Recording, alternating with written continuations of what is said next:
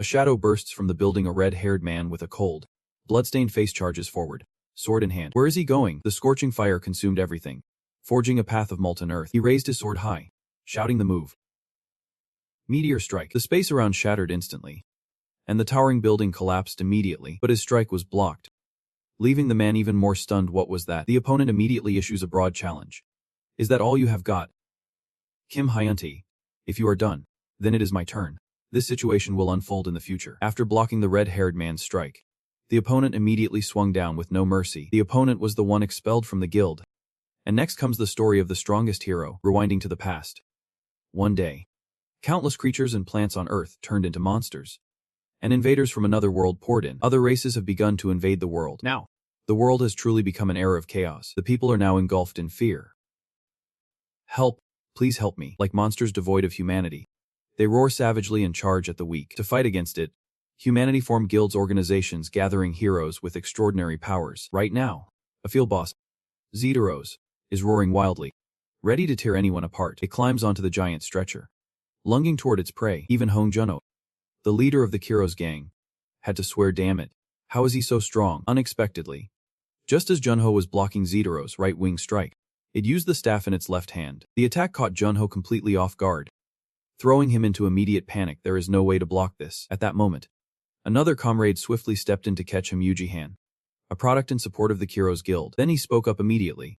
Now, the teammates quickly caught on and attacked the Zeteros from behind.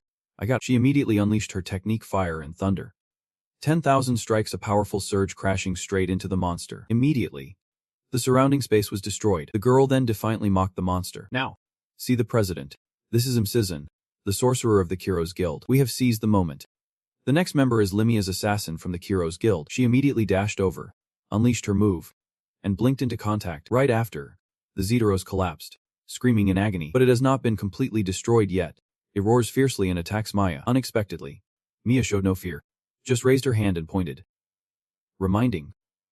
Up there, the red-haired man plunged from the sky, delivering a powerful, precise strike with devastating force. These people all belong to the Kuro's guild. The red-haired man sighed in relief after slaying the monster. This dungeon is no problem. The red-haired man, named Kim Hyuntae, leader of the Kuro's gang, announces to the members that the boss has been defeated. Hyuntae and Jihan are the founding members of the Kuro society. Until recently, after a fierce battle, Jihan faced Hyuntae. Hyuntae called out in a low voice, "You Jihan," then announced, leaving Jihan stunned. "You are expelled from the guild." Jihan could hardly believe his own hands. What? Yet all he could do was leave in the rain, then stare at his account balance. After 7 years of slaving away, is my reward only 10 million coins? Jihan's eyes darkened strangely, unable to forget the moment he was expelled from the guild. Back then, Junho sneered. "What have you accomplished all this time?" Zizian chimed in, saying, "You are new here, but if you put in some effort, you can do just as well as me." The colder Maya became, the more blunt she was. "You Jihan, you are too weak." Hyuntae then bluntly said, "In this council, you no longer hold any value." The Jihan, drenched in rain, recalls everything with a heart full of disappointment. "I keep asking myself, why did I stay with the Kuro's gang? Could the story of you hero Jihan really end so meaninglessly?" Then Jihan unleashed his ability, analyzing probabilities, his unique skill activated randomly in specific situations. After being kicked out of the Kuro's guild, he stayed home for a week searching for a new guild, and the place Jihan found was the Kunja guild. At this moment, Jihan was stunned to realize that if Yu Jihan joined the Kunja guild, there was a 99% chance it would grow into a powerful guild. Turns out, Jihan's ability was to see probabilities. With this ability, Jihan was determined to succeed beyond them.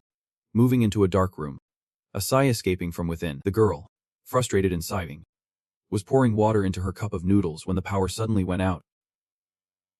And unexpectedly, a stranger stepped through the door. Startled, the girl shivered. "Who is there?"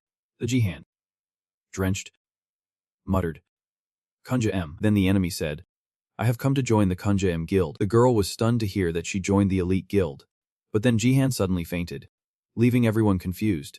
"Wait. You are being noisy." After a while, Jihan still did not wake up. The girl saw this and asked Han, "Are you awake? You have been unconscious for an hour." "You are Yu Jihan?" "Right. This is Kim Suhu, the leader of the Kunja guild."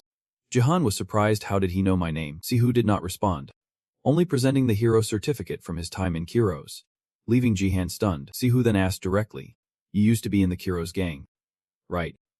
Someone from a big gang like you, what could you possibly be lacking that you would come here? Hearing that, Jihan fell silent, then said to Sihu, I will explain everything. After hearing Jihan's story, Sihu understood a little anyway. I roughly got the situation. However, she still wondered. But with your experience, the Jihan, you could easily join other major guilds. Right. I do not understand why you want to join Kunja M. Hearing that, Jihan hesitated, silently wondering if he should reveal to her the mysterious ability he possessed. But Sihu sensed there was a reason he could not reveal. So let me tell you about myself first. As she spoke, she removed her headphones, revealing elf ears, and said plainly, I am a half-elf, a hybrid of human and elf. Jihan was quite surprised too, selling elves. As invaders from other worlds increasingly entered Earth, the existence of other races was revealed, and one of the most iconic races is the elf. Sihu warned Jihan, I have the blood of the elf clan that once slaughtered humans flowing through me. Do you still want to join Kunja M? Jihan looked straight at Sihu, who was also waiting for his answer. Unexpectedly, Jihan teased, if you want to scare others, you are trembling a bit too much. Then he said, I have no prejudice against the elves, because I have met them many times and found they are no different from humans. Discrimination based on race is nothing but the act of troublemakers. Hearing that, Sihu immediately blushed, then said to him, Today I heard that story twice. I will seriously consider your U membership application, the Jihan, and get back to you soon. Jihan politely replied. Yep. Thank you, madam. Suddenly, Sihu's spirit stone glowed, catching him completely off guard. Florin reacted. The spirit stone blazed with dazzling light, flying towards Jihan. Sihu sat beside him, unaware of what the synth spirit was doing. It has been asleep for 12 years, yet only the synth fairy flew to touch Jihan, leaving Sihu full of doubts. Why look back on your own? Even Jihan, seeing the fairy fly over and shine brightly, could not understand what was happening. What was that? Sihu could not believe her eyes. It was impossible. She hurriedly reached out to stop it, but it was too late. A powerful blue light shot straight up into the sky, through 9 layers of clouds. Sihu was thrown off, sitting dazed, repeatedly whispering, It can't be? Seeing the light surrounding Jihan, it seemed she had somehow guessed that the synth fairy had made a pact with humans. Yuhu Jihan, a hero cast out from his guild, became one of only 120 people worldwide to possess this ultra-rare profession, a spirit mage. There are heroes who forge pacts with special spirits to wield their power, a rare profession. The spirit mages Luca Harrison the Mist Spirit Mage, Malosi Soifel the Sea Spirit Mage, Abubakar the Sand Spirit Mage each wields power equal to an entire guild. They exist beyond all norms, and now, a new supreme being has emerged, the Wind Spirit Mage. Yu Jihan, the Jihan, confused, asks again. I have signed a contract with a spirit. Siu also replied. That is right. The elemental spirit Feng had previously made a pact with my mother, who has now passed away. Hearing that, Jihan hurriedly said, If that is the case, I have to return it, cancel the contract or whatever. But Sihu replied, It is too late now. Once a spirit chooses its master, it won't change easily unless the contract holder dies. Hearing that, Jihan asked Siu, What should I do now? Siu fired back, What do you mean? Something else. I told you. Yu Jihan has been approved. Are you planning to run away? Jihan quickly denied it. Then he declared solemnly, I have no intention of joining any society other than the secret society. Hearing that, Sihu's hair stood on end. Shyly, he turned away and replied, You know how to size people up, do not you? Then tell Jihan. All right. I will teach you how to use spirit power step by step. But Jihan did not want to waste time replying. Let us go check it out right now. To May, Massachusetts. Monster Area, abbreviated as MET, refers to special zones where monsters appear, ranging from level 5 to level 1. The closer you get to level 1, the stronger the monsters become. Then Jihan and Sihu went to the level 5 area in Bucheon, a perfect place for testing. But Jihan noticed Sihu seemed worried. The teacher glanced around nervously. Jihan quickly turned to her, asking if something was wrong. Sihu honestly admits, This is actually the first time I have entered the Ma zone since my internship at the Hero Academy. Hearing that, Jihan was also taken aback. Then asked her, Why did not you say so earlier? Sihu shyly replied, Since I am the guild leader, I feel really embarrassed. Seeing that, Jihan said, All right then. I will lead the way for now. Jihan stepped into the Ma area first, with Sihu quickly following behind. Around us, chaos had already taken hold. Jihan turned to Sihu, asking if she knew what kind of monster would appear. Sihu quickly grabbed the script and replied, Yep. Please wait a moment. The monster appearing in the Ma Bucheon area is the cockatrice. Jihan asked again for confirmation. The cockatrice cup. Sihu also explained that, according to the news, about 2 weeks ago, around here, A truck carrying chicks had an accident and overturned. Which led to this. Hearing that, Jihan nodded. Little chick, even rivals do not train on their own. You know, from now on, this place will be a battlefield where blood can spray and flesh can be torn apart at any moment. In the guild, only two are pioneers. Jihan must handle both offense and defense. Suddenly, Siyu sensed something and said, I feel like there is something over at the parking lot. As they approached, they discovered the level 5 monster, cockatrice, feasting on a corpse. Seeing this, both of them turned pale. Jian quickly turned and said, Sihu, please assist me. The monster has also discovered them, aiming their attack at them. Jian now realizes it is coming. Jian swiftly blocks the monster's attack. Unexpectedly, he now wears a mysterious smile. Then she turned and called out, Sihu, who understood immediately and began chanting the spell after murmuring for a while. She strikes a decisive blow, unleashing a barrage of wind arrows sharp as blades, charging straight at the cockatrice, making it scream in agony, finally lying flat on the ground. Accepting defeat, Jihan admired that, feeling quite fulfilled herself. Hearing this, Siyu proudly boosted. After all, I am the top graduate of the Hero Academy. Unexpectedly, a shadow darted behind Jihan, and Siyu quickly noticed. Quickly warned Jihan he loves Jian behind you. The cockatrice tribe is attacking from the rear. Jian quickly turned around, watching as the person's face instantly changed color. Activate the skill after gathering intel on the opponent, starting the probability analysis. Then Jihan searches for the most effective way to dodge the attack. The analysis table instantly yields results. If the person falls at the end, the chance of avoidance is 82%. Jihan swiftly obeyed, then harnessed the spirit's power skin, hair, haste becoming as swift as the wind, effortlessly severing the 3 monster heads, calmly neutralizing the threat. Sihu witnessed everything and could not believe his own eyes. He can't be? He has already mastered life to this extent. Has he really only just awakened for one day? She watched Jihan's retreating figure, marveling. How could anyone be so devoted to their lover? Jihan sheathed her sword and said to Sihu, Miss Sihu, let us hurry and harvest. Sihu quickly regained his composure. Jihan thought to herself, this check should be enough. Suddenly, he discovers something and immediately turns back to warn. Danger. Miss Sihu. Sihu, still clueless, responds with huh. Unaware a monster is attacking from behind. The monster lunged with lightning speed, aiming straight for my beak. Jihan swiftly analyzes, sharply seizing a 12% victory. Seeing that, Jihan asks Sihu, can you control its movements? Sihu is a bit confusing, but he does respond. Just a little would have been enough. But before Sihu could finish speaking, Jihan charged forward enough already. The monster spreads its legs wide, furious for letting its prey escape. Shouting in fury, Jihan swiftly charged forward. At this critical moment, quickly give the order to Sihu. Right now, Sihu dared not hesitate, unleashing her curse technique to conjure countless magical chains, restraining the monsters. Jihan seizes the moment, aiming straight for its weak spot. The moment the restraint lost its power, the monster roared with fury. Jihan stands face to face with the monster. As memories flood back to him, every word of Hein T is etched deep in his heart. Love you. The Jihan, so useless indeed. Calm down.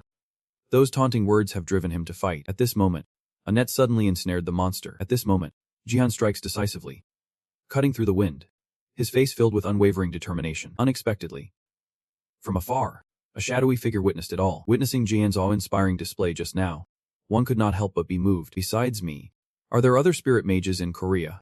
This one is the Earth Spirit Mage, in Doha, in the level 2 monster zone of Guangzhou, Gyeonggi Province. The roars of monsters echo everywhere, the thick dust proving how fierce this battlefield truly is. Suddenly, a monster opened its mouth, revealing rows of sharp, terrifying teeth. Then the other monsters roared relentlessly. Junho strikes the monster now. Watch this. He activates the burst skill, making the monster scream in agony. Then it angrily attacked Junho. Seeing the situation turn critical, Junho quickly calls for backup. Amsung, hurry up. I can't hold on much longer. Saik-sun quickly comes to the rescue. I know. You are starting to use your power. Throughout the move, lightning strikes fiercely, unleashing a thunderstorm that smites the monster. The explosive force and blinding light reveal the fate of this monster. The light slowly fades, revealing the monster lying defeated on the ground. Sam scoffs. Just whining over a few monsters like this. Junho protests. Wait. I have been dragged into this the whole time too. But Saik-san fired back, saying, who told you to be careless? Then she continued, planning to leave anyway. But Junho seemed to have realized something, shouting a hurried warning. Saik-san, watch out behind you.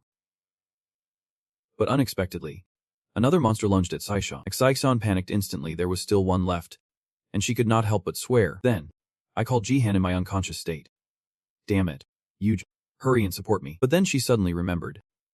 He is not here anymore. And quickly dodged the monster's attack. Suddenly, a deadly sword cleaves the monster in two. That is because Kim Hein-T, after destroying the two groups of demons, Saik-sun and Junho sit gasping for breath. Saik-sun is completely drained, truly unable to continue. Junho had to complain too. They are nothing like normal, are they mutated monsters? But Kaisian replied. Not really. They are nothing special at all. Hoenn-T then stepped forward and said, it is just an ordinary giant cricket. Then he clenched his palm, questioning. But why? You guys are struggling with monsters like this again, he said, slamming the wall in anger. Seeing that, Junho quickly wrapped up his explanation. Brother T, about that matter. Right now. Saik-Xian and Junho turned around to see Maya had returned. Reporting, Maya has finished handling Area 2. Hoenn-T turns to remind her. I told you not to act recklessly. Then she emphasized. No one supports her anymore. Maya calmly replied. I know. Junho mentions his old teammate Yu Ji-han again. Could it be that missing him caused all this? Hoenn-T immediately gets furious, saying that is impossible. Even with it, it is just useless. Yu Ji-han. I do not need someone like that. Unexpectedly, Yu Ji-han reveals his true strength now, and Sai-Hu witnesses it all. Can't help but marvel. He single-handedly took down that giant mutated monster. Who exactly is Yu Ji-han? At this moment, a footstep advances into the dim level 5 zona, seeing the chunks of meat Ji-han cut. I could not help but wonder, did those two really take down that mutated monster? Seeing that, he broke into a sinister smile. Truly magnificent. Sai-Hu rushed over anxiously. The Ji-han, are you hurt? Unexpectedly, Ji-han suddenly collapsed, and Sai-Hu hurriedly caught him, asking, are you okay? Ji-han reaches out, calling Sai-Hu's name Miss Sai-Hu. She whispers, barely breathing, urging her to harvest quickly. Mutated monsters are rare to find. You can definitely trade them for a high price. Hearing that, Sai-Hu immediately darkened his face and angrily punched him. Oh my. I thought something was wrong with you, so I was worried. Then, Sai-Hu noticed another problem. But this quantity seemed too large to harvest. Ji-han agreed, saying, yeah, it is definitely going to be hard for just the two of us to handle it all. At that moment, the strange young man appeared and greeted them, saying, looks like you guys need some backup. Hello, heroes. Then, let me introduce myself. I am Trang Same from Mongdang Monster Control, also the director of Mongdang Monster Control. Sai-Hu seemed unaware of this service, the monster handling company. Ji-han quickly explained.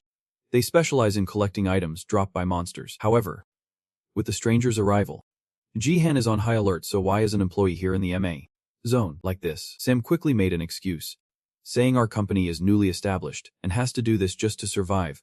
So I wanted to ask, can the handling of the Kukkachis bodies be entrusted to our Mongdang company? Sai-Hu was delighted to hear that and said, all right, just leave it to him.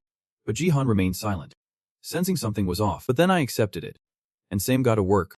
I will check the body first. As he gathered the chunks of meat, he feigned ignorance and remarked, don't trim it too neatly.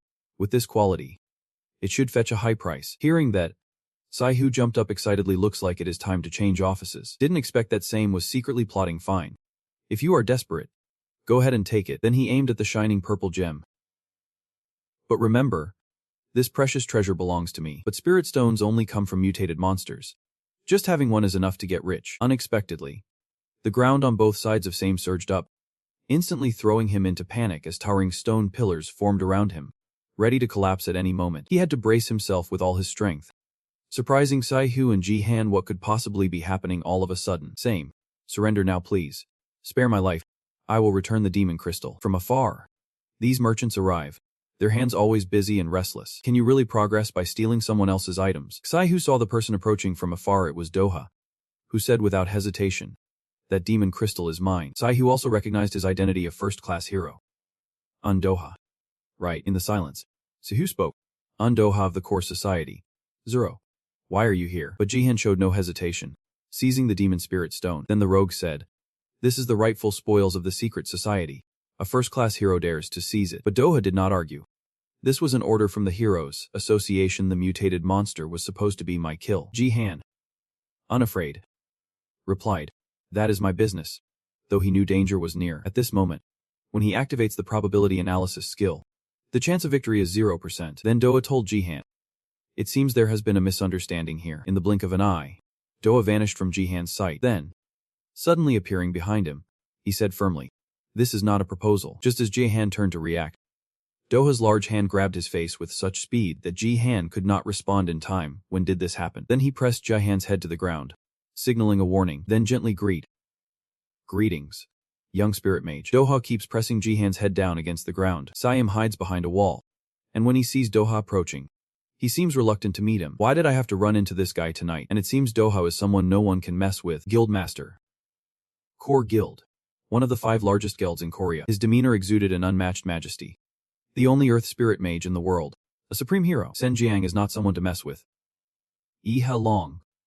On Doha. Sehu pointed directly at Doha, demanding he stay away from Ji-han. A surge of energy radiated from her staff. Doha, standing inside, demands her to stay right where she is. He slammed Ji-han's head into the ground to threaten her. She is gonna die by my hand. Hearing those words, Sehu could only lower her weapon, her face burning with anger but powerless to act. Sing along.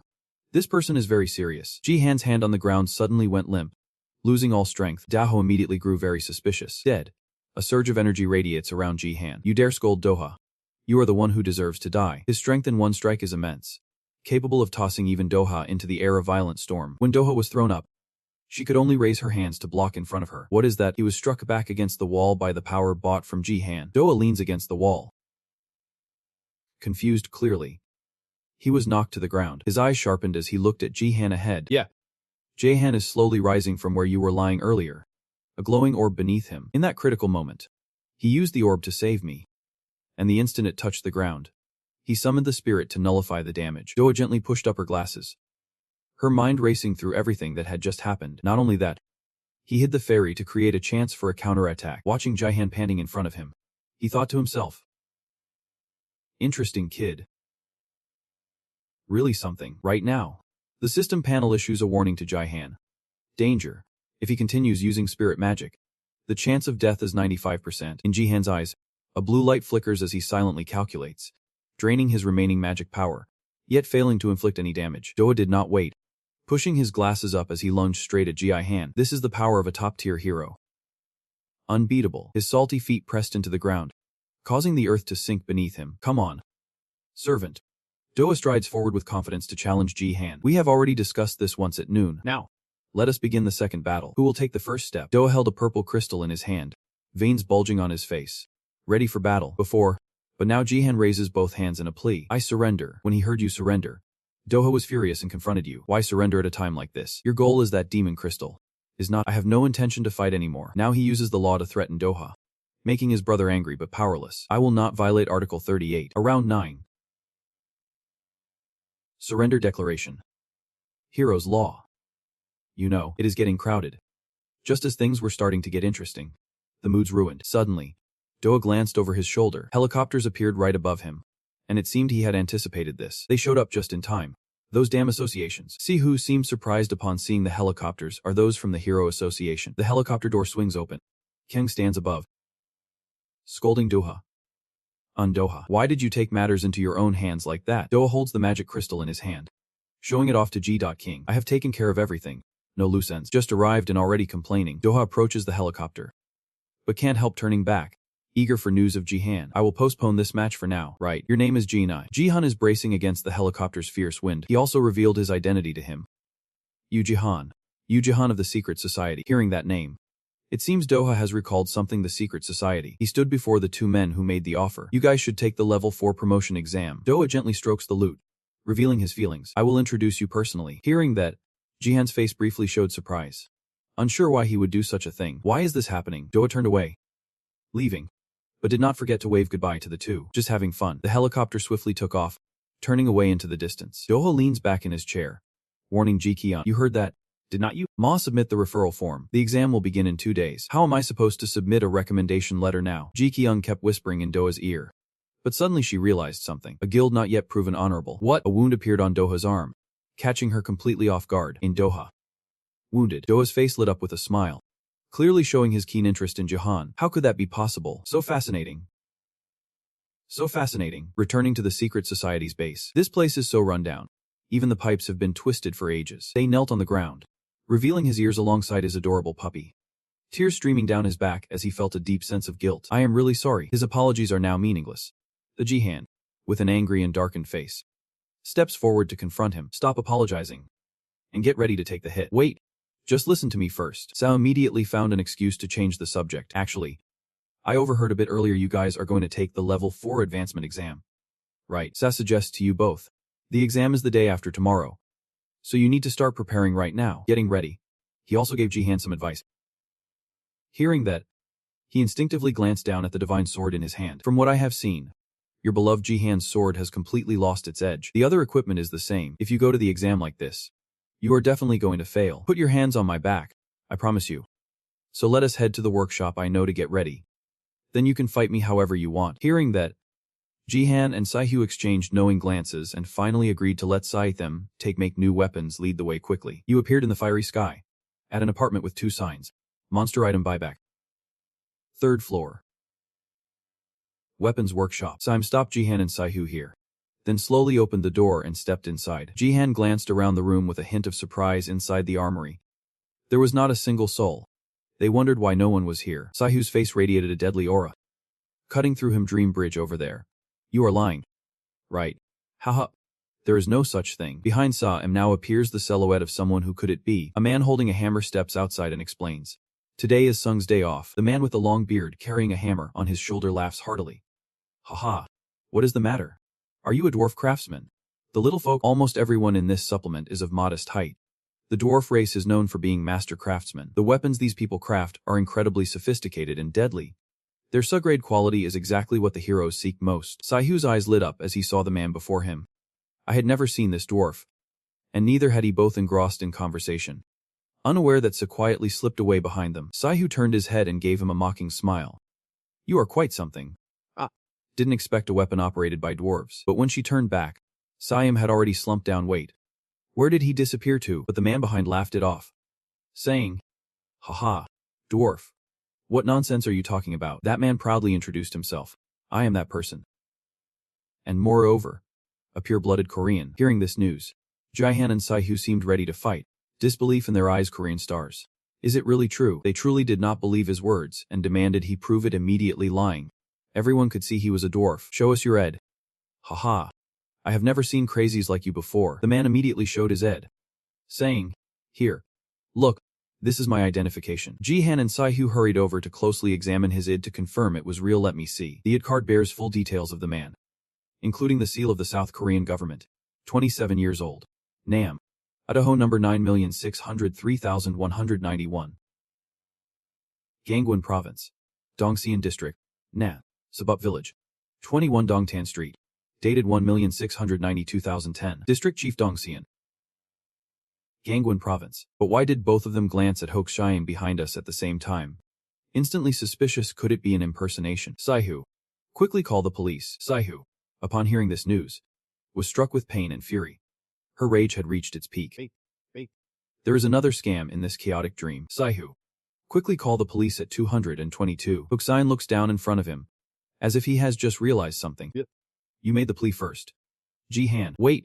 Can I see your sword? My sword. Hokushian gazed at the sword before him, unable to hide his awe. The scar is unmistakable. From those traces, he was able to deduce your true identity. Are you the wind spirit mage? Jihan was taken aback when he realized the man could see through his true nature. You know, the top blacksmith can deduce a hero's profession just by examining the marks on their weapon. There are these water patterns on your sword blade. Through these waterways, he also discerned your true nature. Too bad this sword does not seem to withstand the power of the spirit. Hokushian immediately turned back to search through his arsenal. Wait just a moment. I have a weapon perfectly suited for a spirit mage. Found it. Hokushian presented Jihan with a new sword, introducing it with reverence. The sword of the celestial spirit. When Jihan unsheathed the sword, it emitted a powerful energy that enveloped his entire body. Swordman Hokushian. When I heard the name of that sword, Suhu immediately covered it up, saying the name sounded too strange. And then, time swiftly passed by. At the last white tower on the brink of collapse, the day of the final exam has arrived. A hand gently touches the doorknob. The door creaked open, revealing 2 figures peering into the room where everyone had gathered. Jihan and Su quickly stepped inside. She watches the lively conversations around her, eyes sparkling with interest. Too many people. On the other hand, Jihan seems to have been waiting for this day for a long time. The 4th grade exam. It has been a long time, has not it? Back when I was at the Kiros Club, it was probably just like this. A man's voice scolded from behind him. You bastard. Everyone immediately turned to Jihan, whispering and gossiping about Mayan. Is he the one who got kicked out of the Kiros gang? He even dares to come and take the level 4 exam. Haha. If it were me, I would be so embarrassed I would quit being a hero for good. Haha, Suhu. From their words just now. Has come to understand. She immediately stepped closer and whispered to him. They are talking about you. Ji-han. Are not they? Don't worry about it. When people gather, they often end up talking behind others' backs. He remembers the moment Doa hit him before, letting out a quiet sigh of relief. Luckily, it seems like the trouble is confined to the shadowy district. Abuchan has not yet spread. Deep inside, he silently vowed to keep his identity as a fairy mage a secret. Attracting attention is never a good thing. All is silent. A voice echoed from behind everyone. A man in a sharp suit slips his hands into his pockets and slowly walks inside. Please, wake up and be alert. Jihan looked at the man as if he had recognized him. You are nothing special. Not only is it nothing special, it does not even reach the average. The man's footsteps halted right before Jihan. The man cast his eyes down at Jihan. His voice soft and gentle. Frankly, it is below standard. 4th level judge. Bang Yun. His eyes now gleamed with a sudden spark. This is Yun Doa. Unsik's face radiated danger. He was interrogating you. Was not he? That name got in through the back door. Early stage production is just 1%. Did he really introduce himself to me? Doha held the coffee cup, about to tear it open to stir, when someone called out to him. Brother Undoa. Jiki Ung stood behind him, reporting the situation. I have already sent the recommendation letter for the 4th level that you suggested earlier. That fast already? Jiki Ung glanced at his weak resume, a hint of doubt flickering in his eyes. But I find it a bit strange. The episode. The one with the weak background is Yun-sik. Yet this person is the one Dodha recommended. Why did you choose Bang Yun-sik as the judge? 4th level judge. Bang Yun. Rank. 3rd class hero. In a room at the level 4 testing center. 2 men charge forward. Swords drawn. Those men surrounded Yun-sik, intent on defeating him. He fixed his sharp gaze directly on that crowd. 3 men run around, forming a circle around Yun-sik. Do now explains why he chose him. He had to take down the judges alone. Forced into a reckless fight from the very start, the 3 swords of those men swiftly pressed against Unsik's neck. Truly, but the other 3 were too weak. Unsik sent them flying with a single strike. Nothing but fools. The 3 others quickly collapsed to the ground at his feet. At this moment, the system announcement echoes. Group 12 has failed. 3 people stand in a sealed room, overlooking the entire battle below. Those 2 up there are really curious to see if anyone can beat him. Isn't Unsik being a bit too harsh? At this rate, I do not know if any contestant will make it through the round. Exosi looked down at the defeated crowd below, mocking them with a smirk. All these level 5 idiots are just like that. Level 4 judge, Kim Henex from Australia, stands beside, hand on forehead, helpless, only able to sigh. I do not know how to report this to the higher-ups. Level 4 judge, Ian, a masked teenager, announces to the other 2. Now, only one final moment remains. This person is also the final judge of the competition. Level 4 judge, Australian car in the shelter. On the info board appear images of Jihan and Sai, who let us see the Star Society's secret base. When Hanexovi saw the 2 of them, he immediately brightened up. It is not. All 3 judges know them well. The 2 nominated by our guild master. The core of the guild. Their footsteps echoed through the hallway. This might be a bit challenging. Jihan and Sai cautiously advance inside, weapons in hand. The 3 judges above silently blame our leader for lacking any flexibility. Yun-sik stood inside, sword in hand, waiting for the next challenger. His identity is equally formidable. Leader of the core society. Level 4 judge. Ya. Jihan and Sai stepped into the room opposite Yun-sik. As the system announcement echoed, welcome to the Level 4 examination center. In the next 5 minutes, you will face off one-on-one with the judge if you can defeat them. Yun-sik's face, seeing Jihan radiate deadly intent, recognized by the judges, means you qualify for promotion. Sai, upon seeing him, immediately lost his temper. How could a group of level 5 heroes defeat a judge? Yun-sik's eyes blazed with murderous intent, as if ready to kill them both. He swapped heads with countless heroes, yet remained spotless without a single scratch. Jihan spoke softly, giving her careful instructions. Sai, support me like last time in the foggy area. All right. Yep. Understood. Your body has begun to emit energy, slowly transforming into the sword that Hokusan gave you. This will be a battle as tough as it gets. The system now announces. Starting from this moment, you will begin the level 4 proficiency exam. As soon as the signal was given, Yun-sik swiftly launched a surprise attack on Jihan. Luckily, your strength was enough to withstand it. Damn. Just started and we are already under surprise attack. But he was blasted onto the rooftop, releasing a thick cloud of smoke. Yun-sik squints at Sai, preparing to stab straight into her face. Jihan. But his punch only struck the protective barrier right in front of him. Yun-sik seems surprised that his punch can't reach Sai. The mechanical punch halted mid-air, stopped by an invisible barrier. Blocked. By now, he realized the introduction was not about being old. Jihan, though pushed back against the corner wall, still fights to protect Sai. But Yun-sik unleashed a secret move, kicking her square in the body and sending her flying back. He dashed forward like a bullet, his sharp eyes fixed on Jihan. The 2 swords clashed directly against each other. Seems Jihan loves her more than Yun-sik does. Damn it. So heavy can a wooden sword really generate such immense power? He immediately calculated his next move in his heart. First of all, I need to create some distance. Jihan immediately unleashes his ultimate move, sending him flying backward into the wall. But Ion-Sik quickly regained his balance. Flipping and landing successfully, a true master of his craft, he used his sword to catch his body, silently reflecting within. Truly a troublesome gift. Jihan seized the moment.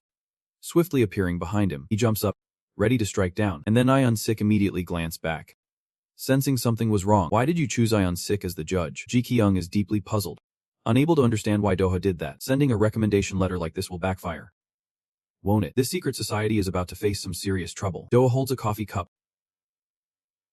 smiling triumphantly. Only I can handle this. It seems Ion-Sik's secret technique can stand against Jihan's Cham Feng sword style. Jihan strikes relentlessly at Ion-Sik from above. Shattered sword flows.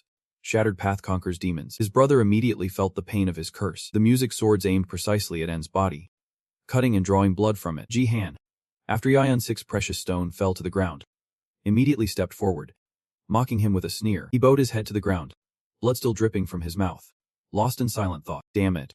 My speed is not what it used to be anymore. I have remembered why I lost so much power. From the time Katris was defeated by Ion Doha, the impact still lingers to this day. He looked at the sword in his hand, filled with doubt. Moreover, this sword had previously consumed a tremendous amount of magical energy. Ion-Sik glanced down at Jihan, who was kneeling silently on the ground. You only have this much. Yet you got a letter of recommendation from Ion Doha. He declared to you, you will be eliminated right here. But he did not know that Sai-Hu had suddenly attacked him. She is charging her weapon to full power. Stay away. Jihan. Sai-Hu's strike was blocked, but Ion-Sik easily dodged, her foot touching the ground. Sai-Hu stands before Jihan, ready to protect him. Sai-Hu, from now on, leave everything to me. Sai-Hu is filled with determination to protect him. I can't keep hiding behind you. Jihan, at least, I have to do this myself. Ion-Sik looks at the girl before him and scolds her. Are you an idiot? I am not a fool. Sai-Hu, the barber, declared to him, I'm so, the head of the secret society. When he learned her identity, Ion-Sik was not surprised. Oh, she is a half-elf. Sai-Hu immediately charged into battle against him, though fear still gripped her heart. Of course, it will be very difficult for a half-elf like me to take on an elven mage. Ion-Sik swiftly repeats his earlier move, launching a series of sword strikes straight at her. Sai-Hu closed his eyes, sensing everything around him. Half-elf, able to hear the flow of magical energy. Ion-Sik's swift slashes flew through the air as she unleashed her signature move, conjuring a white ring of wind arrows before her. Her technique unleashed an arrow that pierced straight toward Ion-Sik, but that move was too weak against him. With just a slight swing of his sword, he deflected the arrow. So foolish. She thought she could influence me from such a close distance. But he did not expect a beam of light to appear behind him. Once again, Ion-Sik anticipated her next move and countered. She was about to strike me unexpectedly. What he did not expect was that Sai-Hu had unleashed countless moves around Ion-Sik. What is this? Arrows from Sai-Hu's formation surged simultaneously toward Ion-Sik, something even he had not anticipated. A fifth-level mage capable of casting multiple spells. Simultaneously his eyes widened, as if he had just discovered something new.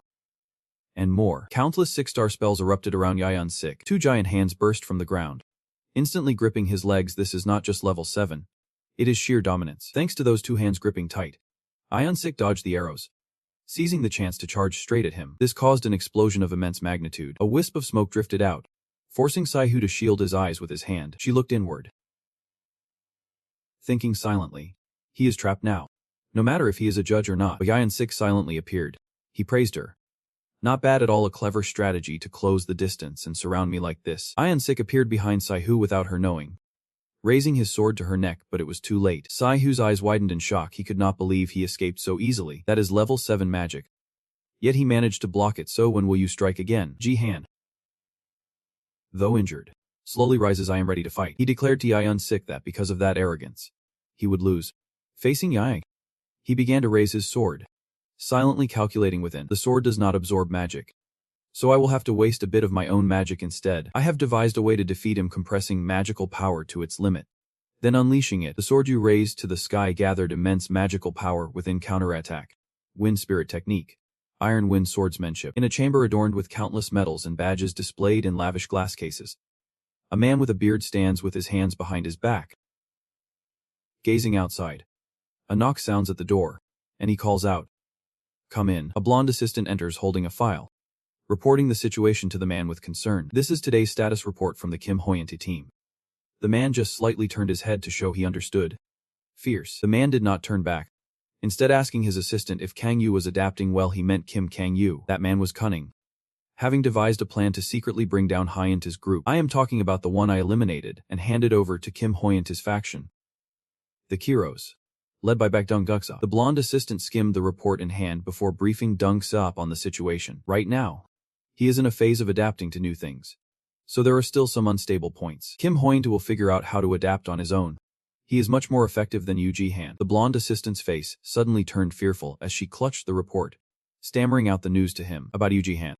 I have a report as well. Yu Ji-han has already taken the promotion exam to level 4. Hearing his assistant report the news about Dong Seop, a dark and sinister aura emanated from him, but he turned around with a mocking smile. As if he could not believe what his assistant just said. That fool. Someone who can't even get a recommendation letter is allowed to take the promotion exam. That one. The news the assistant reported weighed heavily on him. Something he never expected. He had received a letter of recommendation from Chairman Du He. He seemed quite surprised to learn who recommended Yu Ji-han for the promotion. A wooden sword suddenly emerges from the ground, shattered in two. Ji-han holds a sword to Yu-6's neck as he sits on the ground next to a dark, deep stain. One of his eyes glowed as he stared intently downward. Yu-6 sits on the ground, his face dirty and bruised, clearly having been beaten badly. But he suddenly laughed. For in his heart, he already had the answer to his initial question. I am wondering how he could have been introduced by brother Yu Do-ha. A circle of light appeared above Ji-han's head, while Yu-6 sat on the ground, bowing in surrender but silently filled with resentment. All right, I admit defeat. Spirit Mage. Truly, it is not fair at all. The battle has ended. This place has fallen silent. Sihu and Ji-han sit outside. Exhausted and worn out, he let out a deep sigh. Oh my. We are safe. Sihu War looked at him with sparkling eyes, clearly admiring his talent and filled with curiosity. Ji-han. What is wrong with you? How can you adapt to the spirit so quickly? Every time I see you, I do not know either. Ji-han quietly gazes at her hand resting gently in his. After this battle, I truly feel more in harmony with the spirit power. He recalls the silhouette of Do-ha as he left, his heart full of doubt. Could it be that they are planning something like that over there? Ji-han turned to praise her fighting spirit today. Miss Sihu is really talented. I could only win because of her. Hearing about Kang, she felt joyful and uplifted. Hey. It is just a small thing. Jiang glanced sideways. Sharing the same worry, somehow we passed the combat test. But the interview still awaits. From behind the door, those just interviewed step out, reassuring each other. Thanks for your efforts, guys. Sihu and Ji-han sat silently, watching the others walk away. The echoes of announcements ringing from within. Next, please welcome the secret society to enter. The judges holding Ji-han's group's files praised him without hesitation. Your team prepared thoroughly, and the dual test was full of fascinating elements. The two judges beside them are reviewing the profiles of the two who just walked in, because the judge in the middle is about to announce after reviewing, if there are no issues, we will promote you all. A voice suddenly sharpens the fragile moods of XU and Ji-han. We should eliminate them. The bystanders did not agree, so the native chicken fired back with sharp words. He is in a defensive position, yet he is hesitant. He was a bit flustered when attacked. Warriors unite. The battle begins. A burst of anger smokes as he crushes the files of the two, refusing their promotion. It is unbelievable that after all that, he could still climb up to level 4. If that is the case, the secret society has failed the promotion exam. The mocking laughter of the native chickens echoed, hinting at something deeper. Haha. At this rate, there is no chance of getting promoted. He is deliberately saying it out loud for everyone to hear. Ji-han and Xihu sat down on 2 chairs opposite the 3 judges. The next interviewees. Please sit down right there. Hello. We are the secret society. The judge in the middle looks surprised upon seeing the 2 profiles. He wants to confirm with both of you one more time. You are the only team to win in this combat trial. Right. It is truly astonishing. Is not? Ji-han smiled warmly, surprising Xihu beside him. You are too kind. We were just lucky. Haha. Thank you so much. The judge in the middle smiles, glancing at the neighboring row, eager to hear their opinions. What about the 2 judges? I guess there is no need for an interview anymore. The gang seemed unwilling to let them go, pointing towards Xiu to stir up trouble. That girl. Show us your ears. Hearing both our requests, Saihu immediately swept her hair aside, revealing her hands to him, because her hairstyle looks a bit uncomfortable. Yep. Alright then. When Saihu painted her hair back, she revealed her elf-like ears. What is that? Clearly, the cough was just an excuse to sabotage their interviews. He must still be Xihu. She is half elfa. He coughed, a twisted grin licking his lips as he mocked her. I thought you were purebird. Hee. What a shame. Because the judge next to him could no longer tolerate his perverted actions, he finally spoke up. Lai Dong, please watch your words. He quickly regained his composure, putting on that charming facade once again. Oh my. Sorry. It is just a habit of mine. Xian's face was blazing with veins of anger and tears, but he just apologized to get it over with, so calm down. Han? You bastard. Xihu immediately grabbed his hand to calm his anger. See Han. I am. Saihan clenched his hands tightly. Trying to stay calm, all right. I have to endure this, the cough. Like that attitude. Demands the two of them to keep interviewing. Right. I can't fall into the trap of that provocative machine. Female judge beside her seemed surprised after reviewing Xihu's file, realizing her father is Kim Jae-on-oh, who works at the Kyoto Monster Research Institute. Right. Yep. That is right. The female judge resumed the interview as usual. Recently, you managed to capture a mutated Catchus frog in the M zone. That is right. The two judges turned to each other, exchanging looks of agreement, clearly surprised by the backgrounds of the two individuals. A new guild. With a two-person team reaching this level, hey. That elf girl over there, with a mocking cough and a suggestive smirk. He slammed his hands on the table, taunting my kuhu. In all my 10 years as a hero, this is the first time I have seen a half-elf form a guild. It seems I am about to make things difficult for her again. So I want to ask, if she faced a group of elves attacking South Korea, which side would she take? That question left Taihu speechless, struggling to find an answer. She is so hesitant. She just can't make a decision, girl. That is unbelievable. Before hearing Saihu's answer, Dongho's sharp gaze pressed her for a reply. What did you say? Jihan could not hold back anymore and spoke up. It is definitely that guy. This is how the warrior guild interviews other guilds. Here, Jihan. Your eyes burn with fury as you relentlessly counter his question with undeniable evidence. All this time, you have not shown any interest in the Crane Ascension competition. You only want to attack our guild leader. Is not that right? Your question instantly sent chills down the spines of the two judges beside you. Who has been waiting for this moment? He slams his hand on the table and declares, I am the judge. I have the right to pass judgment. The southern judge stood up, patted me on the shoulder, and urged, You two, please stop. Our guild is being humiliated like this. Jihan's anger reached its peak as he boldly declared to them, I would rather you spare us than give up on this promotion exam. You two, calm down. Saihu reached out, trying to provoke his anger, but she could not. Are we really here today just to argue? I see who feels so guilty, her eyes welling up with tears. It is back to Matt Lam Hoi's room. Xihu is in the workshop room, holding a cup of coffee. Jihan enters the room, shyly apologizing to her. Sorry. It is because of me that we got the promotion exam. It is really okay. Holding the coffee cup, Saihu seemed not to blame him, but rather deeply grateful. On the contrary, I should be the one thanking you for standing up for me. She was truly grateful for the protection you gave her back then. This is the first time someone has defended me in that situation. Miss Jia now notices Saihu's fingers rapidly tapping the keyboard. His curiosity piqued. Why does she keep pressing the reset button while we are talking? She hesitated to explain, but deep down, she really wanted a chance. I just want to know who passed. Hero Headquarters is uploading the list of recruits. Please wait a moment. I am truly sorry.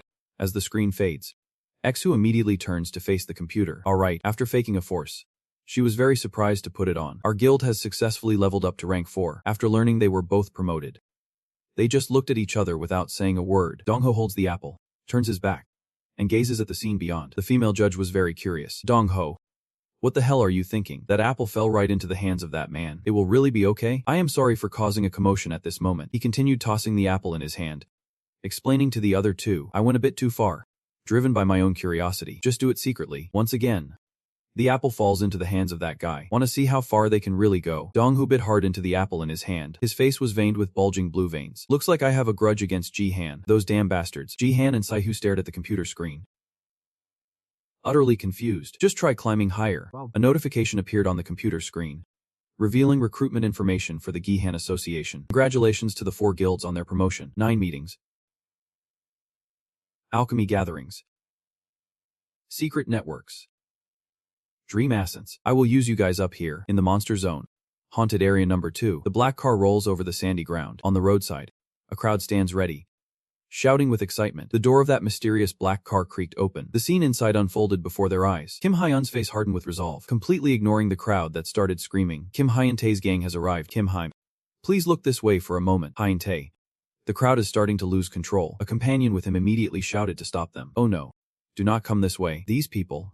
Get out quickly. Kim Tae-hyun stepped forward and grasped the other's arm tightly. Speak with a slow, deliberate tone. What are you guys doing? Then he forced a smile at his fans. Thank you all for coming to support us today. You might get hurt, so please step back a little and watch carefully. Then, they turned their backs and walked away. The fans in the back erupted instantly. Hyun-tae is just too sweet. Today, you gotta give it your all. The Han warrior strides swiftly through a portal. As soon as he arrived, Hyun-tae's face immediately darkened with anger. Those damn trash.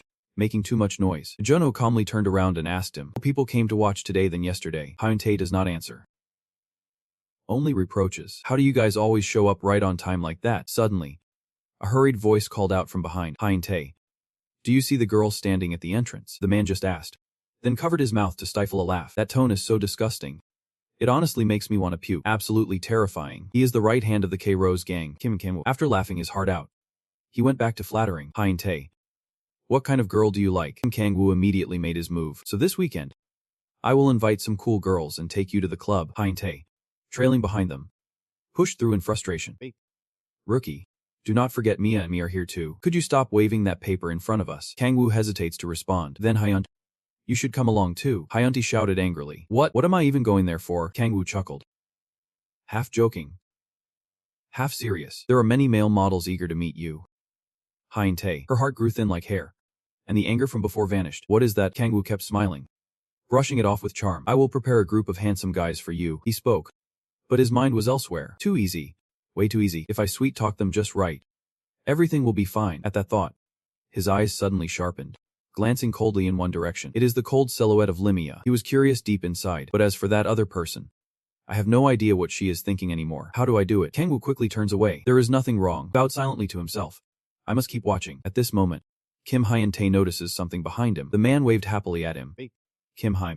He even stepped up to whisper a few words. Time really flies. How long has it been since we last met in the Manhwa district? Hyuntae responds politely. It has probably been a few months since we met at that place. Someone suddenly noticed and asked, where did he go? Kim Hyuntae wonders.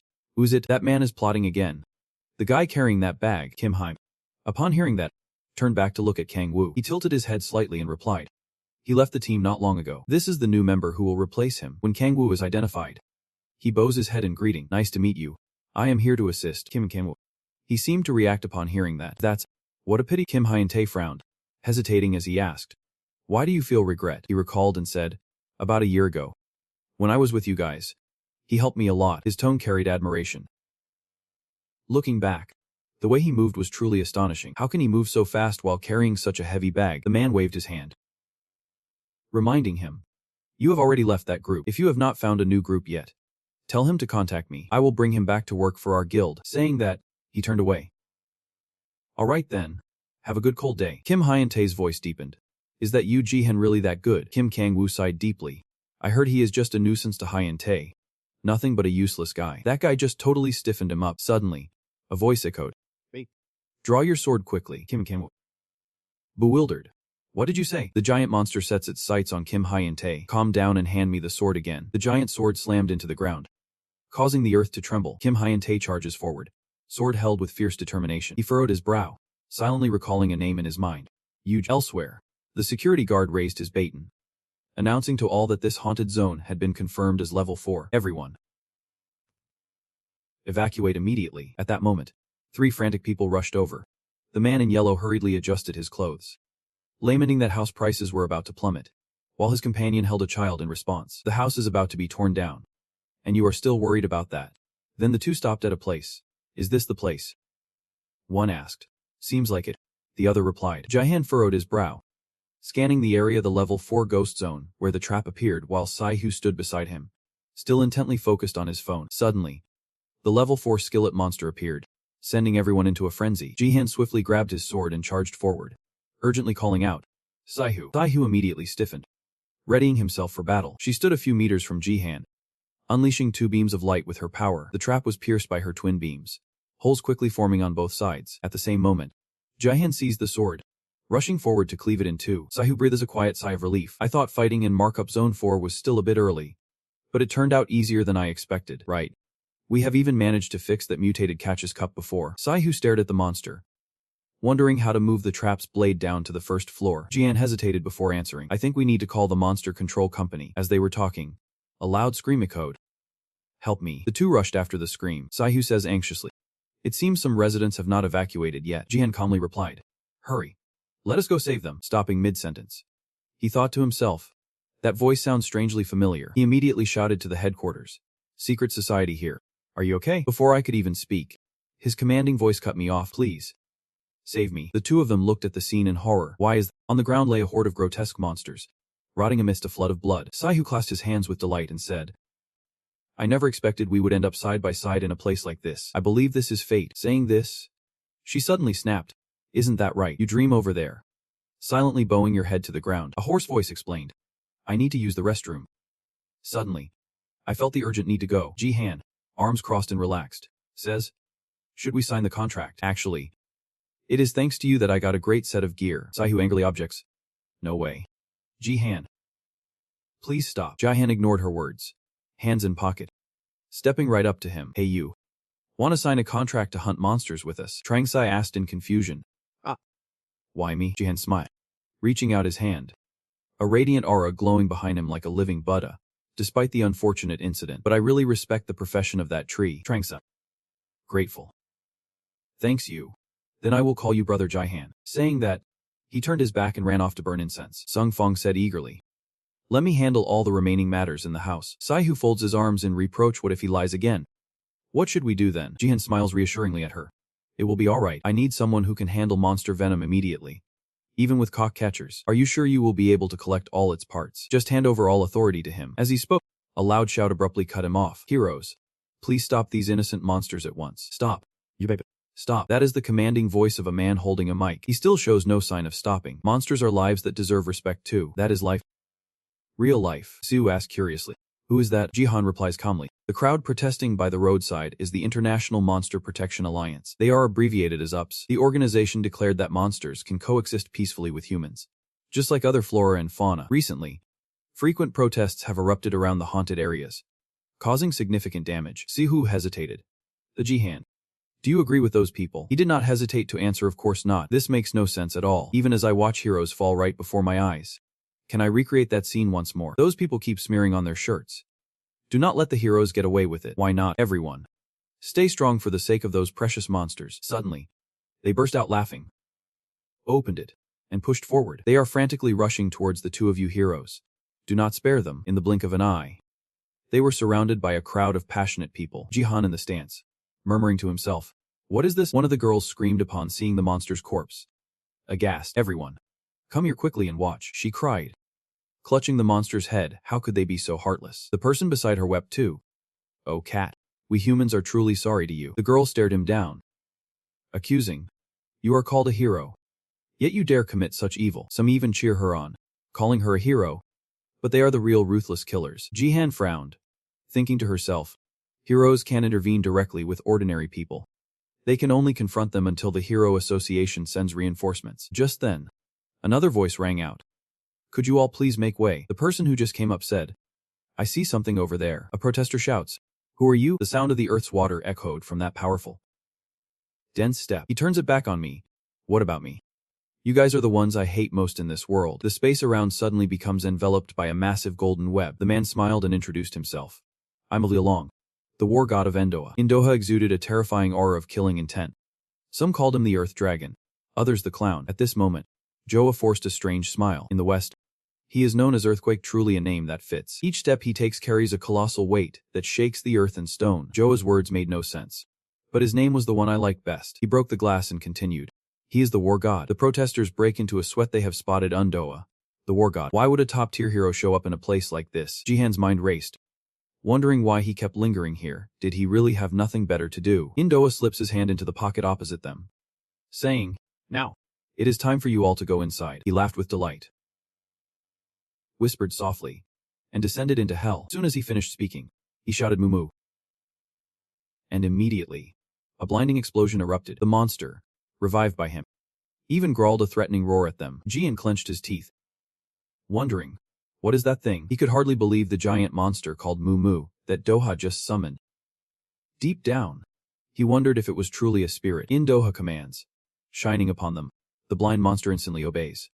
Spewing poison from its mouth, 3 beams of light shot forward at unimaginable speed, targeting the crowd of protesters. 3 beams of light split apart, isolating each person one by one. In the blink of an eye, countless souls have fallen to its razor-sharp claws. The panicked crowd shouted, how can a hero do this to ordinary people? Jihu could not help but say, this is truly horrifying. Jihan gritted his teeth, marveling at how he subdued all the civilians without harming a single soul. Controls the spirit's power with astonishing skill. Ayun Dua suddenly speaks. Sorry to keep you waiting. The moment he spoke, they both startled and stared at him. Dua called to check in. I heard you passed the level 4 promotion exam. Right, Jihan wondered to himself. Did I really fight a monster like this? Jihan tries to stay calm and replies. Thanks to you. You have assigned a good judge for me. Have not you? Ayun-duha laughed heartily. Are you talking about the Ayun gang? His style is a bit bold. Jihan silently resented. So many that I almost died. Dua.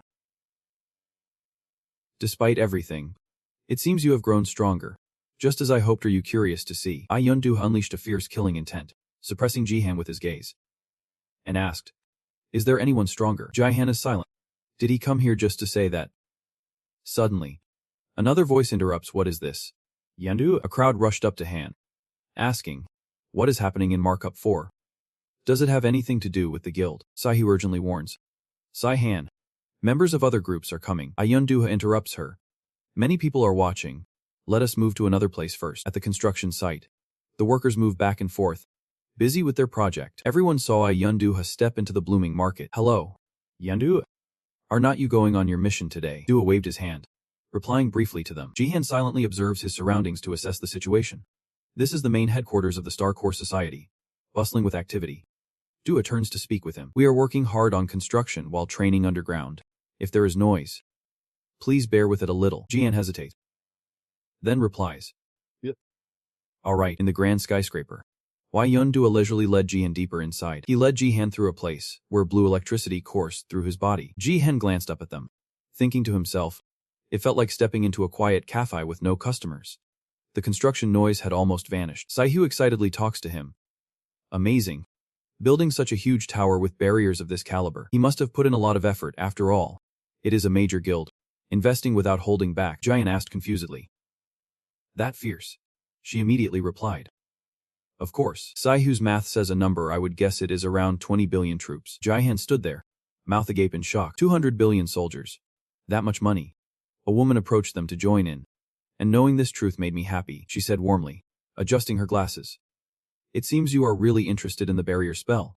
It is just about some simple ingredients. This girl is Park Jae-kyung, the vice president of the Core Society. Jihan looks at her, bewildered yet full of excitement. Park Jae-kyung is the deputy chief of the Bone Society. Saihu was a bit surprised.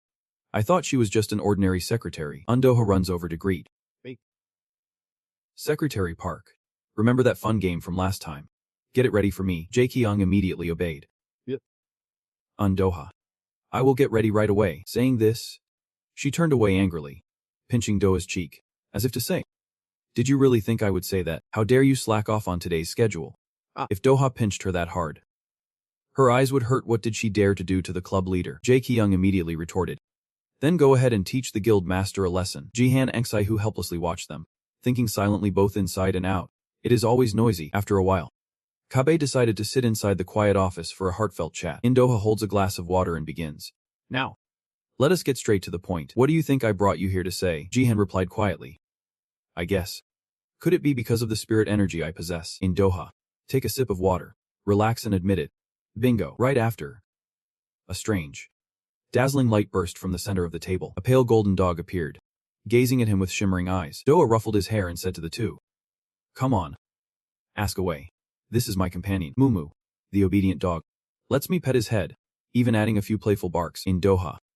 I reminded you saw it when I faced off against the Ook. Jihan instantly recalled that giant monster.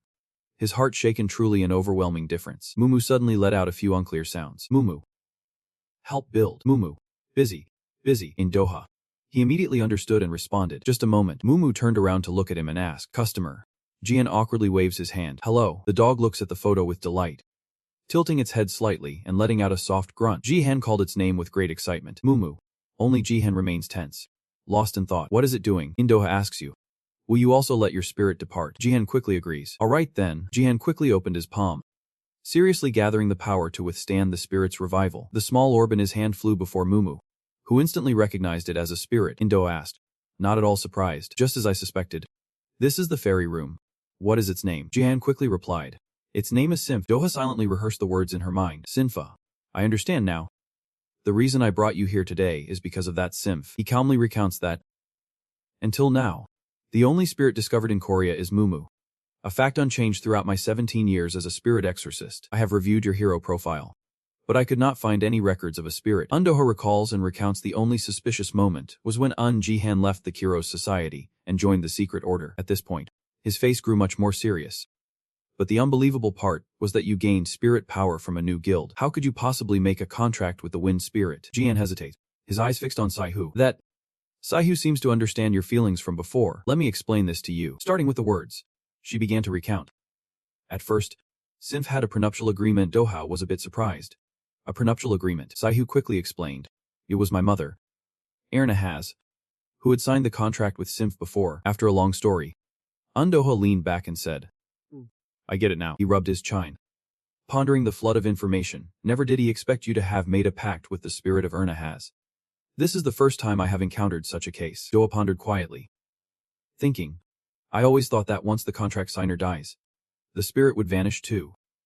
I still do not fully understand these spirits. Shaking off her thoughts, Undoha smiled warmly and said, all right. Even though my questions are not fully answered, let us get straight to the point now. Saihu was visibly surprised. Zico, was not Simp supposed to be the main issue? Undoha raised 2 fingers to indicate, that is true. But today I will talk about 2 main issues. Jian hesitated. 2 issues. He pushed his glasses up silently and said, let me be clear, facing him with a calm tone. As the leader of the core council, I intend to take over your secret base. Jihan froze at this. Saihu could not bear it and blurted out, Zico. Undoha smiled calculatingly. On the condition that I transfer all shares of the core society. 20 billion. Saihu jumped up, stammering in disbelief. Are you serious? Doha replied calmly. This is no joke, it is a matter of great importance. If you think it is not enough, I can pay more. In Doha, with a cold and indifferent demeanor, she made the request. She could maintain the current 2-person team, or recruit another hero if she wished. Either I recruit you, or I will personally train you, Yanji, in the art of spirit distillation. And I won't interfere with your guild's activities. Undoha asks for your opinions. What do you think? This proposal is really intriguing, is not? Saihu stammered. This is truly an enticing offer, but it is so sudden. In Doha's generous words, I will give you more time to think, he added. Of course.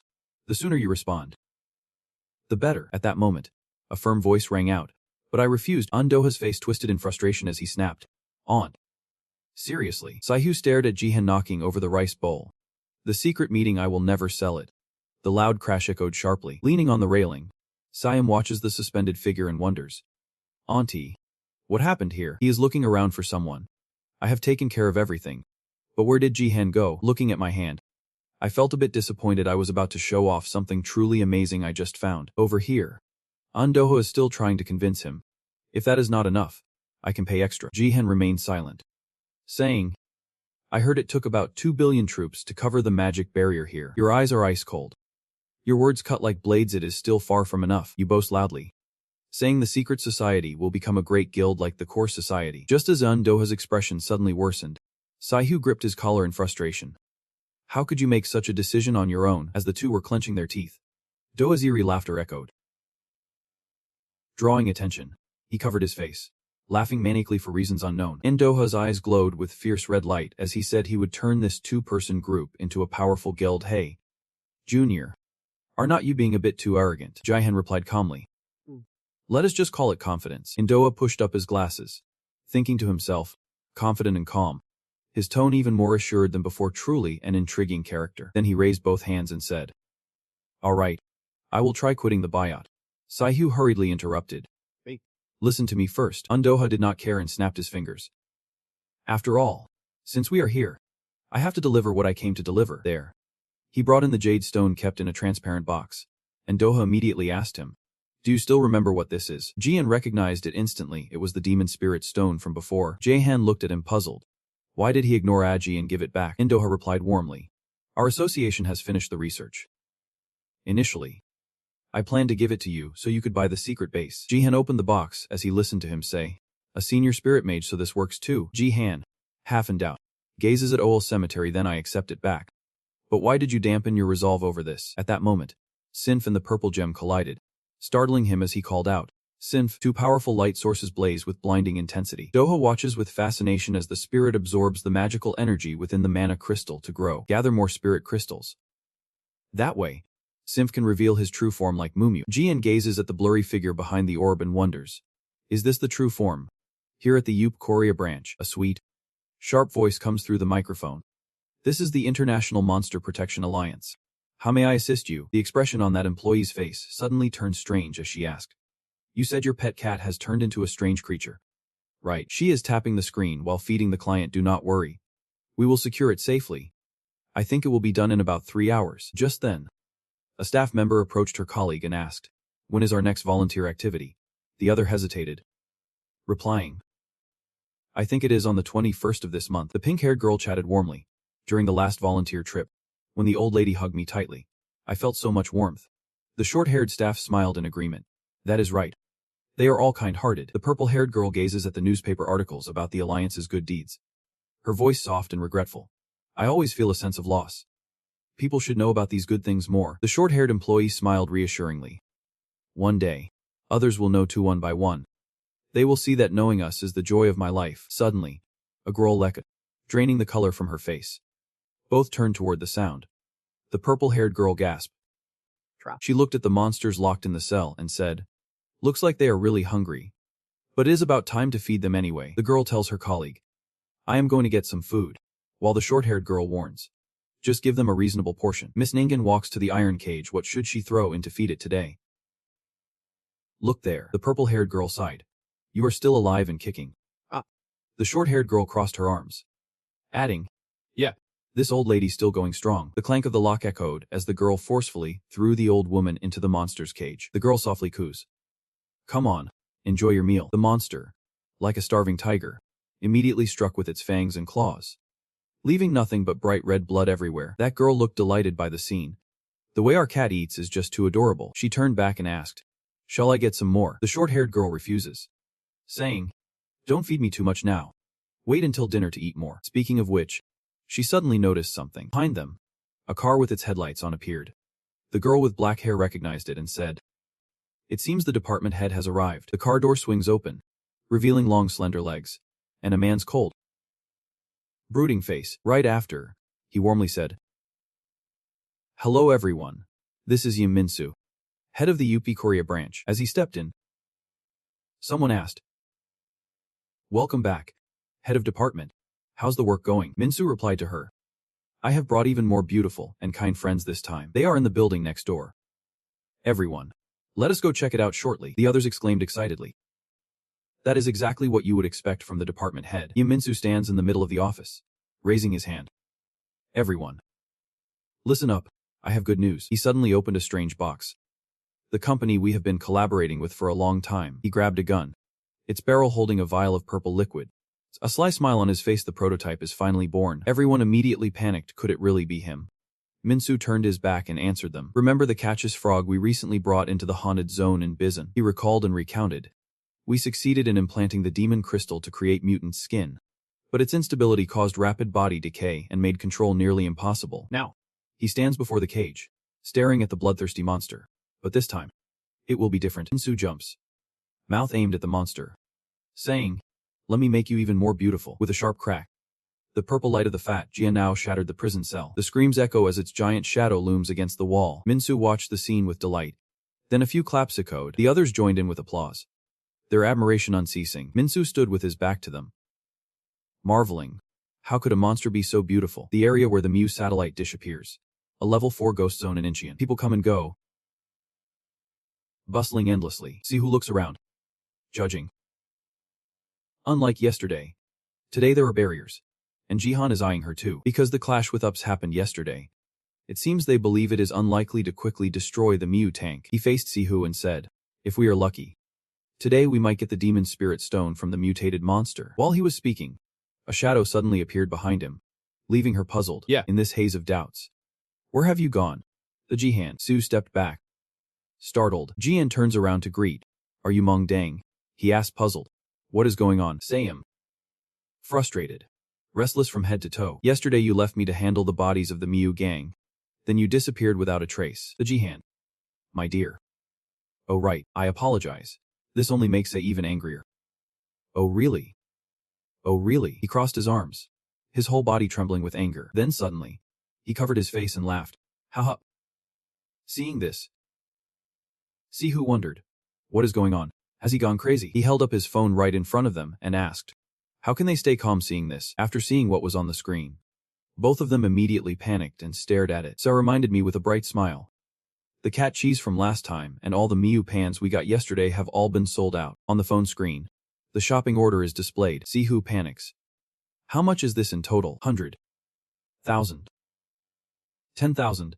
5.5 billion soldiers. Trang Sa chuckles with pride. It is the first time she has discovered a mutant cat cheese cup and sold it for a high price. Sihu immediately possessed him. Amazing. I have great faith in you. Dream Emperor. Trang Sa feels even happier when praised. And everything I handle gets sold out, he added. But by the way, I have something to say about the sales commission fee. Usually, the commission for handling bodies and sales is 10%. Jihan immediately shatters his idea with a figure 4%. Trang Sa listens silently, feeling as if struck across the face. Damn it, he immediately took offense. Jihan, no. Dear customer, even in monster hunting, there are rules. Jihan insisted on 4%. Trang Sa silently countered with 8%, but he stood firm at 4%, saying, no more haggling. Then he insisted. All right, let us settle on 4%. Trang Sa fell silent. Feeling wronged. Why did you end the negotiation on your own? Besides, the lines do not match at all. Could Jihan really be such a rogue? Saihu, confused by the situation, wonders what those two are doing. Suddenly, Saim notices and says, "Hey, she is here again." Saihu looked back in curiosity, spotting a giant-footed kid with a baby face carrying a backpack walking down the road. Saihu instantly fell into confusion. Girl, what is that? A passerby looked up. Isn't that a beast tamer? The companion replied. Haven't you seen her before? That is Min Yuri from the Snowflower Guild. The beautiful girl walking beside that kid is Min Yuri, the leader of the Snowflower Society. Everyone around cleared the way, whispering rumors she is famous for hunting down schemers. It is so annoying. Really? Why though? Who knows? I have no idea either. At this moment, Min Yuri is walking straight towards the three of them. Saihu is thrilled with Samat. The beast tamer so cool. Jihan did not even bother to warn us. Let us hurry into the haunted area. That beast tamer is famous for hunting cunning iron pans. If we arrive late, that giant chup will snatch everything away. That little mouse seemed to sense someone mentioning it, so it lifted its head to look. It stood before the three of them, overwhelming them with its presence. Jihan was taken aback by its intensity. Damn. What the hell is that? At the very moment Jihan looked up, Chila suddenly opened her mouth wide, revealing sharp teeth aimed directly at him, turning him into prey. Noticing the unusual sign, Saihu immediately turned his head to warn. Danger. The Jihan. While Sam's eyes also shifted upward, his face betraying deep concern. But then Jihan calmly spoke up, reassuring. It will be alright. The reason he remains so calm is that he used the scanning system to analyze the probability on Chila. With results quickly reported, the chance of the monster in front of you attacking is under 2%. But no sooner had I said that than it stuck out its tongue and licked Jihan's face. Seeing the scene shift like this, both Saihu and Siam were left speechless, utterly stunned by the unexpected move. At that moment, it showed great friendliness, continuously licking Jihan's face. When suddenly a figure approached and spoke. This rarely happens. Chala's attention drifts to someone else again. The one who arrived was Min Yuri, the beast tamer. Her calm face gently brushing back her hair in greeting. First meeting. I am Min Yuri from the Snow Harmony Society. Hearing that, Jihan extended her hand politely in response. It is a pleasure to meet you. I am Yuri Jian from the Secret Society. And this is Chief Kim Saihu. When introduced by him, Saihu's eyes could not leave Yuri, filled with admiration for mine. Yuri thought to herself, she seems so strong. Then she took action to counter. Hello there. Now. Chila grew even closer, hugging Jihan tightly. Licking his face faster, Yuri watched the scene with curiosity. Do you have any pets like hamsters at home? He responded quickly. I do not keep pets. Hearing Yuri's answer, I felt a deep sense of doubt. Strange. Chila would not do this without a reason. In the quiet distance, someone steps forward to speak. Are you Min Yuri from the Snow Harmony Society? Immediately, he knelt on one knee, grasping Yuri's hand, his eyes sparkling, catching her off guard. It is a great honor to meet you. I'm trained. Silent, director of the Dream Monster Control Company. If you need to collect monster corpses, just contact me anytime. Hearing that, she replied with a hint of awkwardness. No need. But it seems he does not realize he is still trying to make excuses to get clothes. Do not be like that. Just then, Chila suddenly appeared from behind, his cold, piercing gaze alerting him to something unusual lurking in the distance. Suddenly, whispers rose among the others. Hey, look over there. At that moment, Saxium was crouching down, held by Chila, who grabbed his head. Seeing this, Yuri nervously stepped forward to intervene, observing the situation as the other two began to whisper. Min Yuri is talking with another group over there. That cold woman actually started a conversation. Then he seemed to remember something and continued speaking. If I remember correctly, those two were talking to Indoa just yesterday. These words immediately fell into the hands of Jihan and Sihu. He silently judged them. Oh heavens. The others. It seems Yuri noticed the discomfort and immediately spoke up. Sorry. It is my fault everyone got noticed. Then Yuri led Chila away and said goodbye. I'm heading out now. Everyone keep working hard at home. Finally freed. Sam lay gasping in a puddle of Chila's drool as he watched her leave. Jihan responded politely. Yep. Hello. Madam. His eyes began to scan a line of thoughts emerging. What about Minuri from the Snowflower Society? The last time I saw news about the Snowflake Society was about 3 or 4 years ago. Watching her leave with Chila, he felt a deep sense of curiosity. With a reputation like that, she should have already been promoted to level 3. But why am I still stuck at level 4? She was smiling at Chila as they walked back together. Thinking it over, Jihan shook his head. But it did not concern him anyway. At this moment, he urged everyone. Let us move quickly and get inside. Saihu pokes Same with a dry branch. Then looks up to answer. Alright. Jihan glanced at Same, sprawled face down on the ground, and warned Gio. You just stay here and keep dreaming. He responded swiftly. Yep. At the towering green apartment building number 207, Jihan and Saihu entered together. Walking cautiously as they observed their surroundings, Saihu felt a strange sensation rising within him. What is going on? We have reached the 5th floor. But there is no sign of the monster anywhere. Jihan guessed that another group must have arrived earlier. Now, he proposes a solution. There is no other way. We have to search every floor. Saihu suggested taking the elevator, but he was immediately rejected. What if the elevator stops? So the two of them climbed the stairs together. Saihu leaning against the wall, gasping for breath. Study. Study. Sorcerer can't climb any higher. Jihan replied. Even a mage has to train their body. As they walked and talked, a voice called down from the stairs above. Someone there. This person appeared, hot-tempered like molten ice cream, face full of resentment, shouting out loud. Who exactly are these small fries? This is Meng Kyung-jin, a member of the Sword Path Society. He walked down with a grim face, followed by a gang member with threatening eyes. Didn't you see the sign on the first floor? Floors 207 to 209 belong to the Swordsmanship Guild. So you would better head somewhere else quickly. Hearing the Meng Kyung-jin say that, Saihu could not believe it and shouted out loud. Auntie. Really? What nonsense are you talking about? We climbed up here, completely exhausted, and of course, they were indifferent to her confusing words. Do not these no-name guilds understand Korean? The situation now splits into two extremes. On one side, Meng Kyung-jin's dominance is a rule forged to claim the best territory in the shadowed zone. When a powerful guild claims territory, smaller guilds must accept it. Saihu's plight is exactly that of a small guild. As for Gahan and Hu, they truly fall under the category he mentioned. This rule applies even to groups with only 2 members. Meng Kyung-jin even bent down and shouted, if you understand, then get lost quickly. Maybe even Gihan understood. But the secret society is not just a small guild. Then his calm retaliation came down to just one sentence. Get lost. Then Gihan did not hesitate to face it head on. We all know the risks of taking territory under the cover of darkness. That is illegal. I will file a complaint about your illegal actions at the hero headquarters. Empty threats only backfire, fueling his rage beyond control. Are you crazy? Slowly pulling the sword from your hand. Suddenly 3 more men appear behind Meng Kyung-jin, overwhelming him with disdain. You really think the hero headquarters will protect your lives? But Jihan's face remained calm, expressionless, as he spoke softly, trying to scare me. Right now. His mind is starting to analyze the situation. 1 warrior, 2 fighters, a sorcerer. Due to the nature of the escape stairs, it is nearly impossible for all 4 to descend at once. In the flash of capture, he shouted a battle cry, then sneered, definitely worth a shot. Data analysis initiated. The odds of victory against the opposing team now turn this scene into a virtual battlefield. Both sides ready to strike. One from the Meng Kyung-jin faction leaps forward aggressively. What are you planning to do? Right at this moment, the data also shows an 80% result. Without hesitation, the 2 rivers flowed to meet each other. I can tell Meng Kyung-jin senses Jihan's extraordinary ability and strength, and he is pretty shocked. So that is how it is. It does not even move a bit, refusing to show weakness. He immediately rallied his comrades. What are you still standing there for? The river rises. Then the accomplice immediately replied, yeah, I got. Then he gathers his strength to strike Meng Kyung-jin. I saw Jihan immediately signal to his teammate. Miss. Immediately, Saihu unleashed her magic, sensing that the others were doing the same. Irony. Both sides fiercely clash, Jihan wielding wind missiles while Meng Kyung-jin fires rockets. Then came a massive explosion, triggered only when one side gained the upper hand.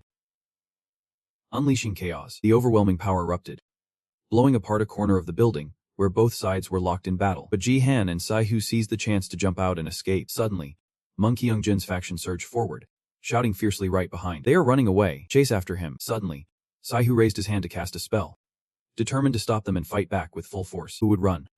Really, a wall of fire rises, separating Meng Kyung-jin from his gang. She uses the art of painting as her weapon. Seeing this, he turned around, gritting his teeth in anger as his comrades were separated. Unaware that Jihan had leapt down from above, right where he stood, Jihan launched his attack. But the man was quick enough to block it with his sword. The moment Monkey Jin grabbed the sword, he struggled and wiped his steps silently. What a monkey. What the? He is a level 4 mage just like me. Suddenly, he almost shouted a warning. What are you doing? Aren't you protecting your own skin? Immediately after, Monkey Jin delivered a powerful kick to Jihan's leg. But who would have thought the one to fall now would be Monkey Jin? Seeing him fall face first is simply unacceptable. Lying on the ground, he still could not keep his mouth shut. Damn it. Do you think you will be safe after this if the sword sect finds out? If Kip was interrupted by Jihan. Then what? That accidental sword plunged sharply, right next to his life. At this moment, Ji impaled on Monkey Jin just like he did at the start. A mocking smile clear on his face. Did the Swordsmanship Association promise to protect your life? The man wearing a hat in the crowd was blinded by a sealing spell, trying to warn Monkey Jin. Chief, I do not think we are a match for him. Su held a magical weapon in one hand, fire in the other, then asked, Jihan, is this good enough? In that moment, Monkey Jin was stunned, unable to believe it. So many kinds of magic. Who are these monsters? The other two stayed just beyond the firewall Suhu built to separate the Hao clan's heated confrontations. Hey. Hurry up. What are you standing there for? I am not skilled in water magic. So it took a long time. Then suddenly, a claw appeared from behind while neither of us was aware, with armor on both shoulders and a restless heart. It is so frustrating. I have not seen a single clever trap yet. All this effort wasted, he was babbling on. Unaware that an uninvited guest had appeared, the cunning trap was right behind him. He felt something behind him, so he turned around. At the same moment, the blonde-haired warrior successfully unleashed the violent water technique, piercing through the wall of fire. He turned excitedly to share with the other guy. All right, it is broken. Let us move forward. Before his eyes, a horrifying scene unfolded, his comrade being swallowed whole by the razor-sharp jaws of a colossal monster. His consciousness is fading, but his lips keep pleading, even in his final breath, please. Witnessing that scene, he froze in place, unable to believe it. Just moments ago, this person was talking to him, and now they are in the jaws of a monster. He panicked and screamed loudly, catching both Jihan and Saihu off guard. The scream came from the emergency stairs. Could the mastermind be appearing? Jihan's face tensed. He thought, it could not be a scream like that. To verify, he reactivated his scanning ability to analyze the probability. The chance that Jihan could survive was suddenly. The sound of footsteps thundered, followed by the piercing roar of a monster echoing everywhere. It saw the long tongue and sharp teeth snap into hunting mode, then let out a loud roar. Probability analysis reported a 0.5% survival chance for Jihan, an alarm signaling the emergence of a mutation scheme. Jihan and Saihu both froze, staring as the scheming assassin aggressively approached. Seeing it appear, Saihu widened his eyes and asked, is that a trap? Jihan, not taking his eyes off the monster, replied, I think it is a mutant. You can clearly see its shape. The mouth is the most mysterious and rugged part. But this is the first time I have seen such an extreme mutation. The accomplice with the hat and bloodless face, what kind of monster is that? Monkey Jin hesitated. A superior mutant. Both trembling uncontrollably with fear, Jiang Bian knew he needed help from the other two and spoke up. You two, join forces with us. Before the last word could even escape, the two cowards already turned and fled, not forgetting to throw an insult behind. Stop joking. How can 4 people possibly take on a mutated monster? Replacing Jihan's angry scolding at them. Those bastards. Just a glance at that monster, and I can already tell we can't handle a level 4 mutation. Massive footsteps and sharp claws crush the ground wherever they go. It no longer moves slowly but heads straight toward the two. Just as Jihan and Saihu both thought it is coming, Jihan firmly grips the sword and pulls it out with force. At that moment, it lunged forward, the sword piercing straight into it. But surprisingly, despite its size and sharpness, its reflexes were swift. Before anything else, it swung its arm to block Jihan's attack. By the time I got here, my whole body was trembling. Teeth clenched, holding back. What kind of monstrous power is this? If I had not constantly reinforced it with my element, it would have broken long ago. Instead of prolonging it, I must end it with a single strike. Jian's sword stopped at the man's throat, but only with one hand. How could the other hand be left idle? He immediately raised it high, not a sound as the strike swings at Jihan, even while he is held captive by the sword. But fortunately, Saihu reacted in time, using a broken technique to unleash a dazzling spell that temporarily saved him from a powerful strike. Right after that, she called him Jihan. Now, he skillfully wields the sword and strikes a powerful blow straight at the sea monster. And then Jihan suddenly realized. It dodged the strike. The giant arm was no longer restrained and was gathering momentum for the next attack. Exactly. Jihan was thrown far away, unable to dodge in time. The force of the blow was so great that Jihan spat out a mouthful of blood, wondering how it could be so fast. Seeing Jihan severely injured, Xihu was overwhelmed with worry. But her hands could not stay still as she unleashed a barrage of magical arrows to attack. The arrow aimed straight at its head, seemingly certain to hit, but life is no dream unexpectedly. In the blink of an eye, it swiftly dodged to the side, successfully evading the attack. Her hand had already reached Sahu. Her whole body froze, realizing she could not escape. Suddenly, a voice rang out, Jila. Instantly, Jila rushed over. Chit chit. Just in time to push the monster away and save Siu's life. Both of them fell outward, breaking through the wall as everything happened in the blink of an eye, leaving Siu momentarily stunned. Jila. Before she could even understand what was happening, a voice spoke up. I heard an explosion and came to check, only to find the two of them were here, and the one who arrived was none other than Yuri, who politely greeted everyone, saying, It is a pleasure to see you all again. Secret Society. Siu takes a breath. Min Yuri of the Snowflower Society, seeing Jihan's grave condition with blood flowing and him likely unconscious, raises her voice. It seems you two would have faced a big disappointment if I had been a little later. Looking out the broken wall as Jila held back the monster, Yuri said, I will handle this mutant. Please take Jihan and run. Hearing that, Siu replied anxiously, handling it alone is too much. Let us call the other heroes to the market hospital. Yuri's unwavering gaze, tinged with cold resolve, reassures. Don't worry.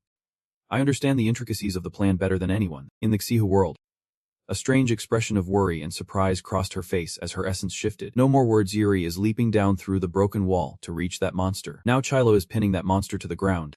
Even though Chilo is twice its size, it still fights back, showing its strength is truly formidable, but barely holding on. The monster spat out a mouthful of blood, screaming in agony. Chilo noticed it suddenly flipped onto its back, coughing up blood, trying to say something but only making choking sounds. Then the monster suddenly bit Chila's arm, and at that moment, Yuri landed, calling out, Chila. Before, Yuri always unleashed the ice storm magic. The icy arrows find their mark right where the monster lies. Chila sensed Yuri was about to strike and quickly moved aside, as the monster froze instantly in place. Its whole body froze mid-roar. Just when we thought it was over, the monster breaks through the ice and escapes. At this moment, Yuri swiftly climbs onto Chila's head, observing the current situation with silent contemplation. It can still stand after being hit by so many ice missiles. It is not an ordinary mutant, is it? Then it roared and charged toward Chila, ready to attack, but Yuri's steady hand aimed the arrow straight at it, then released with a calm precision. Anyway, the outcome will remain unchanged. The spear tip shoots forward instantly. This is the ice wind arrow technique. By reflex, the monster dodged, but it was all within Yuri's plan. Mobility is the greatest strength of the cat warrior. She aimed right at its knee to shoot the arrow. Right away, he was struck down by icy blows, collapsing to the ground. Before it could speak, Yuri's call rang out. I won't be able to stand after that blow. Yet her eyes remained vigilant, never letting down their guard as she silently analyzed it. The extraordinary agility that Chiyo-Miyu possesses comes from the nimbleness of cats. Looking at the wound pierced by the ice bandage, filled with maggots, a thought emerges. However, if the muscles stiffen from the cold, the joints won't bear the weight and will shatter. Now, Yuri commands the announcement. Our battle ended the moment Mai was struck by our ice missiles. From above, Siu watched the entire process in awe, unable to believe what she saw. The mutated monster that Jihan and I had to struggle with and support each other against. Suddenly, Jihan let out a cry as his body began to move, and he called out, Miss Ki-hu, please answer promptly. The Jihan, his breath heavy, struggles to speak. We must hurry and help Min Yuri. Siu thought he might have just woken up and did not know the situation, so he quickly reassured everyone. Don't worry. She is already taking care of it. Suddenly, Jihan asserted firmly. It is not over yet. In his eye, the probability analysis begins to unfold. The probability of Min Yuri defeating Mayo's Iron Pan made his face instantly turn pale. If this keeps up, she will be in danger. Below, Yuri approaches Mayo's device with that same cold face. She fixed her gaze on a point and said, I will end my suffering as painlessly as possible. Then it let out a loud, piercing roar that echoed all around, and Yuri still has not struck the final blow. Perhaps she thinks it is better to let it vent a little before it dies. A dense coat of golden brown fur speckled with white appears, with long, sharp claws beneath. Unbelievably, in the blink of an eye, a whole swarm of Mayo frying pans in their unmutated state appeared surrounding Yuri. When the probability result showed below 10%, they started roaring and charging forward. Above, Shihu guided Jihan to observe the current situation. Just by looking, he understood that it called all the Mayo pans in the dim area. Come here. He looked at me as if he suddenly understood something. So that is the reason. He turned and asked, does Shihu know how to use flying magic? She replied, though not perfect, I can use it to some extent. Saying that, Jihan wrapped his arm around Shihu's waist, making her blush with shyness. The Jihan, where are you putting your hand? Magic begins to weave from his hands, Tentative yet powerful. Alright. Then use it only when I give the signal. Streams of power have gradually converged into Jihan's hands. And he feels there is no choice left. No way out but this. The step is about to gather momentum. You placed Shihu's hand on the magic flight control to accelerate faster. This made Shu so scared he cried out loud. Wait!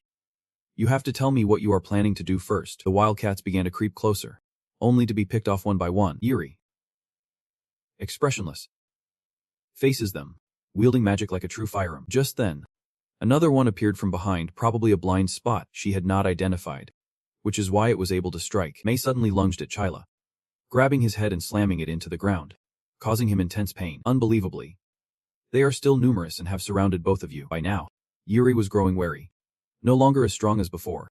Her heavy breaths filled with exhaustion. No matter how many I kill, they never end. But those wild ones, each one like a hungry jackal craving the scent, ready to pounce. Like Yuri suddenly remembered. Where the hell is that mutated monster hiding? I need to catch it quickly. At this moment, she heard a scream that jolted Yuri awake. Now Jihan and Sihu are diving down at lightning speed, like dragons in flight. Sihu, terrified, clutched Jihan's neck tightly and suddenly screamed. Use wind resistance. The staff in his hand suddenly glowed, then responded. Anyway, I was planning to use it anyway. Immediately raised the magic staff high and cast the wind barrier spell. Jihan's perception, even though the speed had decreased, it was still not enough to come to a stop. He immediately casts a spell to catch Sihu's attention, swiftly offering a sharp solution. I have to conserve my magical energy, but there is no other way now. In the blink of an eye, the two emitted a dazzling blue light. That was the effect of the move. Violent storm, bring it on. Both landed safely, but Sihu was still shaken and not yet calm after the shock, glaring fiercely as he asked, success already? Jihan quickly absorbs the magical energy once again. Memories from before slipped back into his mind. Just like when we took down that mutated cheese cockroach. I will strike a straight line. So you have truly found a quick and clear solution drawn from the last match. Then Jihan leaps high,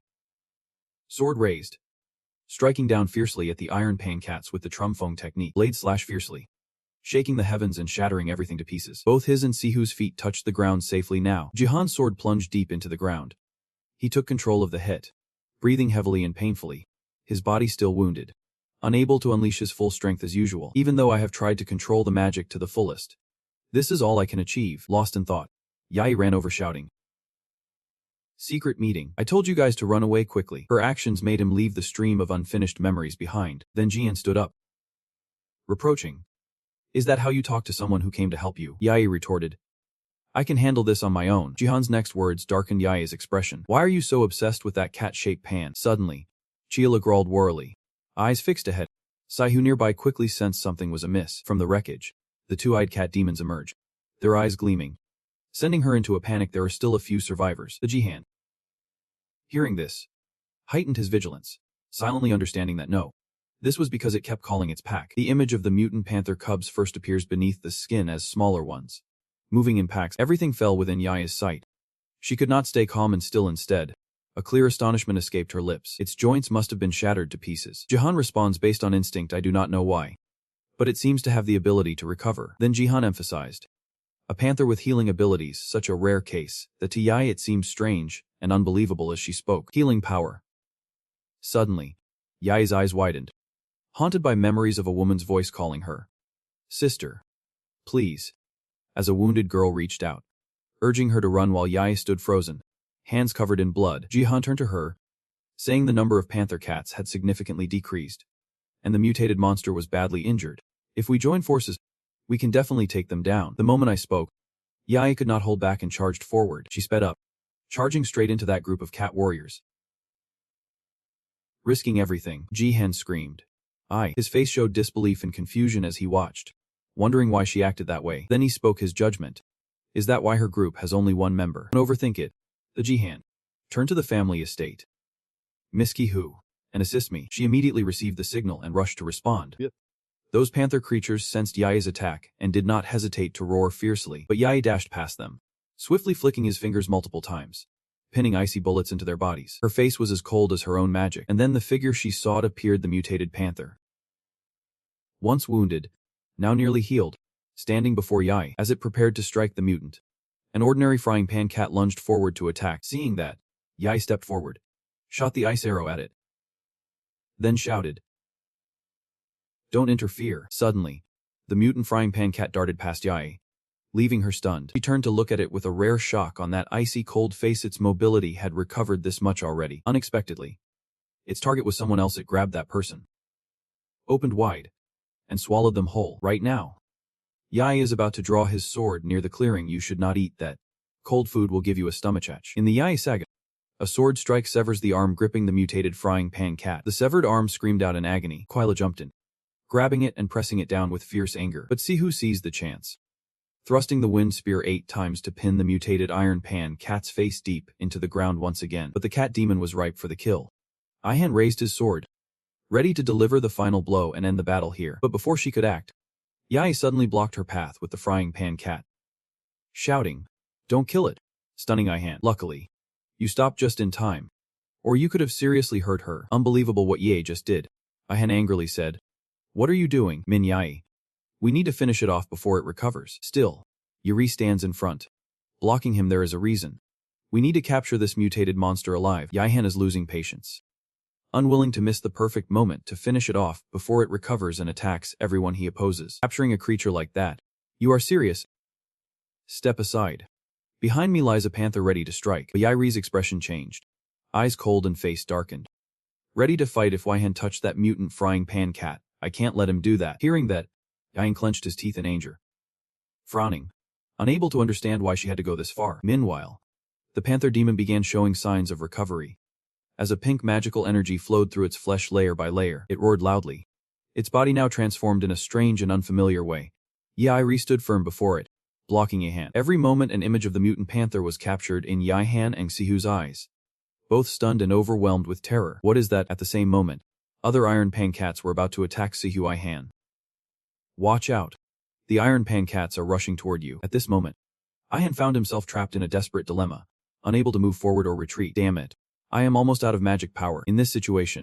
What should I do? Suddenly, Yairi's voice rang out. What are you doing? Hearing that, Yaihan immediately turned his attention. A mysterious figure appears, face hidden beneath a hat, extending his hand to cast a spell controlling 9G gravity, instantly pinning the entire cat gang to the ground, unable to rise under his overwhelming force. Both the Jaixihu and Yaihan gripped the abyssal energy cautiously, eyes sharp with suspicion. Is someone there? Suddenly, a curse rang out. Those fools. Sensing familiarity, Yaihan seemed to recognize it. A man steps forward, one hand on a long weapon, the other tucked in his pocket, speaking with a mix of intent and mockery. The one who just reached level 4 is already struggling this much. I am very disappointed. The person beside him, dressed in white with golden patterns, cracked their knuckles and laughed with excitement as they continued. Aren't you all just bragging about an incredible talent? Ha! One of the women slowly drew her sword from her side and added, it is quite impressive that they managed to hold out for so long. The masked man just used gravity to take down those scheming drones. Stop babbling and deal with them quickly. Yaihan immediately realized they were the reinforcements from Yun 6 gang. From a close angle, someone watching the play from start to finish quietly smiles. Finally, a worthy villain has appeared. This man has a long scar at the corner of his mouth, holding binoculars with a smirk. Then he speaks. This is the level 3 hero squad of the Star Corps Society. A villainous face reveals cunning and scheming at a glance. At this moment, he spoke. I thought a top-tier hero would get involved, but maybe I expected too much. This is Minsu, director of Yupsi Korea branch. An employee speaks up, asking him, what should we do now? Director, Minsu replied, there is no other way. We have to retreat. The current body of that Mew frying pan is terrifyingly distorted, its shape unrecognizable. Minsu spoke. We have harvested quite a bit, though it got tricky as it spread. But the power of the liquefied demon crystal truly satisfies me. Unexpectedly, behind him Minsu stood another gang, a hooded figure with a hat pulled low, face hidden, grinning wickedly as he gave the order. We will proceed with the plan as scheduled. Before them lay a desolate, ruined landscape. The bodies of the Mew war machines scattered across the ground. Moreover, the energy stones on their bodies turned into liquid matter. And Co, taken aback by the scene before him, muttered, what the hell is that? Yuan 6's voice was calm and measured, as if nothing could shake him. He paused for a moment before continuing. Brother Hung's headquarters has a lot of work to do now. At the same moment, Jihan was also rescued by the team. Saihu subtly signals he is fine and does not need any help. Meanwhile, Yuri passes through the veil, returning to her usual form. Now she suddenly turns back to look at something. 1 week later at the secret hideout, Jihan holds his phone, reading the news on the screen. 20,000 deaths in Zone. Level 4 Incheon. Report. Hung. Urgent improvements are needed in the M-Zone's hierarchy system. According to Hung's headquarters. We need deeper discussions on the strategic ranking system. As he was deeply focused on reading, Sam's voice echoed in his ear. What exactly happened there? He is incredibly curious. Keeps asking if the M and A districts you visited have been in the news these past few days. Looks like you have been through a lot. Jaehan finally spoke up. I told you. We can't talk about what happened in Zone M. With civilians. Keep asking. And I will show you what I am capable of. Sam was unwilling, shouting and nagging. But we are partners, I deserve to know. But I find him really annoying. Secretly regretting that I should not have hired him. Then he sat alone, reflecting on the ambush and the sacrifice of 8 brave soldiers in Zone M sector that day. Hero headquarters underestimated the number of schemers hiding beneath the parking lot underground. The emergence of a mutant triggered the scheming creatures, leading to a tragedy. Jaehan reached up to peel the bandage from his face. Unease creeping in, he had a bad feeling about this. It was too perfect to be called a coincidence. I remember the image from that day. And moreover, that mutant was unlike any creature I have ever seen before. Lost in thought, Jaehan casually peeled off the last fried piece, telling himself he should not overthink it. Hero headquarters will announce the investigation results soon. Just then, Sam spoke up, reminding me I had not seen M's. Saihuda Jaehan, though stressed, replied that she has some personal matters to resolve and will take a week off. Just then, the landline suddenly rang, drawing both their attention as they wondered who could be calling. Same, bit surprised, said, I have never seen that phone ring before. Jaehan approached and replied, that is because it is the hotline to Mur. Hung's headquarters, shared by all the guilds. Still, he could not help but wonder who would call the secret society through a hotline. Then he answered, Secret society, I am listening. How can I help? From the other end of the line, Yuri's voice startled Jaehan, making him widen his eyes in disbelief. Hello, I am Min Yuri from the Snow Peace Society. He was so surprised he stammered. Hey you. Min Yuri. The moment Sam heard her name, he immediately paid attention. Jaehan, still surprised, asked, is there something going on? Sam hurried after them, focusing intently on their conversation, heart pounding with a sudden panic. Oh no. Where did my lighter go? Yuri's voice came through, apologizing for using the hotline again. But this was the only way to reach you. Jaehan forced a calm smile. I see. Haha. Yuri took the initiative to ask, how's your injury healing? He politely replied, it has been a week, so my wound is almost healed. Then she also spoke up with concern, asking how things were on her side. Yuri simply replied, I am fine. Then, both fell into silence. Jaehan wondered with some doubt. Could she really be calling the hotline just to ask if he is okay? That is right. A few seconds later, Yuri finally spoke. Jaehan, I know this is a bit sudden. Can you meet me today? Her proposal made Jaehan hesitate for a moment. So I'm now clutching popcorn and soda, ready to go. Hears these words like a slap in the face, and he exclaims in shock, not today. No way. At the same time, in Shu's apartment building, she wrapped a few weapons while answering the phone. Hello, Dad. What is going on? From the other side, her father's voice came through. I heard you faced off against a mutated monster in the fog zone. Are you hurt? Shu replied politely. Then he carefully gave his instructions. You must be very careful in the shadowy district. That is 4th grade. The support role often gets targeted more than you think. Shu feigned surprise, saying, really? Dad said this a dozen times already. He still feels uneasy and keeps rambling on. If you sense danger, do not look back. Just keep your head down and run. Before I could finish, Shihu interrupted sharply. That is enough. Her father was a bit confused, but he quickly changed the subject. I am relieved to hear you are working with a trustworthy young man. Shihu was silent for a few seconds, then smiled softly. Gentle tone of agreement. That is right. Jahan has contributed greatly to the guild. She is grateful because if she had not met him, she would still be stuck in the same place. On this site, her father simply replied, I understand. And her father is none other than Kim Juwon-oh, the lead researcher at the Tokyo Monster Research Institute. He smiled kindly and said he hoped to meet him someday. Here.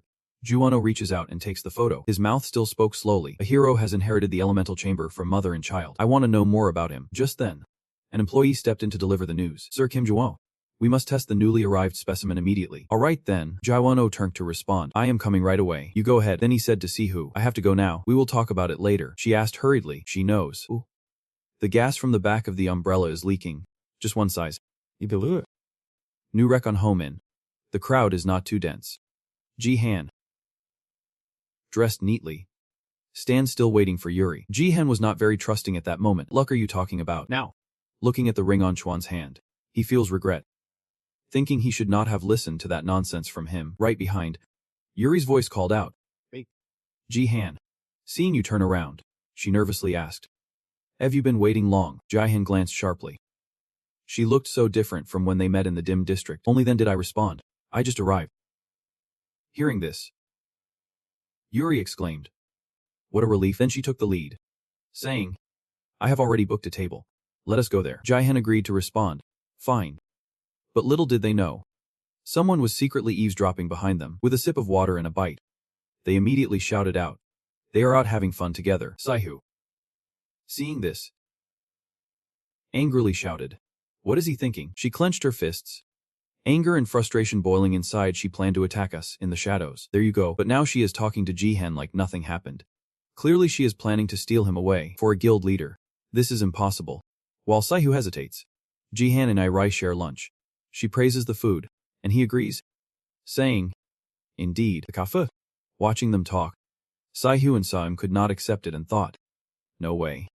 Inside, Zai, the coffee smells great, and Jihan replied, yeah, it does. Next, the two followed Yairi and Jihan to the shooting range. He saw her shoot and immediately praised. You are really good, the other two whispered with jealousy. Wait. Then Jihan and Yairi strolled through the streets, and he asked, do you want me to hold the teddy bear for you? But she politely declined, saying she is fine. Behind Saihu stayed silent until breaking the silence. Very suspicious. She slapped his strong hand. Already convinced they were definitely dating, yet Saihu still turned away and left. Her swollen face silent as she watched and asked loudly, are you really going to ignore them? Saihu acts indifferent, as if to say, why should I care who he wants to date? He says it out loud. But inside, Saihu wonders why he feels so sad when he knows he should not care. Finally, the sunset falls. Jihan stretched out his hand comfortably and said, it is really fun. It has been a long time since I went out like this. Yuri smiled softly and replied, that is right. Thanks to you. I feel better now. Then he carefully asked, is not it time you told me why you wanted to see me today? Her words made Yuri tense. She turned and exclaimed, Auntie. Jihan looked at her and said, you did not meet me just to hang out, right? I have been waiting for you to say that. Yuri hesitated, whispering, the truth is, I want to go somewhere with you. Soon after, they arrived at the hospital. Jihan asked with slight surprise. The hospital? Yuri confirmed. Yep. My sister is being treated here. He silently followed her from behind, eyes carefully scanning the surroundings. Long wondered, was her sister sick or something? Unexpectedly, at this moment, one of Gihan's eyes lit up. He did not understand why and softly whispered, what is this? Jihan wonders silently. Why has his probability analysis skill been activated like this? They have now entered the hospital room. Yayuri introduces the person lying on the bed. This is my younger brother, Sozian. Jihan looked at little Sozian as the system screen suddenly appeared, showing her current status. Unconscious. Mana deficiency syndrome. Progressing at 95%. He read it and immediately repeated the key point. Mana deficiency syndrome. Now Yuri continues, asking why I only hunt for iron pan plots in the shadowy area. Right. It is because of that girl. She said we were attacked by a drone strike 4 years ago, and she has been unconscious since. The doctors say they do not know why. Only now does Jihan speak up, revealing this is why she studied the art of strategy. Yuri approaches the bedside, candidly admitting the truth. That is right. I thought doing that might uncover some clues. But it seems I have made a mistake. I thought the mutant monster's healing ability could help my sister. But today's report showed there is no connection at all. Speaking up to this point, she turned back to Jihan, bowed her head in apology. I apologize for my behavior that day. I know you and Miss Xihu were in danger because of me. He quickly shook my hand to reassure me. Don't worry about that. I understand why I did it. Right now, his analytical skills kick in once again. The system board keeps flashing alerts. Party analysis shows Minori of the Snowflower Society is a key player in the development of the secret society. The final message said they had gathered a quarter. Jihan seemed to realize something. Silently thinking, so the secret society needs her after all. After the system confirmed Yuri as a piece of the secret society, Jihan pondered why this analytical skill appeared now. He was certain he had seen it before. He silently recalls the day he saved Meng lying in the shadowy district. Seeing Saihu suddenly flare up, Jihan stepped in, saying, Saihu, I think that is enough fighting. At that moment, his analytical skills activated. Party analysis. Trangsaim from Mongdang Company. The system board right above his head reads, a key element in the development of the secret society. At that moment, Jihan silently thought, as the system displayed information showing 0 out of 4 gathered. He also realized one thing. It is like my analytical skills are leading me to a new kind of mission, a type of analysis I have never seen before. So I decided to sign a contract between Meng Vying and Met Lefasai to test this ability. Back in the present, Jihan stands before Yuri with a familiar coincidence. And now, the analytical skill activated that day also appears for Min Yuri. He read the words on the system board. 1 out of 4 assembled. And silently repeated. 1 out of 4 assembled. Jihan raises his hand to support his ching. Deeply focused, so including Min Yuri. I need to find 3 more members. Seeing you looking drowsy, Yuri worriedly asked. Jihan, you do not look well. Are you okay? He paused for a few seconds before replying.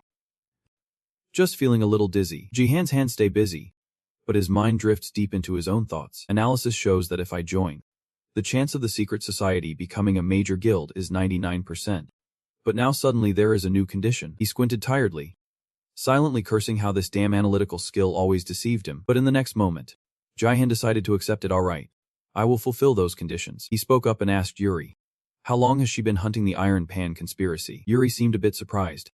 Then after a moment replied, it has been about 4 years. Jihan turned to Sozian on the hospital bed, asking bluntly, so during all that time, you could not find a single clue to wake your sister up? Yuri, perhaps feeling embarrassed, slowly looks away and admits, after asking 2 questions.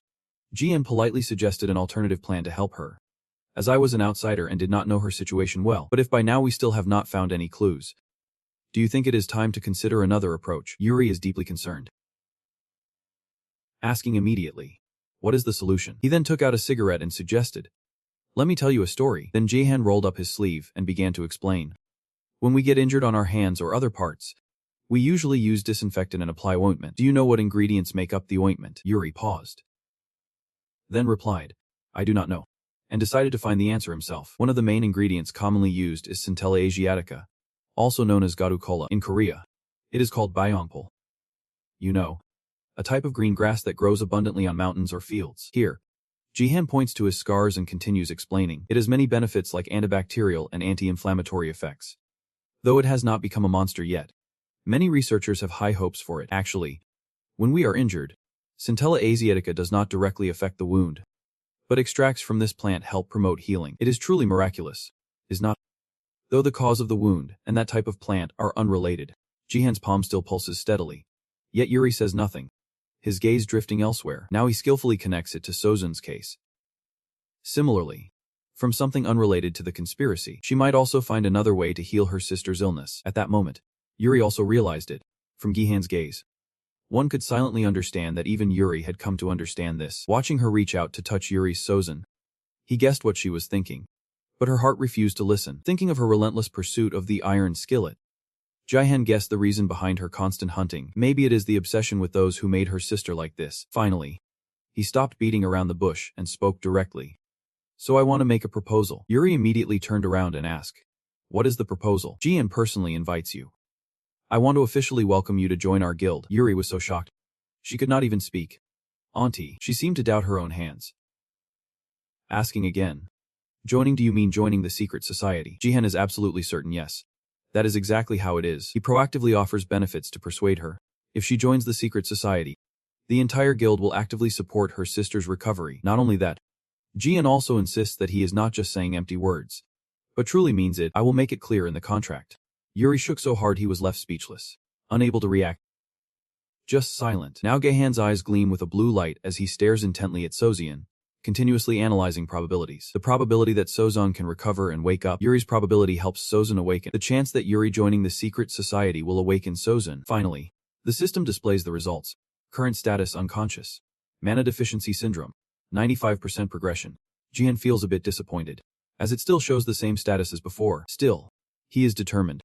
Though the chance of recovery is uncertain, he can't afford to miss this opportunity. Just now, Yuri responded to his earlier proposal, saying, can I answer that later? Jihan seemed like he wanted to say more but finally just said comfortably, of course. You can take your time to think it over, she replied gently. Thank you. He did not want to force Yuri. Deep down, he thought it best to take a step back for now. That might be the right choice. Reaching outside the hospital room, Jihan waved goodbye politely. But I have to go now, Yuri replied courteously. It is. Sorry for bringing you here. Just as he turned around, he accidentally saw the bracelet on her wrist and exclaimed. Then Jihan turned back, removing the bracelet as he said, that is right, Miss Min Yuri. I have a gift for you. Yuri asked in surprise. What is it? He held out the bracelet to her, saying, this is a lucky bracelet made from Sang's feathers. I heard wearing it brings luck. I think this bracelet suits your sister more than me. Yuri takes it, smiling. Haha.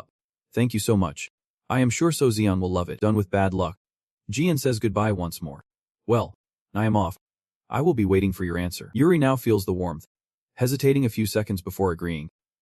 Alright, cut to the Sahwa skyscraper, where a high-level meeting unfolds inside. Faces cold and the air heavy with silence. At this moment, the Kiro's guild leader suddenly spoke to Jun Seo. You are too late. The meeting host, Jun Yang, seeing this, had no choice but to start. It has been a while already. Some guilds have not arrived yet. But let us start the meeting now. As he spoke, another man entered the room, the head of the National Academy. Yeah? Just arrived in Lion Fan Nan. Already exhausted this morning. He shamelessly mixes business with pleasure. What kind of person did she hire? I have told you many times to hurry up. But Doha complains the other way, saying, I'm already busy. And now I have to come here too. Seeing him dawdle, someone snapped. Why does this damn guy talk so much? This is Kang Junya, the leader of the Warriors Guild. Displeased, he asks, don't you see everyone is waiting for you? Doha teased him lightly. Warriors Guild. You are still alive. I thought you perished in the Misty Zone. Already level 1. Jung-ai immediately rebelled, standing up and shouting, how dare you underestimate our warriors? We have taken over the shadows. That was a long time ago. Then a laugh echoed from afar, saying, haha, it is really noisy. The Red Hole leader crossed his arms and continued. Even though I have become the leader, I am still pretty clueless, he said with a calm tone full of contempt. You still have not grown up at all after losing to me. The moment Doha saw him, her eyes blazed with fierce anger and challenge. Baekhyun, if you are annoyed, let us settle this one-on-one. At this moment, a girl spoke up. You are older now, yet still so combative. Turns out it is Kim Min-jung, the Snowball Club president. She always hates bro. Just like that, these men are really irritating. Doa's hands are in his pockets. Tone teasing. Who's this? Kim Min-jung. It has been 3 years. Has not it? Long time no see. And you have already turned into an old lady. That remark instantly drove Min-jung mad. She slammed the table and shouted. Who do you think you are? Old lady. Then came a torrent of curses unleashed by her, but Doha did not care much. He sat in his chair, smiling, and said, you are still as stubborn as ever. Ha. Jian Kyung could not help but speak up. What girl would not be offended being called an old maid? At that moment, Jung-yi spoke up again, cutting through the argument. All 6 guild leaders are present. Let us start the meeting right now. He grew deadly serious as he announced that the urgent meeting of the guild leaders was due to the conspiracy involving the Iron Pan. An incident occurred in the Emma Level 4 area in Incheon a week ago. Our investigation revealed signs of Yuki interference. The more he listens, the calmer he remains amidst the chaos. Jun's focused gaze reveals his deep concentration. Min-jung's face was cold, showing no trace of emotion. Doha still pretends to be indifferent, smiling and saying, oh my god, he did not think much, and just made a suggestion, so right now let us go straight there and crush them all. Is not that right? But the moment Doha spoke, someone immediately judged. That is really stupid. Next, Min-jung shared her thoughts, saying Yupsi is an international company. It is hard to make a judgment based on just one situation like this. Meanwhile, why must we remain vigilant even as we leave? Jun Yang agreed with her statement.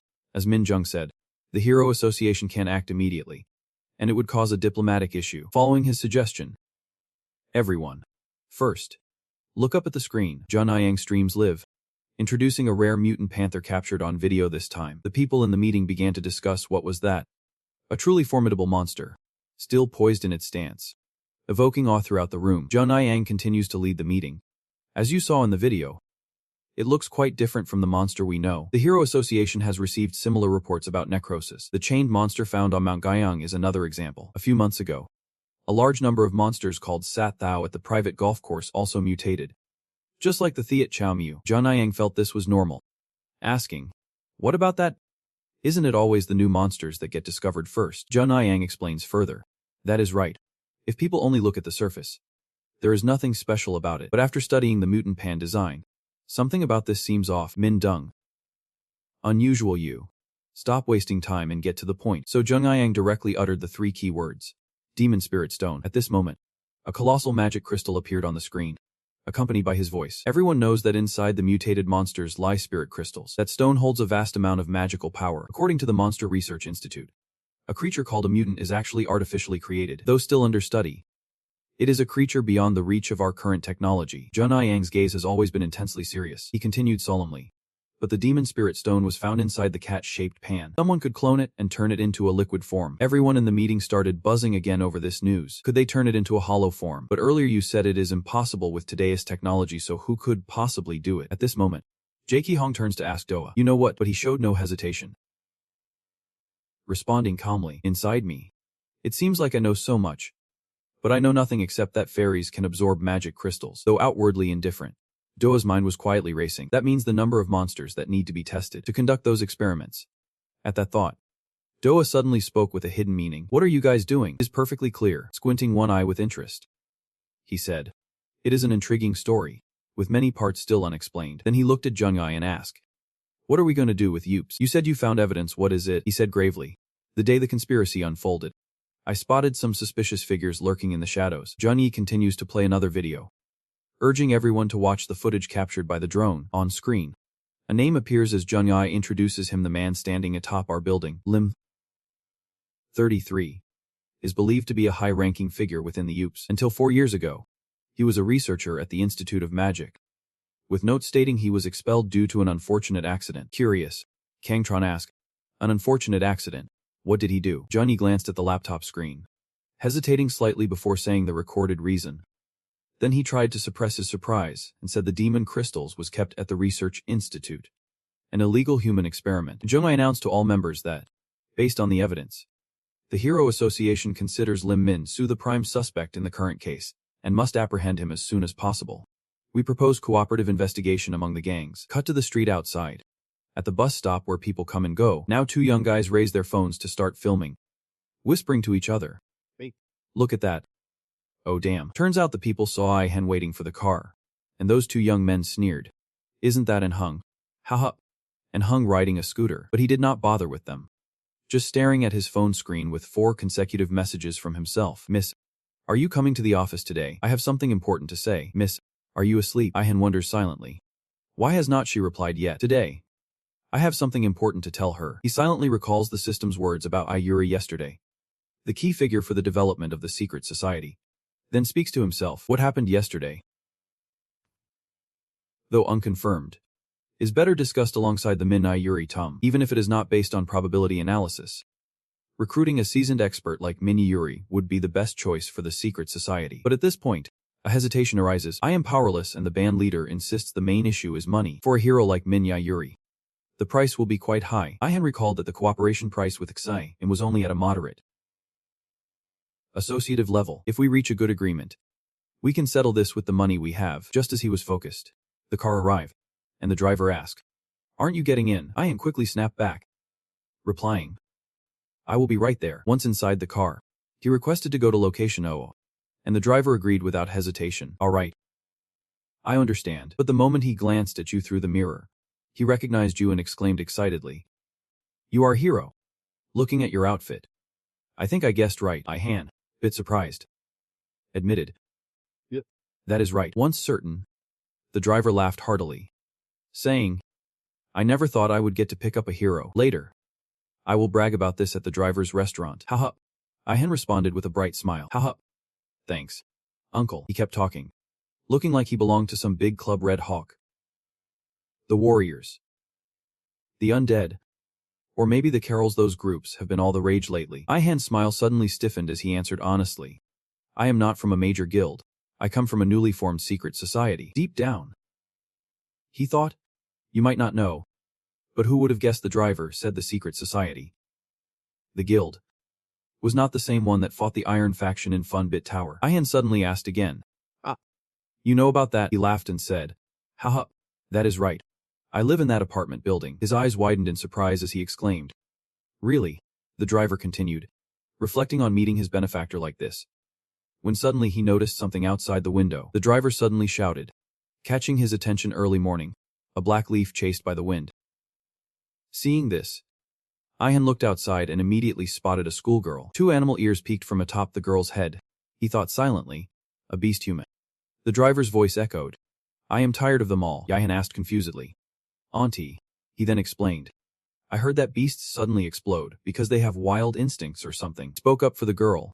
Judging by their uniforms, they seem like ordinary students. She must be a beast who completed the rehabilitation program. Yet the driver remains prejudiced. Ignoring age, they are still not human. I do not know about heroes. But if people like us get attacked by them, we are definitely dead. Hearing these words, Ihan was left speechless. He silently imagines the villagers being slaughtered by beasts and feels a quiet sympathy. If that is the case, his reaction is understandable. For everyone fears the invading threat. Ihan watched the beast child through the window, torn inside. But seeing a child face discrimination was simply wrong. That is a righteous priority in Ihan's mind. Saihu suddenly came to mind. She must have always endured those kinds of stares. Just then, Ihan saw something and let out a sharp cry. Outside, a few figures appeared behind the beast child. He wondered, who were those kids? Immediately, Ihan shouted, "Uncle, I will get off here." The driver asked in surprise, "Auntie, we are nowhere near your destination yet." The moment the car stopped, he dashed out like lightning. The driver was utterly confused. "Hey kid, you gotta pay first." Behind the beast girl, those kids silently followed her footsteps. That moment, the little girl sensed something, glanced back cautiously, and immediately dashed away. Those two men saw everything. Damn it, she found out. Catch her now. They quickly caught up, covering the beast girl's mouth with a handkerchief. Just as she managed to utter one word, "Help," the little girl's eyes slowly lost consciousness. After the girl fainted, the young man realized she was a young beastman, and the man immediately responded, "We are in luck. The VIP guests will be thrilled to see this." Right now, Jihan rushes over, shouting, "What are you all doing?" He reached for his sword. Voice firm, "I give you 3 seconds, release her, or you die." Breaking off his words, he struck the ground with a heavy blow, without a moment's hesitation. Counting 1, 2, 3 in quick succession, the two corner men were stunned, silently wondering if that was the 3-second advantage when suddenly, a lightning-fast hand swept in to block. Jihan's sharp eyes caught sight of the tall, imposing figure standing firmly in front of him. He hesitated a few seconds before warning, "Business is at stake. You are holding us up." Expressionless, silently wondered, "What is wrong with this guy?" A man's hand reaches out swiftly. Jihan's eyes gleamed with a bright blue light. Jihan grips his sword, standing beneath the towering figure of a giant. His dark, intense gaze serious about business. "You are standing in his way." Jihan's gaze was stern. "Hero." Beneath the clear blue sky, at a secret society's tower, the younger brother taps on the table and shouts, signaling an incoming message. Sihu stands still, staring down at his phone as a new message notification silently appears. Heintian sat on the sofa, glaring at Hugh and shouting, "Why do you keep ignoring Jihan's calls?" That was a warning message. She picked up the phone and Hyrt smiled, saying, "Why would I ignore your calls, Jihan? Or is it because of what happened yesterday?" Sihu shouted loudly, furious. "It is so noisy." She picked up the phone, glanced at the messages, and said, "How annoying. Why would you send a message like this?" Suddenly, Saihu's eyes widened, silently whispering, "Inside that phone are messages sent and a tracking map." "Sorry. I have something important to tell you. Saihu, are you still awake? Please come to the address I sent. It seems someone has been cornered. When you arrive, bring your gear." Cornering. In a remote, dusty village, Jihan stands guard with his sword before 013 and 2 men holding a girl. He crouched defensively against the man's hand. "Are you one of their accomplices? Step aside immediately. If I do that, I will try to be gentle." Jihan's eyes narrowed in serious thought as he listened, knowing that anyone who stands in his way must be dealt with. No other choice remains. 013, the giant figure with a fist before Jihan. "I will kill him." A thought crossed his mind. Maybe this guy is not someone you can reason with. He slammed his fist into the ground, unleashing a thunderous sound and a burst of blinding light. However, Jihan vanished as he slammed his fist into the ground, smoke slowly rising. Ninging is singing, "Where is En Hung?" A single step lands at his Hung. Jian's empty hand lands firmly on 013's back as he stretches powerfully. Behind them, his eyes flash at his Hung. He turned around, raising his hand high as power surged around him. Below, he gripped the sword, his eyes blazing. 013 angry. "I will kill you." Suddenly, Jihan gripping the sword to block 013. As a powerful sound and light burst forth, Jihan holds the sword before 013's hand, swirling around streams of purple energy. His eyes flashed with a silent thought. This must be a magical attack, and he has endured my strike. Before 013 stood the sword. The man with bloodshot eyes glared fiercely angry, questioning if this guy was also a hero. Jihan suddenly hears the kidnappers loading 2 men into the van and dragging the girl along. "Hurry up. Close the car door." He turned his face, glanced sideways, and whispered angrily, "Damn it. They are about to escape. Don't slack off. 013. Raise your hand high. Do not be so careless." The guy's fist slammed straight into the ground, and Jihan swiftly leapt up with quick reflexes. Jihan flies out in a defensive stance, white smoke and debris scattering since this is a residential area. I want to minimize the damage as much as possible. His eyes gleamed as light surged around the sword. But there was no other choice with this strike. A young man in a black shirt, surrounded by a dark aura, spoke and then stopped. Jihan stood below, hearing the boy above. Suddenly, making more noise now would only cause trouble. Not a single year with hands casually tucked into pockets. Buddy, you are lucky today. Usually, we would kill all the witnesses. But today we are a bit tied up. Jihan stands below, gripping the sword in defense. This guy is also a magic user. He is on the same side as that one. Company 013. His eyes cast a serious, intense gaze downward. You forgot the directive. The quieter the operation, the better.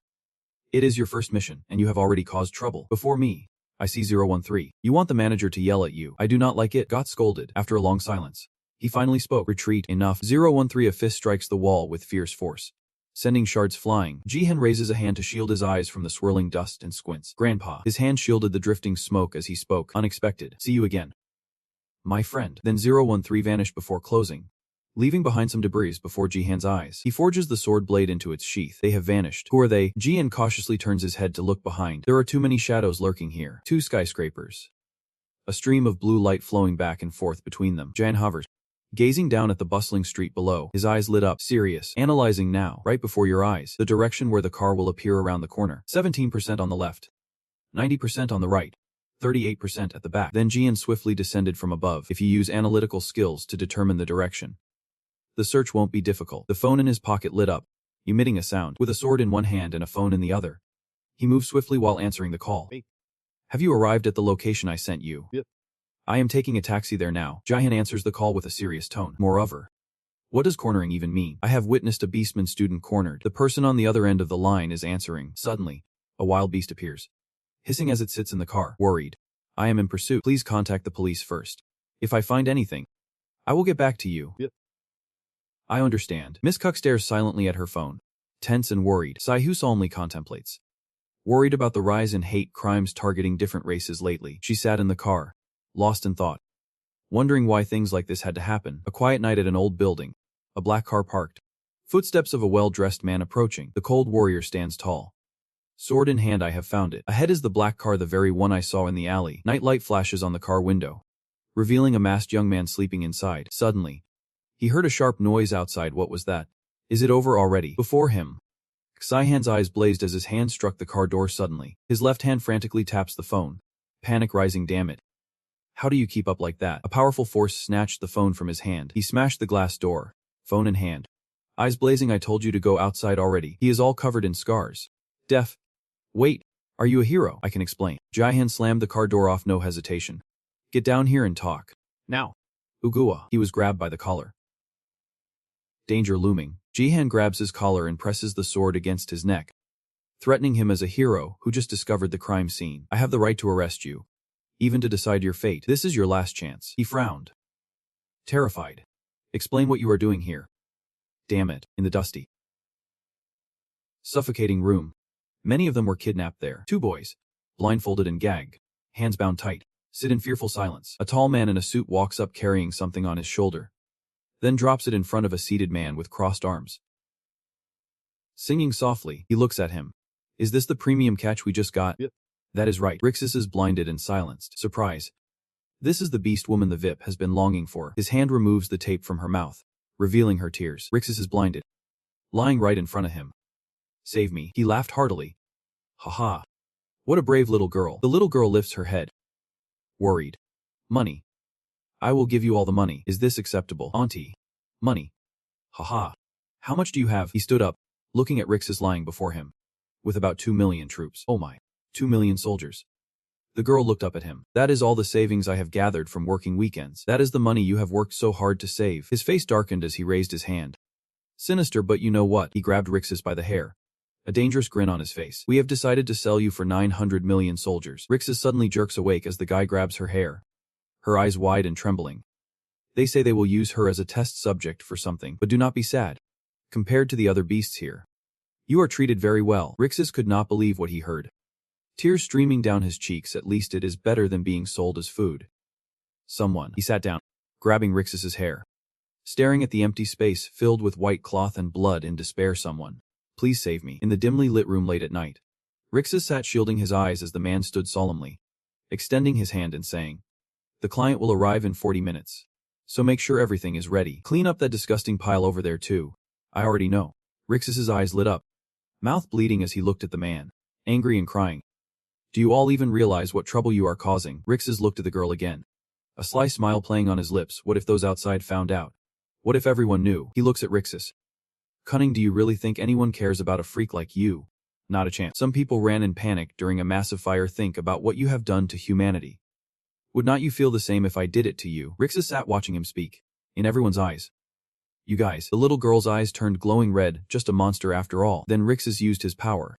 His eyes glowing red. I did not want to resort to this, but I had no choice but to flee while being chased. Suddenly, the power was abruptly cut off, leaving me stunned. The little girl's eyes widened. Stunned. How come the magic can't teleport like that? Behind Rixus. He raised his hand to grab the girl. Something feels off. Does not it? He reached out to the brave girl, but a flash of white light burst forth. Rixus was forced down to the ground by his hand. Furious, what have you done to my body? His face twisted with malice. Of course we gave you the magic suppression drug for hybrids. Did you think we were not prepared for your escape? He glanced at him and said, Wait. How can you sell a damaged item? The little girl wakes up, hesitant and unsure. The beastmen are wildly rebellious. If we do not act now, who knows what chaos they will cause next? Rixus was silenced and blinded by him. Utterly, he just needs to turn his face away. As long as he passes by him. Hurry and take him to the meeting room. If he rebels too much, force him to take a sleeping pill. He replied. Yep. I understand. When suddenly a loud noise startled him awake. He and the guy looked up toward the source of the noise on the ceiling. What is that sound up there? Clear. Unmistakable. Jihan, the powerful boxer, is winding up for a punch. There is already an order to keep watch from above. Then a burst of light flared, scattering shards of shattered stones. Jihan's feet hit the ground.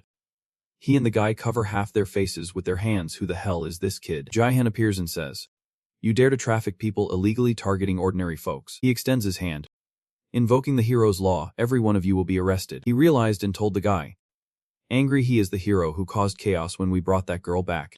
If that happened, you should have reported it to me from the start. Jihan looked at him silently, arguing, thinking they would let it go, so there would not be any problem. After a long silence, Jihan glanced at the cornered people and whispered, Is this all they can do? He glanced at Rixus lying on the ground, some bodies covered with cloths, bloodstains still fresh. I frowned deeply, realizing the situation was far more serious than what I would heard upstairs. He and the guy stood rigid, eyes sharp on him. I planned to act with restraint and leave this to the police, but that is no longer an option. Jihan's eyes gleamed as he gripped the sword. From now on, you are the monsters.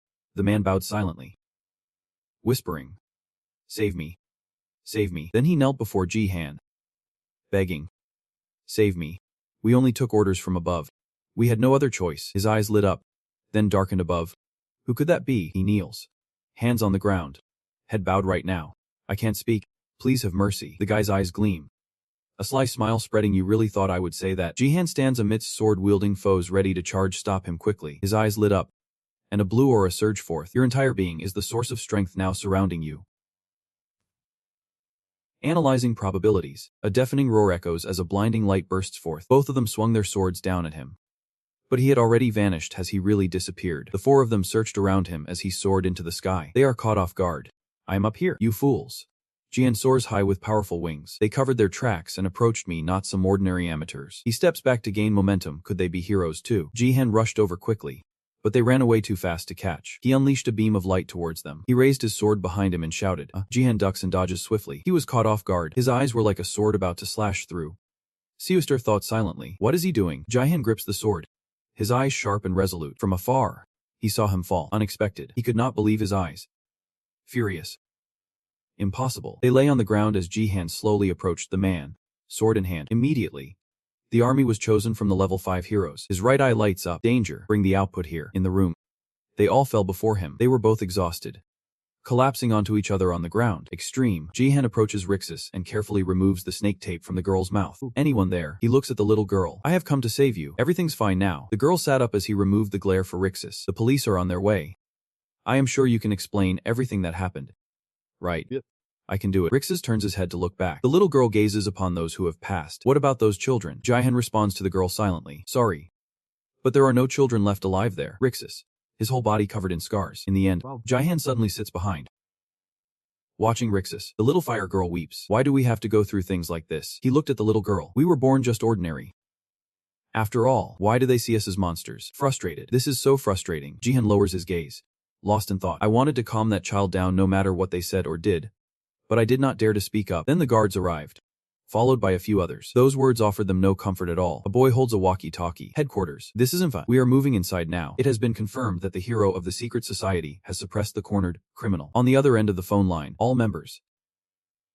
Move carefully. See who looks up, worried. Late at night, in the old ancient house, two men sit at the dining table, deep in conversation. Thank you for preparing this position for me today. I am the one who should be thanking you for your support. Minsu holds a glass of wine in his hand. The sample you sent me this time has been incredibly helpful. Now, the perfect final conclusion can be reached. The man in a sharp suit holds a bottle of wine. You have seen the news and checked it out. Right, this time. I have accomplished something great. Have not, and reached out, pouring the wine into the glass. The association has its eyes on you. You are still okay. Right. You do not have to worry about it. Minsu holds his glass, intently listening to the man. Fortunately, everything is fine. But I hope there will be no losses on our side. Is something troubling you today? And raised his glass. Pondering. Are you saying this is not a happy matter? You still have not received the report. In the police house wired with seriousness. Today, it seems a fly got into the site with many materials to study. So there might be issues with the supply this time. Jaehyun puts on his coat and walks out. Whether by chance or not, they say he is the hero who saved the mutant sword cat last time. Minsu raises his glass, wishing he could get drunk right now, feeling alive in moments like these. His eyes are dark and dangerous. If that is the case, then do not worry, with one hand gripping back and the other offering tea forward. Sternly. Because we will go out directly and settle this. Outside the building, wires and police surround the area. An officer carries a boy in a vest holding a radio, confirming 12 children accounted for. But Lee Jong-ok has died. Ji-han stands with everyone. When someone calls from behind, he turns around. It is Ji-han. Saihu clutches his hand nervously. She is here. Saihu. She went to ask him if everything had been resolved smoothly. He just said both looked over at someone carrying a body out. Still have not found them all. Suddenly, Saihu's eyes widened in shock. Some children had died before I arrived. The boy set down the stretcher. She looked toward the whiteboard and asked, "What about the criminals?" "I have not killed them yet." Saihu's eyes lit up with anger. "We will capture them and proceed with interrogation as per regulations," he silently thought. Seeing her, that fierce expression of Saihu was the first time he would ever seen. Jaehyun lowered his gaze, thinking, I know it is because she was once a half-elf too, so she must be angry. But there is definitely something hidden behind all this. Both of them stepped out, gripping the torch tightly, even if they were ruthless fiends. I had no choice but to let them live to uncover the truth. Jihan turns to him cautiously and says, "Maybe they have not reached this spot. But this seems to be the place the traffickers call V. Please investigate this matter." "Understood. I got." The cop pulls his hat down. "Now the heroes should probably leave this place." "What do you mean by that?" In front of the police car with flashing lights, the two of them stand and talk. "This one. I heard the victim has something to say to the heroes." Rixus sits in the car, looking out the window, and says to me, "What now?" 3 pairs of feet walk along the sidewalk. Rixus walks alongside Saihu and Ji-han. "Everyone. I am sorry for making an unreasonable request. It is. We are comfortable with it too. The kids asked us directly to take them, not the police." The little girl points ahead. "Sir." Ahead is the Hanayon Care Center. The 2 children play in the yard. A sanctuary for the weakest among those from other worlds who have come to Earth. This place also provides basic lodging and meals for children of different races, like an orphanage, until they grow up. Jihan glanced at Rixus, thinking to himself, they say this is the largest care center for other races in the country. Does this mean the kids at this facility will become targets for kidnapping? Suddenly, Jihan saw something and spoke up. "I see a woman standing at the entrance of the center." Whispering, "That person is..." Dong'an and Yang extends both hands forward, eyes filled with worry. Rixus. Rixus runs over and embraces on Yang. Hey. Director." The little girl clings to her, sobbing. Director. The peace treaty is secured. You did not do anything wrong to have to apologize." Yang saw Gaihen watching them. I am sorry." "Oh no. It is nothing." She introduces herself. "I am the river." Flowing endlessly. "The director of the Hanayon Support Center just contacted you. Are you Kim Saihu, the head of the secret society?" Then she bowed as Saihu waved goodbye. "Thank you both for saving our Rixus." Then he carefully "No. This is what heroes are meant to do. I am not doing anything too big either." After Yang finished speaking, Saihu and Jian exchanged silent glances. "You do not mind? Please stop by the center for a moment before you leave." In the corridor, they moved toward the room. Jahan and Anyang turns around to answer. "This place is so quiet. Is late. So I have already put the kids to bed." Some children ran out, crying tears of joy. "There it is, Rixus." He and she watched them smile as the children run out to embrace Rixus. Joyful. "Kids. I told you not to go outside. Thank goodness you are safe. Are you hurt anywhere?" Jihan smiles awkwardly. "The kids must be sleeping less these days." She turned her face and smiled. Ha. Sorry about that. Then Rixus took the children away. Smile. I will bring the kids in, everyone. Just feel free to talk. He looked at the girl, lost in thought. Even though everything happened like this today, she remains optimistic. In the room are Yang, Ji-han, and they sit on the sofa. Both of you. It is a bit noisy. Is not all. On the contrary. Watching the kids makes me happy too. Yang lowered his gaze downward the moment I heard the news. I was so shocked I blurted out to the kids that Rixus had been kidnapped. Looks like the kids are too scared to sleep, waiting for Rixus to come back. Saihu is serious. Are there any other victims here at the shelter besides the children? She lowered her face with a serious expression. The only child involved in this incident at our Hanul care center is Rixus. The children from other clans there seem to come from nearby care centers. Anmayang looks at Sue and speaks. She said, could it be that what happened today has happened before? A stranger steps inside. She turns her face away. Excuse me. Please. Leela enters, carrying 3 cups of coffee. Director. I have brought it back for you. The little girl sets it down on the table. Smile as you look at her. Oh my. Leela. Thank you so much. It is already this late. This is something you should do whenever guests arrive. Leela's eyes bore into them with a stern gaze. The girl reached out to him, then turned to ask Yang, is this the person my aunt mentioned earlier? That is right. Leela bowed her head towards Saihu and Ji-han. Thank you both for saving Rixus. Saihu listens intently as she speaks. Leela was a child who had gone through the same ordeal. Yang recounts the story to him and her. 4 years ago, 2 kids at our center were cornered. Leela was released, but the child could never come back. Ji-han lowers his hand, and Saihu slams his palm on the table. What a pity. Is there anything else we can assist you with? Yang shook his head. Smile. If possible, we would like to send a small donation. Her eyes told a serious story. Many have offered to help us before, but their words all sounded the same. She stands before 3 men in sharp suits. I will support more costs so we can turn Korea into a wonderful place for other races to live. Words like that, but in reality, the help we received was barely enough. Yang spoke, glancing over at Leela. When Leela was cornered, only one major guild came to our aid. A powerful guild. Ihan recalls a powerful man gripping his hair. This is the heart of the gathering, the home of the hero Undoa. Is not. He was the one who played the decisive role in finding Leela. Ihan sweats on his face, thinking silently. Indoa from 4 years ago was infamous as a rogue. Back before he became the hall leader, the 3 young men stood rigid, their bodies battered. Yet at that moment, it was the opposite. Because of the opposition from the mercenary networks, a great war broke out, with some races within these mercenaries harboring deep hatred for heroes. Ihan sat silently, thinking. It is not easy at all. Giving and receiving help always leads to complicated misunderstandings. Yang bowed his head, saddened. In that situation, from our standpoint, we cannot express the opinions we wish to say. We will only accept everyone's goodwill. Sihu raised her hand behind her head, saying, if that is the case, then you do not need to worry.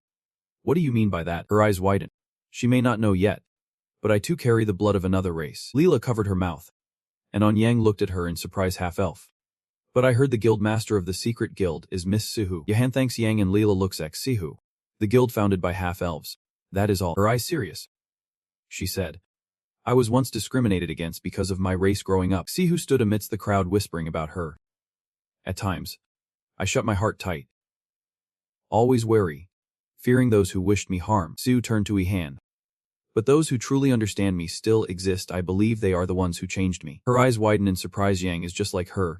Is not. Yang's eyes widened in awe, silently thinking, truly, how could this be possible? A desire for change against the unyielding wall called racism. Zhu and Ihan stand side by side, the yin-yang flow sensing a new breeze carrying that desire right before their eyes, as a gentle wind blows through the slightly open door, and that wind comes from beyond the door. Rixus stands behind the slightly open door, anxious and fearful, beginning to shake the heart of the listener. As night falls under the streetlights, Siu bows before Ihan, saying, Ihan.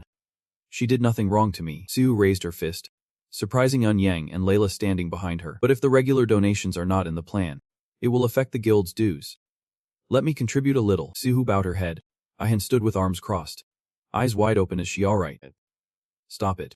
Please. He sighed, smiled softly. After all, today her husband played the role of the guild leader well, but the true guild leader of Matlack is still Miss Suhu. If it is not a mistake, then everyone must follow the chief's orders. Siu clasped his hands. Ihan stood stern with arms crossed. A guy like him having a shady relationship with Minya Wu just makes me furious. What? How could you approach someone from another guild without reporting to the captain first? He said no. It was an unavoidable situation. From afar, a girl rushes towards Sihu and Ihan. Wait. Hold on. He saw the girl speak. Rixus. Ihan turned to ask, as Rixus stood there, breathless and tired. What is wrong? Do you still have something to say? Rixus's arms wrap around Ihan and Sihu as she says, "Thank you both for saving me today. I am still in shock and have not been able to properly thank you yet." The little girl choked up, closing her eyes, overwhelmed with happiness thanks to everyone. She found the strength to keep moving forward. "I truly thank you." Ihan and Hu watch Rixus listen as the little girl says, "I have something to give you both, as a token of gratitude. Something I want to send." The little girl had out her palms. Treasures from another world she once called home. Ihan and Sihu shield their faces from the overwhelming light of the power. "Is this the item you brought from the cave?" Ihan's face darkened as he held the glowing gem in his hand. Sihu walks to the bay. Looking down at the stone, "Could this be the demon spirit stone?" The opponent suddenly said, "I want to give you a token of gratitude." Sihu asked suspiciously, "Is there something you want to give us?" She pulled out a glowing crystal and held it up toward them. A blinding aura radiated, as a deep, slow voice wrote, "This is an artifact from Kalam, the world I once called home." Ihan stared in shock at the large rock in his hands, his face still filled with confusion, with sharp eyes. Sihu instantly recognized it and exclaimed in a stunned tone, "This is a magical crystal." Cut to the old brick building with a dilapidated sign, the secret society's headquarters. Sihu sat with arms crossed, eyes wide, exclaiming in surprise, "You are really thinking about inviting Mini Yuri to join us?" Ihan calmly persuades her, "We are now a 4th-tier guild. Is not it time to recruit some new talents?" Still undecided, but she said she will think it over. Hearing this, she suddenly recalled the meeting between him and Yuri the other day. Their cheeks slightly flushed, a pang of guilt, so they did not date that day after all. How embarrassing. I have misunderstood everything from the start. However, she hesitated at the proposal, confusedly asking, "Do you really think we can recruit someone like Minya Yuri?" He replied, "How will we know if we do not try? It is definitely worth a shot. I mean, the chance to recruit a hero like Minya Yuri does not come around every day, especially for a small guild like Epic." Your two small guild words hit Sihu's heart like a towering rock, leaving her stunned. In the end, she finally agreed, accepting Jihan's terms but not forgetting to warn him, "Fine. If you think this is the right move, then so be it, but this is just once. Next time, ask for my opinion before doing something like that." "Got it," he replied cheerfully. "I will remember." Then she spread her legs slightly and said softly, "I think that concludes our discussion." Sisu's eyes gleamed brightly, eagerly asking about the fruit from Rises. "When will we use it?" Only then did Jihan remember, turning calmly to reply, "Wait, you mean he took out that glowing blue crystal, the magical crystal?" Sihu approached, using the scanner to survey and seriously assess a blue magical crystal. She said it was brought back from Column. "Right." Jihan agrees with her indeed. "The mana density here is far lower than what we have seen elsewhere." He paused, turned to leave, then said, "We could give this to Sinflon. But I think this might be a good learning opportunity." Sihu looked at him puzzled, curious. "A chance to learn? What do you mean?" But Jian just smiled faintly. "You will see." He spread his dirty palm in midair, and Sinful quickly appeared. The moment it appeared, it immediately slipped inside Jihan's shirt, leaving him puzzled and questioning. "Where do you think you are going?" He gently pulls it off, soothing and reassuring. "We are in the office. No need to hide," he says as it nervously looks around. Sinful excitedly soars high above, while Jihan, losing patience, gives the order, "Come on. Calm down. You are giving me a headache." Since it showed no sign of obedience, Jihan had to sternly assert control. "Get down immediately." Siu stood aside, watching with a hint of surprise. "I wonder, since when could he talk to Sinful like that? As if he were as close to Sinful as my own mother." Jihan approaches the crystal, issuing a direct command. "Sinful, check this out, magic crystals. I know you love this stuff." Sinful let out a surprised cry. "Cheater." In an instant, it swooped in, but Jian swiftly cut it off. "Strict warning. It is not that quick. Big bro, look at him." Questioning sharply. "You used to work for them at Dice Guild, did not you? Remember? Do you know how embarrassed I was back then?" Sinful also reacts to the angry attitude. Jihan clenched its form, eyes cold and threatening. "If you keep acting like a spoiled child, you won't get this magic crystal. Clear now." Sinful can only helplessly agree. He continued instructing, "Now jump 3 times for me." And he quickly complied, and spinning clockwise, Sinful shifted to circle through the air. Witnessing this scene, Sihu was stunned, wondering, "I thought he was just training. Who would have thought this would turn into military training?" She suddenly thought of her mother.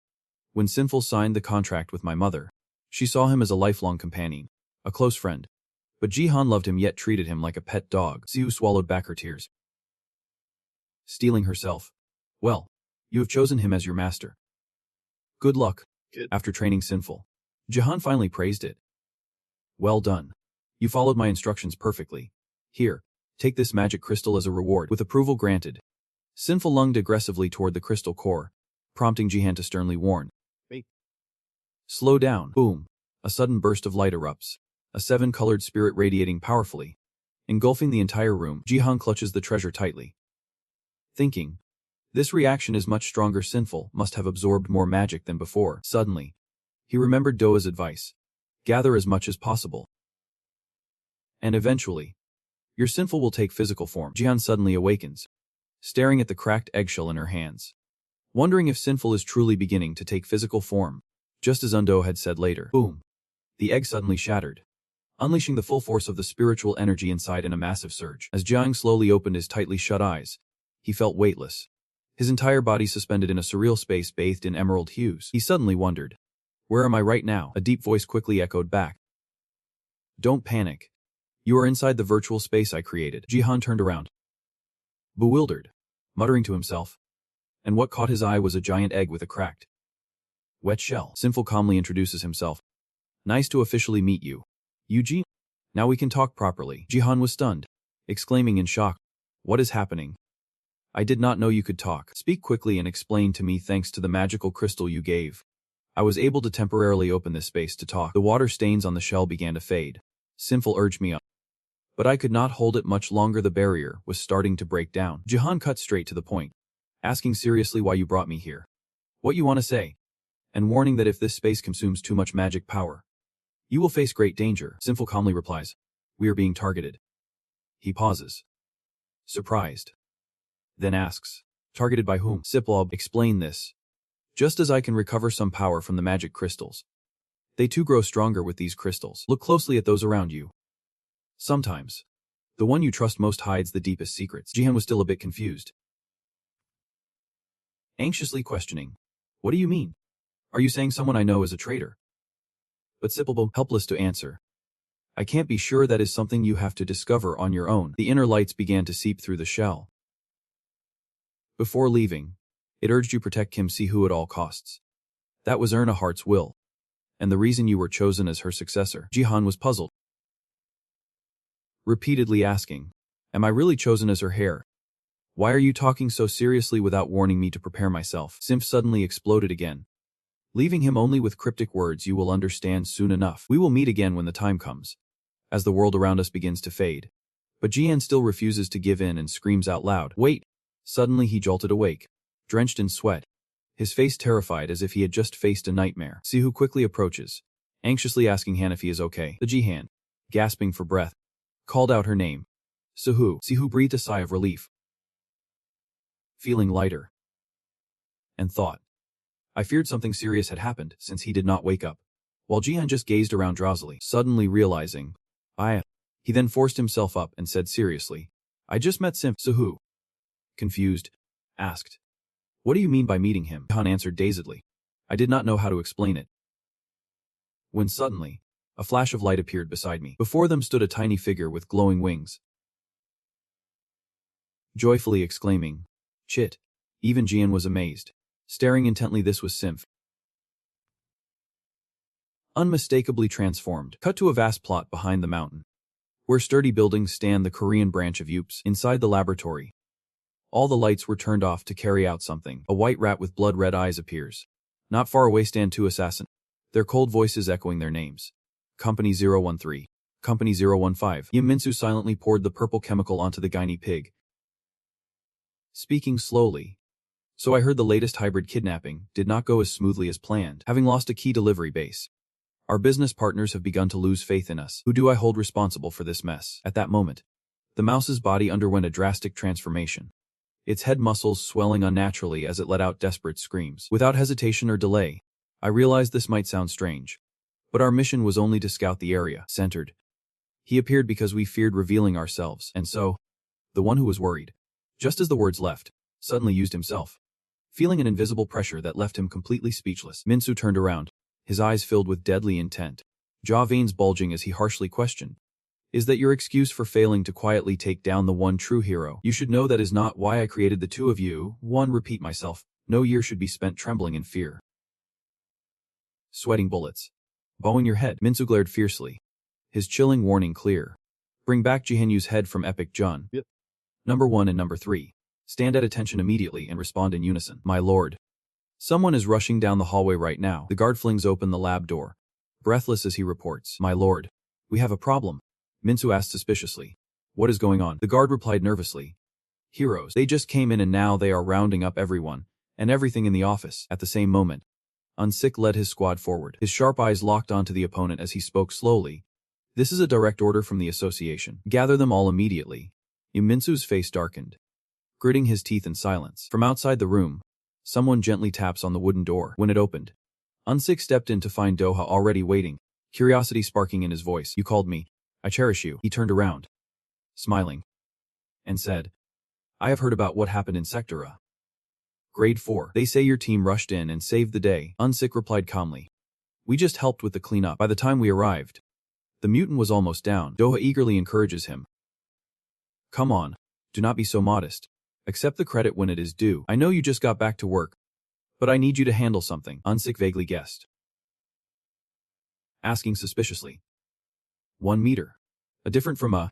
But that is not the right answer. Doha slowly stood up, pondering deeply. Not this time. I am serious. I need you to arrest a manager from Y. Miso. And everyone under his command. Unsik's eyes instantly sharpened, alert and focused. Has the hero unit approved this arrest yet? If we act without their consent, we may face deception. Doha bluntly dismissed it, firmly declaring, we have to take the risk. This time, I decide. The association insists guilds must report to them. But if we stick to their process, we will never catch them. More importantly, there is a traitor in the guild. Unsik was stunned right after the deception. He seemed unable to believe his own hands, questioning in doubt.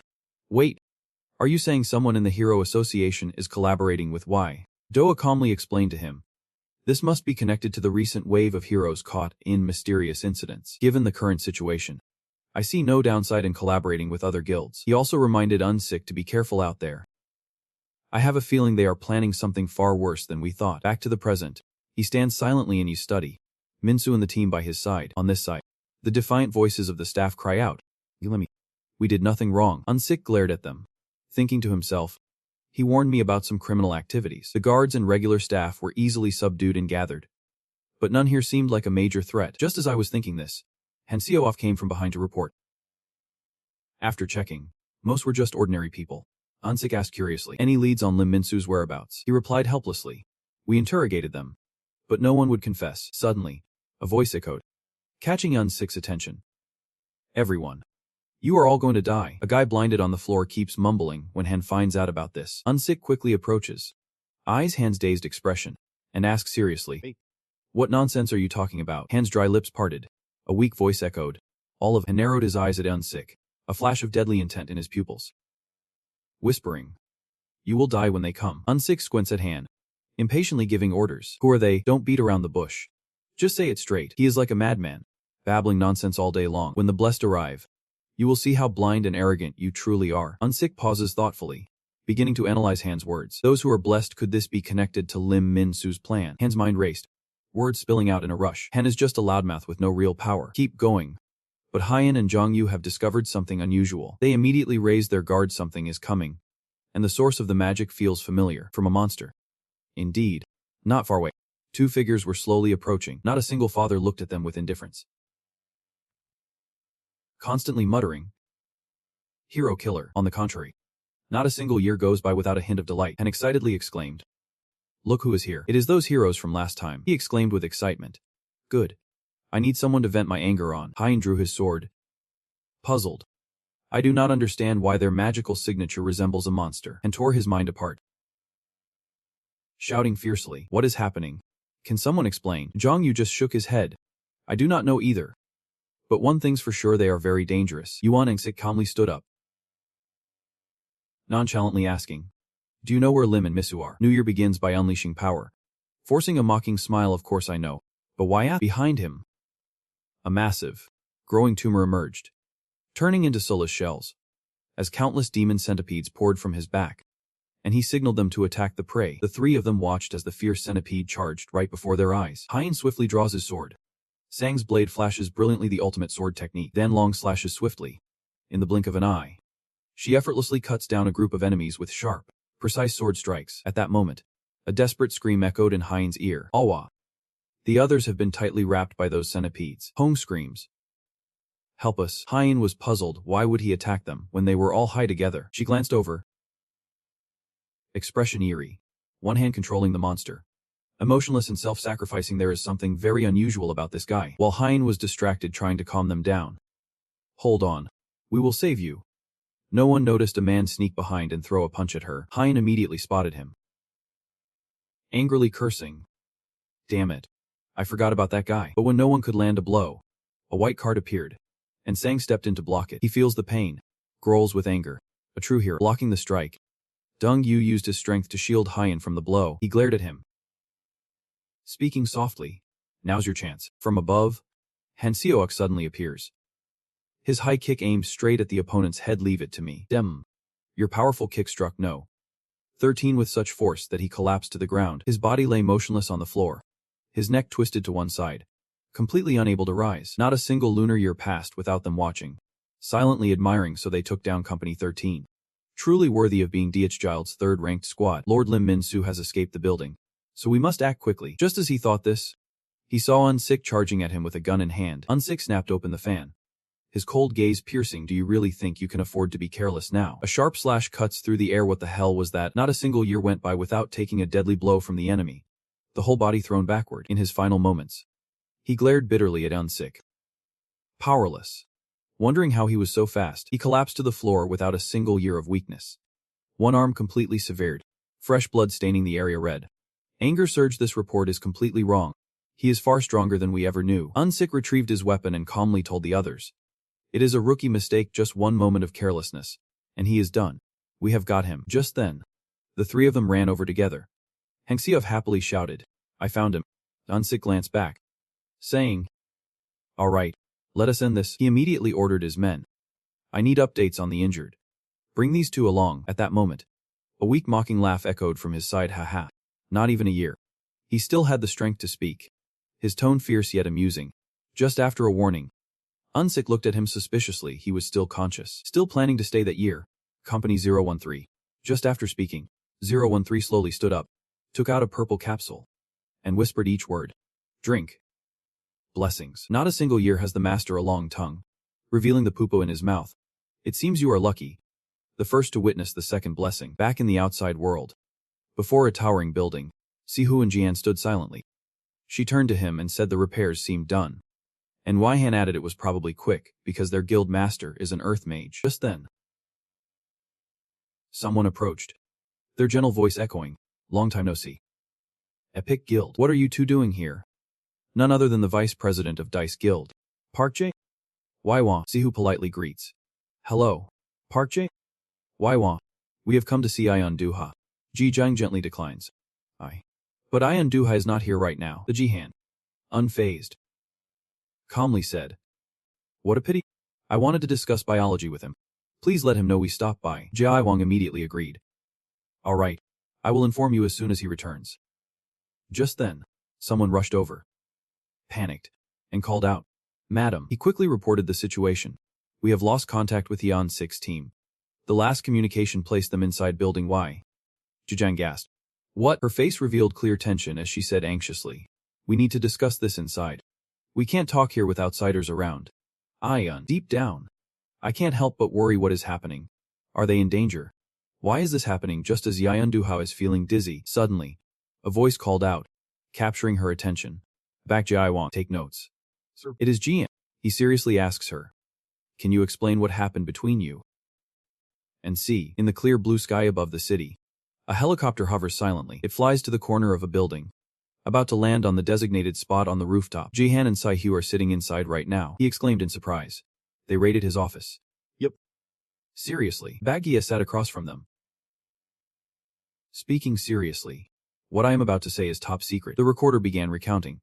Not long ago, the Hero Association ordered all guilds to cooperate in a joint investigation targeting a man named Lim Min Su, suspected as the mastermind behind the recent mutant monster attacks. This information has been relayed to all major guilds, including the top 6. The plan is for all guilds to coordinate an investigation in a few days. Saihu could not help but wonder if this case was big enough to involve the top 6 guilds.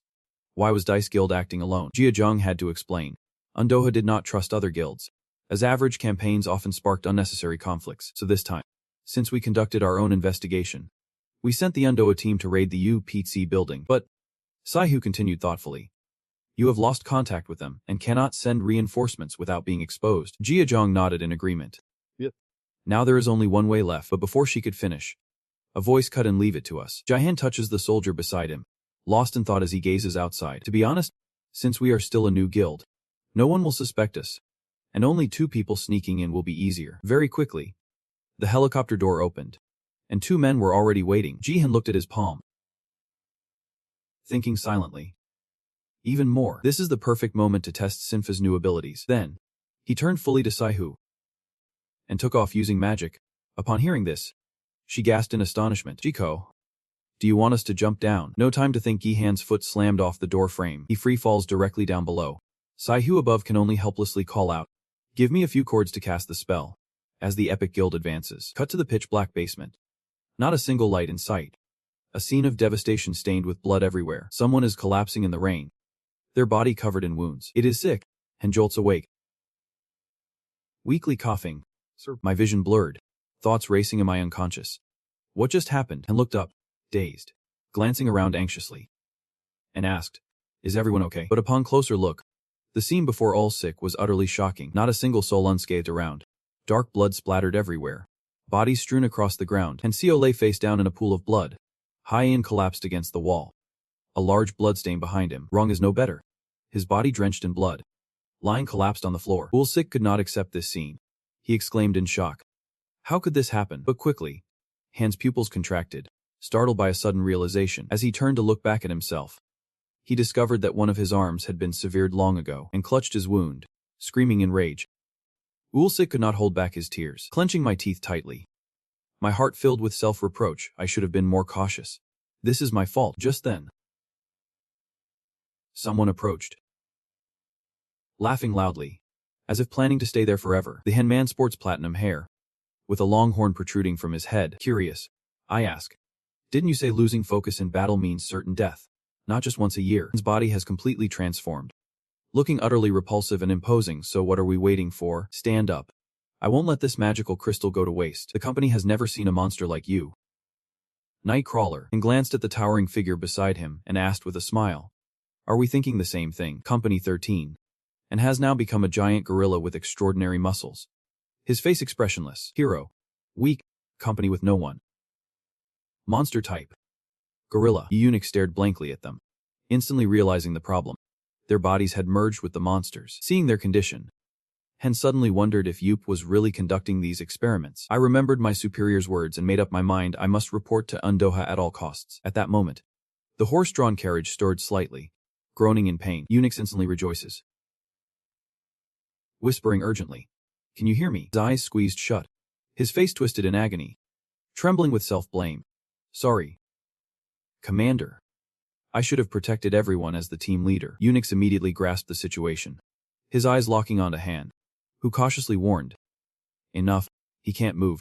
Unascending Viet Bine. Han Exao gently touched his eye, resolutely saying, it does not matter. I won't survive. You must leave us behind and run while you still can.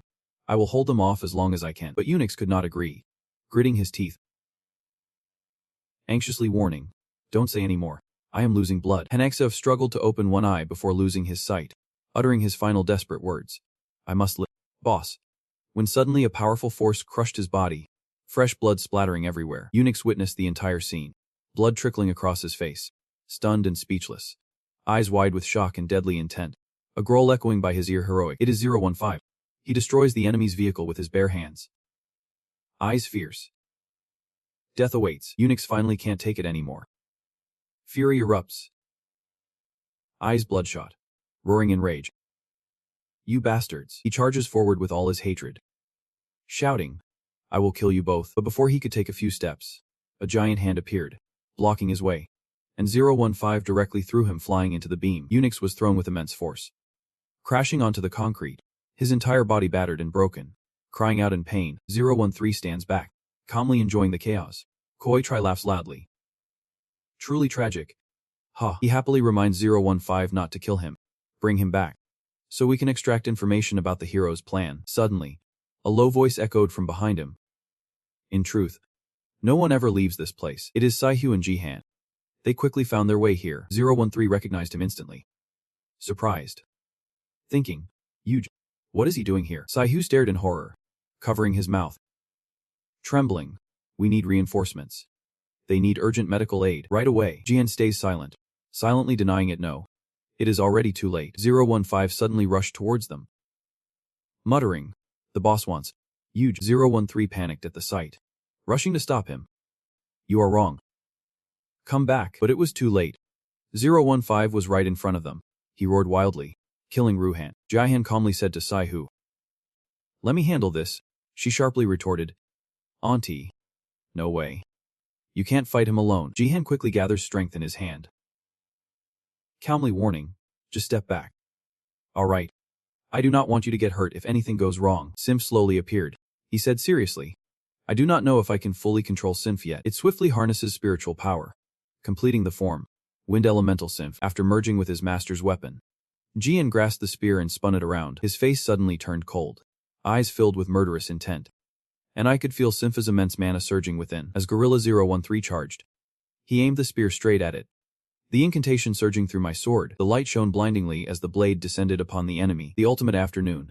A terrifying beam of light bursts forth, completely blurring everything. For an entire year, Saihu was left wide-eyed in astonishment, while only Jian maintained a serious, resolute expression. After ordering everyone to stay clear of the battlefield, Jihan infused his sword with Sinf and unleashed a blazing strike from the blade's tip. His eyes gleamed with the blue aura of energy. A sword strikes straight at Monster 013. The clash unleashes a terrifying, deadly energy. This light source left the entire year in awe, and Saihu's face could not hide his astonishment. Now, Jihan's eyes ignite with fire. His coldness and overwhelming aura embody the essence of a genius. The Iron Wind Sword Technique. Since ancient times, people have discovered many fascinating things, including spirit magic wielding natural power by forging pacts with spirits. Those who wield magical power to attack or heal others are often regarded as magic users. Although common magical elements also reflect natural power, they merely imitate elemental magic. To master pure spirit magic, certain conditions must be met, conditions most practitioners overlook. Spirit magic is based on the bond with spirits to harness natural power. Fundamentally two completely different fields. Jihan also tries to rely purely on spirit magic, but in the U, despite frequent spirit battles, he is facing a major limit. The limit Jihan could not overcome would become a great threat if the spirit magic user fails to control it. A severe shortage of magical energy. One simple reason. Yu Jihan is not a hero born with exceptional magical talent. Every time he uses spirit magic, he risks teetering between life and death. Every time you use spirit magic, the system sounds an alarm. 95% chance of death if you continue. Jihan tried his best to master spirit magic, but an unfortunate event was bound to happen, though it broke that gap by mastering the technique of minimal magical energy. It leans more towards swordsmanship and cannot be considered complete spirit magic. Things might have been at a standstill, but now the situation has changed. The awakening of Sinf. Since Jihan possessed Sinf and it truly awakened, everything turned like a spinning sphere. He finally found a way to solve his energy depletion problem. Since the spirit manifested, instead of using his own magical energy, he can harness Sinfa's magical power. At the very moment he unleashed the powerful slash glowing with radiant golden light, he was no longer bound by magical energy. Jian can confidently and proudly declare one thing. Yu Jihan has finally become a true elemental spirit mage. After the dazzling light show, the dust slowly settled around. A man quickly brushed the haze away with his right hand, muttering to himself. Unbelievable. Seeing the slash stretched across the ground and 013's body cut in half, he could not believe his eyes. He took down Company 013, who was just waking up, with a single strike. Now 013 has returned to his human form. He softly speaks before bursting into flames, becoming a hero. 013 tried to tell Jihan to kill him. His final words were just four. Order. Director. Then, the dreamy purple energy surged wildly. He thought to himself, strange purple magical energy. This is clearly a common trait seen in mutated monsters. After all the calculations and connections, a flash of anger flickered deep in their eyes. These guys. Jihan stared at 015 in shock, wondering if they had somehow merged with the mutant monster. 015 was struck by a devastating blow after Jihan unleashed the lost sword technique. Today, you took the initiative to talk to him. Have not we met before? We have fought once before. Remember. Not stopping there, he did not hesitate to threaten the freak right before him. We had not settled the score back then, but this time, I won't let you get away. No sooner had he spoken than Jihan called for help. Sinf. After Sinf infused spirit energy into each sword stroke, Jihan's eyes briefly flared with a fierce blue. His aura igniting like a charged battery. I will make you reveal everything Upsi is plotting. Sensing the murderous intent radiating from the sword and in Jihan's words, 015 grits his teeth. Thinking carefully, directly confronting him now would be too dangerous. Unexpectedly, his mind recalled Minsu's threat. Bring Yugihan's head here. At that thought, everything around 015 seemed frozen. As if returning empty-handed now would be disastrous. He glanced around for more schemes. His eyes catching something, a man lying unconscious on the ground. No idea came to mind. Wait, there is still him. At that thought, 015 immediately sent a tentacle rushing forward, coiling tightly around Yu Uxich to take him hostage. He lifted Yu's limp body high. Threatening. This guy. He is important to you. Is not. Saihu. Restless. Rushed to Jihan, planning to take Bang Yuxich hostage. While Sun hurried over, speaking in cryptic words. Porong. Feeling he has caught Gihan's team off guard, 015 grins confident. Try making a move. I will crush this guy's body instantly. Jihan's face darkened as he gripped his sword. Walking and speaking, he could not let that happen. I won't hesitate to demand a proper escape route for 015. Release Bang Yuxich. And I will retreat quietly. 015 immediately trusted those words. Grinning triumphantly. Good. Wise choice. And more than that, deep inside, he still scorns Gihan, such knave fools. Easily exploited by Anhung's nature. The more he thought about it, the more confident he became. Sure that an answer was waiting for him. The director must know things are unstable and will soon send reinforcements. We just need to hold out until then. In a moment lost deep in his thoughts, 015 revealed a weakness. And Gian seized the opportunity perfectly, and Lao rushed over, quietly asking, do you really believe in that? With a single basic sword strike, Jihan sliced off the tentacle behind 015, who was caught off guard and angrily cursed in frustration. Jihan shows no sign of holding back.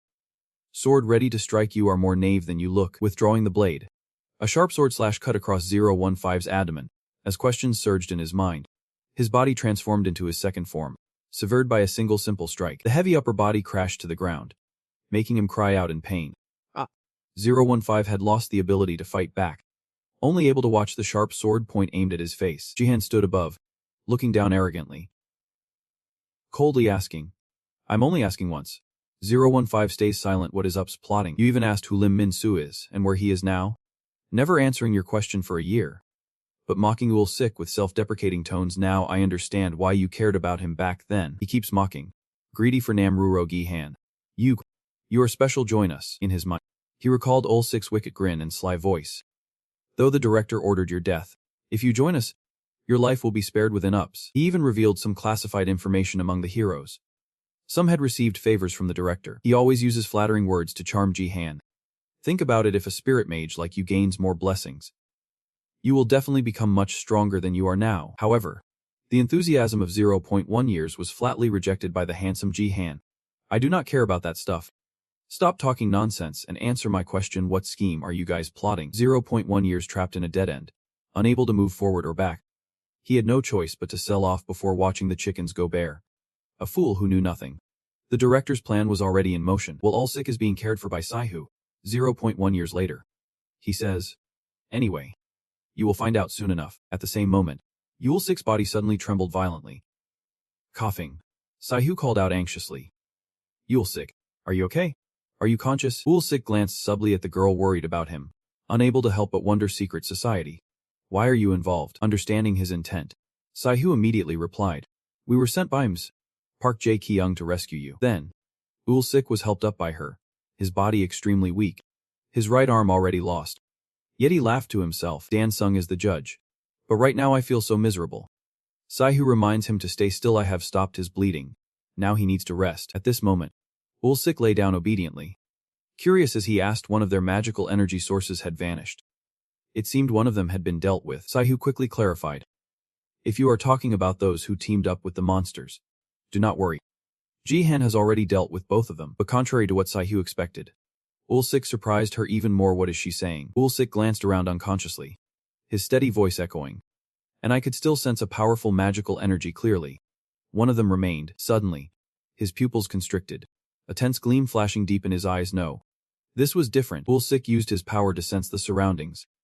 This magical energy is on a completely different level from theirs. At the same time, Jihan from 015 was startled by Saihu's scream. What is going on?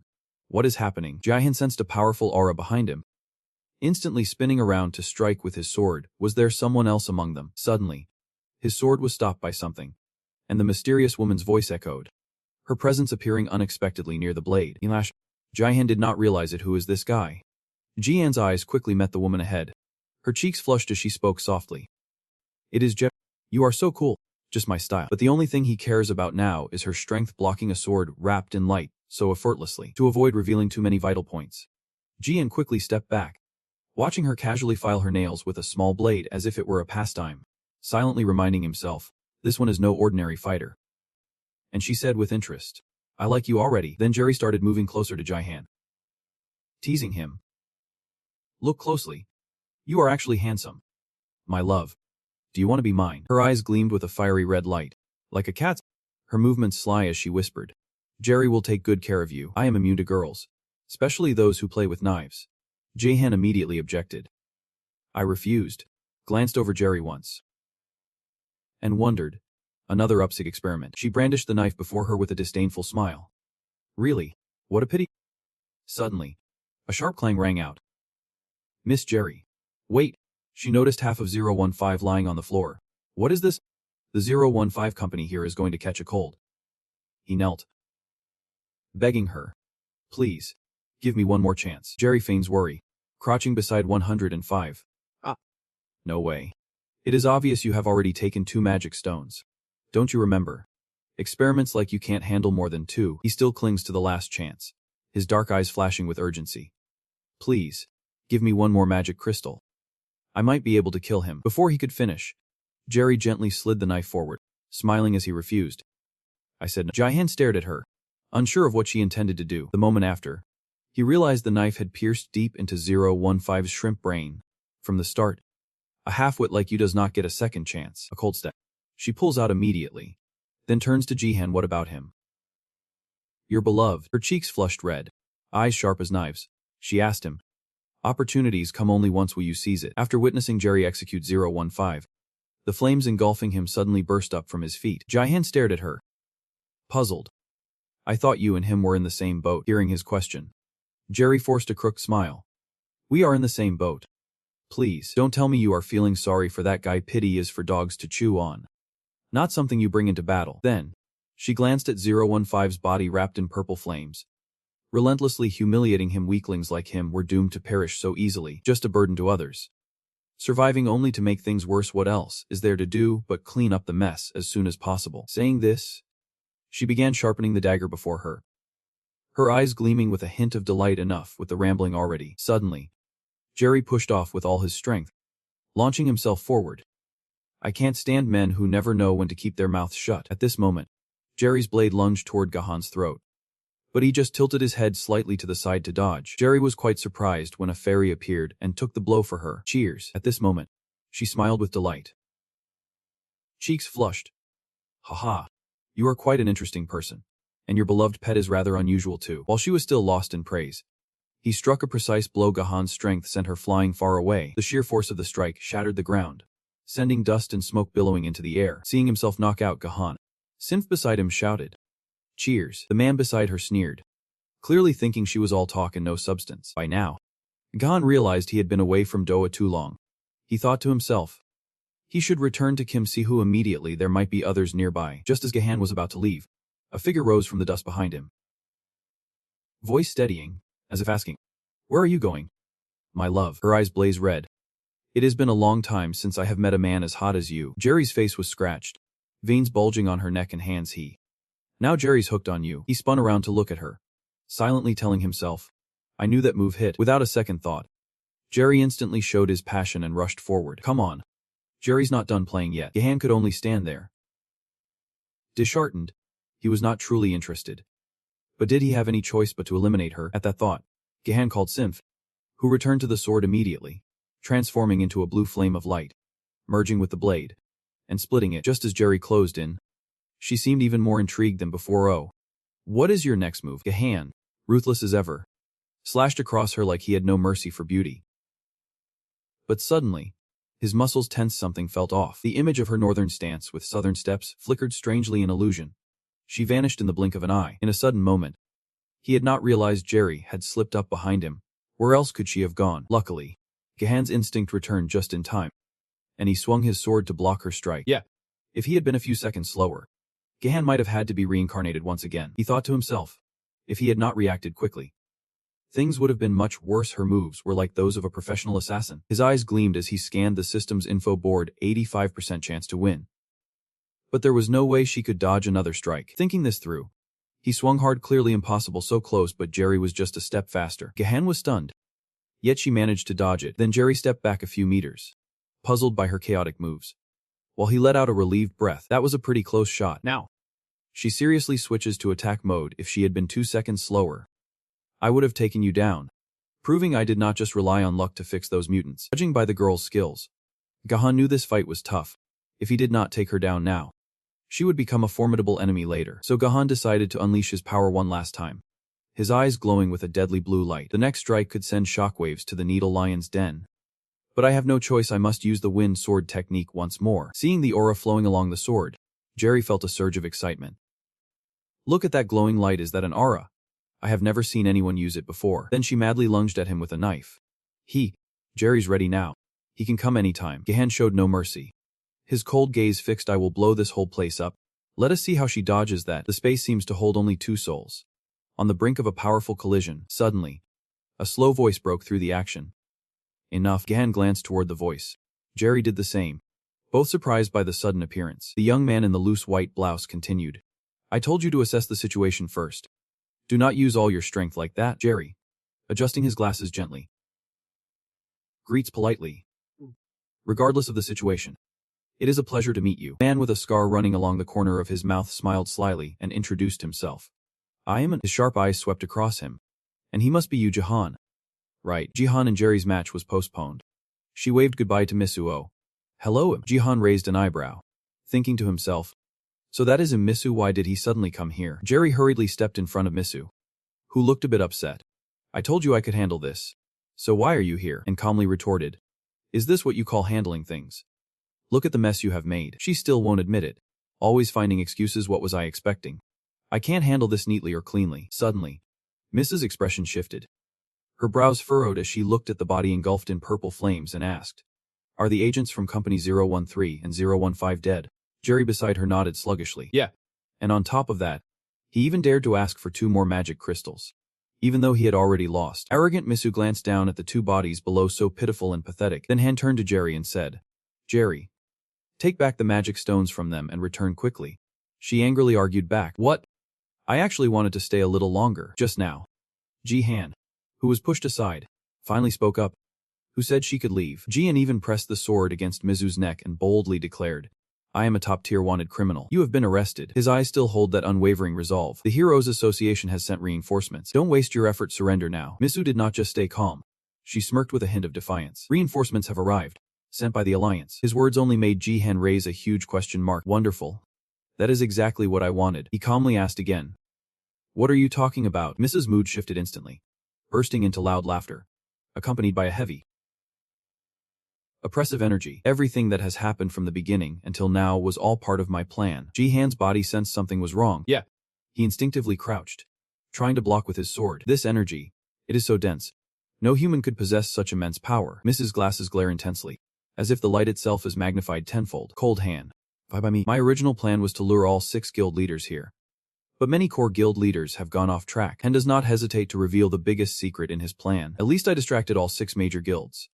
It is not a complete failure. Hearing these words, Jihan could not hide her surprise. Wait. So you have been deceiving the entire guild? No one from the association would agree to something like this. His rebuttal was nothing but a joke to Misu, and whispered softly, haha, of course. They all opposed this demand. Jerry, standing nearby, added a dangerous warning. Oh my love. You are much more poetic than I thought, and it does not stop there. Those words even make his brows crave a touch. Have you ever thought that there might always be a little spy lurking within the association? Remembering the Hero Association's headquarters, Jian suddenly realized something. Wait a minute. Cut to the chairman's office, where a man named Mark Veslik is tapping on a file folder. This man is Yoon Jun Yang, the chairman of the Heroes Association. He hurriedly glanced at his watch and muttered under his breath. It is then. Before he could even fix the small stuff, he left the room somewhere. Suddenly, A voice snapped Junyang back. You seem to be in a hurry. He turned his head to face the man before him. The sun behind him sings like a blazing hallow. Brother Yun Doha, in Doha's voice. A hint of anger lingers. Are you breathing properly? The traitor. Junyang steadies himself, pushes his glasses up, and asks again. The traitor. What are you talking about? Before he could even finish showing off, he took a deadly blow to the glasses, causing them to fall off. The concrete pillar, pushed back by Doha, slammed Junyang into the wall. He softly let out a low groan. Yeah. Why did you attack me? Doha slips his hand into his pocket, responding coldly. Who else could have the power to outsmart 6 major guilds and the Hero Association, even leaking their secret information to the ups? His brows furrowed tightly as the client spoke each word clearly. Only one person could do this, and that person is you. Junyang is pressed tightly against the wall. Jun's voice suddenly changed. What? You are wrong. I will never. But suddenly, from the top of the pillar, a hand emerged. Junyang used a gentle force to break free. Now he no longer hides, boldly showcasing his true self. Tell me, how long have you known about this? At this moment, Junyang no longer hid it and directly called out. With one hand, he shattered the stone pillar he just mentioned. Surely, I handled the aftermath with great care. You are attacking me without any evidence. Are not you? Dua clearly has no evidence, yet he remains quite confident. My intuition has never been wrong. From the very beginning, I never liked you. He continued, a man with no hero lineage becoming the association's chairman. At this moment, he brushed his hair back with a sly smile, a surge of energy flaring around him, enveloping his body. Not born a hero. Something rises from behind Junyang's back. He asked back. Do you think I climbed to this position by running errands for heroes? Words of torment. Great wings tear through the fabric and burst free. He soared into the sky, 2 horns sprouting from his head like stakes driven in. This is the grace created by ups. He never stops praising ups. Their technology is on another level. A monster of the evil wing kind. Doha glanced at his form, voice dripping with disdain. A leash. Fits someone like you perfectly clinging here, then jumping there. Yet deep inside, he felt a twinge of worry. He had used the deadly demon crystal extracted from the mutated beast to trigger the transformation. Junyang pressed his lips, retorting, that guy Hung is just a relic of an old era, outdated and obsolete. As he spoke, Junyang lunged at Doha. Let me handle this myself. Doha begins to unleash his magic, a stream of golden light radiating from his hand. His spirit is strong. At this moment, concrete pillars burst from the wall, blocking Junyang's path. But that is all there is. With a snap, he fused that pile of earth and rocks into one. Suddenly, laughter echoed from inside the concrete block, harsh and dry. Just like before, Junyang confidently smashes it to escape. Even a first-class hero like Hung is nothing to fear. Doha holds a hint of surprise and dared to pierce through his spirit technique. As Junyang struck, Doha swiftly dodged the blow. He grabbed his hand tightly and pushed him up, thinking weak spirit mages are no match in close combat. Then he yanked Junyang's arm off and shouted, I like it better this way. Suddenly, his arm was severed, and Junyang immediately cried out in pain. My arm. My arm. But just a second later, he turned hostile, opening his mouth to unleash a sphere of energy. You thought I would say that, did not you? The ultrasonic scream strikes Doha's arm directly. Shadow Pulse struggles to withstand this piercing sound. Yeah. This is Evil Wing's supersonic attack. Have they really merged with the monsters? That power even tore through the building's corridor, unleashing a devastating explosion. As the dust settled, Doha's silhouette vanished, and the outer glass shattered into fragments. Junyang laughs heartily, proud of all he has achieved. He prides himself on fixing Doha. Haha. But the so-called old Doha of the core society is nothing special. You even stand there boldly like you are the center of the building. But it is because you follow orders from an incompetent leader like you that your subordinates end up dying like dogs. Don't you feel any pity for Yulsik, your subordinate? Just as he was getting excited, Doha's voice cut through, silencing his smile. This bastard is really noisy. He has been standing at the edge of the wall all along, scratching his ear. Truly a pesky evil wing because of those cinnamon shoes. Look, not a single book in the whole of Doha. He worried, thinking, no damage at all. Now, Doha stands tall. We are heroes, always ready to sacrifice our lives. But no sooner had the words left his lips than a radiant aura once again enveloped Doha's body. Still, I do not think the Evil Six gang will go down that easily. And that bait to claim the prize is not random. His eyes immediately sparkled with delight, his voice teasing, for you have succeeded in making me angry. Moo. After Doha's flick of the wrist, the entire building nearly shook apart. He thought to himself, what is this? The tremor from the ground. Outside, earth and rocks rise up as if embracing the entire building. It burrows deeper, swallowing whole. Junyang can't believe his eyes and screams out, no way. It swallowed the entire association building. Seeing the enemy's wide-eyed expression, Doha could not help but feel amused. Was not it said that spirit magic was outdated? Then, he used earth magic to wrap Junyang like a roll. Keep going. Let us see what happens next. Doha controls a floating shard of broken wall as a foothold, gripping Jun Yang tightly. This is a dazzling skill that blends the magic of the spirits. This time, no one will easily break Doha, contrary to his expectations. Jun Yang found himself smiling unexpectedly. The longer he laughed, the louder it grew. Doha felt both repelled and curious. What could be so funny? Are you crazy? Jun Yang is blinded but still pretty defiant, nominally investigating cooperation with UPS. 6 guild leaders have left, leaving Sun significantly short of heroes. His eyes gleamed with cunning. His words full of hidden meaning. I still have not realized why we tried so hard to get you out of the city. Watching the ordinary crowd stride leisurely, he declared, the new plan starts now. Bustling crowd flows by. As a mother and child walk hand in hand, the boy's eyes widened as he asked, what is that? The mother teasingly said, what is our young master looking at? She looked in her son's direction, but her eyes darkened with sorrow. The sky is filled with all kinds of giant monsters, and the people are screaming. Monsters. They have begun their assault on the city of Sun. Inside the association building, Jun Yang laughed maniacally. No hero strong enough to protect Shun now. When Jun Yang thought the plan had gone smoothly, Doha laughed confidently. I told you so. Below the street, a monster has locked onto its target. People are screaming. Help me. A kid and his mom just held each other tight, frozen in place. The monster did not even catch them before sharp ice shards pierced through its body. We are the heroes. A girl appears. Softly speaking, a monster dares to disturb a place it does not belong, serves it right. She stands between the mother and child, reassuring them that everything is alright now, because we have arrived. This is a member of the Snowball Society. She is the president of the Snowball Society, Kim In-jung. On the other side, the monsters scream in the heat. A spider-like beast chases after the villagers. From above, a man appears wielding a giant hammer. Striking down, he aimed straight at the monster's head and shouted, freeze. This man belongs to the Warriors Guild. He is the guild master. The more he absorbed, the more he smiled with delight. I have been stuck waiting these past few days, and it is driving me crazy. This is truly great entertainment. The streets of Exxon now see heroes rising, blocking the monster's path of attack. He slashed his sword in a smooth, deadly arc. He cast a sharp glance at the writhing worms beneath his feet. Where did these guys come from? This is Cross's man, Crow's leader Kim Hyun-tae. While Hyun-tae was lost in thought, a monster tried to attack him from behind. Are they aiming for the moment when most of the heroes leave the city? His cold, commanding gaze swept over him. I do not know who planned this, but I do not care. Hyun-tae slashes down, defeating the monster in one strike. He thought to himself, seize this moment as a springboard. I am going to rank up to a level 1 hero. Good for me only. Back to Jun Yang. He could not help but be stunned by the chaotic scene before him. No way. How could so many heroes gather like this? Hakao repeatedly reminds, because we have already called back the heroes you sent out. Hearing this, his face turned pale. How are you all doing? No more excuses left. Jun Yang drags Owl sick once again. What about your subordinates at the up space? If all the heroes return, then how do we save them? Before the words could be finished, Dua cut in abruptly. That place is no problem. I have sent my most trusted man there, in the upsea area.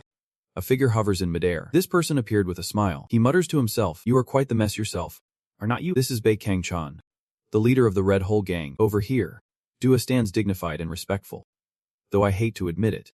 That guy is stronger than me. At the same moment, Kang-chan landed where Minsu and Jihan had been earlier. The stranger's arrival caught Minsu and Jerry completely off guard. Not even Jihan is exempt. He asked politely. Blue power envelops everything around. Looks like fun. Can I join it? The strongest hero has appeared. The so-called strongest hero has appeared at a time no one expected. With the unexpected arrival, every eye in the room turned toward one direction. Bae Kang-chan, leader of the nation's top guild Red Hole and Korea's strongest hero, beyond any doubt, with his very presence, the battlefield was utterly overwhelmed. Kang-chan smiled as he looked at the crowd before him. You are Lim Minsu, the head of the upsea department. Minsu's face remained unchanged, but his eyes betrayed a flicker of emotion. Bae Kang-chan of Red Hole, how could you be here? Jerry has been shy by my side for as long as I can remember. So handsome. Suddenly, Minsu furrowed his brow in confusion. Right now, the monster must be wreaking havoc in Seal. It is unusual not having a strong force like you there. Kang-chan pressed his pale lips together in response. Because someone keeps begging me like this. Don't worry, the monsters you unleashed are being dealt with by the other heroes. Moreover, there is an unexpected guest here. At that moment, his eyes focused on one person. Yu Jihan of the Secret Society. I have heard Yu Duha talk about you a lot. Before he could respond, Kang-chan raised another suspicion. But why are you here? Are you an accomplice of Lim Minsu too? Jihan immediately defended himself. How could that possibly happen? His eyes were full of hidden meaning. I could not stand my ground because of Lim Minsu's dark power. Bae Kang-chan's power goes far beyond that. Is he really the hero I believe him to be? Suddenly, Kang-chan unleashed magic from the palm of his hand. No matter what happens, at first glance, it seems the heroes of the core society have been wiped out. The situation is a bit different from what I heard, but it should be fine. Kang-chan speaks softly, but his words are filled with iron resolve. Because we will clean out all of you. Back from dream to reality. The light emanating from Kang-chan blinds all who see it. Minsu shields his view, Thoughts racing within. That is the famous Bakenat dream. He came here with the intention to wipe us all out. Realizing the situation had turned against us, he gave the order immediately. Jerry. Change of plans. Stop collecting the spirit crystals. The fairy retreats. I feel a bit reluctant. What? But still. The Kang-chan thrusts the snake staff forward. Wide alert order. No matter what I do, it is all in vain. You are already locked up. The surroundings have transformed. Because this is spatial magic. Bakenat the dream realm. Minsu looked around and sighed deeply. The space has transformed. Jerry seemed a bit more absent-minded this time. So romantic. Wait for their awe to settle. Then Kang-chan steps forward to introduce himself. This is a virtual space created by me, without my permission. You cannot escape this place. Jihan still can't get back on his feet. A silent sigh stirred within the heart. I can't believe humans actually created a space this vast. It is like the space that Symph created before. At that thought, he immediately activated his skill and took a sample. The system panel displays Kang-chan's information. Space magic. Bake not a dream. The pillar returns to Bake Kang-chan. Bake Kang-chan's special magic creates a world where the line between ideal and reality fades away. I can't help but admire it. Truly next level. This is also a realm where magic of thought is wielded. Thinking quickly, Jian seized the opportunity. Anyway, the dark power no longer weighs down my body. Now is the time to strike Lim Min-soo. Suddenly, Jihan was transported to Kang-chan. He tilted his head and asked, "Good fighting spirit?" Feeling relaxed already and ready to attack someone, he stood there stunned for a few seconds. What? What was that? Why am I moving this way? Hearing that, Kang-chan burst out laughing. What is wrong? Of course, I moved you. There were even a few warnings. Wake up and look closely ahead. His words stunned Jihan. If I leave things as they are, what do you think will happen? Jihan watches Min-soo's transformation and whispers, "What the hell is that?" He took off his glasses in frustration. Nothing was going according to plan. Bye by me. Sooner or later, I have to take down a top-tier hero. The words, filled with frustration, spread like wildfire behind her back. To uncover the horrifying origin of Min-soo, tentacles formed from countless fused monsters beyond recognition. An hour of bizarre physical form created with dozens of demon spirit stones implanted within. It is the pinnacle of Lim Min-soo's years of research. The perfect fusion of man and monster he has long desired. Jihan cautiously asked, how many mutated monsters had he stuffed inside his body? But Kang-chan seemed intrigued. As if there was something worth trusting, he turned and demanded, "Love? Step aside."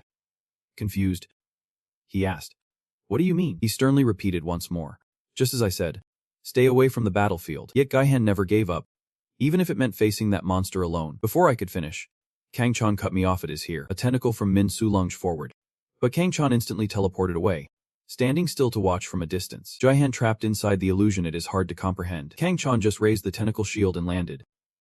Right now, he is only holding us back. Min-soo began calculating each move. The space created the wall step advantage, truly a troublesome power. But this space was not invincible. This space was created by Bake Kang-chan's magic. And just maintaining it consumes an enormous amount of mana. If we keep draining his magic, this space will be forced to vanish. Kang-chan calmly told Ro to stand still and watch from there, saying, "Ding." Moments like this are rare to witness. Suddenly, his face darkened as he declared, "The battle of the first-class hero." Kang-chan unleashed a series of segmented slashes, each strike reverberating through space. Min-soo was stunned in place when attacked, blood spurting out. He frowned in amazement. Using so many advanced spells. My body contains hundreds of demon spirit stones. I can recover fully from injuries like these, Jian said. The illusion of Kang-chan from above is truly a complex power. That healing ability. Min-soo sensed his presence too. Damn.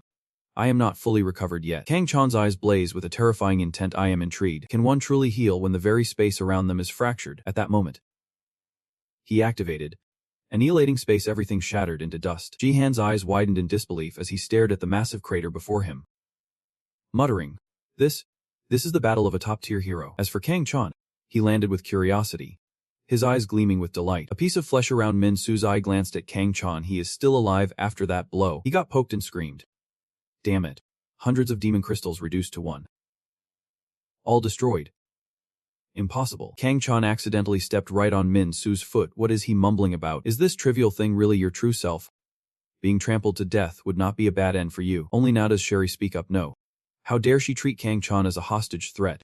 Killing Min-soo is out of the question. Until now, Jihan still can't understand one thing. In the world of white daydreams, the secret art of white Kang-chan allows the use of spatial magic without any range limits. The question is, does this perfect skill have any flaws? The answer is yes, for one simple reason. The mana consumption is incredibly high. Here, the world of white daydream demands an immense amount of mana. An ordinary mage can't sustain it for minutes and will be drained dry. But this was nullified by Bake Kang-chan's extraordinary total mana, which is why he can proudly claim to be the strongest sorcerer in Korea, and most importantly, Maintain a safe distance. All spatial magic in the White Daydream world can only be activated when at a certain distance from the target. This is because spatial distortion can also harm Bach Kang-chan himself. However, a fatal flaw is that allowing anyone within this safe distance turns the situation into a trap, leaving no room for counterattack. To complement these points, Bach Kang-chan always applies his super sensory skills to everyone who approaches him, but a black hole appeared, and for some unknown reason, he could not detect Jerry until she was within his range. Not only did I fail to notice, I completely forgot Jerry even existed. Kang-chan stared at the knife at her throat, wondering how she did it, how she could evade his senses in this space, completely hiding all traces. Kang-chan quickly glanced at her. Could she really be from Akka? Jerry smiled with delight. Handsome and knowing us well. Identity confirmed. Kang-chan clenched his lips, not knowing others. But I must recognize you. The next words send a chill down your spine. I am the one who caused your race to go extinct. Kang-chan began to recount. 14 years ago, the alien race Akka. They invaded Earth and sparked a great war. It is no exaggeration to say you created the modern era, but we, along with the 5 battle titles, succeeded in destroying them. We thought we had wiped out every last one. I never thought I would see a survivor right before my eyes, lucky to be alive.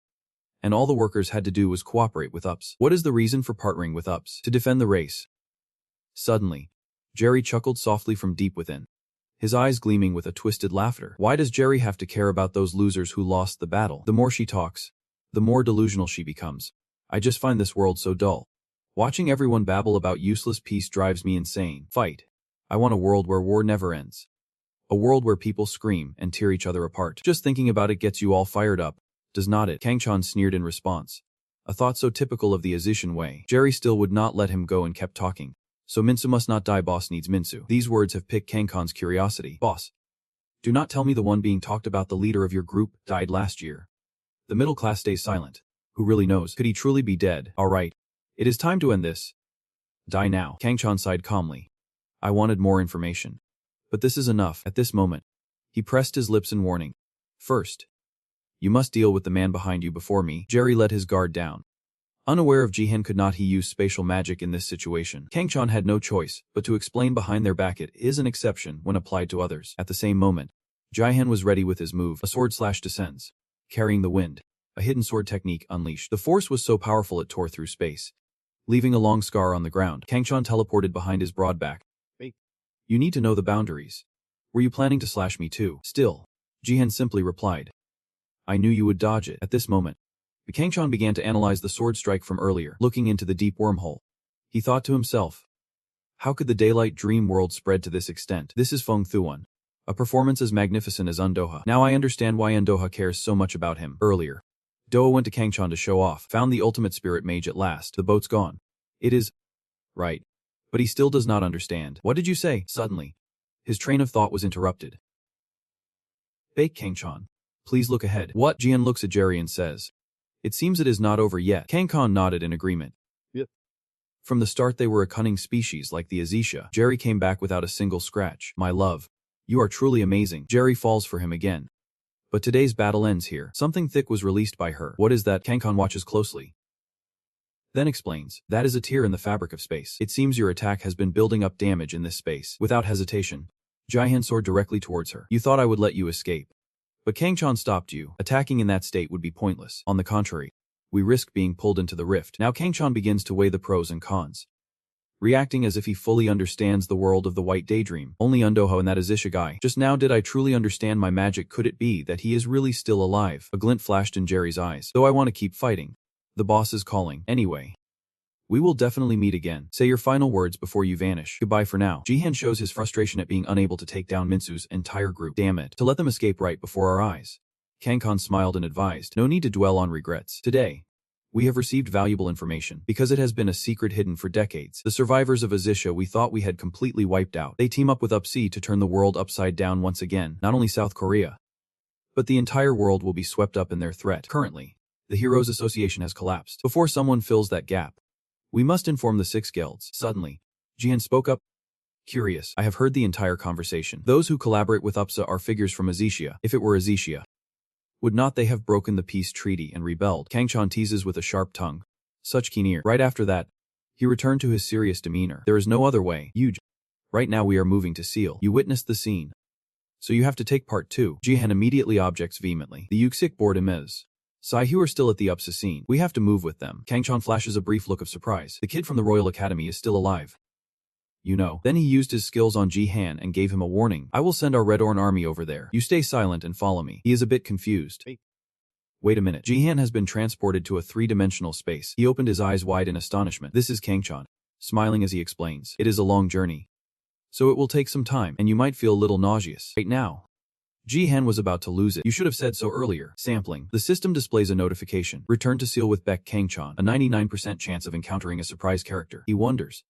The unexpected character. Cut to the desolate city at night. Bodies lie scattered across the ground. A monster slammed down hard. It turns its head as if it has discovered something. Near the pickup truck, a shadowy figure flickers. Nervous and stammering. What the hell is this? Where did all these monsters suddenly come from? He pulled out his phone. Puzzled. Why can't we reach Saihu and Ji-han? Suddenly, a call comes through. Sister Sai. A call from Sister Saihu. He tried to be as gentle as possible. Sister Sai. Where are you right now? How do I get back? Saihu can't leave her precious child in such a dangerous situation. Saihu's voice carried a hint of surprise. What are you talking about? What danger are you talking about? Saim speaks helplessly, her voice trembling. Sister Sai, don't you know anything about the situation in the capital area on this site? Saihu was overjoyed upon receiving the news. Right now, monsters are pouring out from the one vehicle into the residential area. The situation is utterly chaotic. She refuses to ask back. A monster in the residential area, silently calculating the odds. Could this also be the work of UPS? Then Saihu guided remotely. Dream.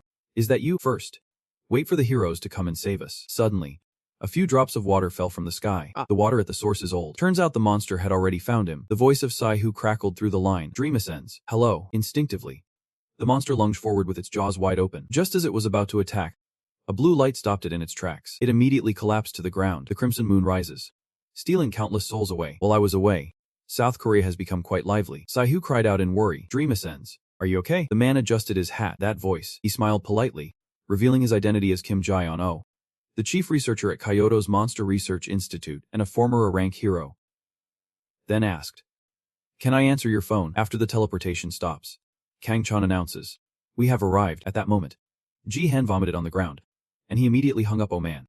You are really bad at this. Ji-han gasped sharply.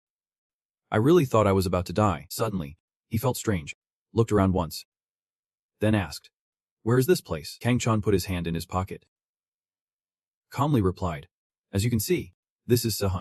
All of this was caused by UPS. Ji-han clenched his teeth, wondering what their true purpose was in doing this. Even Kangchan is analyzing the situation. The damage is worse than expected. There must be many monsters still lurking around here. Thinking this through, he spoke directly. I am sure you have heard and have some idea of the situation. The Hero Association is currently collapsing. We need to engage directly with the Undoa's team. Ji-han nodded quietly.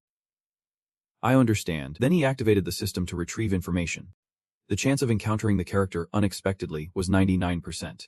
Ji-han thought. At the same time, the character suddenly mentioned by the system is, for me, the key to the search. Suddenly, a voice spoke up. It is not necessary. I have heard about you from Ems. Park Jae? Ji-han was surprised to see Yu Doha standing before him. Doha glanced back once more, then moved on. It is not just me. There are other guests waiting for you. The man with the scar across his face is Kang Jung-in, the leader of the Warriors Guild. He spoke. Why so? I have been waiting. While the girl beside him is a fellow warrior. At the Snowball Club, President Kim Min-jung chimed in. Is that you? Ji-han beside you? Kangchan recognized a familiar face. With a soft sound, it seemed there was no need to search anymore. Ji-han beside me still looked a bit bewildered. The Warrior Guild and the Snowball Guild. He wonders if all the strongest heroes of Korea have gathered here. From afar, Jae-kyung runs over. Ji-han, you are safe. That is such a relief, he says, quite surprised. Miss Jae-kyung, her face is full of worry. How is your sick gang? Is everyone safe? Ji-han bowed slightly, his voice heavy with regret. But when I arrived at the scene, everyone was already dead except for Yu-sik. Yu-sik is also seriously injured, and we will start the rescue from Red House soon. Hearing the shocking news, Jae-kyung is utterly stunned. No, it can't be. It is unbelievable. Dua's veins are bulging now. Bitch Kangchan. What happened? Explain it quickly. Kangchan, scratching his head, apologizes.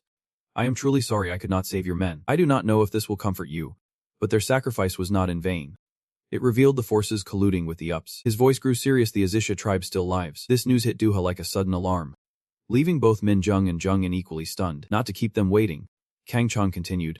I fought a girl named Jerry from the UPS faction, who used the Azisha tribe's signature magic complete invisibility, and after extracting information from her, I confirmed that lie it The Azisha tribe leader who sparked the war 10 years ago is still alive. Jung-in's face darkened. No way.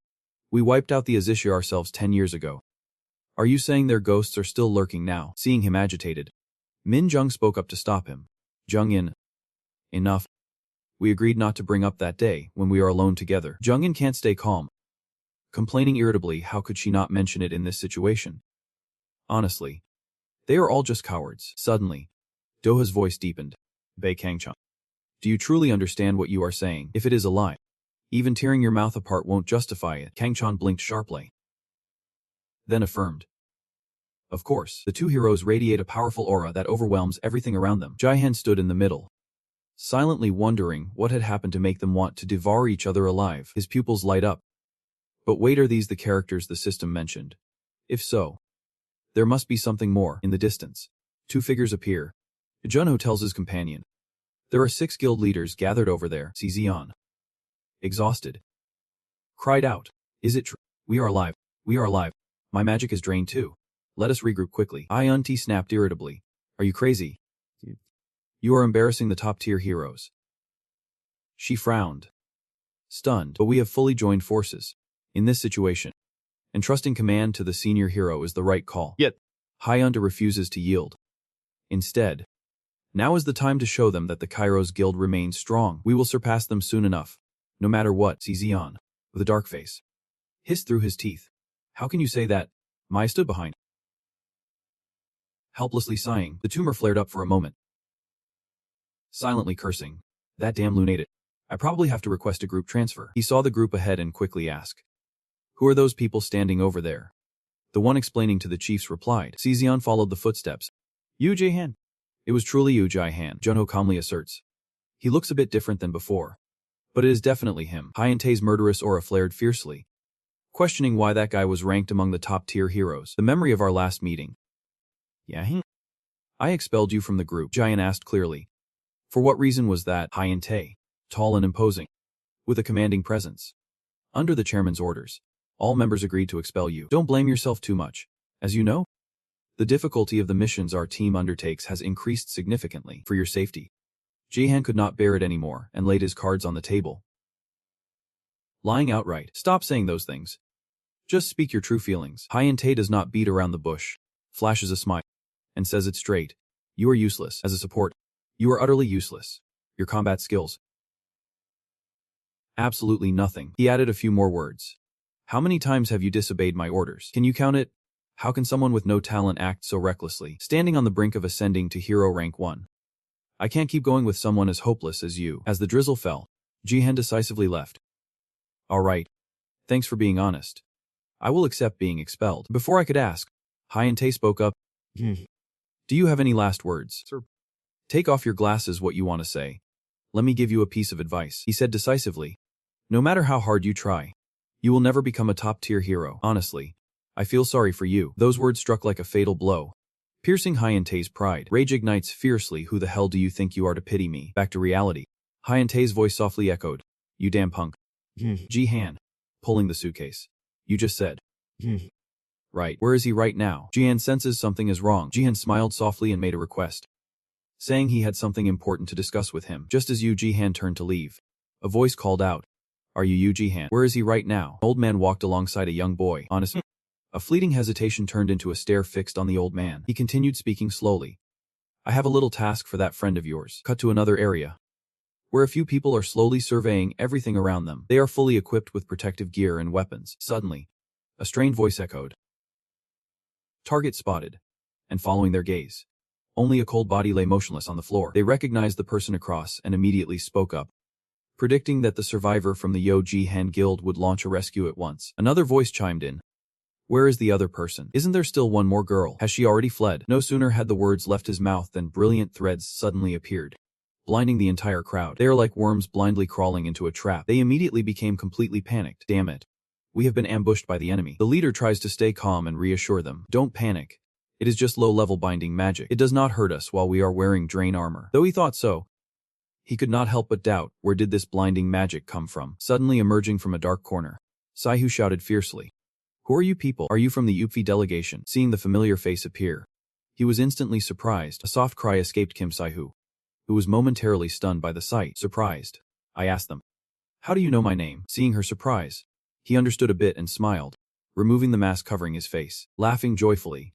"That is definitely you. Who would have thought the one needing rescue was you? What a coincidence."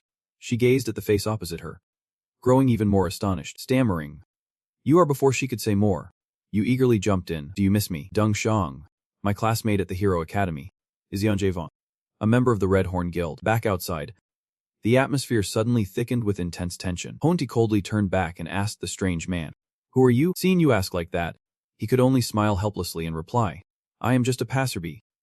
"But are you talking about the you moving to Korea?" He ignored your question and pressed on. "Civilians. The evacuation order was issued long ago. Why are civilians still here, amidst the chaos of war? If you do not want to die, identify yourself now," he said, his eyes flashing red with a terrifying intensity. That resolute attitude made him uneasy. After a moment of contemplation, he finally responded, "Indeed. Though a bit blunt, you are right, but right now, I have nothing to convince you with. Wait, let me explain. I am Trang Sa, a monster disposal agent of the secret society. And this is Kim Jae-on, the father of the secret society's leader." He just interrupted. Jaeon was the first to realize it and hurriedly reacted. "Wonderful. No wonder he seems so familiar." Juno saw her surprise and asked loudly, "What is wrong?" "Stay away. Jaeon. Do you know him?" he asked. She spoke with a hint of anger. "Of course. Every mage knows him. The war hero led us to victory in the Great War 10 years ago. After retiring, he laid the foundation for modern monster doctrine. She is a leading expert in monster research, a living legend among mages." Hearing her praise him like that, Jaeon felt a bit embarrassed and said, "Maybe it is a bit exaggerated, but not wrong." Seeing him acknowledge it, she quickly pulled out a piece of paper, held it up before him with both hands, bowed her head, and spoke with reverence. "I am a fan of that day's event. May I have your signature?" Kang Wu then looked at Hyun-tae and said, "Is that enough to verify your identity?" At that moment, a sharp voice rang out. "Wait. Why would someone as amazing as you be looking for Yu Jai-han?" Hearing that voice, Hyun-tae's expression faltered. Kang's face stiffened. Kang-chan approached Hyun-tae with a teasing smile. "You look so serious. You will age before your time." When they heard the voice coming from beside Hyun-tae, everyone finally reacted. Quickly turning to look at him, Hyun-tae reacts quickly, stepping back while wondering, when did he even show up? I did not realize it until he appeared right before my eyes. Kang Wu stood with arms crossed, looking their way, saying, "I was wondering who was lurking around here. It turns out it is Karo's kids. And there is another surprise guest. What brings you to Korea?" Senior Kim Hyun-oh, the poor one. Hearing that, Hyun-oh calmly replied, "It has been a while. Kang-chan, your husband still looks as young as ever." At this moment, Kang Wu's face twisted with suspicion as he stared seriously at the man and said, "I never see you around Korea. But when everything goes wrong, you show up. What is your game?" Hyun-oh heard that. Unfazed, he smiled and said, "I have a family event I can't miss. Please understand. Yesterday was Erna's Memorial Day," he said. Hearing that, I continued. Then, as I snapped my fingers, and instantly appeared beside Hyun-oh, slapping his shoulder with a smile. "You should have said so first.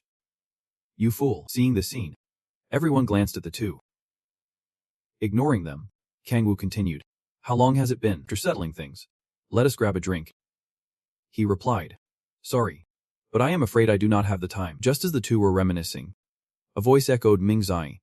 Someone called out. Sam seemed to recognize the arrival, sending back this voice. Ji-han, seeing him again in the new year, looks at him now and asks with confusion, "Why are you here?" Saying that, he looked around. Thinking silently, Kim Hyun-tae, Honjun, and Limya, all of them had protected Seal. After a moment, he slowly stepped toward Hyun-tae, looking him straight in the eyes, neither arrogant nor confident, and said, "It has been a long time, Kim Hyun-tae. Thank you for protecting the city of Seal." Hearing that, he grew a bit angry and said, "You dare act all high and mighty. Don't know why, but traveling with top-tier heroes has gone to your head." Hearing this, Jaehan asked in confusion, "Thank you for protecting the city of Seal." Ignoring me, he arrogantly said, "It is obvious you cling to top-tier heroes to reap the benefits, right? You really think a loser like you can level up to a one-star hero?" Hearing him say that, I remained calm and said, "He still has not changed at all. Reckless and still acting without thinking. You do not realize that it only brings suffering to the team. I have told you, no matter how hard you try, you will never become a top-tier hero." Hearing him say that, Hyun-tae was furious, raising his hand to strike while saying, You bastard. How dare you speak? But before he could finish, Dua suddenly appeared behind him and said boldly, Hey kid. What are you doing? Saying that, he gently pressed his head to the ground, even causing the earth to crack. He fell so easily. I asked in disbelief. I only hit him lightly. Haha, don't tell me you often get beaten by this unknown loser. Jihan now moves forward, no longer paying attention to him, simply turning to Duhai and saying, Thank you for your help. Hein slowly rises now, his eyes filled with bitter resentment. He thought to himself, if you dare look at me with those eyes, you will see I will take revenge for today. Right now, everyone is heading to Jihan's place, and waves and says, Senior. Jihan, long time no see. Jihan listened politely and replied, Seeing everyone again after so long feels like going back to the old days. Those young people back then became outstanding leaders.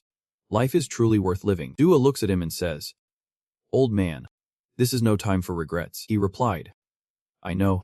The Asia clan has reemerged, has not. Japan has also discovered their dark power. You are not the only ones who know about this. The whole world is bracing for their return. After hearing this, Jung-in seemed uncertain and asked again, Does that mean what Baek Kang-chan reported is true? Kang Yu, hearing Jung-in say that, immediately asked him, You still do not believe it? At that moment, Jiang glanced at Jihan and asked, Are you Jihan? Yep. That is right. At this moment, the system alert blares. Jano's metal detection is a surprising 100%. He silently thought, This is the person the system told me to find. At the same time, he is Sai-Hu's father. Why would the system lead me to meet him? Jano now continues. I have heard Sai-Hu's account of what happened. Thank you for cooperating to stop Yupsa's plan. Though I have much to say to you. Like where to go. First, let us get straight to the important matter. You and Sai-Hu should completely withdraw from this matter. Hearing that, he seemed unable to believe it. Asking again. What? What are you talking about? Knowing he was unaware, the man explained now. Asia. What we truly test is you, or more precisely, what exists within you. Fong Tin-line asked him Sai. Surprised. What do you mean by that? Giano said seriously. Asia. What we seek is you. Precisely what dwells within you. Fong Tin-line asked him Sai. Confused. What do you mean? Cut to the sky. A helicopter is moving through the air, arriving in a ruined city. A voice echoes, We have made it. The speaker is Jianji. Now. She continues. Preparing to land, looking extremely tense now. Replied. All right. With those words, the plane gradually descended, the surroundings eerily devoid of any sign of life. As they stepped off one by one, after taking in the scene, Sai-Hu asked uncertainly, Is this really the Queen's carriage? Jianji replied. Yep. It is, according to reports. Most civilians have been evacuated to the outskirts, and the majority of invading monsters have been pushed back. Hearing the report, Sai-Hu let out a relieved breath and said, Luckily, everyone is safe. Seeing her like that, Jianji quickly covered her mouth and smiled softly. Seeing that, Sai-Hu shyly scratched his head and stammered. Why are you laughing? Seeing her so shy, Jianji could not stop laughing but also stopped teasing Sai-Hu. She said, Sorry. You are the one who just came back from the most dangerous place, and you are already worried about others. This is just too funny. Hearing Jianji praise him like that, Sai-Hu blushed shyly and mumbled, If it were Hung. Worrying about the people's safety would be natural. I do not see anything funny about it. Hearing her answer, Jianji smiled and said, You really have not changed since our days at the Hero Academy actually. That is what I like most about you. Hearing that, Sai-Hu asked confusedly, What do you mean? Jianji quickly whispered, If you do not remember, then forget it. More importantly, it seems an important guest has arrived. The Jianji glanced behind Sai-Hu and saw a figure approaching slowly surprised. She called out, Father, as Jiano appeared before her. Smiling warmly, followed by other heroes, he said cheerfully, Luckily, you are safe.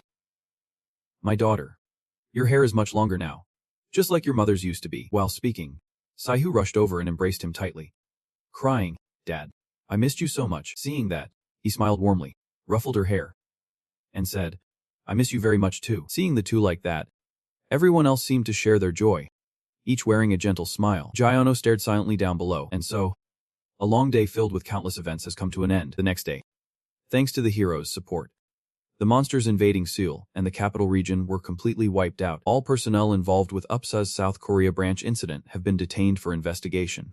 Without Lim Min-soo, no great results can be expected. The Hero Association cannot escape its responsibility. Ian Do-ha and the other guild leaders had to attend the hearing to clarify the current situation. Today, at the press conference, each reporter raised their voice in accusation. While Seoul falls into ruin, What have these so-called national heroes actually done? Aren't you all accomplices with ups? Hearing that, a representative of the Hero Association muttered angrily, "Why are you blaming us?" Hearing he might snap, the person beside him tried to offer some comfort. "Please hold back, of course. They say there will be no public disclosure about AC while damage control is still underway. Talking about them will only cause more chaos. However, regarding Jerry, the heroes have decided to closely collaborate with government agencies to investigate her background." Cut to the South Korean National Intelligence Agency, where a guard says, "The two heroes can go home now." At this moment, exhaustion is deeply etched in Sihu and Jihan's eyes. The Jihan, tired, says, "Thank you for your efforts. Seeing you both like this," the guard, increasingly tense, hurriedly raised his hand to recite the regulations, saying, "Yep. Please take care of your health," then stepped out of the intelligence agency. The two of them looked like lost souls. Sihu and I could not escape the intelligence agency's investigation. Thanks to Baek Kangchan's help, we were released after a simple witness investigation. Right now, Sihu is tired, complaining, sighing, "I just want to shower quickly and go to sleep." Meanwhile, as if seeing something, Jihan let out a sharp breath. Right in front of them stood Jahan, warmly waving at the two. Jihan reminded her, "Sihu, let us get some sleep. We have an important place to be tomorrow." Right. Cut to a funeral home. Inside an unspecified room, here lies a portrait of Erna Het, an elf, wife of Jahan-o and mother of Sihu. At this moment, a bouquet is placed before her portrait. Jihan stands solemnly, while Su clasps his hands and says, "Mother, I have come." Jihan speaks up now. "My dear, I am sorry for being late. Thank you for always greeting me with a smile whenever I arrive. Sihu has become the great hero you said. She played a crucial role in what just happened. I wish you were here to see this with me." At this moment, Sihu could no longer hold back. Her body trembled. Then she turned away, unable to meet her father's eyes, and said, "Excuse me. I need to use the restroom for a moment." Jihan looked at her like that, then replied shortly, "Yeah. Just go." Falling from the room, she could no longer hold back her tears. Jihan's eyes followed her fading silhouette. Then he let out a long sigh. He keeps looking at Erna's portrait as he sings, saying, "Every time I visit you, Sihu is always like this, asking to go to the restroom to wipe away tears. Even though it has been 10 years since you left, such a pitiful child, even as time passes, he still cannot forget. You were not supposed to leave like that. We still had so much to do together. You are truly pitiful." Cut to the secret society's building. At that moment, Jihan opened the door and stepped into the room. As soon as he stepped in, he collapsed onto the couch, resting one arm on his forehead, sighing, "Finally, some rest." Having said that, he fell into deep thought. So much had happened in just one day. Lima Mingsu of Up, Jerry of Azisha, the masterminds behind the chaos have slipped through our grasp. Even though Symph has awakened, and I possess the power of a spirit mage to some extent, at this level, I can't face them alone. Hearing this, he could not help but recall what Jahan-o told him. What they want is that Kim Sihu and Symph are residing within his body. If they have made contact with Azisha's side, they will definitely come for you again. Hearing that, he could not understand why Azisha wanted Symph and Miss Sihu. Jihan's face darkened, as if recalling a painful memory. He said, 10 years ago, the day the war with Azisha ended, the mother of Sihu, the wife I loved deeply, Erna Haz, was killed by him. He tried to seize Sympha's power for some purpose. We stopped him then, but this time, the same thing might happen again. Remembering that, he sat up abruptly, lost in thought. This was not something that could be solved by running away. If he is still alive, sooner or later we will have to face him. I must strengthen myself even more, reaching the level of Undoha or Big Gangchan. Just as he was lost in thought, the sound of a door opening echoed, and he quickly turned to see who had arrived. At that moment, a voice echoed indeed. Someone was here, seemingly unaware of who had arrived. Jihan immediately grasped the sword beside him. At that moment, a woman slowly entered. Seeing him, she could not help but ask, "How did you find this place?" So it turns out, the visitor is Yuri, who flashes a confident smile and says, "Long time no see." The Jihan. Cut to outside. The sky has now turned to sunset hues. Now, Exeum strolls down the street, carrying 2 large bags on either side, walking leisurely with a casual swagger. Suddenly, he stops, a conversation capturing his attention. "Did you watch the video on YouTube yesterday?" "Of course. It is definitely hot. But do you remember the hero we met at the bus station? That person appeared alongside the top-tier heroes." "Really? I thought that person was just a low-level hero. I should have asked for a new autograph." Hearing that, it seemed like pure joy filled the air. "You are laughing so hard it shakes your whole body." After calming down, he smiled confidently and said to himself, "These kids, haha, do not even dream of getting Jihan's autograph without my permission." Saying that, you recall when Jihan first appeared on the internet, returning with the other heroes. You thought to yourself, alongside the monster invasion in Seal going viral online, images of Jihan walking with the rank 1 heroes have become the hottest topic. Everyone has shown great care and high expectations. A lot of attention and anticipation. This is just the beginning. Over time, I have witnessed Jihan and Seal's growth. The secret society is destined to become much more famous. Until then, Zing will represent the secret society and always support and assist them from behind the scenes. Lost in thought as you walked, you suddenly found yourself at Jihan's house. Calmly entering the password, you walked in with a bright smile. Jihan, I am here now. Suddenly, a sound echoed in the room. Long time no see. The Jihan, I am sorry for coming suddenly. But hearing that voice as you were about to enter the house, it was Yuri. Seeing her, he could not believe his eyes. Could she really be Min Yuri of the Snowflower Society? Meanwhile, Yuri keeps talking. I want to address what happened last time as soon as possible. Across from her stood Jihan, beads of sweat dotting his forehead, his expression tinged with surprise. You said, you could just call me. No need to come all the way here, she replied. I made up my mind after seeing you on the news. Meanwhile, Siam hid behind the door crack, watching them talk. You wonder why Min Yuri is in the secret society's office. This is definitely a confession. And at the same time, Yuri continues. Alright. I want to be by your side. Hearing that, Jihan seemed very surprised.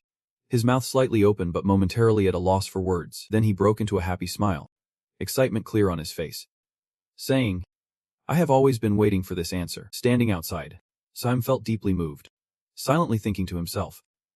Alright, it is agreed. They say love still blooms amid war. Thinking of that, you are moved. Tears of happiness welling in your eyes. He covers his mouth with his hand, speaking hesitantly. Truly enviable.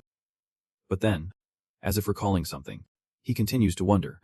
But is that really okay? Wait, what about Saihu? What is about to happen here? Saihu will definitely do it. While you were lost in thought, a glint flashed behind, staring at you intently, emitting a strange hissing sound. In the room now, Jihan and Yuri are still deep in conversation. Jihan says, we will discuss the contract with EMS. Saihu later. She replied, yep. That is fine. After the conversation ended, he finally relaxed, thinking to himself, how lucky. If Min Yuri joins the secret society, it will surely be a great advantage in the battle against Azisha. Could the system have predicted this outcome? Perhaps it knew it would have to face Azisha. Just as he was lost in thought, a loud bang it. And suddenly, everything fell silent. What was that? That voice startled them both. They simultaneously turned their attention toward the source of the sound. Jihan seems to have realized something. Speak softly. That voice. Is it Meng Zhang again? Right now, Siam is being bitten on the face by a rat. You were trying to pull it out while screaming for help. Brother Jihan, save me. Yuri suddenly spoke up, her voice tinged with worry. Oh my, Chila. Where are you going? Hearing her say that, he could not help but startle and turn to look at her. Then, he looked at the little mouse gnawing silently, and his mind drifted to a much larger, older rat. Is that kid Chila? Cut to a white car speeding down the road right now. Inside the car, Saihu is on the phone. After receiving the information, she seriously asked again if Min Yuri would join the secret society. That is wonderful. We originally wanted to hire her. Yep. Currently in the process of joining. I will be home soon. We will begin contract negotiations immediately. Yep. See you later. Hearing her phone conversation, Zino grew curious and asked, Min Yuri, is that what you mentioned last time in my dream? She replied, yep. That is right. Hey, Dad still remembers. Knowing Yuri was about to join his daughter's group, he felt a sense of joy. Keep talking. How could I ever forget? Min Yuri is quite famous in Japan as the first to tame the Chinchilla. Hearing her father introduce her that way, she could not help but be surprised. Really? Is she that special? Seeing my daughter so excited like this. But now, congratulations to you, and hero like you joining Saihu's guild means your guild is thriving. My mother will surely be very happy to be praised by her father like that. She can't help but blush shyly. Not quite there yet. My mother wants to create a guild big enough for all races to join. I will do my best to create the ideal guild you dreamed of. I promise I will succeed. Hearing that, he continued to praise her. My daughter is truly talented. Can I stay a little longer? Before I leave, I want to see you. The Jihan. Hearing her father wanted to see Jihan, she gladly agreed. All right. But do not make Miss Min Yuri feel uncomfortable. Cut to the heady-out, where Jiano politely extends one hand to shake, the other gripping the arm, greeting warmly. Pleasure to meet you.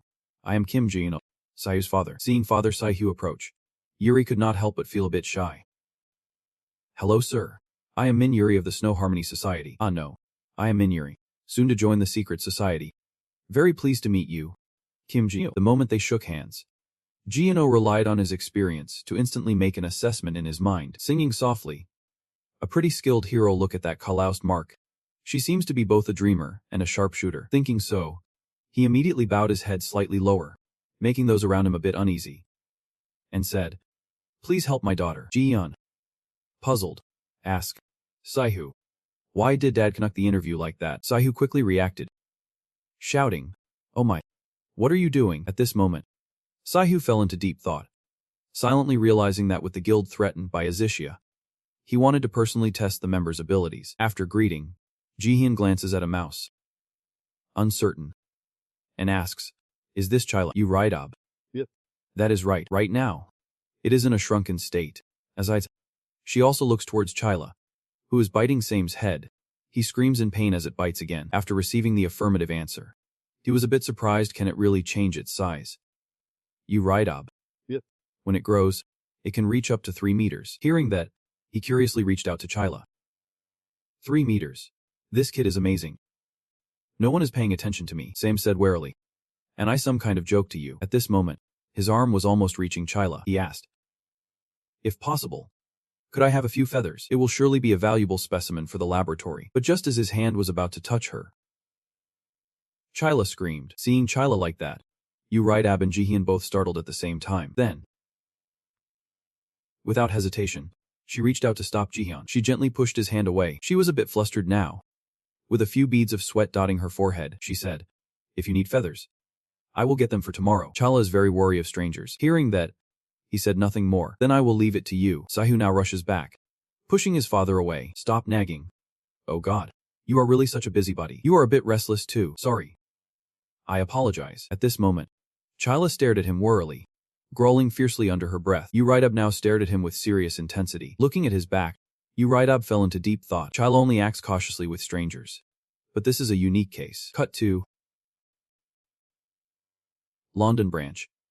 In a room where 5 people sit solemnly before a long table, behind them lies a colossal magical circle. Each of them exuded an aura of immense dignity. At this moment, a slow step approaches. The visitor was a mysterious figure, face obscured in shadow. He wore a long robe that covered his entire body, revealing only a pair of piercing eyes. He stood confidently before the 5 men who seemed to be the leaders. At this moment, Isaac Baker, the chairman of UPS, spoke up. "You are here?" The newcomer curiously asked. "Why have I been called here?" Isaac replied. "The plan at the Korean branch has failed. Looks like you will have to make a trip to South Korea. Go there and carry on with the plan as intended." At a testing center, the electrical junction is sparking, flames flickering with each pulse. In the distance, a glowing purple glass tube shines. In the purple chamber, a person floats suspended in water, their body hanging in midair. He let out a soft breath, sending a stream of tiny bubbles drifting away. A long scar runs across that person's mouth. Their eyes opened wide, a violet light flickering within. At that moment, the chamber was shattered into pieces by an internal force. The man stepped outside, his body still marked by streaks of purple. He looked down at his hands, breathing heavily twice. As the man was lost in thought, a female voice called out, "Good morning." Minsu heard someone calling his name, and immediately looked towards the voice. Minsu snapped back with a sharp tone. "Jerry."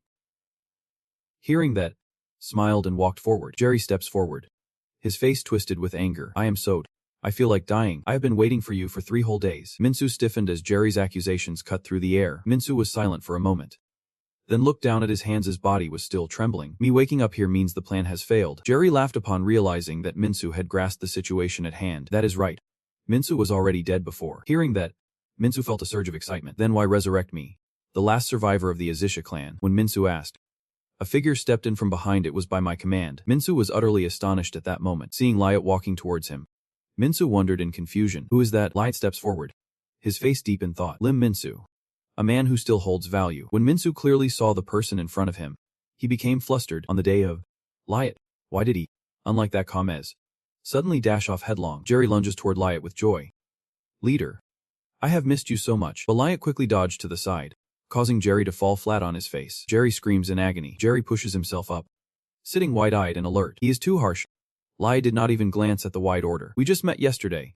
Do not overdo it." Jerry laughs mockingly back at Liat. "No matter how many times we meet, it never feels like enough." At this moment, Minsu kneels on one knee before Liat. "Lord Liat, I deeply regret the plan we set in motion." Jerry stands up, waving happily as Light approaches. Light slips his hand into his pocket. Jerry has told everything about the situation. Facing the strongest hero is truly overwhelming. Light now speaks of matters most important. I heard the enigmatic sorcerer has appeared. Hearing that, Minsu bowed his head in silence. Light looks down at Minsu, issuing a command. The mystical sorcerer Yuji-han. Tell me where he is. Morning outside. The sky is clear and the clouds drift silently. Saihu's father stands at the car door, pulling his suitcase behind him. Then we will go to Japan. Saihu feels a hint of worry. Do you need me to take you to the airport? Father. Saihu's father gently reassured him. I have a lot to handle. No need for that. Saihu glanced at his daughter, then cast a quick look over her shoulder. You have had exceptional comrades. I feel at peace now. Saihu still wants to make one thing clear to his father. But before you go, father, meet Simph just once. Jihan was somewhat surprised to hear that. Remember to say please. Saihu looked towards him. Jihan looks at her. The other day, I tried calling Simph, but he refused to show up. Saihu is astonished. What do you mean by that? Jihan looks at his arm. That is strange. Simph has never been like this before. Saihu opened the car door and spoke. Maybe it is tired too. See you next time, Simph. Then he added, I need to get to Japan soon, too. At that moment, Saihu suddenly turned back and asked, Jihan, do you still remember what I told you last time? Jihan responded politely and respectfully. Yep.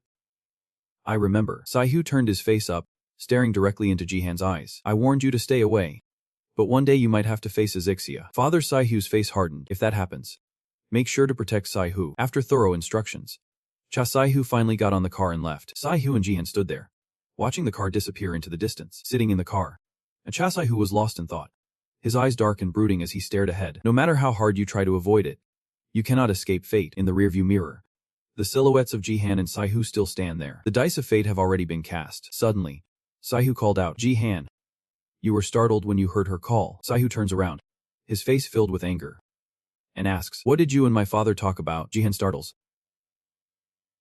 answering awkwardly, that is just something between men. Saihu let out a sharp cry upon hearing that. Hands on hip, a stern gaze. A matter between men of honor. Sounds like a place worth being at. Jihan worries to himself. I have to keep the secret about what happened 10 years ago with Saihu. Seeing Jihan remain silent all this time, Jihan urges with a pressing tone, just be honest with me. Jihan turns away, brushing off the topic quietly. There is nothing worth sticking around for. Anyway, today should end right here. As Saihu saw Jihan leaving, he immediately stopped him. Hey Jihan, wait a moment. Seeing Jihan pause, Saihu immediately made a suggestion to him. If you are free today, could you come to the bank with me? Hearing that, Jihan turned around with a puzzled expression. Priority bank. Having said that, the two quickly made their way to the bank. Jihan, come out from the entire building. The two receptionists quickly bowed together with respect. Thank you for coming.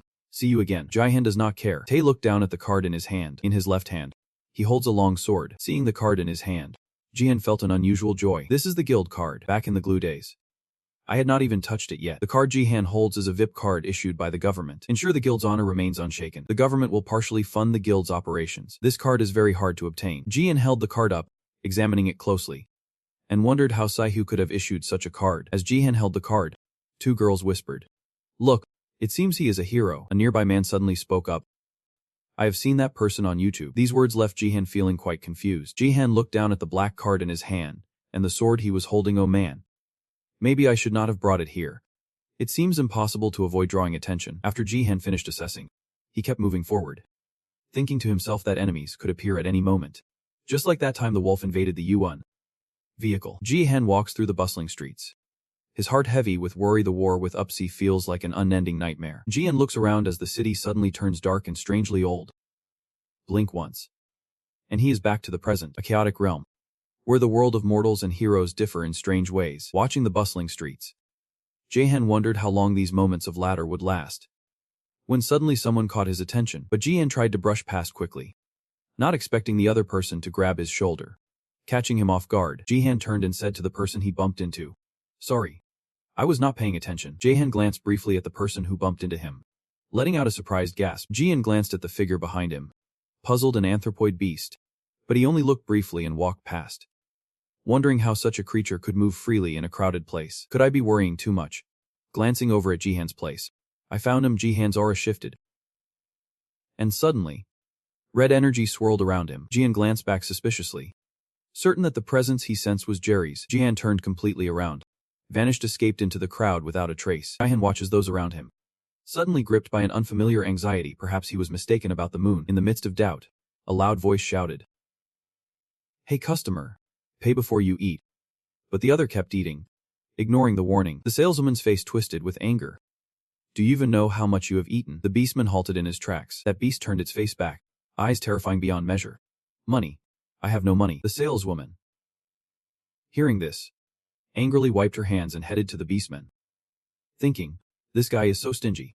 Planning to eat and run. Passers-by stopped, whispering among themselves, is this priceless love or just trouble? Jihan passed by, saw this, and stopped to watch the scene unfold. Seeing that scene, Jihan felt a pang of sympathy. Maybe he should step back a little. Then Jihan stepped forward through the crowd, apologizing for the gift. Suddenly, Jihan's eyes flashed brightly. Wait, that name is... The beastman, grabbed by the saleswoman's sleeve, immediately grew annoyed. It is so frustrating to make a fuss over just a cucumber. The angry saleswoman snapped. Fine. I will call the police right now. The beastman's eyes gleam with ruthless coldness. There is no other way. The crazed beastman transforms into a cold, rod-headed creature, ready to devour this beast. The shopkeeper woman startles, her eyes flickering white. The beastman lunged forward, treating the woman like prey, while the onlookers fell silent, frozen in fear. Everyone's eyes were glazed over with utter terror. After devouring the woman, the beastman grinned with satisfaction. Human flesh was indeed far sweeter and more delicious, and he lost all control. Jihan drew his broad sword and shouted, warning everyone standing there to run away quickly. The beastman was still gnawing on his own antelope, while those standing there scattered in panic at his shouts. He was mad. Truly a beastman gone mad. After devouring the woman, the beast turned his gaze to Jihan, sneering, who are you? My next meal. But Jihan remained calm, holding up his fists in defiance, not sure who is preying on whom. Jihan now starts questioning himself. It is rare for beastmen to lose control like this lately. Jihan charged forward, the system panel appearing simultaneously, showing a 76% chance to defeat the beastman before him. With determined eyes, Jihan thought, I must take him down first, and rushed at the furious creature, who snarled, then die. The beastman lunged forward, claws extended, eyes burning with deadly intent. Jihan matched the beastman's strike head-on, neither gaining the upper hand. Jihan just fought the beastman, silently assessing his chaotic and unpredictable attacks. The beastman lunged, slashing Jihan's face, a fighting style driven purely by instinct, posing a serious threat even to a seasoned hero. Jihan's eyes lit up, but only in the usual circumstances. Jihan's foot slammed hard onto the ground, a fierce spirit warrior who had become a legendary elemental mage. Beastmen are no match. Jihan swiftly moves behind the beastman, so fast he does not even notice. Jihan strikes the deadly blow, his face still cold as ice. I thought I had defeated this beastman, but something left Jihan stunned. That beastman clenched the sword's blade firmly between his teeth. Beastman turned, eyes fixed on Jihan, sword clenched tightly between his teeth. What kind of terrible attack is this? Jihan was strangely stunned by the scene and the beastman's words. The sword technique won't activate. As expected, the artifact has a problem. The beastman clenched his tongue against the blade, daring with a fierce grin, ready to crush it to pieces. He spoke, then clenched his jaw with all his might, only to be baffled. What is this? Why is it so hard? As the beastman faltered, Jihan spun, drawing his sword and kicking the beastman away. He snarled in defiance. Damn it. The beastman quickly regained his balance and glanced at the person, saying, that thing is really tough. Jihan looked at the sword in awe, relieved it was only slightly scorched, not broken. Jihan, with a look of astonishment, gazes at the blade's tip, wet and gleaming, a testament to Nam Hoxian's remarkable achievement. Jihan glances at the beastman, but now he can't use spirit magic or fight with the same firepower as before. The system appears once again. Victory probability at 76%. Jihan's one eye glowing pale blue. Still, the system's chance of victory stands at 76%. Jihan raised his sword toward the beastman, reevaluating everything. The odds are in his favor, but he could still get seriously hurt. Ideally, he must hold out until the other heroes arrive. Seeing Jihan just standing there frozen, the beastman waved his hand and said, "Wait. What are you doing? You are looking at me. Are not you?" Jihan stared intently at the beastman. "What is your purpose?" The beastman, hearing that, smiled calmly and asked back, "Purpose? Why are you so curious about that?" Jihan coldly retorted, "You just killed someone." The beastman heard that, patted his head, and chuckled. "You sure talk funny." The beastman's name exudes a strange, deadly aura. Why must there be a purpose to kill something? Jihan suddenly fell into thought. Is that... Thank you for your answer. Jihan's anger made his veins bulge. Now go to hell. Cancel the stalling. The excited beastman laughed uncontrollably, quickly wiping his mouth as he said to Jihan, "You should have done this from the start." Jihan showed no fear, swiftly striking the beastman on his side. Both strike at once. One attacks, the other defends. The system now displays multiple probabilities. 86% attack right, 84% attack below, 90% attack eye, 82% attack abdomen. Jihan's eyes carried a bitter grudge and icy steel, his attack path clear and precise. The beastman's breathing quickened, as if that wild move had hit his weak spot. He grinned triumphantly. Good block. Let us see how you handle this. The beastman from above clapped right beside Jihan. He dodged back, confused and wary. Jihan grits his teeth. Worried this guy changed direction right before striking. The system can't predict such irregular attacks. As Jihan pondered, the beastman swiftly approached where Jihan stood, laughing heartily as he spoke. Where's that mysterious aura of yours gone? Jihan, struck by the beastman's blow, let out a choking sound. Jihan's arm was scratched by the beastman. He looked down at his injured hand. Damn it. If I could use spirit magic, I would have taken down someone like you easily. The beastman's name retreated after that attack, truly pathetic. Jihan raised his sword, calculating risks there was danger. But all that remained was to wait for the counterattack. Jihan could not just stand there and wait to die. He quickly took a sword stance, veins bulging on his face and neck. From afar, a gentle step approaches. A girl appears, calling out his full name. Yuji. I heard someone call my name, so I looked up. Looking at the girl before him, Jihan wondered why she was here. But Maya did not keep him waiting long as she rushed toward the beastman with cold eyes. He did not even notice Maya's arrival until she knocked him flat on the ground. Maya's hand still clutched the beastman's head tightly, while Jihan's gaze locked fiercely on them both. Jihan finally rasped out a call. Maya. Her eyes flashed at the sound. While the beastman pinned to the ground coughed relentlessly, Maya now looked straight into Jihan's eyes, her lips trembling. Yuji. Only then did Maya speak up. What happened to your arm? Hearing Maya's question, Jihan looked down at his arm. Maya's eyes flicker over the beastman, then back to Jihan. Could it be him? Seeing this, Jihan's expression showed a hint of confusion. That is right. Maya lifted the beastman's head, the bloodied man trembling as he spoke. Sorry. Maya gripped the beastman's head tightly, her eyes cold and merciless. You should never have done that in the first place. Now the beast knows what fear truly is. Please, have mercy on me. Maya hears these words like water off a duck's back, slamming the beastman's head hard against the ground several times. The beastman's desperate cries echoed as Jihan watched, flicker of fear stirring within him at Maya's relentless strikes. Jihan stammered to Maya, your personality has not changed at all. The nickname the Bloody Corpse remained unchanged. Maya finally pulled away from the beastman, her body and face covered in blood. After Maya finished, the security team arrived, cutting the yellow wire and sealing off the area where the beastman lay. As officers rushed to his side, a young cop turns to the old officer beside him, who just sighs deeply. Knowing this mess won't be easy to clean up, a young cop approaches Maya, raising his hand in greeting. You have been through a lot. We will handle the cleanup. Thank you for stepping in to help. Hearing that, Maya glanced over at the police officer. Maya looked toward the ambulance, lost in thought. If only I had arrived sooner. Where did Jihan come from? Maya, hands in her pockets, glances at Jihan. Jihan, are you okay? Jihan raised his bandaged arm, saying, it is just a minor wound. No worries. I have already treated it. But what exactly happened? Why are you here? Suddenly, a whisper behind startled Jihan. Were not those two from Kim Hyun-tae's group? They keep whispering among themselves. I only know Maya. Who joined and who is that person? Jihan turns back now. Oh my. Everyone. Jihan grabs Maya's hand and pulls her running. We should lay low for a while. Maya follows, her face showing a hint of surprise. Maya looked down at the hand gripping her arm, silent and speechless. Her face suddenly flushed with an unfamiliar shyness. From high above, a figure stands, watching those below. The observer was Liat, standing atop the rooftop of a nearby building. Liat, with a cold, calculating gaze, senses a saboteur has appeared. Liat's entire body radiated with streams of red demonic energy. Dear Jian, why did not you use spirit magic? In a dorm room, 5 people sit around a round table. The man wearing glasses has a long scar across his eye. He is the leader of the Undoa Guild. Doa asks those seated. Everyone knows why we have gathered here, right? Someone in there spoke up. How could they not know? This man is Red Hole, the leader of Baek Kangchan. Kangchan even asked, since when did businessmen start attending hero conferences? The man with the wide-brimmed hat smiled in response. Red Hole, please be careful with your words. He is the leader of the Pax Jung Seob Guild. Kangchan smiled, but his words still carried a hint of malice. What was Pax Jung Seob doing while Seoul was under invasion? Just stand behind the kids and never show yourself. Jung Seob's voice grew hoarse as he heard those mocking words. That is because I have a business meeting I can't miss. Kangchan smiled, resting his chin on his hand, and asked back, leaving me speechless. Seeing them argue back and forth, the woman sitting nearby spoke up, clearly annoyed. Enough.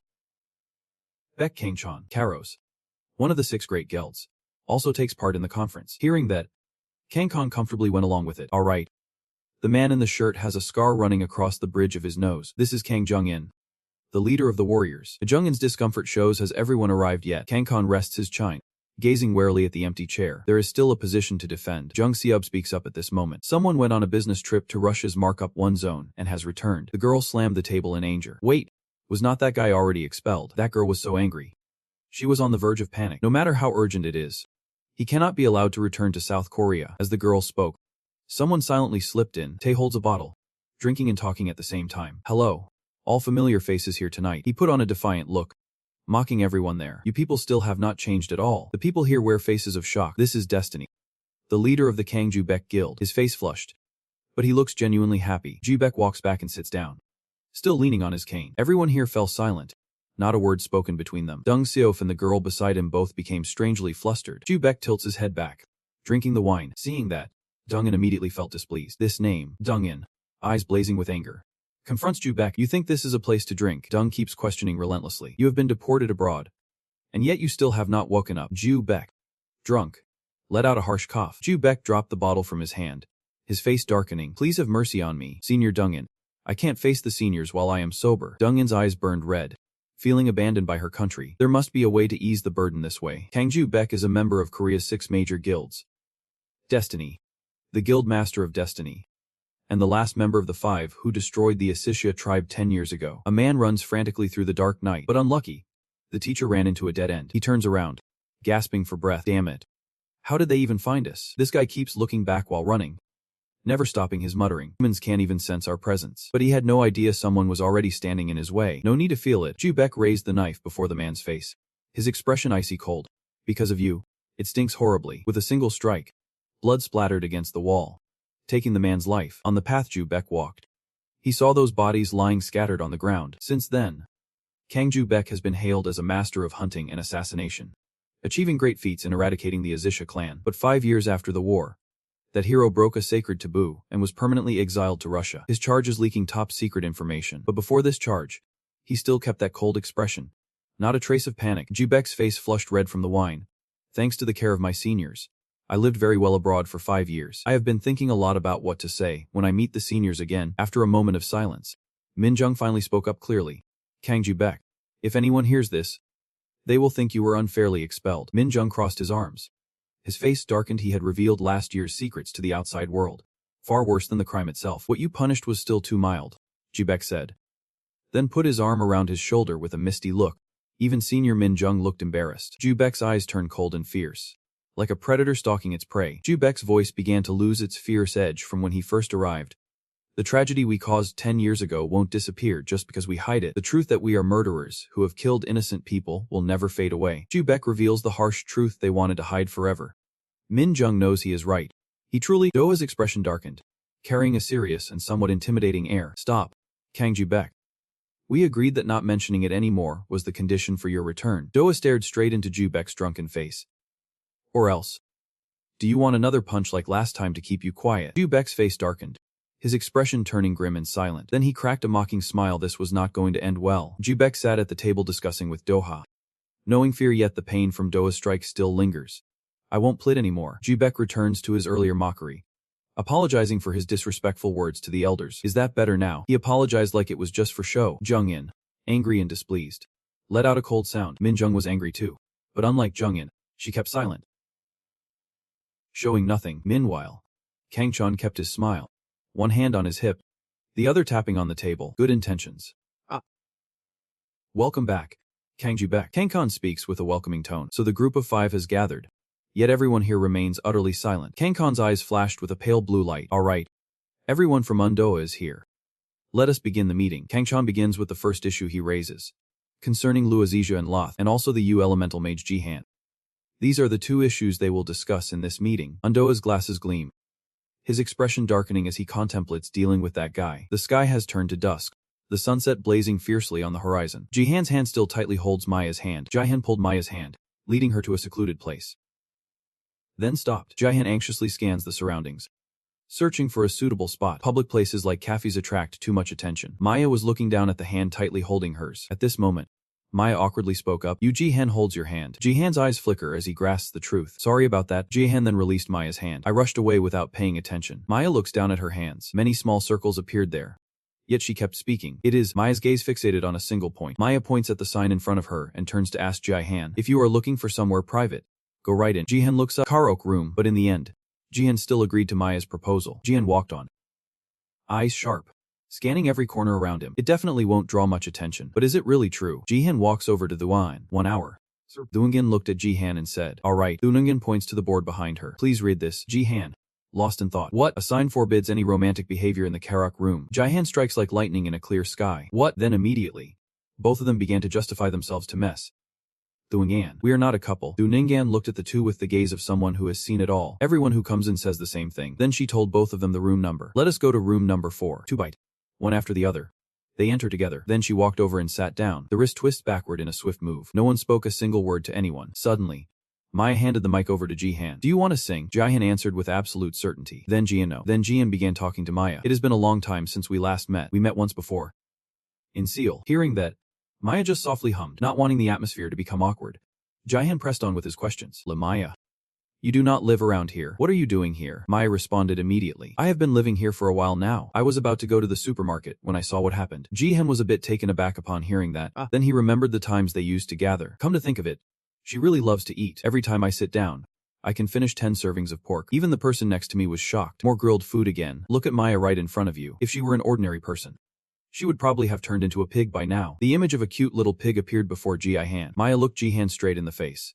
Her voice tinged with impatience. You just thought something bad about me, did not you? Jihan, flustered, quickly tries to explain. Not all. Maya won't forgive Jihan, but you have a bit of an attitude. Inside Judge Jihan's heart. How could she possibly know? Jihan clears his throat softly, shifting the conversation abruptly. Anyway, last time was not the right moment, so I did not get to ask. How have you been lately? Are you okay? Mia shares honestly to ease the boredom. Still the same as before. Someone makes sure I never have a peaceful day. An image flashes vividly in Jihan's mind. It is Kim Hyun-tae. That time, this Hyun-tae knelt before Jihan. That guy is very touchy. I have been humiliated like this. Whatever happens, there is no need to guess. Then Jihan continued to question Maya. Last time, I saw a new member. I saw him come in right after I left. Must be pretty strong.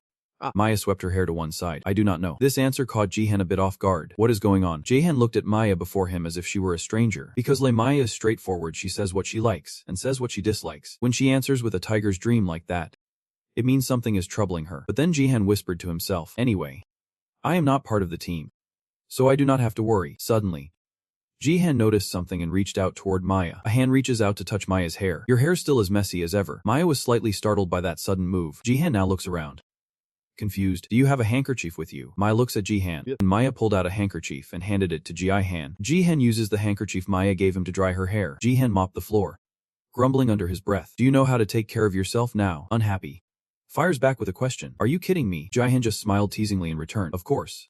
She always gets dirty, so I have to clean her up. I is not happy to speak plainly. Now that you are in a group, you are getting more and more reckless. Jihan laughed, continuing to tease. If you do not want to hear these words, then fight a little smarter. Blushing from the attention, turned away. Say no more. Maya turns her back on Jihan after much thought. Suddenly asked, Loved? Do you hate me? Jihan spoke while wiping. It will snap right away. Then, startled, he answered Maya's question. Why is that? Maya glanced swiftly to the rear. I already agreed to kick you out of the group. If I had opposed, the outcome might have been different. Jihan seemed to have uncovered a shocking secret. Is that true? You agree too? Maya dodges and asks again. You do not remember. I have. Jihan blows on his hands, a playful smirk on his face. Just kidding. I heard it all from Kim Hyun-tae. Jihan now looks at Maya with serious eyes. At first, I was really angry with you, but I know you did it to keep me safe. Jihan added more, and that is how I joined a new society. Maya feels a hint of worry. Do you like the current group? Jihan answers honestly. Really like it. These words make Maya shiver inside. Jihan shares sincerely with joy. I have met good friends, and more importantly, true ones. I have become stronger than I was back at Carol's. Jihan added more. Now, I am strong enough to protect someone. These words left Maya momentarily speechless. Maya scowls. That is wonderful. Truly fortunate. Back in the meeting of the 5-member council, the atmosphere remained tense and awkward. Kangkon smiles with his chin in his hand, but his heart does not. The story is nearing its final chapter. Kangkon flashes a dangerous glint in his eyes as he speaks to everyone. I truly love Jihan. Do I really have to die? Others began to feel uneasy as well. What are you talking about? Why kill the people we are supposed to protect? Fake Kangchan. Are you even awake right now? He immediately signaled to stop. Wait, just listen to me first. I did not mean to kill Jihan for real. The man beside him stood up. What exactly do you mean? Kangchan responds. It is a trap. You explain. Lyad had targeted Erna before. Wind Spirit Mage. If he is obsessed with the wind spirits, this time, he will target Jihan first, so we will use his obsession with Jihan against him. Set the trap and force him to reveal himself. Night in White City still glows with lights. Jihan and Maya stand in the middle of the road. He thought to himself, talked for about 30 minutes. Then left the Carrick room. He gazes into the fashion store. He walked in to pick out clothes.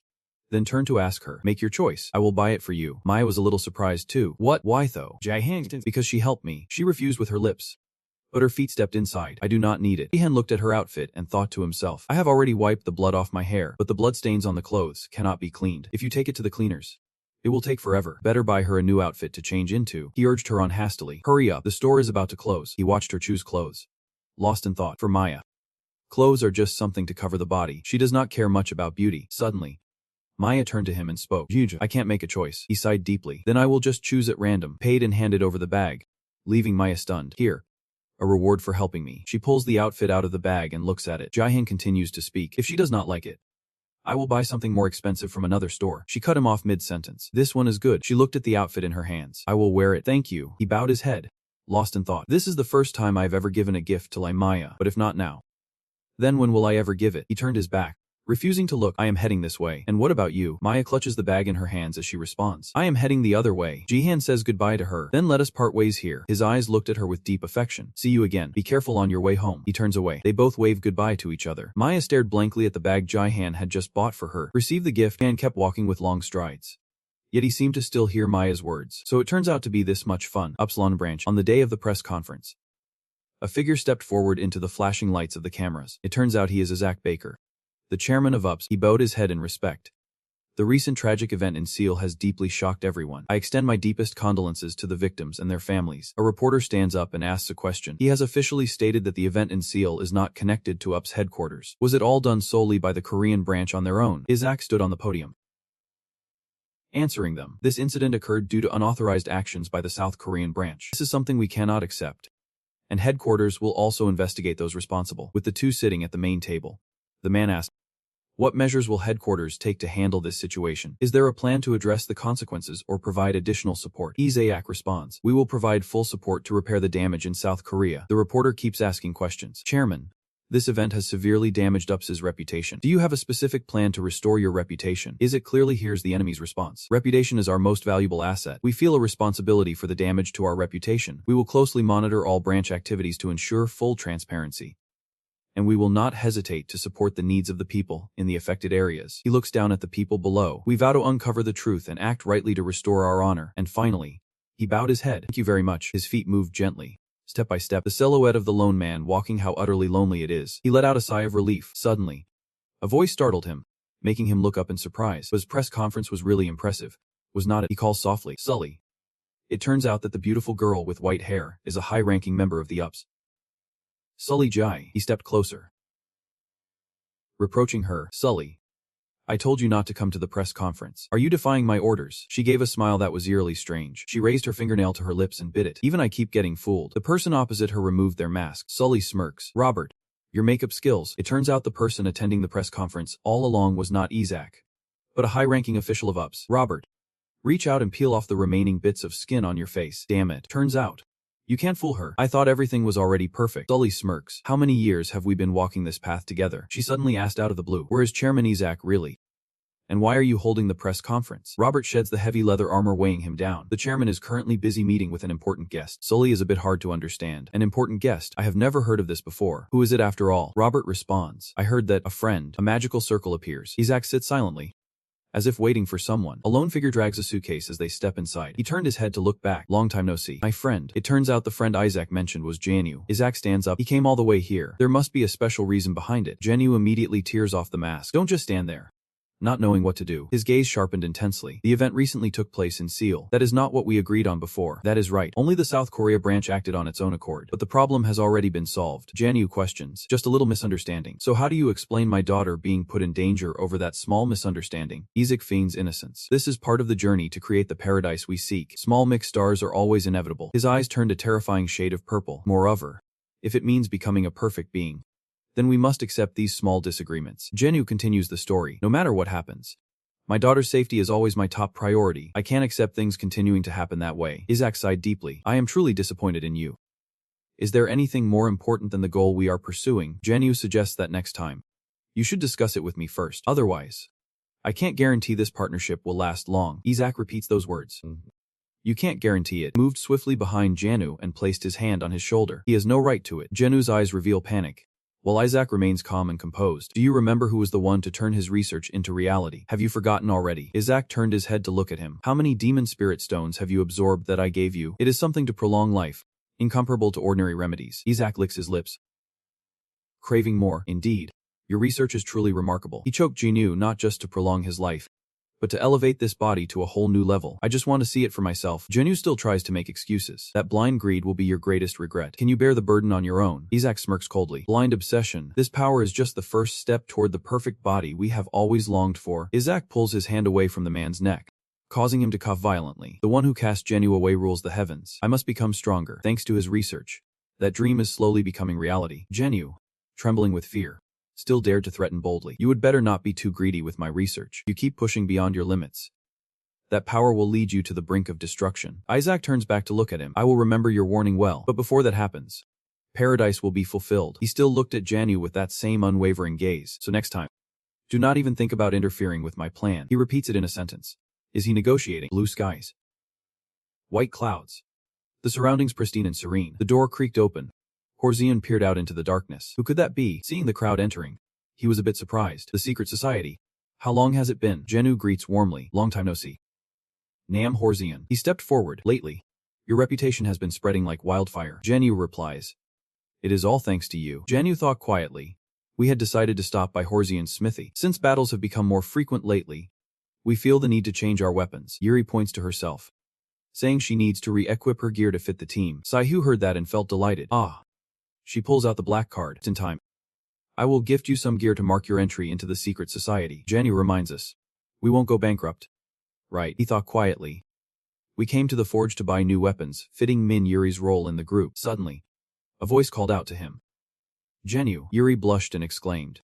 Is he from the dwarf race I have often heard about? How can there be a weapon operated by a dwarf? Same snake bit him on the cheek. Yuri points toward Horzian, explaining. Nam Horzian is a genuine Korean blacksmith. Yuri startles, stammering. What? The Horzian, a man of Asian descent, is visibly annoyed. Don't believe it. Here, take a look at my ID card. Yuri's shock only deepened as she accepted it. She stared at the youthful photo, utterly shocked. 27 years old, full of promise. What is this photo about? Jinyu explains. Nada, but Nam Horzian is an exceptional blacksmith. I once had a sword made here. Yuri realized. I see. She moved closer to Horzian. Sorry for not knowing. He scratched his head awkwardly. It is. I guess I am often misunderstood. He suddenly grew serious. What kind of weapon do you need? Judging by her build, she seems like a long-range fighter. Yuri is taken aback by Horzian's unexpected words. That is right. Right now, I am looking for a bow focused on damage rather than mobility. Horzian analyzes. From solo battles to team fights. Should I change my style? Become a long-range assassin. Focus on providing support from behind.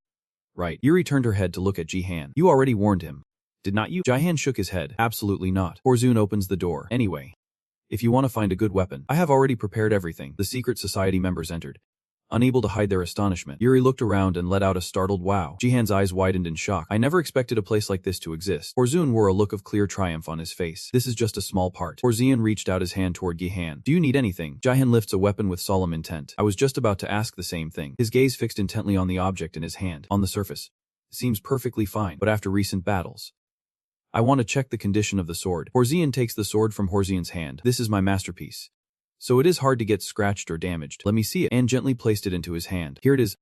Sir, he looked at the sword and pondered for a moment. Jihan asks with worry. What is wrong? Is something wrong? Horzian remained deep in thought. His eyes narrowed. This sword, there is something very strange about it. Jihan, is the sword damaged? Horzian answers back. The spirit wind is in your sword right now.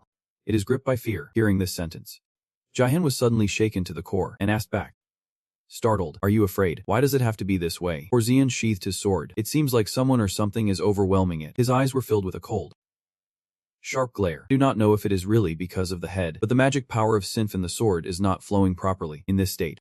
No matter how many times you call, it won't come out. Jihan's mind was filled with thoughts. The reason it has been silent in recent battles. Is that really the reason? Horzian sheaths his sword. Jihan takes the sword back from Horzian. So how do we summon Sinf back? He reminds him. You need to find out what it is afraid of. He continues his analysis. The power of Sinf is more than just a tool. Without trust, the relationship will fall apart. Look at the scars on your sword. I can clearly see how you have treated Sinf. He issues a warning. Now that you are the wind spirit mage, you have to talk to Sinf. His face grew serious, just like its former owner, Erna has. Jihan wonders. How could Uzion possibly know that name? Uzion smirks, replying with a sly grin. That matter. Saihu waves his hand. calling Jihan. Jihan, aren't you going to watch? Siam rushes up hurriedly. Jihan, this really is a treasure. Uzion turns away. You should go, he warned them. The journey ahead is still long. Jihan is serious. I understand. Yuri gazes thoughtfully at the bow in her hands, while Saihu and Siam continue their lively discussion nearby. Her eyes gazed at the bow, glowing with light. The next morning, the sky was still beautifully clear. At this moment, Saihu held the black card, tears choking back. How can a bow be so expensive? Yuri and the lonely widow. You really did not have to do that. Jihan steps forward, continuing the story. Luckily, we have not gone bankrupt yet. You still say it so openly. The new card has only been used for a short time, yet it is already over half the budget. As the leader, should not you be more mindful of spending? Hearing that, Saihu straightened up angrily and pointed directly at Saihu's face, scolding him. What about you, Jihan? Do you think you have the right to say that? Jihan turns around, clearly frustrated. Why do you have to pick on others like that? I have never been one to waste money recklessly. Saihu pointed directly at his face and scolded him. The moment you got that card, I knew you used the guild's funds to buy clothes again. Yuri heard that and froze in shock. Siam was struck dumb. There was a reason for it back then, but how could she possibly know? Saihu stands with arms akimbo. Ah. Did you go on a date with someone that day? Yuri bites his hand. Jihan, you have a girlfriend. Jihan hurriedly denies it. That is not true. It is just a misunderstanding. Saihu's gaze was full of sarcasm. Then explain the cute pink shirt listed on the invoice. Jihan hurriedly waved his hand. That outdated fashion style is so passe. In his mind, he thought that saying he had met Lima from the Kuro's gang would only make things more complicated. What do I do now? Siam speaks up. Saihu. Yuri, please respect Jihan's privacy. Saihu recognizes the face. Dream ascends. Are you defending Jihan? Is this about men again? Jihan looks at Siam with deep confusion. Dream ascends. What are you talking about? Siam begins to play her game. Are you comfortable sharing that Jihan has a thing for wearing women's clothes? Jihan's eyes darkened. This guy. Yuri speaks up. So you have a hobby like that? Saihu's eyes were filled with fear. I feel so uneasy. Siam blinked slowly. The more Jihan looked, the more uneasy he felt. Don't make that face. I want to kill you right now. He grabbed Siam by the neck. You are the biggest bastard of all. Siam is overwhelmed with panic. Why is this happening? Just then, a drunken man stumbled by. He mocks Jihan. Cough, cough. You are lucky. The secret society. Love? Jihan's actions came to an abrupt halt. Siam is feeling ecstatic. What? He clutched his head, confused, unsure which way to go. My head. Relying on soju really is not my style. Jihan is full of mysteries. Who is that? That guy's gaze narrowed sharply. Even if I say the name, you would not know it. Jihan's eyes were filled with mystery. Don't talk nonsense. Who are you? Suddenly, a bottle rolled toward him. Jihan's movements are swift and agile. Just a few moves, and the bottle is shattered. His gaze sharpened with intensity. He glanced around, lost in thought, gone without a trace. Suddenly, a voice echoed. Where do you think you are looking? And stands on Jihan's sword, a phantom more surreal than a dream, as she sleeps suspended in time. The henman sneered at him with a mocking smile. Too weak, are not you? And keeps drinking, lost in a haze of illusion, and uses a sleeve to wipe the support. Finally, it looks like the spirit is rising. Aka on the rocks is still the best. Jihan looks at him with a serious gaze. Who exactly is your friend? He lowered his eyes to look at him. Cough, you are really persistent. If you are that curious, I will tell you. Hen spins the sword in his hand. I am the current president of the Destiny Society, and you are a former top-tier hero expelled from South Korea. Tightly grips the weapon in his hand. The Han introduced themselves. I'm Kanhu, the ace of the 6 great guilds. It is a pleasure to meet you. Jihan sheathed the sword. The Destiny Guild.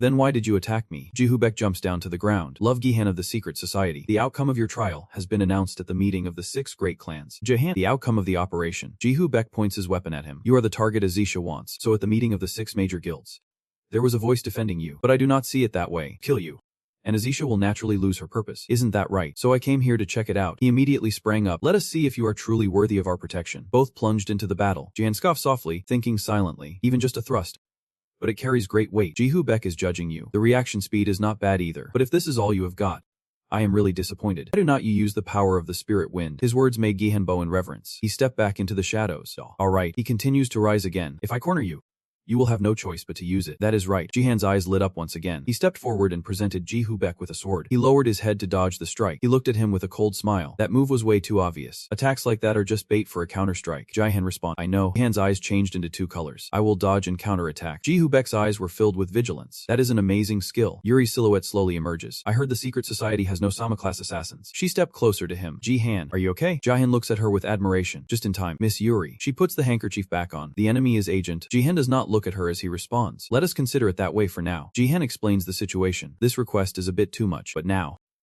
help me. Saihu stepped forward and asked him, how much time do you need to stall? Jihan pauses thoughtfully before answering. Longer, the better. Hibek scratched his head. Tiger, have you guys finished discussing? My patience has its limits. The Han thought silently. A tiger within. The swordsman is standing behind us again. What kind of conspiracy is this? Yuri's eyes were filled with icy bloodlust. Jihan, full of pride. Is it some kind of binding spell? Though it is basic magic, It seems she independently applied property transformation. Saihu immediately unleashes his move without hesitation. Many methods. 6 winds farewell. Yuri is also supporting her. Ice arrows. Ice dance. Both unleashed their full power against Jihu Beck. His eyes still brimmed with unwavering confidence. Kaika. This is so much fun. The hand struck back without hesitation. His eyes are big and bold, he said smugly. Anything else? Is that all there is? Jihan stood still, motionless. I remember what Ozeon said. The power of the spirit is not just a tool. If you can't build trust, the relationship will fall apart. Looking at the scars on your sword, I can clearly see how you have treated the spirits. Now is the time, as the wind spirit mage, to speak with Symph. He closes his eyes, focusing on what he must do. Suddenly, he opened his eyes to a strange new world before him. He silently thought, this was a dimension created by Symph. He glanced around. So where's Symph? His eyes recognized something. He realized Symph was trapped inside a shadow floating midair. He thought quietly, I have found it. He rushes towards that shadow. Symph, we have come to see you. She stops him. Don't come any closer. He misfired right in front of the guard line. I remember what Ozeon said. She stops him. Don't come here. He misfired right before the guard line. Symph looked at him softly and said, Yuhan, I do not want to kill you. You approached the guards, not wanting to kill me. What are you talking about? Symph deliberately ignored Jihan. You know, the first person to make a contract with me. She is worried about Jihan and the fate of Erna. Jihan hesitated to say, Irna is Sihua's mother. Symph hesitates to reveal her true feelings. She truly is a great person. She possesses a spirit stronger and fiercer than anyone else. Its eyes glance softly, carrying a hint of feeling unlike anyone else. Yet she remains quite naive. She sincerely confesses, Yuhan, I can't let you walk the same path she did. Meanwhile, on the other side, a tense confrontation unfolds. Juhu approaches, radiating intense menace. Done. That is all there is. His eyes glowed red with malice. Was he not going to strike again? He walked forward calmly. And I won't harm you. I only care about Yuhan. Juhu grinned widely, mouth full, and called out arrogantly, if you step aside, you might just keep your lives. He whispered softly, it is not over yet. She immediately gave the order. Chila has appeared, ready to crush Juhu Butch. He glanced from behind, wondering when it had appeared. Chila's powerful stomp. But Juhu can completely block this strike. The monster Chila. They say in Korea there is a Tam Mo who tamed Chila. He spoke with a challenging tone. But it seems the rumors were a bit exaggerated. Juhu's disdain was palpable. Chila's whole body tensed up. It was just a big bluff, with no truth to the rumors. Chila sobs. He grabs his leg. He grabs his leg. He grabs his leg. He grabs his leg. It is just a bruise, soft as cotton. He jumped out quickly. I have no interest in bullying other people's pets. He kicked Chila so hard she flew out. So just stay quiet and sleep. Yuri was overwhelmed with worry. Chila was seriously injured, lying safely in her arms. He smirks with wide eyes, saying, you are out of tricks now. Juhu falls to his knees. Powerless. No, this can't be. He is too strong. She turned back, shouting, the Jihan, how much longer? You said you just needed to stall a little. Jihan now sinks into silence, her face dark and brooding. Yuri gently takes something. I trust you. The Jihan. She pulled out something soaked. Yuri firmly placed it in front. This time, Juhu could not guess. Yuri just said, I will stall for a little longer. Yuri's eyes brimmed with determination. Keep an eye on Jihan. Yuri stared at her opponent ahead with fierce hatred, choosing option A. While Hosen admired the bow she held. You have a keen eye, Yuri said. This bow is of excellent quality. I want to buy it. He means well with his advice, but she needs to think it over. It is what confuses Yuri. Wow. Hosen patiently explained that the bow is a shape-shifting weapon, capable of altering magical properties. If someone unskilled uses it, their inner magic will be completely drained. Hosen cautiously asks, are you saying my magic power could be completely drained? Hosen does not deny it. That is right. He gently strokes his beard with a mysterious air. One small mistake could be fatal if you are not skilled enough. Now, with the bow finally in her hands, towering before Yuri, she grips it tightly, remembering well the warning that she might have to pay with her own life. Jibok smiled faintly and asked, switch weapons. But nothing really changes. In her hand is an arrow brimming with magic, uncertain, but it must be tested to know for sure. She gently pulls alongside the one, gathering energy, intensely focused, as if drawing in everything in the world, the terrifying magical power converging on that bow. Getting hit this time would be quite dangerous. Jubik is also a reckless man, rushing forward immediately. Well, that is, if she shoots them. Yuri's eyes brimmed with hope. He was determined to shoot them down. She armed herself alone. No one else to fight with. The tension was palpable. This time, Jibuk still had mockery in his eyes, strong. Yep. But it was just one arrow. Dodging a simple shot like that is as easy as candy. He narrowed his eyes sharply. What is it? The power gradually shifts. The arrow's shape suddenly changes. The arrow blooms into shards of ice. Yuri finishes her attack, gently bringing him down. The breathless Jibuk insisted, certain they had been shot, growing ever more confident in his judgment. With this attack, Even a top-tier hero would be subdued. But Yuri's face changed color and disappeared. He was clearly caught in the explosion. Shu suddenly panicked and called out, "Miss Yuri. Over there behind you." But it was too late. Jigyo-buk appeared from behind. His whole hand grips her face. What a fine bow. Jubek held Yuri hostage, using her as bait. And just before they struck, he transformed his magic to unleash an explosion. "I have been defeated all along." His smile grew darker by the day. "But alas, not for." He began recounting the harsh days when I was exiled to Russia, forced to endure the biting cold every day, no matter how harsh the climate, how unbearable the suffering, or even breath freezes. "If you want to freeze me, it has to be Senior Min Jung's ice seal technique," whispering softly into my ear. "It is truly a pity having to personally deal with such an outstanding hero is truly sorrowful." Then he made a tempting offer. "Do you want Min Yuri to join the Destiny Guild? If so, I will overlook all your mistakes." Saihu raised her weapon to save her comrade. "Release her at once." But in Jib-buch's eyes, this is just a farce. Stop the pointless act. Surely, she would not want to harm her own teammates. He taunts. But she should stop and stay silent, for Yuri Jihan just mentioned him. Jit turned back to look, but the figure was nowhere to be seen. "Where's Yuri Jihan? You stayed up late to recharge, then rushed to get ready for the fight." His eyes, cold and lifeless, fix on Jibba. "He wants to see my spirit magic, does not he? Well, now I will show him to his heart's content." "You guessed it right. Now I will show you to your heart's content." Jihan strikes fiercely, as if trying to cut Jid-buch in half. He never expected this. His comrades were taken hostage. Yet he still swung his sword, confident enough to target only himself. "Help me lift my leg up." A bodyguard approached Jihan, pushed Yuri aside, and said, "I have been waiting for a long time." Jid-buch smirked slyly. "What were you thinking? Letting your teammates take the front line? What are you plotting?" His eyes gleamed with sharp insight. Jian cautiously looks around to avoid any unexpected trouble. The chance of civilians nearby is under 10%. And the chance of civilians caught in the battle is under 10%. You carefully make everything perfect. At least you should see someone evacuating. Then Jihan glanced at him. "Well, that is fine too. You bravely told Saihu and Yuri, so no civilians would be harmed." "Saihu, Yuri, thank you both for buying me some time. Your whole body is brimming with magic. Now let me handle this. And both of you get out of here quickly." His eyes were filled with resolve.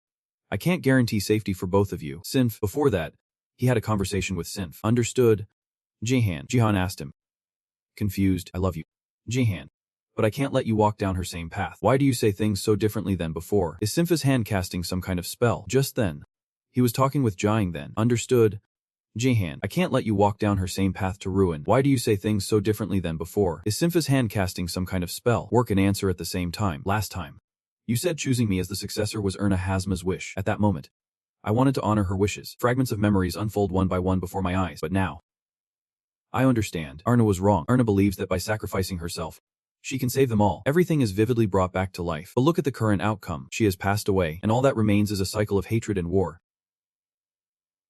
repeating endlessly. Even sin has its own burdens to bear. Protecting everyone from the start was impossible.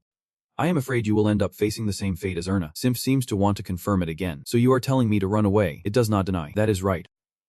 Run away." Simf glanced sideways at Jahan. Every word carries a hidden meaning. What they want is not for you to love Jahan, but for me. The streams of spiritual energy rush past, as if driving Jihan away. "From the very beginning, you had nothing to do with this. I can't drag you any deeper into this tragedy." Simf is trying to push Jihan out. "Surrender me to them and return to your precious comrades by your side. Return to the joyful gathering, where Kim-Soo awaits." But Jihan is slowly unraveling every knot. "You are completely misunderstanding the situation." He gently touches the white screen. "Sinf, to me, you are too," as if trying to break it apart, "a valuable comrade." But Jian spoke up with a warning. "You are trying to break through my magical barrier." He raised his hand to stop it. "It is useless. This is the space inside my mind. You can't do anything. If I have a precious comrade, I will make space in my heart for them. You can't break through that barrier." But Jihan remained steadfast in his decision. "If we can't even break through a small barrier like this, if the beam of light shatters all barriers, how can I achieve greatness?" Witnessing this, Sinf could not believe it. How could a mere human break through the spirit's magical barrier? How could a mere human break through the magical barrier of the spirit realm? He spoke words of encouragement,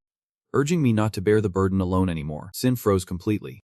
Loving Jihan in that moment, he spoke words from the depths of his heart.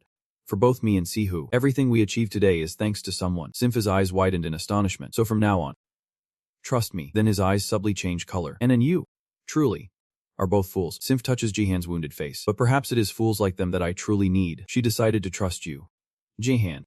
"I will believe in you this once." That is why Sinf appeared in this battle alongside Jihan. "This time, I will be with you too." Sinf is filled with determination and battle, wielding a long, sharp sword brimming with magic. Jihan unleashed a powerful force, closing in fast on Jubek. He carefully blocked with both hands, An overwhelming surge of magical energy. If it were an ordinary sword, it would not have been able to block it, but he smiled with delight. Jubek countered with a move. Intriguing indeed. He runs as fast as a god. Why are you only giving him to me now? Simp Sung Feng strikes leave it to me. Jihan unleashes his signature move. Rapid-fire punches, blue and red clash with daring intensity. The more Jubek fought, the more aggressive he became. But Jian showed no emotion. Both sides fight fiercely, neither willing to back down. Yuri, standing aside, sensed the tension. The terrifying speed too fast to follow their battle with the naked eye. She turned to Jihu, asking what had happened to Jihan. He had grown stronger, far beyond his strength during their last encounter in Zona. Jihu glanced at his palm, blaming himself. Jihan had grown so strong, yet as the leader, what had he truly accomplished? Both sides fought relentlessly, Jihan's face growing ever more stern. Jubek still grins triumphantly. Did not you learn anything? I already did it. You used a spirit to block the attack. Jihan smiled softly. I told you so. He used the violent wind move to fight back. He planned this from the start. A thunderous explosion spreading terror. Smoke swirled wildly as Jihan's face grew colder and colder. Jubek still grins triumphantly. Did not you learn anything? I have told you already. Obvious moves just become tasty bait for a counterattack. No sooner had he finished speaking than he lunged forward with a counterattack. And then I unleashed the violent wind technique. He planned this from the start. A thunderous explosion erupted, spreading terror. Smoke billowed wildly into the sky. Jubek laughed out loud with pure delight. Incredible. Are there still heroes of this caliber in Korea? Jihan gasped. He is so stubborn, struggling as if he could not hold on any longer. You Jihan. There is no time left. My materialization is about to fade away. Jihan takes one last risk now. End it with your strongest strike. Plunge the sword in. Life and death. But that only deepened Jubek's contempt for him. So that is your strongest skill. Show me your best. Jihan raised his sword high, ready to strike. No words needed. When unleashed, terror's power is what I intend to wield. Jubek fears no pain. Even madness is worth the cost. Suddenly, a third person barged in. These reckless fools are exactly why I hate bloodthirsty types. He unleashed a force to block it. Jihan's eyes froze as another mysterious figure appeared. Beck Kangqian. Kangqian smiled softly. Stop in them. Let us stop here. Do you intend to destroy this place? In a crucial meeting, to secretly contact the Red Hole Society and protect them while setting a trap for the enemy. Kangqian boldly declared. If no one objects to this plan, we will proceed immediately. But someone spoke up. I objected, catching his attention. Kangqian turned to Jung Seep. North Jung Seep. Are you still here? Jung Seop replied confidently. The 6 major gangs all protect Yu Jihan. I do not think he is worth that much. Jung Seop leans back, hands open, saying, if we are talking about Yu Jihan, I worked with him for 7 years at the Kiros Association, so I know him very well. He is just an ordinary hero with average abilities and no outstanding qualities. He spoke his mind. And yet, a man like that leads the guild. I doubt the Red Hole Guild's judgment and their core members. Jung Seop noticed it too. And so did the Azishia tribe of Liat. Is he really still alive? He keeps voicing his opinion, but with no clear evidence that Liat is alive. Everyone is making a big deal out of it like it is some grand plan. Holding Ubake immediately reveals a secret. Liat is still alive, making Kangqian frown in disbelief. What? He recounted his past again. When I returned to Korea, I sensed his presence. He was definitely in Korea. He keeps performing. But as Chief Karos said, I am not sure if Yu Jihan is the one we need. Ubake slams his weapon on the table. So, how about this? He volunteered. He has no words for Chief Karos. No words for Chief Karos. No words for Chief Karos. What now? He volunteered. Stood up. I will go meet and investigate him directly. The old-fashioned way. Ubake tilted his head and asked, does anyone have any objections? Senior Kangqian. Kangqian resists the urge to ponder, returning to the intense battles between Zhou Ubake and Jihan, their power spreading to every corner of the alley. Kangqian clenched his hand tightly, smirking teasingly. The old way. His sarcastic tone echoed. That is pretty tough too. Senior Kangqian. We agreed not to interfere. Kangqian turned back with a cold smile. Do not put on airs. He raised his voice accusingly. Even if it is you, charging straight at them is dangerous. How did the test go? Holding back a mysterious, perfect smile. Jian stood there speechless. I cleared my throat and asked him. Bake Kangqian. What are you doing in this neighborhood? Kangqian replied. He has got everything arranged smoothly. The guards came from somewhere to protect again, and I had everything ready before you even arrived. Dozens of guns are aimed at Jihan's position. Red Hole's rapid response team. Jihu is on high alert. What are you planning to do? Jihu softly warned. Don't resist anymore. Kim Jihu. She appeared with that team. We did not mean to harm you. Jihu was utterly shocked. Jung Unji. Jihu is furious. Do you really think we will cooperate if you force us like this? Kangkon said coldly. You do not have the right to choose. A sudden presence from Kang-chan approaches. So just follow obediently. Power beam shot up continuously. A pile of shattered armor after the fight. Jihu points to the scrap and commands. Quickly handle the damage. The army has received orders. Yep. Understood. Sane has been watching everything. Filled with worry. Damn it. What is going on? Suddenly attacked by a first-rate hero. And now I am even being captured. He collapsed. Trying to escape must get help immediately. Who would have thought they would spot us in just a second? How do we deal with this rat? Then they acted together. First, capture him. He is a civilian. So do not hurt him. Sane knows this time. He is done for. Oh no. The scene shifts to another place. The three stand in a room full of hooks, surrounded by deadly chili peppers. He speaks with a sinister tone. So he is finally making his move. Yuhu Jahan. He called the two brothers, Jerry and Lim Minsu. Liat. To ask about the progress. Has everything been prepared? Always ready to give your all. Jerry's all set. Minsu's fired up too. Everything's prepared as ordered. Liat activates the device. Using all the magic crystals stored in the laboratory inside those machines. 85 enhanced humans were activated, trapped in a shadowy conspiracy. Liat, pleased with their resolve, declared with cunning, "Good. We won't just evolve anymore. Let us begin the plan for paradise." The next day, in a 5-star skyscraper, the main members of the Red Hole Society stepped inside. Their eyes scanning the surroundings. Where is this place? Only a few seconds passed. And someone appeared. You are not feeling nauseous anymore. They sat with Red Hole, the secret society. He welcomed everyone politely, maybe a bit abruptly. But thanks for agreeing. Sai, who wanted to curse after hearing that. Agreeing to what exactly? We were practically forced. Kang-chan chuckled it off. Forced. If Senior Jian heard that, it would be a big deal. Jian wastes no words. Gets straight to the point. Hurry up and explain why we were brought here. Kang-chan finally listened to Jihan. Those spirit mages are always impatient. All right. These are the secrets step by step. First, we want to protect the guild's headout from UPS and Azicia. You have surely heard this from Kang Jiayubake, who detailed everything clearly. Second, we want you to push your spirit magic to its limit. Though you have already shown this in the battle with Kang Jiayubake, Kang-kan seriously reported the final and most important matter. The third point, that the one who could sense your spirit magic had come here. Kang Jihen still had doubts. But how could he be sure that person would appear here? Kang-chan did not object.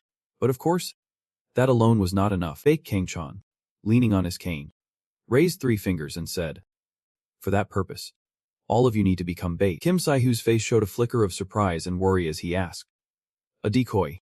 Minya Rai is right there." Looking just as worried. "Do you want us to be the bait?" Kang-kan calmly replied to both. "Exactly. You will lure Liu out and we will capture him." His eyes showed a hint of fatigue, while he added, "Meanwhile, you just need to release your magic power and wait. Simple.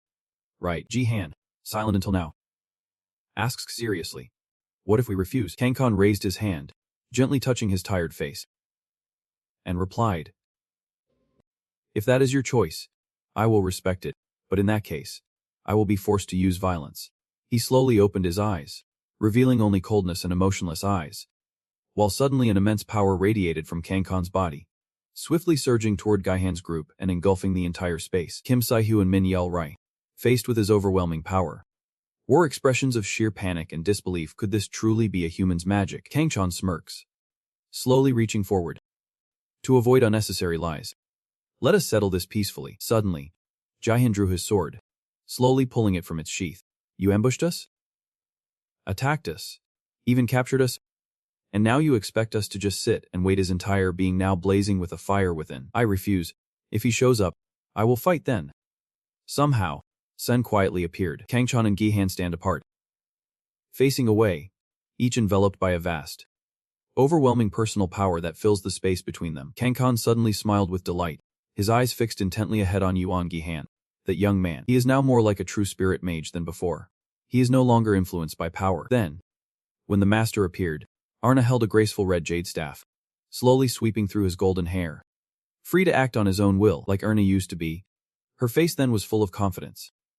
Fearless. Staring straight ahead, back to the present.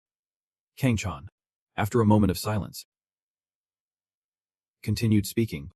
"And that was the reason. Can't let you meet him." Suddenly, his eyes turned completely white. Kang-chan slowly lifted the fur on his coat, asking with a cold gaze. Jihan, with a calm expression, listened but did not quite understand. "What are you talking about?" Kang-kan replied coldly. "I do not know."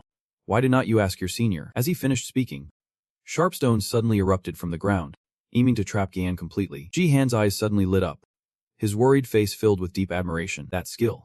It is impossible to master. Those stones are slowly watching each other, then betraying me. And just like that, those stone claws quickly enveloped Gi-han completely. A strong wind blew from nowhere, making it hard for Kim Si-hoo to see her trying to call out, Ji-han.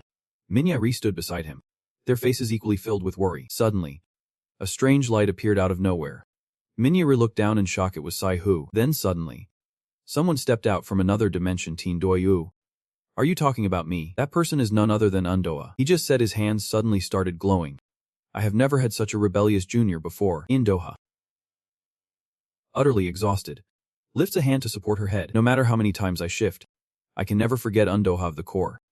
A question lingering within. Kang-chan still stands, leaning on his cane, watching intently. You showed up late. I almost ended up fighting your disciple. Indoa slipped up behind him, hands in his pockets, and stepped forward. Next time, be sure to set the coordinates more precisely. Kang-chan smiled warmly and turned to continue speaking. Anyway, you showed up just in time. Indoa replied neither quickly nor slowly. He won't be able to move for a while. We should be going too. Suddenly, a voice echoed from somewhere. Let Jiang go at once. Upon hearing the shout, Indoa slowly raised his eyes to look up, feeling the moment. The speaker is none other than Kim Si-hoo himself. She has now cast multiple spells in the air, lighting up the sky. From those formations, countless beams of power shot straight toward the large stone imprisoning Jihan inside. But after it ended, the stone slab remained completely intact, without a single scratch. Kim Si-hoo could not help but be surprised by the scene before him. She quietly worries inside, completely powerless. At this moment, Doha, who had been observing, finally spoke up. Let us not waste any more time. Saturn's binding spell won't let him escape without my permission. Then suddenly, Jihan's voice rang out. Allow it. I do not need that. Indoho and Kang-chan heard his voice and turned to look intently. If there is an obstacle on the road, when his voice echoes, sources of power simultaneously coil around the massive stone. Inside, Jihan's face darkened. Only his bright eyes and the sword radiating power remained visible. I just needed to slash through everything. His eyes now held only coldness, devoid of any emotion. Sinf, surround me with the magical spirits of Midi. She appeared there too. Eyes closed, hands clasped as power began to gather. Wait, do you think my magic is limitless? Sinf opened his eyes and turned to say, all right, the magic power is fully charged. Just hearing that, Jihan quickly sprang up, his whole body burning with power. Smash it to pieces. The earth may be tough, but it always bears scars. Jian slashes forward, his eyes turning pale like a rising phantom. Outside, a massive explosion is about to erupt on the large rock slabs, with smaller blasts appearing now.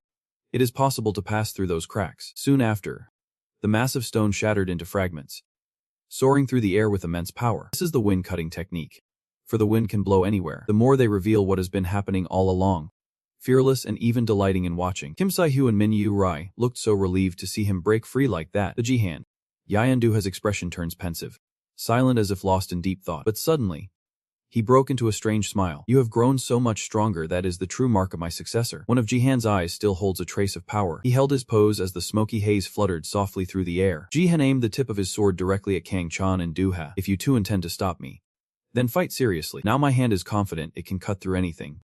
As one of his eyes lights up once again, Kang-chan glanced back and said to Duha, did you hear that, Yaya? This is how I train my juniors. He said that with a delighted laugh, while Duha, slightly annoyed, reached back to touch the back of his head. Be quiet. But he quickly looked up and said, yeah, I have no intention of fighting you right now. You know it is impossible to face both of us alone. Hearing this, Jihan showed no fear, calmly replying, maybe we can't win, but we can escape from here. Before he could finish speaking, someone interrupted him. That is absolutely impossible. Jihan squinted in irritation. What was that? Dua casually puts his hands in his pockets and explains, aren't you curious about the place you are standing in right now? Yeah. Next week, beneath the Red Hole Society. It looks like a skyscraper from the outside, but inside, underground, there is a cave that looks like a monster's head with glowing eyes.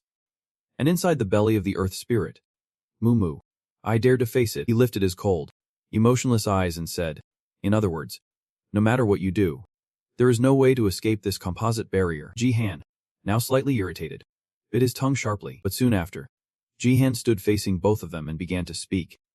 Why are you making such a big deal just to stop me from meeting Lai?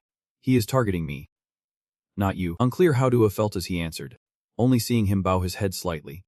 This is the old grudge between us and Lyeth. We won't let the tragedy from 10 years ago drag you into it. Jihan stood still, absorbing every word he said. As he glanced at Kang Chan, his entire being was engulfed in a flame of power. Kang Chan cracked a slightly sinister smile. The target had taken the bait. Elsewhere, Lyeth's shadow sank down to the ground. He stood still in place. Lyeth, the power engulfing my body grows fiercer. So this is where you have been hiding. Lyeth stands coldly before the building, staring inside. Lyeth, emotionless, lifted his eyes. The hunt had begun. From the bottom of the knot, looking up, only towering skyscrapers reached the sky. Inside, a few people in protective gear patrol, weapons in hand. They quickly report over the radio that, so far, there are no signs of anything unusual. The people in protective suits slowly advanced toward the glass in front. All briefing areas have been cleared. Nothing is coming after. Why is it so quiet here? A person in protective gear behind says to the one in front. This is truly concerning. The man slightly turned his head and replied, stay vigilant. Not even an ant must slip through. While they were still talking, Lyeth stepped forward and crossed the barrier. This is a direct order from the day of Baek Kangchan. While he brimmed with dark power, Lyeth casually slipped his hands into his pockets and walked inside. His cold eyes slowly glanced upward. You are mistaken. Wake up and see the truth. The people in protective suits suddenly stood still as Lyeth calmly glided past them. Wherever he goes, the dark power advances relentlessly. Lyeth calmly stepped inside, where those in protective suits finally began to speak. Wait. Did something just flash by? You are mistaken. Snap out of it. Lyeth slowly raises her hand, gently touching something. Suddenly, his eyes lit up, breaking the expressionless mask on his face. Where are you, love? Then suddenly, your image appeared. Jihan grips his sword, swinging it back to gather momentum. The entire body is enveloped by a great source of power. Lyeth reached out to touch a wall inside the building, and suddenly, a stream of light began to emerge around her. He seems to have sensed something. Lyeth slowly cast her eyes downward, anger simmering deep below. He continued placing his palm on the ground, feeling it. Finally, we meet at last. From beneath the earth, one can see two small circles of power suddenly appear in the palm of Lyeth's hand. The entity I have long sought. The spirit of passion. Then, suddenly, right where he placed his hand, a great power emerged. It carries tiny beams of light into the void. Lyeth quickly slipped down through the hole on his head. Lyeth's face remained expressionless, lost deep in thought. If you were human, you would give me an answer. After falling for a while, Lyeth quickly landed on the ground, leaving a hole in the ceiling from the power he unleashed. Lyeth lifts her head, gazing ahead. Before him stood a door sealed by a mystical barrier. Right behind this door, Lyeth stood, watching intently. He raised his hand, now enveloped by a surging power, a complex magical seal. They have added multiple layers of barriers around the outer walls of the structure. Lyeth spoke as she slowly extended her hand forward, the power quickly spreading and enveloping the door. Anyway, that means nothing to me. His power was so immense that soon after, a huge hole appeared right before him. Lyeth withdrew her power into her arm and calmly stepped forward. Each bacterial colony can only reach this level, but after walking only a short distance, before him appeared nothing but empty space, and a blade truly disappointing. Without a hint of doubt, Lyeth stepped inside, unaware he was entering a new dimension. The spirit's memory vanished here. There has to be something. Lyeth suddenly feels a strange power. His face turns pale, eyes wide with surprise. Lyeth's entire body now seemed to exist in a void of flickering digital eyes. The body aches under the immense power in this space. Lyeth screams in pain, raising both hands to cover her face. Veins bulged across his face. Lyeth still writhed in pain. What were these things? Memories that never existed within me. Lyeth, ignoring her weary body, kept moving forward. That memory is etched deep into his cells, beyond Lyeth's will. His left side still hides half his face, but now his eyes are bloodshot. As the denial of his existence awakens fierce hidden emotions, Lyeth now stands amidst chaos, surrounded by countless fallen bodies, a scene that awakens death's memory etched deep within the cells. Darkness seems to shroud half of Lyeth's body as he remains frozen, muttering under his breath. So that is how it is. Lyeth slowly withdrew her hand from her face. The skin around her eyes reddened. This place is both my end and my beginning. Around where he stood in his memory lay countless dead bodies, rain pouring down the place where the agency clan was wiped out 10 years ago. He talks to himself, his face growing colder with every word. And this must be your memory. A dead body lies on the ground, my original form revealed. Lyeth stood still, turning his head toward the darkness, his expression hidden from view. Lyeth still mused, speaking meaningless words, as if it were his wish. This time, I will surely capture the wind spirit. Suddenly, as he was still speaking, a tremor erupted beneath him. That is both my purpose and my mission. A strange source of power light emerges from behind Lyeth. He quickly sensed Lyeth's gaze piercing from behind. Suddenly, it came out of nowhere, charging straight ahead. Dust and smoke fill the air, the scent of meat lingering, obscuring all sight. Suddenly, Lyeth's foot slammed powerfully onto the ground. He moved swiftly, not letting the ice engulf him. The entrance is completely blocked. Suddenly, a voice echoed through the space. You have savored the dust of the midday welcome feast. Lyeth glanced toward the source of the voice. So it turns out this was a trap from the very beginning. The lights in the room are now fully illuminated. No matter how many lights are in the room, they all turn on one by one, banishing the darkness. Lyeth raises her hand to shield herself from the sudden light. You have come a long way to get here. Speaker is none other than Undoa. He tried to stand calmly, keeping a considerable distance from him. Lyeth of Agency spoke, a delighted smile spreading across his face. A blazing fire of power surrounds the body. Never thought I would see this face again. I am even happy about it. The core of the necromancer's cult. Lyeth saw it and responded calmly. Not surprised. That is certainly an unusual hobby. Teeth trapped by memories of the dead. The more he spoke, the brighter his eyes became. What is happening here? But on the outside, he remained calm and composed. That is right. The season of dark power slowly spreads. I am currently in stealth mode, but clearly, he has discovered me. Then suddenly, another voice echoed. You look like you have a lot of questions on your mind. Lyeth slowly glanced back over his shoulder. Looking over, not far away, stood Kangchan himself. You must be wondering how we found out about you. Right. He kept his calm demeanor, a vague smile playing on his lips as he continued speaking. Want to know the reason? With that, Kangchan slammed his staff hard onto the floor. Suddenly, from behind, a lightning strike illuminated the entire space. He still stands there, motionless. Then suddenly, Kangchan appeared out of nowhere. He wore his hat tipped high, eyes scanning the crowded streets below. Warriors Guild. Guildmaster. Kangchan arrives. Right after that, Kim Min-jung appears. She stared fiercely with her red eyes. Snowball Club. President Kim Min-jung. Next up is Park Jung-seup. Unlike the other two, his face showed a hint of worry. Cairo Society.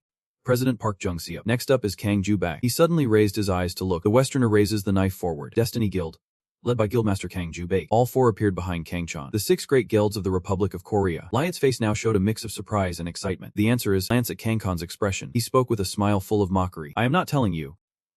All right. Lyeth stood still, turning to gaze intently toward Kangchan's group. The answer is, his expression was unreadable. He just stood there, staring intently. Jung-seup's face showed a mix of fear and joy as he suddenly spoke up. Agency.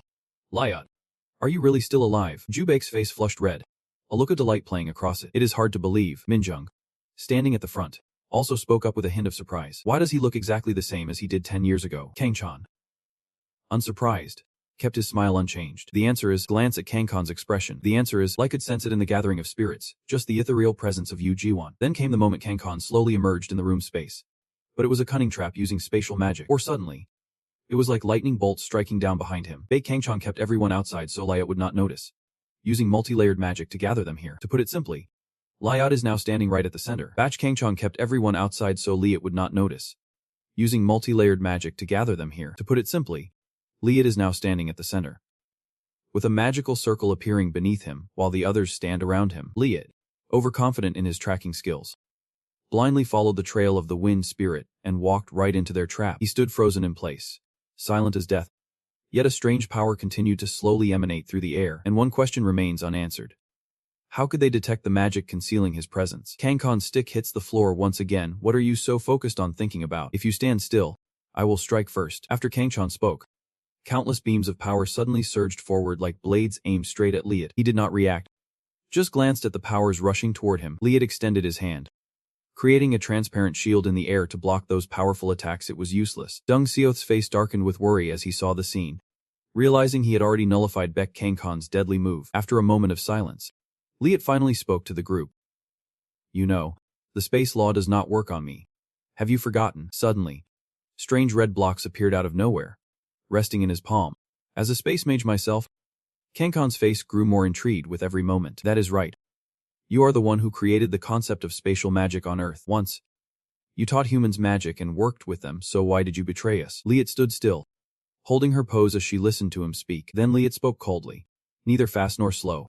That is exactly what I wanted to ask. The more he spoke, the darker his face became. While those two brightened, why did I ever trust such wicked people in the past? Kangchan listened to his meaningless words, feeling a bit confused. In the past?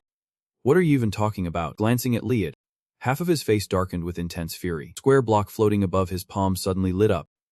Fools like you do not need to know. Everything will soon become meaningless. Around that cube, a fire slowly heats it from within.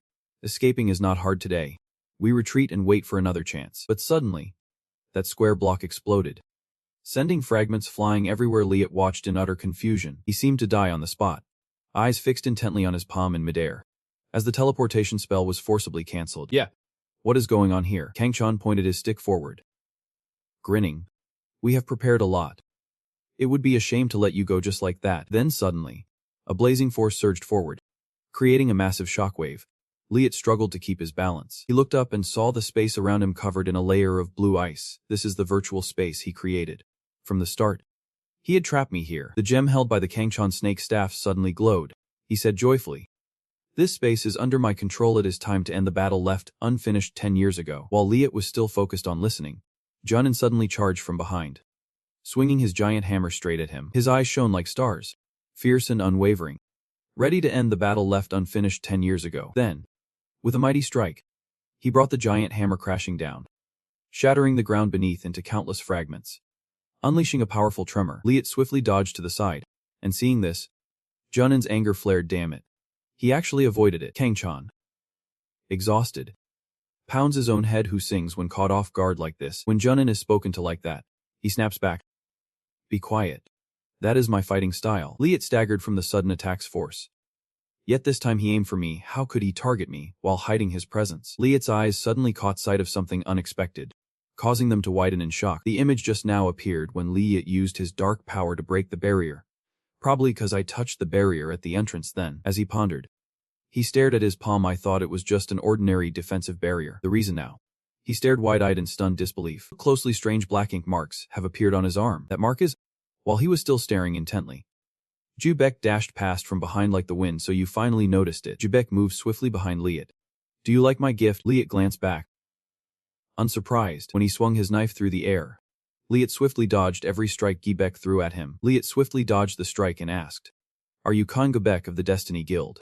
Did someone else plant this mark?" Jubek answered while swinging another strike at him. Honored that you remember my name. Liet kicked straight at Jubek.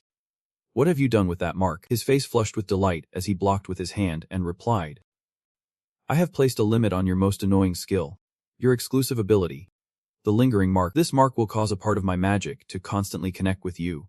Just as he said, Liet, looking back at the mark on his arm, sees it drawing in dark, forbidden power. Jubek continues, no matter how hard you try to hide your presence, the magic bond with me will reveal you. Liet stared intently at his arm, which kept drawing in power. Truly a futile game. Suddenly, he continued, one who cannot hide are nothing but a rat. Liet slowly cast a glance over his shoulder. Looking down, his foot was now frozen solid in ice. My foot. The one who struck was none other than Kim Min-jung, standing a short distance away on small ice floes. Her hand extended forward. Her face was stern as she said, you should hesitate, not state. Just a slight move, and these eyebrows will shatter to pieces. Liet is caught in a dire moment, his hands relentlessly drawing strange power while his legs are frozen solid. Then suddenly, a voice rang out from behind.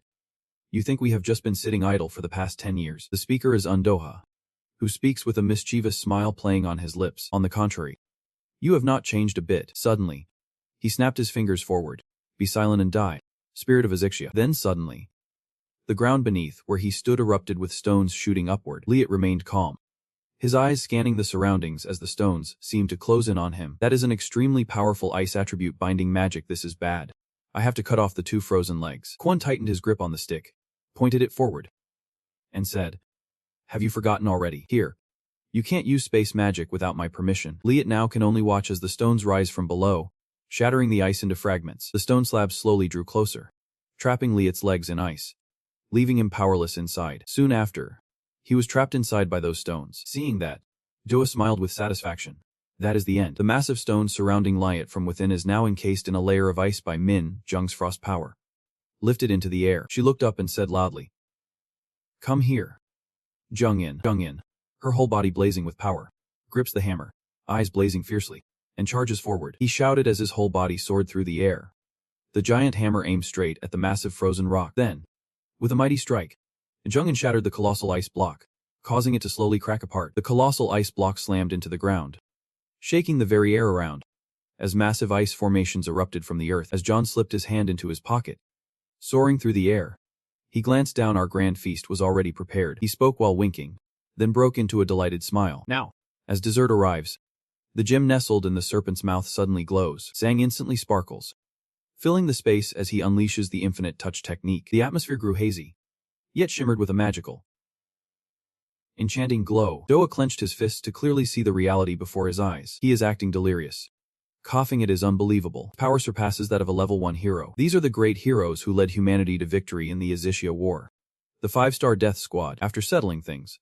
The whole group stood together, coldly exchanging glances. Is wondering, is it over already? Luca immediately continued her words. All our attack squads have hit their targets. Of course. He did. Back dumb. What are you doing just standing there watching? Deng Xiaob replied coldly. I just missed my chance. From the start, I did not really need to get involved.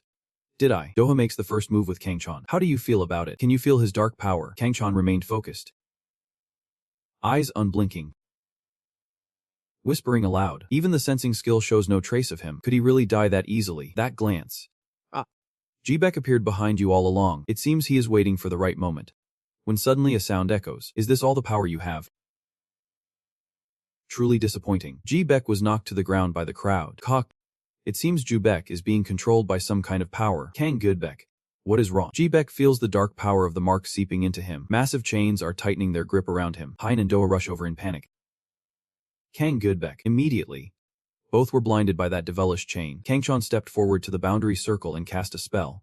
But then his expression changed drastically. But the transmission of the Dharma. I find it utterly perplexing. Clearly. I have already mastered space magic. How could he possibly do it? Over here. Lai closes his eyes coldly. Then slowly opens them. Towering as he steps before Gibek. Gibek choked back words. Coughing. Help me out here. How did you grow up beyond my reach? Lai gazes at the meaning in his hands. All thanks to the mark carved by another. The praise mark, Kang Gibek's exclusive skill, creates a magical trail to track the marked target. Liat turned that very magic against them. Liat recalls the hardships he faced back then. You cornered me with those impressive attacks. If they run out, I am doomed. But in that moment, the magical energy the mark created became my perfect escape. If a mark is a path made by someone, then we just need to walk back along that path. Jibek felt a deep fury, grinding his teeth in sheer disbelief. Kangchan heard Liat's confession from afar. Thanks to that, we can open the space without being affected by the white daydream world. Bachnat Mong controls space, but cannot interfere with the magic veins. You underestimate me too much. Bake Chan. Doha hastily thought that catching him was enough, but he was too rash. Doha feels utterly confused. The elemental magic is blocked. Light speaks coldly. Doha. Clearly stronger than 10 years ago, and so did I. Then he suddenly turned back and launched an ambush. Liat faces Kangchan and Doha. Scene shift to Jihan. Yuri shoots an arrow of ice. She who counters with an ice arrow. Two forces collide and intertwine. Yuri looked helpless, not moving an inch. Jihan says, "Stop attacking. It is just a waste of mana." His sharp eye begins to work, analyzing the probability the chance to break through this place is indeterminate. Jihan pondered deeply. Even after reanalyzing, the answer remained elusive, but the fact that it does not respond does not mean it is impossible. There must be a way. All right, let us try using the spirit sword once more. Sinf approached Jihan, feigning annoyance, teasing him playfully. Yuri Jihan, you are using my power again. Jihan startles at the sound of its voice, looking up in surprise. Tell Jihan that this place is a space created by earth spirits, and there is no escaping it by force. Jihan wonders. So what should we do now? Xinf believes that since the contract spirit is not here, the only option left is to directly persuade the earth spirit, just like the way you did with me, my loved. Jihan continued Xinf's words. Chatting. You say. How exactly? Xinf sighed deeply. I really do not know either, but who knows? If you call him, he might appear. Jihan feels more and more tangled. Say something that makes sense. If talking was so easy, we would not be in this mess. Do not be like that. Let us try together. Sixihu insists there is no choice but to wait here. But I can't just stand around like this. Jihan immediately looked for a place to rest. He exclaimed. She also knew it was impossible. First, take a break and then think of another way. You have been standing too long. Sihu was helpless too. The Jihan, she said, looking annoyed. Then sighed. All right, I will do it myself. Then, Sihu raised both hands to the sky and shouted. You blind. Foolish idiot. If you are not a coward, come out now. Jihan was also utterly surprised by Xiu's action. What is she doing? Xiu explains to Jihan. You have to get wildly excited. Then, Sixu turned her head back and exclaimed. Me too, Yuri. Yuri hesitated. Me too. Well. About that, Sihu looked up at Yuri. This was the guild master's order. Only then did Yuri smile and say. All right. Sihu resumed her work, shouting loudly. If you are not a coward, then come out here. Yuri shouted too, but still cautious. Are you blind? If you can hear me, come out now. Yuri's tone made Su so angry. He was about to lose it. Yuri, you speak too softly, go ahead and provoke Mumu. Jihan sighed.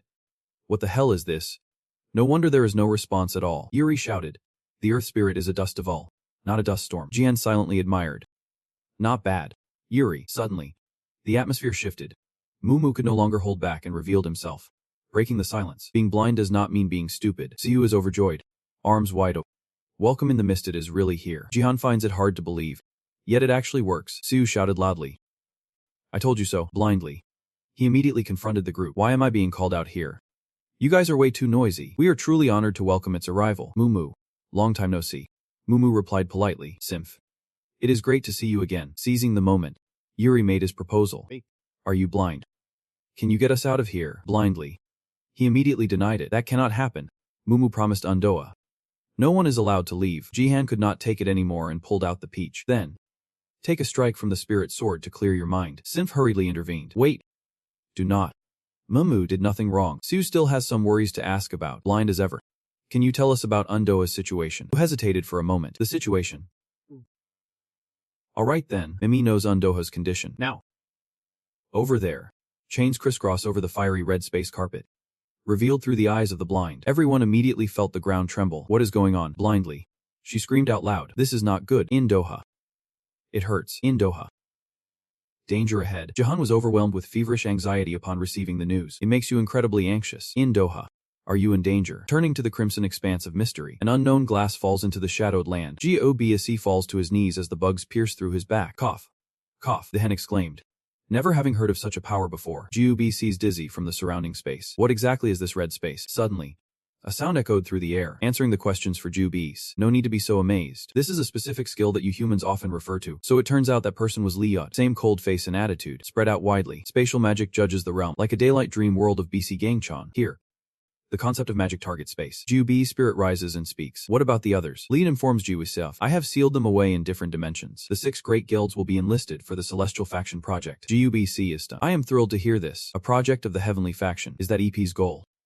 You guys. Liu straightforwardly announces that, after dismantling all 6 major guilds, we will carry out a major nationwide airstrike. Thanks to your trap. Give up and tell me where Yu Jihan is hiding. If you do that, I will let you and your comrades live. Jubi exclaims. You want us to live? Jubisi is bitter with envy. Leon snaps the stick in her hand with a sharp crack. Then, he unleashed a surge of power towards Han. At the same time, be resolute. That is not for you to decide. Liet boldly awaits Jubisi's awakening. Then, Liet spoke. You must have seen it too, but your elemental magic is no longer a threat. In note, the power of Jubisi shattered into pieces. You are hard to figure out, but the elemental magic is being corrupted. Li looked towards Jubisi and exclaimed, this is the power of the judgment boundary. In this space, you will not be able to use your skills normally. The spatial judgment magic can control the target's magical flow within the space. When the target's magical circuit falls under Liuit's control, he can suppress or distort their skills. Even Liut stretched out his hand, drawing in the spiritual energy with awe. This is at the very essence of your elemental magic. He can even use the target's abilities. Jubisi still feels deeply uneasy and puzzled. How could it possibly lack spiritual power? We will never know. He can even use the target's abilities. Jubisi still feels deeply uneasy and puzzled. How could he possibly wield spirit magic? Suddenly, Jubi was surrounded by magical rods. Thud. Suddenly, Jubisi was ensnared by swirling magical rods. Thud. How does it feel to be blinded by your own elemental magic? You still believe you are the master of that special power. Jubiki can't believe what is happening. That is impossible. Spirit magic can only be wielded by those who have made a direct pact with the spirits. Lead approaches Jubilis. Impossible. That arrogance is humanity's greatest sin. I will reveal an intriguing truth to you. 30 years ago, a portal opened on Earth. Alien races invaded, and humanity faced extinction. But then, a miracle happened. Heroes emerged. Those who had attained the power called awakening. That moment came after the Azisha tribe arrived on Earth. Geiboki stared at Lut with murderous intent. What the hell is this? Could it be? Quickly confirm. Your awakening power comes from Azisha. All the skills you wield, in the end, are just remnants of Azisha. Geibik stood dumbfounded. Absurd. Lut continued the story, stepping forward once more, and exclaimed, it was the Liot of the past, the original me, who made it happen. Geibik seemed to be led from one surprise to another. Hesitatingly he exclaimed, the original? Who exactly are you? Lu quietly falls silent for a moment, then raises a hand to receive a stream of spiritual energy.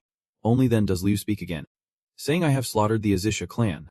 Let me die to atone for my sins. From the circle of spiritual energy above, a massive arrow is slowly being released. Lot feels a hint of caution. Just then, Kangchun appeared like a god, his voice saying, Luckily, it is not too late. Lot was utterly shocked at the sight, and Kangchun quickly rushed to free Gibek. Kangchun swiftly rushes forward to free Gibek. Then he brushed his hair and smiled with eyes full of confidence. The main character has arrived, and Gibek is utterly amazed. Bitch Kangchun spread out his hand, causing the arrow to clatter and shatter. He used his power to shatter it in an instant, leaving Liot stunned. Kangchun still wears his usual smile. You two are having an interesting conversation. Mind if I join? Counterfeit documents. Hearing this sentence made Liot furious beyond control. He thought to himself, how could he possibly be here? At the seal of Bitch Kangchun, the ritual begins. Bitch Kangchun is under strict control by the judgment of the order. With both magic and skills restrained like this, how could he possibly escape? From the start, at the current name Bitch Kangchun, no magical pulse is sensed. The fragments continue to shatter in the void. Jibike wipes the blood from her mouth with her hand. You are so late, trying to let me die. Kangchun, do you really speak to the one who just saved you like that? Jibike has erased the name Beach Kangchun. Jubike wipes the blood from his mouth. You are late, planning to let me die. Kangchuan echoed Jubek. Is that how you speak to the one who just saved you? Ju hurriedly asked about the situation. Where is everyone else? Kangchuan replied. I just barely escaped on my own, almost completely drained of magic power. The two looked up towards the side. Kangchuan sighed. Honestly, the situation was not looking good to deal with him. This time, I will try that thing. Jubek was curious. What exactly is it? Kangchuan exclaimed. Surpassing even the daylight dream. My strongest magic. He smiled with a triumphant gleam. A dream of the sun. 30 years ago, in the Republic of Korea, amidst chaos and danger, Kangchuan's parents carried him through the fire. Do not look back. Just keep running. The raging fire consumed countless lives instantly. He was blindfolded. Do not look back. Your mother and Kangchuan. We won't be like them. We will survive and escape, no matter what. At this moment, he is just a boy. Yep. The three of you ran together. Your father encouraging you, saying just a little further, and you will reach the heroes. Just hold on a bit longer. Suddenly, a massive clawed foot appeared. Fierce and menacing, the whole family froze. Each one terrified. A monster turned to despair in an instant as the monster raised its weapon. Suddenly, Kangchuan was pushed back by his parents. Utterly stunned. Yeah. Your father and mother said goodbye through tears. You must survive, no matter what. Kangchuan, terrified and panicked, saw his world shatter that night as the monster lunged at his parents. He witnessed it all through the innocent eyes of a young boy coming of age. Ni, reborn, took giant steps, drawing ever closer to Kangchuan. Before long, they appeared behind the boy Kangchuan. Then, the giant monsters charged at him like hungry tigers. Kangchuan has been discovered. Old man, the once glamorous, bustling town has turned into a battlefield in an instant. Skyscrapers collapsing, and people lying helpless on the streets. A group has arrived at the scene. Led by Kim Jun. Looks like they are here. Someone behind him had to cover their nose with a cloth, showing clear discomfort. The smell is absolutely terrible. Kim Jun hesitated, speechless at the scene before him. All of it. How can this child do it alone? Truly an unimaginable talent. Quick, take the child away. Elder approached young Kangchuan, smiling warmly with affection. It is all right now. Come with us. Right after that, he screamed out loud. My hand. The blonde-haired boy exclaimed in panic. Damn it. The gi owner has been taken down. That boy is in a state of unrest. Kangchuan. The boy stands up unsteadily, stumbling forward, muttering, kill them all. All of it. Gather the team and report back to Kim Jun. What do I do now, Colonel? The man in the black helmet finally spoke up now. It is a shame, but there's no choice but to kill Teach. Let me give it a try.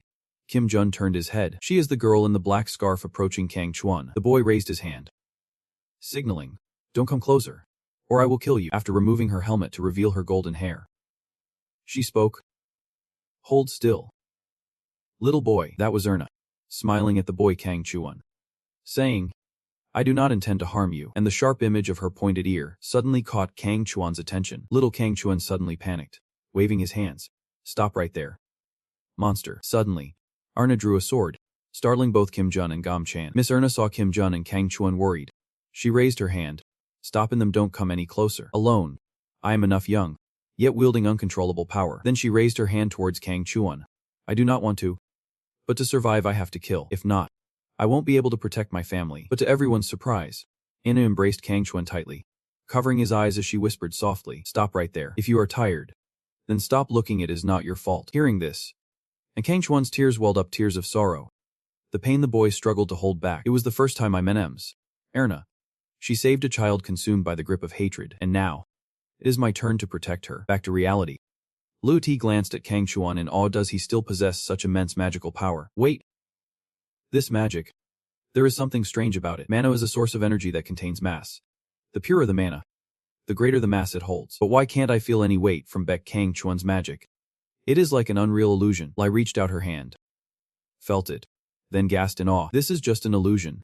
I can't sense any magic from that staff. Your strength. Lai raised his hand to the sky. Absorbing spiritual power. Do you really think I would be fooled by such a petty trick? They do not forget. You know, ancient magic. The Judgment Scroll. Spoke giant arrows formed from swirling vortexes emerged within the crimson spatial tapestry. This place is inside the Judgment Realm. Die now. As he spoke the words, the arrows were unleashed like deadly spikes. At this moment, Kang Chuan and Gi Bai are shielded from those arrows by a protective barrier. Ji Bai looks worried. Ebide Kang Jian. When are you going to use your strongest magic? Kang Chuan called back. Wait a moment. Almost done, he exclaimed with satisfaction. It is, but right after. He had to gasp in shock. What? The judgment of love is fading away. Over here. Kang Chuan is crushing something. Making the daylight dream a reality is more than just a simple wand. It is a means to unleash the sealed power within. Just a tool for my specific skill. And today, I have decided to set it free. He is casting some kind of spell. Kang Chuan looked at Light with a gaze full of challenge. Fake. Lucky you remember. Stunned. That damn image turned out to be a memory after all. Fragments of memory slowly encircle Light's mind. In that image, a woman is holding a baby. Light is confused. Who is this woman? I do not know this woman. But why? Kang Chuan is operating the orb, bringing Lit's memories to life. Erna's silhouette appeared behind. But being a fake, she could not remember anything at all. Kang Chuan's lips curled slightly. Then let me pull it out. His eyes reveal madness. Ending your nightmare. A massive explosion rips everything apart. From the blazing red gate, a series of sharp spikes emerged. Without hesitation, Lit hurled those sharp spikes straight ahead. They rushed swiftly to her side and Kang Chuan's. He smiled triumphantly. But it was all in vain. Then, a powerful spiritual energy radiated around Kang Chuan. Your strikes can't reach me anymore. These words made Louis pause for a moment. Again, my strike vanished before him like an illusion. He never stops pondering. Just like the dark power he emanates. What game is he playing at this moment? Kang Chuan muttered under his breath. If the daydream can manipulate space, then the sun dream. The orb in his hand ripples with water, bending reality. That spiritual energy grows stronger with each passing moment. Then launch a direct assault with Louis's strikes. At this moment, he could only stand silently, unsure of what to do next. Louis's eyes widen in terror. The judgment scene is collapsing. Is this his spatial magic? His every move sent relentless ripples through the air. It can't be. His spatial magic has been sealed away for a long time. These words only made him more intrigued. Only now do I realize. But it is already too late. Meanwhile, a figure bathed in golden spiritual energy emerges. Do emerges from behind. Your space has been shattered. His gaze was sharp and piercing. I thought I was suffocating for sure. The verdict or whatever. Is it over now? He strikes back immediately. Damn it. No time to waste. The strike. Earthquake. Louis' move made Doa lose control. Seeing that, he clearly showed panic. They are right there, facing them directly. And with demon magic, they are definitely doomed. Suddenly, Louis lost his balance and fell backward off his horse. The more you do, the wider your smug smile grows. Sink into the nightmare. He was pushed off the cliff, eyes locked in an unblinking stare. Damn it. By now, Louis had sunk deep to the bottom of the sea. He stared intently into the empty space ahead. This place is. Louis gently reaches out into the air, underwater. The moment I realized, his eyes widened in sheer panic. A long vine tightly wrapped around Louis' hands and feet again. He could only open his eyes wide in shock. I can't move. Now. A figure appears before Louis. Still have not realized it yet. Replace the presence of the other. He grew even more terrified. Lee casually slips his hands into his pockets, then relaxes. It is just a copy. He almost screamed. Is this also an illusion created by Kang Chan? I won't be fooled by these silly illusions. Hearing that, he showed even more obvious delight. If I am an illusion, then what are you? He thinks he is the real deal. Lit's next words sent a shock through him. How much does one really know about Lyot? Beneath the clear blue sky, Louis wonders who he once was. He remembers the days spent with the kids. I was once the king of Azisha. Lit gently strokes the kid heads. Do I hate humanity? In his mind, the image grows fainter with each passing moment. I just can't remember. Frozen stiff, as if someone forcibly erased all memories. Memories eroded and distorted. He could not stop wondering. What have I done in the past? What do you want? What have I lived for? I can't remember anything at all. He is just a copy. Everything with Leet felt like it was shattering apart. He kept muttering endlessly. A copy. Fake. In Lyot's mind, chaos reigned supreme. Am I really just something so ordinary? Suddenly, a hand gently touched him, accompanied by a quiet reminder. Yerna whispered softly. Louis, you are not that kind of being. Leet waits in suspense. Is this the memory etched deep within the cells? What is my connection to this woman? She kept urging the kind and warm part inside you. Unless you completely destroy it. Arna's eyes were filled with sincerity. Then I could have stood by your side. These words instantly woke him up. He truly apologized. Luz is still completely confused about the signature. It does not exist within me. These words are meant for the original. Not. He clutched his face. But why do those words stir me so deeply? What a Really? Li's pupils dilated wide as he roared. Remnants of the past do not matter. He tore through the chest of his shirt. Driven only by fury and the thirst for revenge, memory is a luxury. Emotions are meaningless. Everything else is useless. Withdrawing his words, Luz tore open that part of his shirt, revealing the ruby at his chest. The only proof that he was light. The ruby immediately glowed, radiating a powerful spiritual energy. He resolved to use these very hands to punish humanity.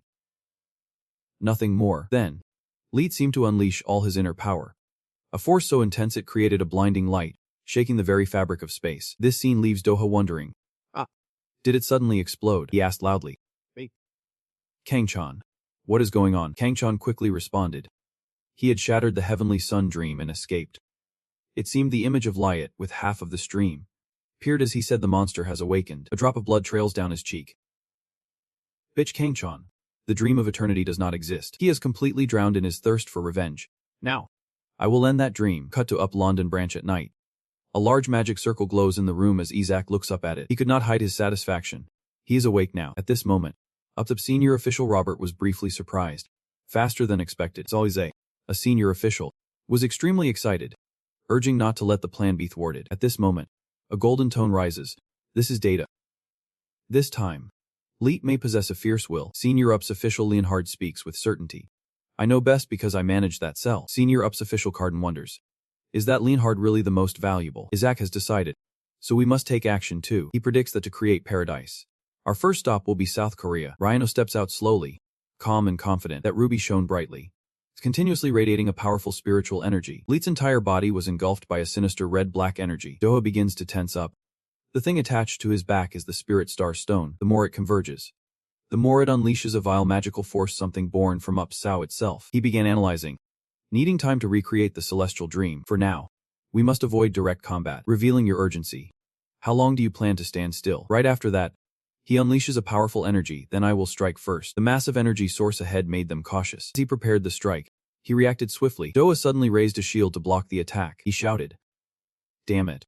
The mana density is astonishingly high. He plans to wipe us out immediately. But Kang-chan said, it is actually the opposite. The radiant spiritual power was created by him. He guessed. He is concentrating his magical power in one spot. Her eyes gleamed brightly.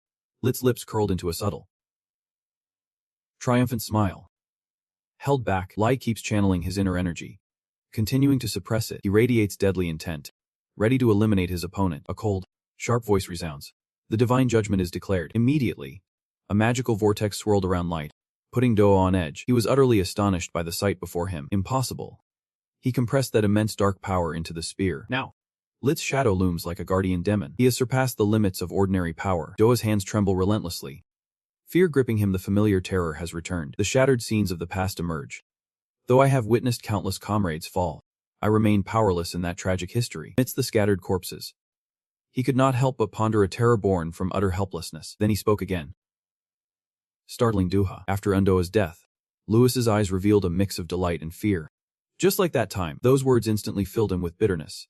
Doha could not hold back and shouted loudly, gripping the handle. Seeing the tense scene, Kantron hurriedly stopped. Undoha, on this side. He keeps provoking despair over the traveler's helplessness. He charged straight at his foe. Damn it. Straight up. But Lewis was no pushover. His gaze instantly sharpened. He does not shy away from a direct confrontation. The one who dies is the one who faces him. These words instantly threw Doha into a moment of panic. What was that? Immediately after, an energy source opened, revealing an entire galaxy. Inside that energy source lies a universe shimmering with stars. A single gentle slash wiped out everything in its path. He channels his power into the weapon. This is the combined strength of Martinach and the Azisha tribe. Lies his ultimate skill. But he muttered, this power is truly complex. Now, around the two of them lies an endless void. But Kangkon's celestial dream has surpassed danger. Doha could not hide her confusion. What just happened? Clearly, I have been struck by this spear. He spat out a mouthful of fresh blood. Erna, take it easy. Do not rush. Fool. Luckily, the bridge was built just in time. Kangchan gathers energy in his hand. We must unite our forces to confront him. She gently closes her eyes. Perhaps it is time to use the last resort. Live suddenly wonders. What are the limits of Baek Kangchan's celestial dream ability? He recalls the scene just now. The moment the divine blade struck down the Undoha, the bridge was destroyed. Lios quickly noticed something strange. But it was as if reality itself was distorted. His death had become as if it never happened. Lios ponders deeply. A form I have never seen before. No. An incredible power, but it must have a weakness. He still focuses, gathering energy in his hands. Praying, blood stained Kangkon's lips. In defying the judgment of the Chi sect and saving Undoa, he relied on the power within his hands. Wasting not a second, Louis dashed forward, realizing that without the bridge, the Heavenly Sun Dream could not be activated. Laya slashes a perfect spear strike, annihilating the divine spear. Seeing that, Doha immediately shouted a warning to Kangchan, while he remained focused on his task. Now Kangchan speaks up. I never said from the start that his pupil had several water spots, there was only one.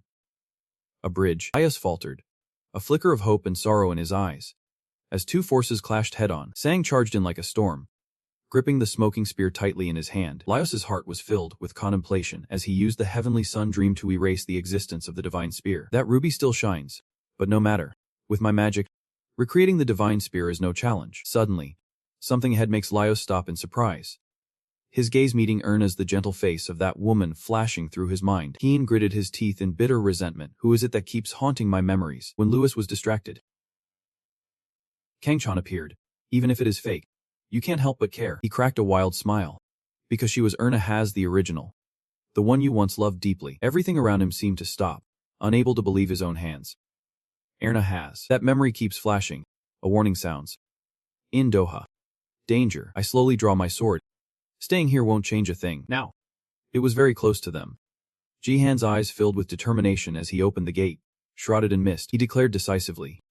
We are joining the fight too. Louis kept staring at her intently. Laios muttered unconsciously. Erna Has. Did I ever love her? Kangchan replied. It was not just love.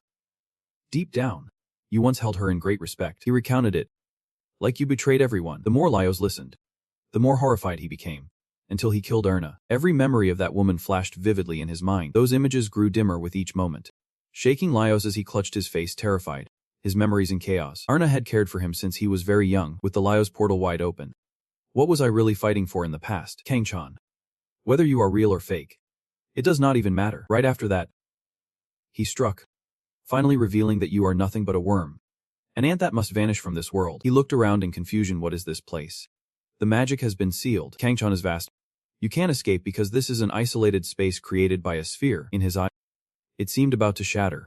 The final orb. Sensing the move, Kangchan readies another strike. Laios could only grit his teeth in bitterness. How could someone still control such a vast amount of magic power? The corner of his mouth ached, not from some celestial dream or nightmare, but from my own throat. Millions of crystal blocks surround Kangchan. The celestial sun dream is a power awakened through dreams, not magic. His eyes were hollow and rimmed with dark circles. A lifetime spent sleepless, haunted by hopes and nightmares alike. The energy mass grows stronger by the moment. And now, he channels all those dreams to unleash the final skill of the celestial sun dream. Erna's face lit up. A celestial dream at its peak. She unleashed an immense, boundless energy. He hurriedly raised his weapon to defend. But it seemed all was in vain, as that light engulfed the entire battlefield. He was completely submerged in its energy. Ruby in the chest also got blasted out. Erna stands in the center, surrounded by a radiant glow. Her face seemed to be melting away. And at the same time, Kangchan coughed up a mouthful of fresh blood. His hands are covered in thick blood. Erna. Yet his eyes are filled with satisfaction and contentment. It is time to wake up. Kangchan declares that no dream lasts forever. He is like he is floating in midair. Kangchan's eyes slowly close in exhaustion, signaling the end of his mission. As he was about to fall, Doa caught him just in time. He quietly pleaded. Don't pretend you do not know. If you want to die, then finish the fight first. Exhausted as he was, Kangchan still joked. Fame has its burdens too. He still has the mood to bring up old stories. But Undoa, you have lost to me before. Doha complained. Be quiet. Wanna fight? Over there. That ruby is starting to crack each moment. It feels like it is being corroded deeper. The immense pressure overwhelms the ruby. Wake up now. Immediately after, Lyot startled awake, instinctively scanning his surroundings. Before me is a shadowed figure. Licket turns. Whom? I only saw that person slowly reaching out to touch him. A haunting voice echoes the name is Lo, born to avenge the Azisha tribe. He narrows his eyes as his face is clenched tight. Other memories are unnecessary.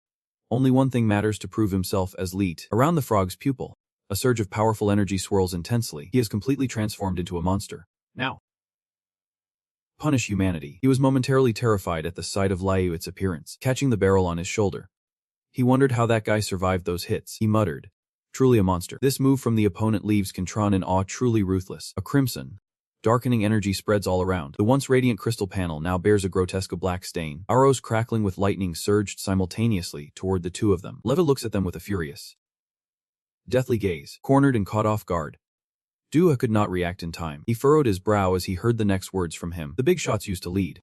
But now they are struggling the most. Suddenly, a gate made of solar storms appeared. The man grips his sword tightly, charging out from within. They were all surprised when they saw you. My love, Jihan. Jihan's eyes were sharp yet calm. Come on, sinner. Hearing that, it quickly flew out. Let me handle this. I want a graceful sword strike. A dazzling technique. Elegant and powerful. Each strike of Jihan's sword is sharp and decisive, cutting through the wind. Then immediately launch a direct attack on the opponent. Two energy sources collide, unleashing a powerful explosion. Louis could not hide his surprise. He has neutralized the divine spear, compressed with intense magical power. There is only one thing that can destroy my power. Standing face to face with Jihan, he whispered to himself, it is the spirit of the wind that governs the law. Yet, Lai broke into an incredibly excited smile. So that is it.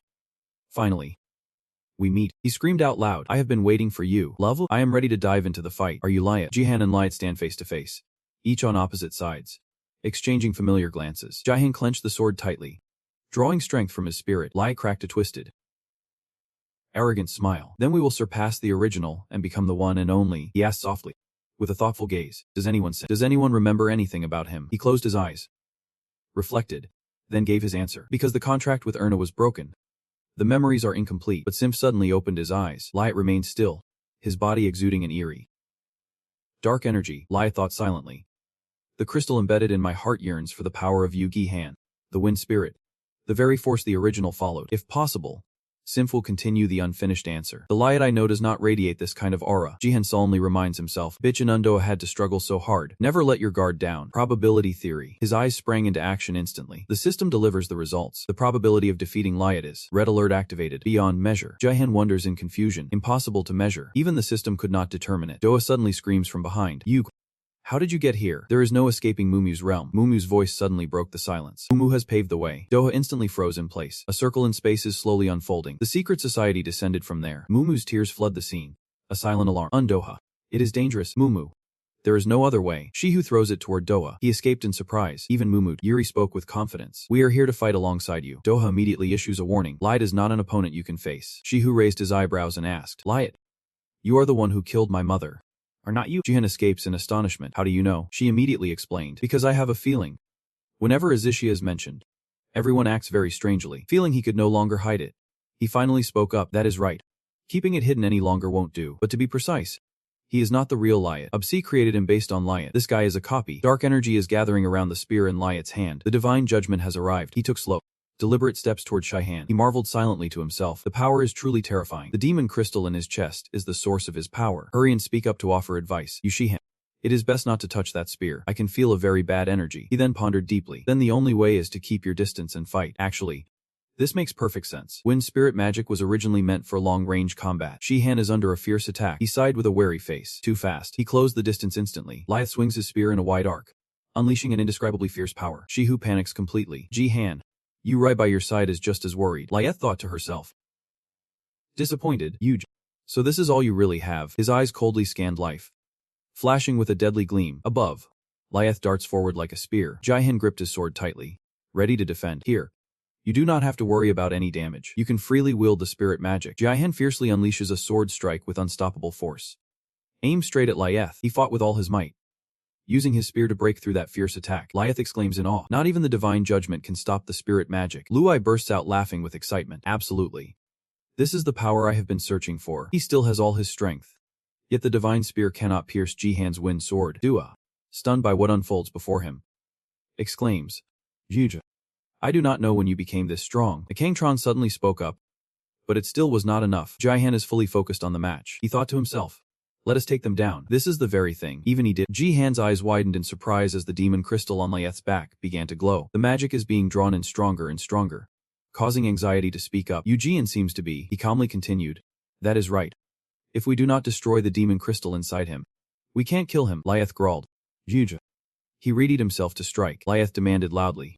Give me that power. Jihan calmly challenges him, daring him to try and take it. Then the two immediately rushed towards each other. They unleashed their moves with all their might. Jihan's face remained tense and expressionless, while Liath wore a sinister smile. I was suddenly struck by his tail whipping into me. Liath lashes out fiercely at Jihan, who deftly dodges with ease. Too bad Jihan's face still bears the scars.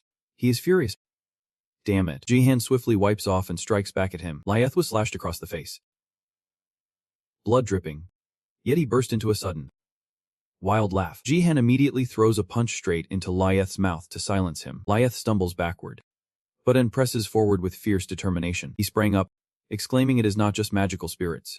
This person is quite skilled indeed. To me, it is all useless anyway." Jihan ponders deeply, relying on the demon spirit stone for recovery, if prolonged, only brings disadvantages. He hurriedly asked, "Sinf, how much longer?" He replied tensely, "Just a moment longer. The magic has not fully recovered from the last move." Jihan raised his sword and spoke softly, "That is enough." Then N immediately unleashed a powerful sword strike. Jihan's technique swiftly rushes toward Lyeth. He laughed with wild excitement. "I have always been waiting for your elemental magic." Lyeth swiftly reached out to carefully block a sword strike from An. Jihan thought in shock. He caught the sword barehanded. "Wait. What is its name?" Lyeth's sharp, clawed hand gently holds the sword still, unable to touch his body. He slowly released his grip. Then the sword's power was drawn in by Eli Earth. He exclaimed with delight, "So this is what it feels like, the essence of the wind spirit." Jihan stood in stunned silence, mouth agape. He had mastered the elite spirit magic. The power of the sword style is being frantically drained by the demon crystal in the reverse Li Earth. He is absorbing more and more, with terrifying intensity. Jihan asked in confusion, "What is happening?" He is helpless to report. "This is the first time this case has happened, so I am not sure either." He transformed the elemental magic into his own dark power. Lyeth laughed excitedly. "That is truly a great power, dear Jihan." The demon crystal suddenly emitted a blinding flash of light. He stood frozen, watching him charge forward with fierce determination. Lyeth's voice turns haunting. "Give me more." He immediately struck Jihan with a blow that sent him flying backward. Brother Yen Jiang fell into deep thought. His power had grown significantly. Not only that, but his movement speed is also much faster. He is turning the absorbed elemental magic into his own power. Lyeth fiercely seizes Jihan's sword. He squeezed so hard the sword began to melt. He could not help but be amazed. Jihan helplessly exclaims, "Not this guy again." He decisively straightened his leg and kicked Lyeth hard in the stomach. He was pushed back, away from the fray. Jihan, exhausted and gasping for breath, reflects deeply. Even the magical spirit on the sword was stolen by him. He silently wipes the sweat off his face. Lyeth laughed, her voice dripping with sarcasm. "What is going on? You look exhausted. Completely different from before." He confidently retorts, silent and waiting, "I will make sure you get your beating soon enough." Lyeth heard the laughter and spoke up, "Is that?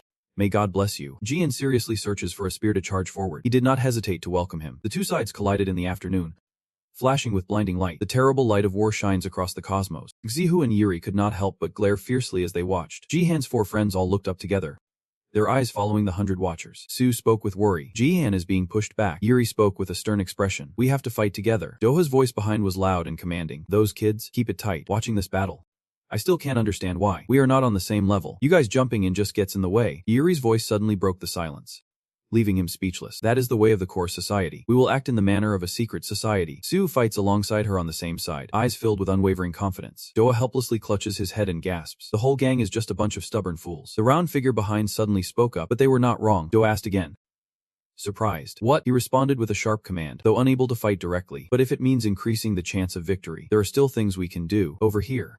Jihan and Liet keep switching tactics, colliding relentlessly. He roared like a beast unleashed. "Give me more. To have your spirit belong to me completely." He struggles, raising his sword to fend off Liet's fierce attack. Jihan clutches his stomach in pain. This guy is getting stronger by the day. Suddenly, he called out, "Sinf." It responded instantly. "Got it." Jihan raised the sword toward the river, unleashing all his power. He launches the Fong Timeline sword. "This strike of yours unleashes a terrifying surge of power." The shadowy figure of Liet gradually emerges after Jihan's strike. He sighed helplessly, living long like a leech. Indeed. He let out a fierce roar. "What is going on?" "Love you.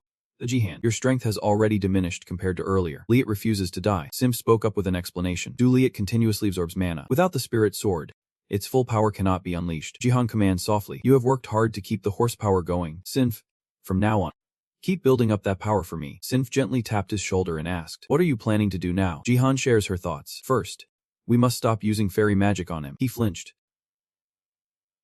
questioning sharply, "Jiki, are you kidding me? How can we fight him without using magical spirits?" He states it with absolute certainty. "I am not joking. The more he uses Sinfa's power, the stronger he becomes, by chance. I also want to try something." The blue aura emanating from Jihan's body slowly dissipated. Lyet stops his dark thoughts. Magical spirits swirl around Jihan. "Has it disappeared already?" He burst out laughing with excitement. Lyet rushed forward like a raging storm, exclaiming in awe, "Better to fight barehanded than let the spirits be absorbed. That was a terrible move. Jihan, you can only withstand my power thanks to the wind spirit. You just stopped using it. How utterly foolish." He silently bowed his head. "Then open your eyes and begin the probability analysis. A green network is being woven. Jihan has proposed a hypothesis. Special skill.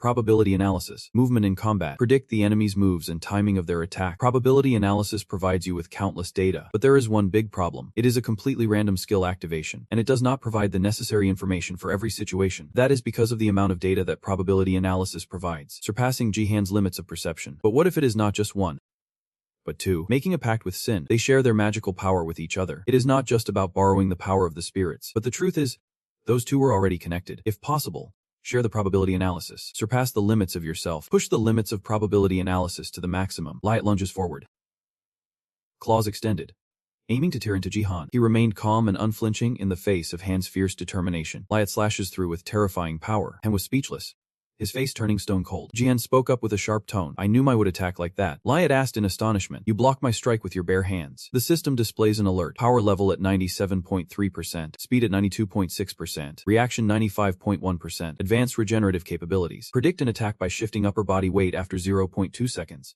Then rotate left, overloaded with demonic crystal energy.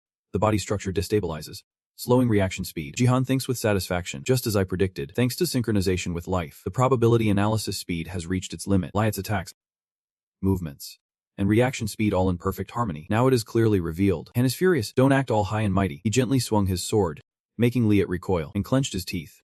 Bitter and defiant. Absurd. Clearly, my attack is faster. What game is Han playing now? First, Han creates distance and analyzes the situation. Jihan suddenly bursts out unexpectedly. He silently stepped aside. Where do you think you are running off to? Words fail me. Jihan immediately mustered all his strength and struck down fiercely. Liat took a step back, cursing under his breath. Damn it. Again, the mirror seems to see right through my every move. How can Han fight like that without any spirit magic? Liat suddenly bursts out laughing, challenging him. I just can't understand. In that moment, what trick was he trying to pull? As if he had become a completely different person. Jihan clutches her head, responding with joyful delight. Perhaps I should say that I have seen something, a future where my cannot defeat me. And sneered with contempt. Is the future where I lose? That is not going to happen. System online. The dark magic of Liat merges with the elemental spirit magic, absorbed into one. The magic power amplification rate is 150. Han endures, the pain lingering in the palm of his hand. Red alert activated. Activate the Divine Spear's unique skill. Danger level. Liat warned with a proud tone. Don't get delusional. Yoo-hoo.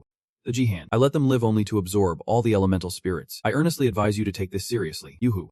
The Jihan. Be careful. That spear can destroy everything except my magical spirit. He commands with unwavering certainty. The power to destroy everything. Just make sure you do not get hit. Liat wants to try a few moves with the two divine spears. He unleashed a flurry of attacks at Jihan, taunting him. If you can avoid it, just try. His eyes instantly lit up, calling for a probability analysis. The network quickly materializes. 4 alerts for the divine spear's avoidance trajectory. Rod optimization search complete. Jihan deftly dodges Liat's falling demon strike. He gasped, eyes wide with shock. He has pierced through the divine spear's trajectory. Jihan appeared right before Liat and spoke up. I have dodged them all. Is there any fruit? He immediately strikes back with a flurry of swift sword slashes. He fought back with all his might, refusing to give in. Liat's blue mist has been struck by a slash. One side of his face was just the same. Liat can't believe what is happening and wonders to himself. Am I being pushed back by such ordinary attacks? Even when absorbing the elemental spirit magic fusion, the system keeps displaying continuously, predicting the trajectory of the divine spear. Predict the counterattack route. Every move Liat makes is anticipated. If he targets his demon crystal, Jihan will win. He suddenly faltered for a moment. Thoughts are slowing down. Han suddenly felt a feverish chill. The feedback from the probability analysis has reached the lower limit. It must end before analyzing the residual probability. Liat seized the moment, grabbed N's sword, and spoke up. At you now? It seems the person's rapid movements have stopped. I thought it would all end here, but it did not. He suddenly struck a leader from behind. Liat clenched his teeth, questioning angrily. Where did the attack come from? It all started with Saihu and Yuri. They are all grown up now. He cursed under his breath. These humans are so shallow. Liat immediately lunged toward the 2 girls, shouting at the top of his lungs. Don't get in my way. Kangkon suddenly lunged forward, unleashing a precise strike at them. He speaks with absolute conviction. No way. This action caught him completely off guard. Kangkon smiled and spoke. Our adorable next generation. There is still too much to do to die here. Isn't that right? In Doha. He now stands at Mumu's edge, gathering spiritual power. Doha laughs excitedly, reminding him, I am focusing right now. Do not disturb. Then, he and Mumu joined forces to unleash a seismic strike. Its destructive power is beyond imagination. Liat is struggling alone against overwhelming odds. Unexpectedly, he shattered the earthquake and roared aloud. In Doha. Useless one spiritual magic. Doha flares up with a sudden cry. Hurry up. I am finish him off. Immediately, he confidently lunged forward with a slash. Wide-eyed, lost in thought, a sword sheath imbued with the magic of the wind spirit. Could it be that he had planned this moment from the very beginning? I could not absorb the elemental spirit in the blink of an eye. He stood there, Feet planted firmly, Jian charges fiercely into the fray with a relentless flurry of strikes. One side of Liat's face was shattered. He shouted out in anger, "Damn it, lost to humans again." The demon crystal on the reverse side of Liat glows. Jian stood still, watching his body slowly consumed by flames. He calmly spoke as he reforged the sword into its sheath. "Not the humans. It is because Maya is human that she lost." After the final strike, Liat's body merged with the void, slowly fading away. Jian stood there, silent and still. His eyes followed every fragment of Liat's fading remnants. He stood silent, lost in thought. We are returning to the reality that always was. It is really over. Suddenly, a cry echoed through the air, cutting off Jihan's train of thought. Young Jahan, Saihu and Yuri wore expressions of panic, hurriedly rushing to your side. Saihu could not hold back and rushed to embrace Jihan tightly. "You make me lose my mind. Is anyone hurt?" Her worry turned into fierce anger. "You fool. Do you even know how many times you have died from overthinking?" Seeing Jihan safe and sound like this, Saihu could not hold back and burst into tears. She sobbed, her voice breaking. "If I lose you too." The Jihan. Seeing Saihu care for her like that made Jihan feel deeply comforted. He gently reached out, pulling her into his embrace. Jihan softly spoke up to reassure her. "I won't die and leave you." Saihu, Doha and Kangchan have also arrived in pursuit. Seeing this, he immediately widened his teasing. "What is this? Kids these days make friends so fast." Doha, standing beside, suddenly turned to ask, "Gentia, my friend?" Hearing that, Kangchan could only force a smile, just a little. But seeing this scene, Doha felt an overwhelming sense of pride. Well, after all, they are trustworthy successors. After a grueling battle, Jihan checks his body. "Feel every wound silently burning within." Seeing you so gentle and small, Yuri nervously spoke up with a suggestion. "First, let us treat Jihan's wound. I have great confidence in the healing magic." But given the current situation, Jihan immediately refused outright. Enjoying the victory is good, but there is still work to be done. Jian glanced toward Liat, who was slowly fading away. Her eyes flickered with a gentle light. He immediately activates his analytical ability. After a moment, the system responded. "Liat will completely dissipate in 3 minutes, but we can't let him disappear that quickly. We must extract the information before he disappears." Following Jihan's words, he swiftly activated another skill. Uncover the clues behind the Liat case. The crowd closed in, surrounding the fading figure of Liat, eyes filled with caution and curiosity. Doa seizes the last moments, stepping closer to question him. "It is Liat. Spill your entire paradise plan now." Jihan relentlessly pressed, questioning the true purpose of ups. Yet, no matter what they said, Liat remained silent, driving everyone to the edge of their patience. Voices urging faster. "Hurry up. Can you hear me?" Liat. After a moment, he suddenly flung open his blazing red eyes. Liat's gaze locked tightly onto Saihu's silent figure standing behind. Her familiar face stirred a vague memory in Liat, someone from the past. Erna. They looked so alike. He could not help but ask, "Who are you?" Saihu glanced subtly at Jahan beside him. The nodded in agreement for her to reveal it. Saihu introduces herself to Liat. "I'm So, daughter of Erna Hat." Hearing this, he could not hide his surprise. His eyes grew chaotic. "Erna's daughter. That child." No beating around the bush. Saihu bluntly revealed what she knew. "I know I killed my mother." She sternly commanded him to recount. "Tell me, what happened that day?" In that moment, the original seal on Liat's memories shattered, and the fragments of his past rose, forcing him to confront a brutal truth. The Azisha clan were a tragic, blood-soaked history between humans and the Azisha. After long years, both sides signed a peace treaty, preparing to usher in a new era. And at that moment, the representative of the Azisha tribe was Liat. Outside the door, the silhouette of a girl with golden hair gently flowing in the wind, her slow steps leading her inside. "Please, Miss Erna, come in." No one else but Erna Hat, the representative of humanity. Both were happily talking and signing the treaty then. "Now, let us begin the peace treaty signing. She will be the bridge between humanity and the Azisha tribe." But on that bright full moon night, the ornate glass window was suddenly shattered to pieces in the heart of the church. Beneath the moonlight streaming through shattered glass, a woman lay cradled in Liat's arms, a tragedy, her body soaked in blood, staining her pure white dress crimson. Liat's eyes blazed with deadly intent, clutching Erna's blood-soaked body, shattering every last hope in that very moment. Suddenly, from the depths of the dark abyss, a slurred voice echoed. Turns out Azishia's bleeding tears were real. The man stepped slowly out of the shadows, his eyes gleaming with dark delight at the blood tears streaming down Liat's face. "No matter what I do to my test subject, not a single tear falls. Yet I have discovered something fascinating." Sino finally reveals himself, stepping forward to greet. "Long time no see, old friend." The moment Shano saw Erna's body in Liat's arms, he froze and asked, "Is she dead?" Without waiting for Liat's reply, Sino sighed deeply and cursed. "Really? Such a foolish choice. Erna." His eyes were empty, showing no trace of sorrow for Erna's death. He thought she would understand him. Ignoring Shano's muttering, Liat snapped in frustration, demanding why we were being divided from humanity. Hearing him say that, Sino replied with disdain, "I do not know. Even if I tell you, Would you understand my grand plan? The moment Shino finished speaking, he slammed the suitcase onto the floor. The sharp sound echoing throughout the room, Shino slowly puts on his gloves. His entire being now radiating fierce killing intent. I am very angry right now. Those words. Shino unleashed his power.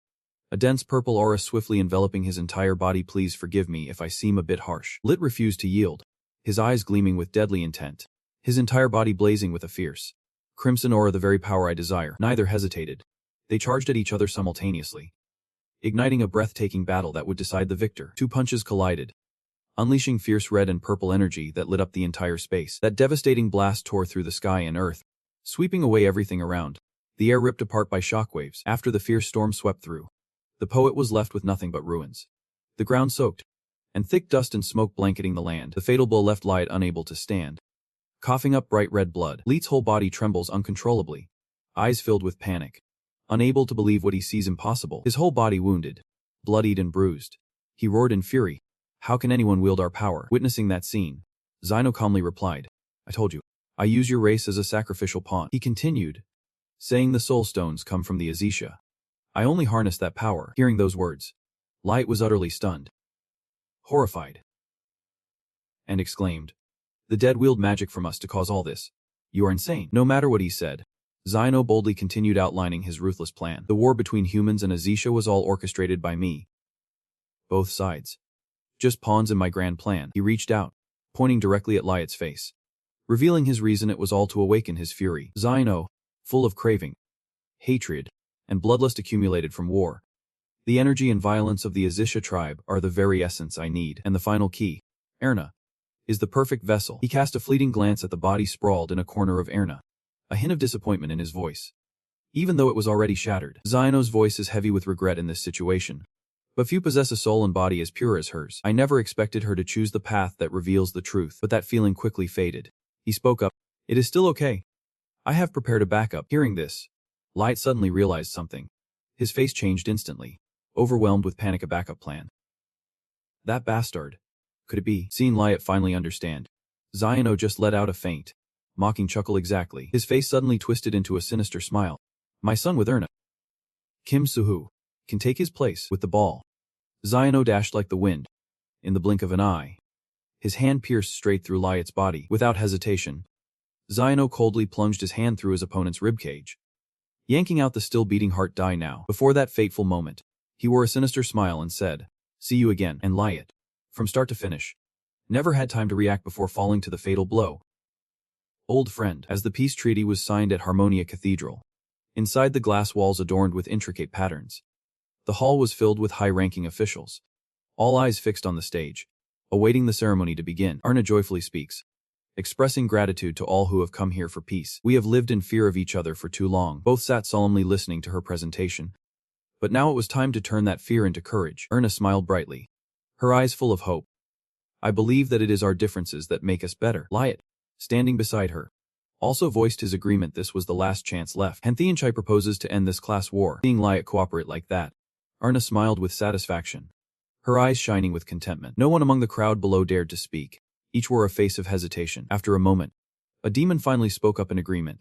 If Lord Liat has said so, then there is no reason left to doubt. We are also ready to embrace peace, even among humans.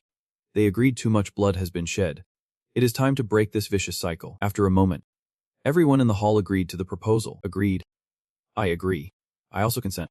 And thus the meeting reached a satisfying conclusion. The vote is unanimous. I hereby declare the peace treaty between the Aka clan and humanity successfully signed. The people waiting outside just now, hearing this news, burst into cheers. The war is over. Erna could not hide her happiness. Turning to him, we have done it. Liat, we really have. Liat saw her so happy and felt glad too. Erna, I knew you could do it. He spoke as he reached out his hand. This is only the beginning. Suddenly, Jono steps forward, blocking Liat's hand just as he reaches for Erna. He smiled at them, saying, this is truly a historic moment. You both have worked so hard. Seeing Jono dare to cut in, Liat was furious beyond measure. Joe. He glanced down subtly, seeing his arm gripped so tightly by Gino that the veins stood out. Erna seems unaware of the strangeness, still smiling as she welcomes him. When did he arrive? Jono replied softly. He could not miss such an important day. He spoke while gazing out there, and that stubborn princess kept insisting. Outside, Saihyu and his 2 bodyguards stood waiting for them to come out. It was Saihyu's birthday today. She beams with joy, waving as she rushes toward her parents. Erna gazes at her child, unable to contain her joy, exclaiming that our princess is always so adorable. The Juno quickly spoke up. Can you spare some time to join us for Saihu's birthday dinner? Hearing that, Erna hesitated. Caught in the moment, what now? With so many plans still ahead. Seeing this, Liat immediately spoke up to defend her. Go on, Erna. I will explain it to the counselors. But Erna still hesitated. Yet, Liat urged her on, convincing her. What could be more important than family? Just go. After a moment of hesitation, Erna finally agrees. Thanking Liat, Juno smiled with satisfaction and said, it won't be long. And so, the two of them left together, the child in their arms, their figures fading into the twilight, leaving only Liat sitting silently behind. His mind was tangled with thoughts of family, when a dark idea suddenly crept into Liat's head. If I had met Erna sooner, maybe I would be walking beside her right now. This made him unable to hold back a bitter smile, his thoughts itching with irritation. Outside the gate, a shadowy figure emerged, cloaked entirely in a dense aura of energy. John's shadow flickered softly past the stranger. The moment his eyes met those blazing red ones, he froze, a chilling shiver rushing down his spine. Jun too just stood there until Erna called him. Honey, she worriedly exclaimed. Maybe we should go back after all. This left Jun utterly bewildered. Erna's face was pale and troubled, her heart uneasy. I keep feeling this sense of unease, as if something would happen if you were absent. Seeing her make such a sudden decision left Jun confused. What are you saying? Saihu is still here. Saihu listened intently, then flew out with a heartbroken expression. Are you leaving again? This is too much for me to bear. Saihu and Erna stood there, frozen, unsure of what to do. After careful thought, she made her decision no. How could she leave Saihu behind? Hearing that, Jun also happily returned to his cheerful self. That is exactly right. Erna, you need to rest a bit too. After all, we will be back soon, he reassured her, saying no matter what happens, the list is already in the hall. Inside the hall, everyone still gathers after the negotiation to discuss among themselves. The strange stranger finally sneaked inside. Suddenly, that figure slowly approached a child standing nearby. Hello, little girl. Suddenly, the stranger pulled out a black gun, aiming it straight at the girl's head. Want to play a shooting game with me? The girl's pale face, wide eyes filled with fear, her whole body trembling. Wait, this is just a joke, right? No more word.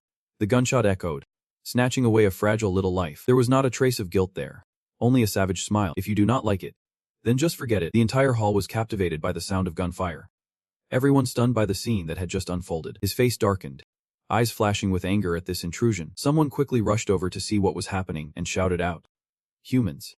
Humans are killing children. The demons, witnessing the scene, suddenly flew into a rage, accusing the humans.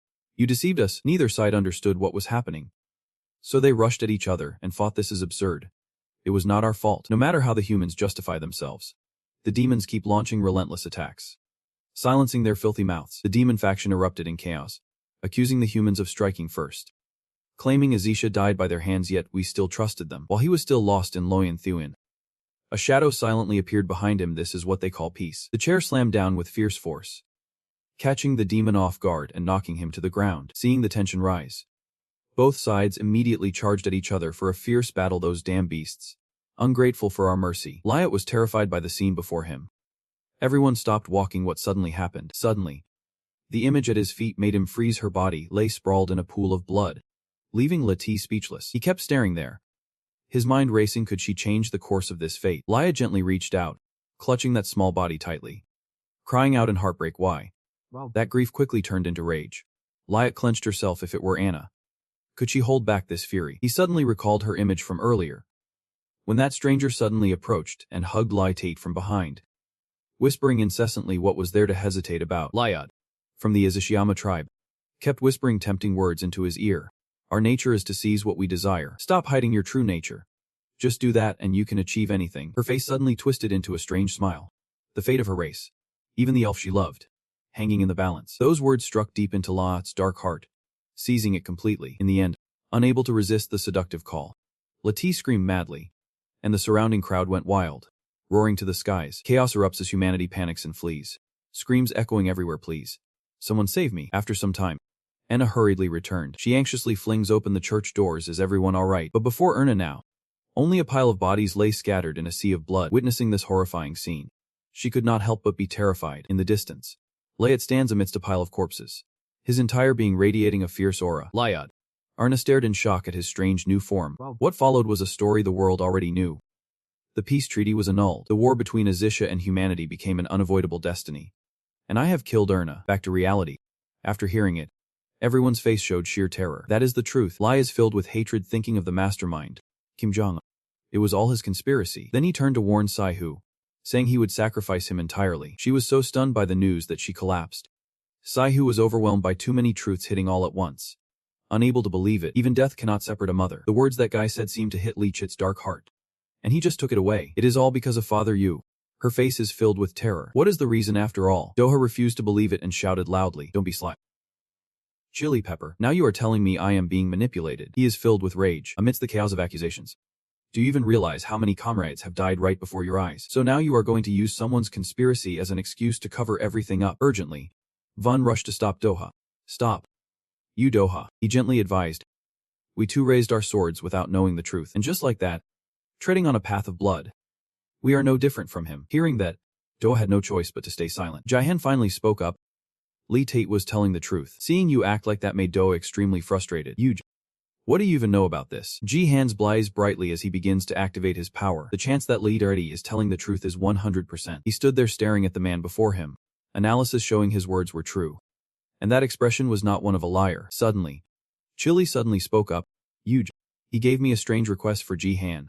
To destroy my heart, Liat continued, explaining that what Kim Ji-yeon seeks is the heart awakened to the power of rage. If it disappears, his scheme will be stopped. He desperately begs Jihan. Please help me atone with the hands that hold Erna's power. He silently glanced away. Jihan stood there, waiting for everyone's opinion. After a moment, Kang Khan nodded in agreement. Accepting the deal with Liat, fine. Let us do it. Jihan drew his sword as he spoke. I will do as you wish. He began to unleash his power, a new energy swirling, converging around the sword. Just like that, he immediately pointed his sword at Chili, fulfilling his wish. Suddenly, mysterious gates appear in the air. From within, black chains lash out. They clung tightly to the sword, thwarting Jihan's plan. He stared in shock at their sudden appearance. Chains clinking, life itself emerging, sounding a warning, be careful. Yuja. This is a blinding magic strong enough to seal even the spirit magic. Witnessing this immense power, it seemed to foresee that this strength was undeniable. From those black holes, countless dark chains continuously emerge, engulfing everything, swiftly binding Doa. And Kang Chan is captured by them too. Zihu and Yu, bound by chains, watch as the links tighten around them. Seeing them get caught like that sent Jihan into a panic. Everyone, suddenly, behind him, a black hole appeared unexpectedly. A hand quietly reaching out. Leona steps out from within the skin, startling Jihan, pleased to reunite. Yuja, his eyes flashed with a cruel gleam, lips twitching with malice. And now, please leave this place. Leona reached out, grabbed Jihan tightly, and pulled him forcefully into the black hole. Others quickly appeared, grabbing Doa tightly and pulling him inside. One by one, they were captured and dragged into the shadows, leaving only Liat standing alone on the battlefield. He seemed to realize the impending danger. It could not be that they had. Suddenly, from behind, a familiar figure emerged, an old friend after a long time. Without hesitation, he stepped forward, plunging his hand through and snatching the heart out. Jihan radiates a fierce aura, his warning voice sharp. This old rival always makes things difficult, he said angrily. For half a day, I have been repeating the mistakes of the past. The moment he saw Jihan, Liat instantly went mad, his voice trembling. Kim Jihan, ignoring the pain, Jihan boldly pulls out his heart. The entire body dissolved into nothingness. Astonishing.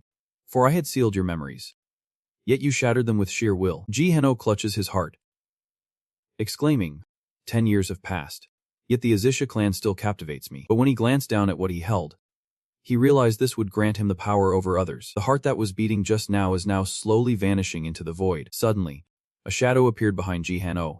Is his fading heart disappearing?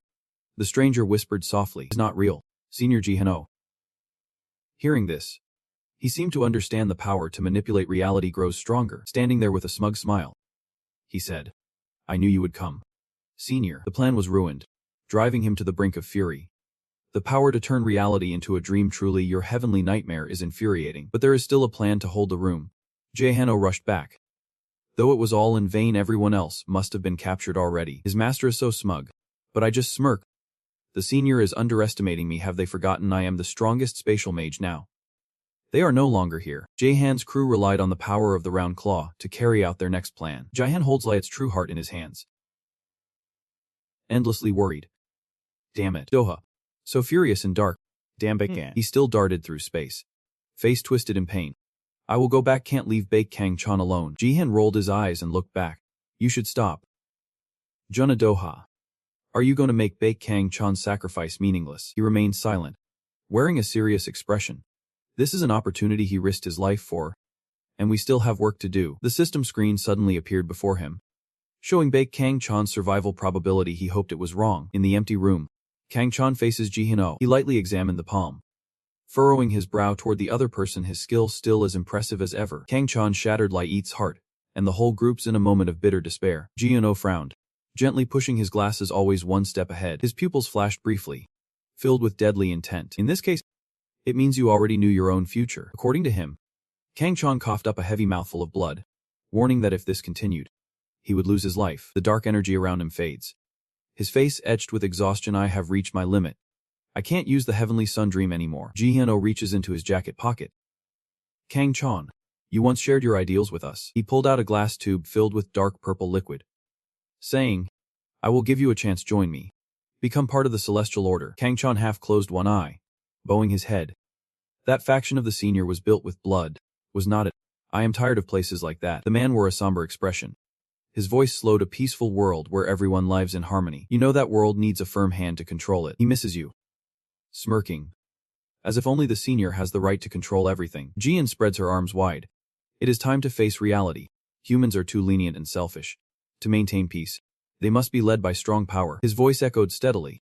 If you use your power to fix the past, just imagine that beautiful world. Kang-chan frowned, his eyes burning with bitter resentment towards the old man, as the force around him surged violently. For the ideal that had cost Erna her life. And now, senior, you even intend to sacrifice your own daughter. Jihin-oh's face darkened, softly bowing with respect. Erna, Kim Sai-hyu is the heir of the royal elf bloodline. They are crucial to our plan. He revealed his mad, stubborn face. A smug smile. Both will understand me, for deep down, they crave the same thing. Kang-chan's blood-stained palm has been gathering magic all along. That will never happen. Glassmaster Jihin-oh shattered in an instant. Under his command, the magic unleashed, illuminating the entire room. Kang-chan takes a deep breath, his eyes fixed firmly ahead. The world is what he dreams of, not what Erna desires. His voice, filled with determination, reached him, making him worthy. So this is the choice of man. All right, I respect that. As the dust clears, Jian's silhouette stands tall and unharmed. He took a direct hit and came out unscathed. He gently pulled on the white glove, magic wrapping around his palm. Then, I will take your life. Kang-chan bowed low, his hand reaching forward, gathering magic. If he could do it. He spreads his arms wide, leans back, each slash sending a gust of wind forward. The strike did not rush forward at an unimaginable speed. It lunged right up close to Jian's face. He just glanced, and with a single move of his hand, he deflected your strike. Jian wraps magic around her arm, then leaps toward Kang-chan. He swiftly ducked, narrowly avoiding the punch aimed right at his head. Before he could even gather himself, Jihin-oh dove down from above. He jumped to the side, dodging the strike as it slammed into the ground. Kang-chan squinted in shock, watching the ground shattered to pieces. Such destructive power, far beyond a rank 3 hero. The gaze I gave back, one eye shut tight in helplessness. And I have exhausted both my magic and special skills. The only choice left to fight Kim Jihin-oh is. Blood smeared at Jihin-oh's mouth corners at last. There was only one way left. Jihin-oh spins around, striking towards him. There is no time to think. Kang-chan raises his hand to shield his head, a powerful strike shattering the invisible glass barrier. He coughs harshly, a single strike shattering the fragile veil of space. Jihin-oh appeared behind him when he was not looking. His eyes gleamed with cunning. The innocence of youth was too fragile. Jihin-oh plunges her bare hands straight through the man's chest. Kang-chan coughs up a large mouthful of blood in agony. Jian's hand on Kang-chan's chest held his body from collapsing. I should be thanking Liet. It was because he weakened you that I could handle you with ease. His eyes suddenly widened. A strange wind surged. You have chosen a meaningless death. The wound on his chest is slowly healing. What? My hand stuck. Jihin-oh's eyes widened, the corners narrowing sharply. He is pulling me in. Kang-chan smirks bitterly. A meaningless death is yet to be determined. He conjures a magical orb between his palms. You forgot what I am capable of, Jihin-oh said in amazement. Faint currents of light flickered all around him. Prime black hole. A black hole forged by invisible force. Supreme dark space magic. Collapsing time and space. The black hole. Kang-chan and Jihin-oh stand at the center, as shadows engulf the space around them, consuming their very existence and dragging everything into darkness. That face darkened, revealing a sly smile alongside the growing surge of magic. Inside a black hole, no escape or return is possible. It is the void where all possibilities vanish. Kang-chan's eyes lit up as he shouted. He and I will vanish together. Forgotten forever. Jihin-oh clenched his teeth, Darkness swirling around him. Damn it. Is this his plan? Kang-chan sneered. The energy orb in his hand slowly cracking. I leave the rest to all of you. According to him, the sphere emitted a blinding light before shattering into countless fragments. The next generation. The magic orb hovers in the air, drawing in the remaining shadows, leaving only a large hole in the ground below. Gino's delicate glasses fall hard to the ground. Massive hands emerge, splitting the space apart. The man with slanted eyes and a long ponytail stepped out from the space hole. Truly an impressive performance. The finest act. Ups a senior officer Liana. He strolls to the battlefield's remnants, hands casually in his pockets. Who would have thought Baek Kang would choose to die with him using a black hole at this point? Even Kim Jino can't survive. Lena picked up the glasses from the ground. His golden irises flickering slightly. So that is it. Jino appears in tattered clothes, collapsing to his knees, hand raised to his forehead. If I had not intervened. He looked up from his furrowed brow, eyes sharply on it. How is your heart? The man laughed joyfully, eyes squinting, having pinpointed the location of the pursuing agent. Here's your glass. Your bare face looks truly scary. Surely a confrontation is near. Wait for Jino to put his glasses back on. Then he continued. No need to worry too much this time. Leona sneers, her face darkening with fierce determination. Even the chairman will join personally. In the ruined city, everything seems engulfed in smoke and fire, and I eagerly await the final outcome. The portal flickers, and a shadowy figure emerges. Jiyeon's eyes widened, her body trembling. What the hell is this? In front of the group lies a pile of ruins, the city long consumed by flames. What could have happened here? Jiyeon and her 3 companions stood frozen in the heart of the city. Yuri handed it to you, her voice trembling. What exactly happened? Sihu behind her was equally stunned. Everything had been completely destroyed. Doha presses his forehead, his expression grave, more devastating than the last Seoul terror attack. Jihan pressed her lips, eyes filled with fury. This must be what they warned about. What exactly are they plotting? He bowed his head, gazing intently at the heart in his hand. Loving Saiva, in his mind. The image of a middle-aged man with square glasses, Kim Jio, appeared again. Shiho, feeling your pain. I hold your arm close against my chest. Doha stepped closer, softly. The Jihan. How long do you plan to carry that heart? Shouldn't you destroy it before it falls into their hands? A sudden spark lit up in Jahan's eyes. Now is impossible. The deep red heart trembles in his hand. The trigger condition is not met yet. Destroying the heart requires fulfilling specific conditions. Memories of facing the final soul of the white-haired man flashed through his mind as he tried to shatter the fragile heart before him. Jihan purses her lips, eyebrows furrow in the system space. An unbreakable heart. Conditions unmet. I have discovered through analysis that it is inviolable. He rolled his eyes. Looking at your expression, seems like it really can't be destroyed. Jihan saw Kang-chan standing behind Doha. Do not panic. Only you can hear my voice. Fake Kang-chan. How did you manage to enter the realm of analysis? He kept one eye tightly shut, blood still trailing from the corner of his mouth. I had vaguely sensed it for some time. You can see the truth. Jian was confused by his words. I have met someone like you before, someone different. Kang-chan said, hands in his pockets. Don't face me. I have so much to say but no time left. Listen carefully. You Jihan. They are moving towards our coordinates, he whispered while imagining the Leona group, along with a high-level space mage, Kim Jiano, approaching here. Jihan squints, a determined look on his face. Then we should eliminate them all at once. Right now. I have enough power to do it. Kang-chan cuts him off, turning his head back. No. With our current forces, we are at a disadvantage. And you still have people to protect. Behind the two, Yuri gently comforts the frightened blonde girl. Saihu. Kang-chan's pupil glows, its power rippling through the virtual space. I will stall for time. Meanwhile, take the heart and that girl away. A flash of green light engulfed him, and he vanished. Jihan thought, with eyes full of resentment. Too reckless. Bitch Kang-chan. You have reached your limit. If you face it alone then. One of his eyes is bruised and swollen. You are right. If we fight here, one of us will die. That eye wide open, revealing a shattered jade green pupil. This is why I must act. He is. The image of the golden-haired spirit appears in his mind. This is the will earner entrusted to me. You Jihan. You are her heir. You must discover the mission only you can fulfill. Jihan corrects people. Only I can excel at this. The space around him brightens.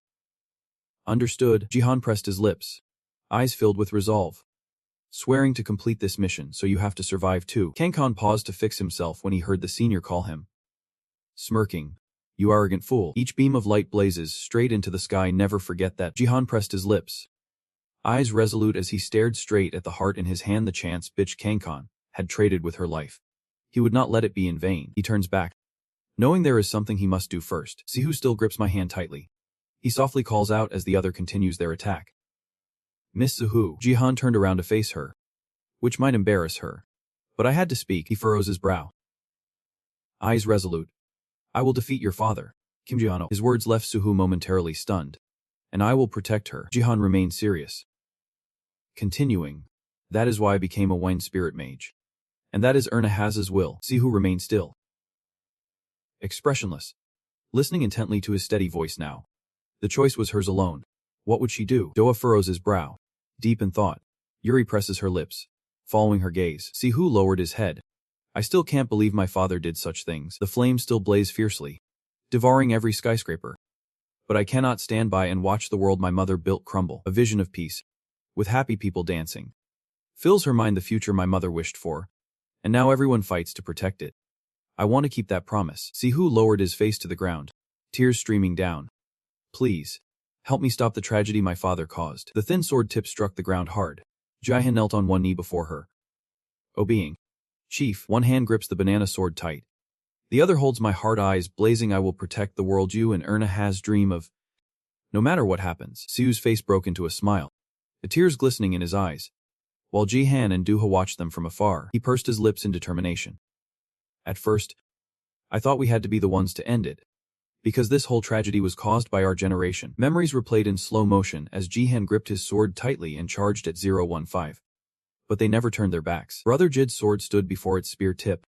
Knowing this world was twisted to the edge, Ayuri and Suhu simultaneously armed themselves in the market, ready to rewrite this nightmare. Like a relay race, the baton passes from hand to hand, not our mistakes, but the chance to carry on. Yuri stood from afar, watching the two Jihan men. She rubbed her neck, forcing a smile. At this rate, I will never get a chance to step in. Chila lifted its head from her shoulder, as if it had discovered something. It calmed down, its fur bristling as it howled loudly. Chila.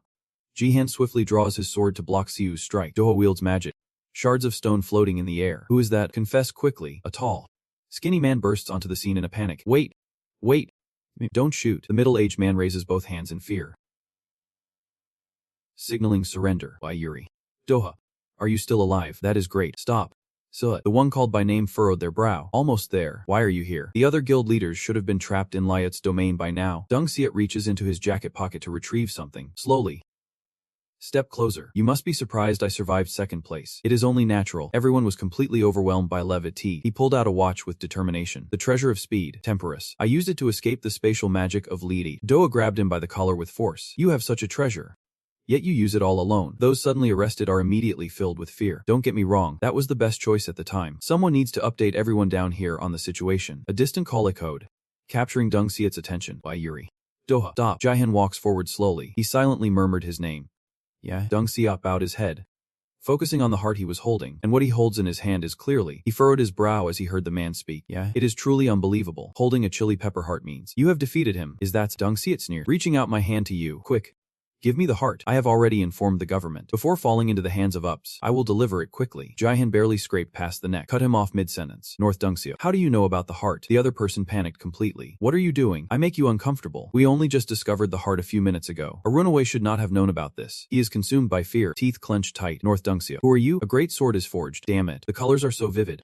Are not they? A shadow emerges from behind, aiming the sword at Jihan. The man with slicked back hair smirks. Let us see what you have got, you filthy traitor. Juja. A massive explosion has just occurred. The city lies in ruins, utterly devastated. Hyantei's great sword tip drums the ground. Not a soul in sight. Han raised an eyebrow. A mocking laugh. What? Juja. You becoming a spirit mage was not just talk after all. He rushed back, unleashing an invisible surge of magical power. Jian takes a deep breath. What are you doing? Kim Heim. He bit his lip, glanced back to search. How are Miss Saihu and Miss Yuri doing? Yuri holds Chayla tightly in his arms. Blocking her in Saihu's path was a small dog. Its entire body is glowing. Yeah.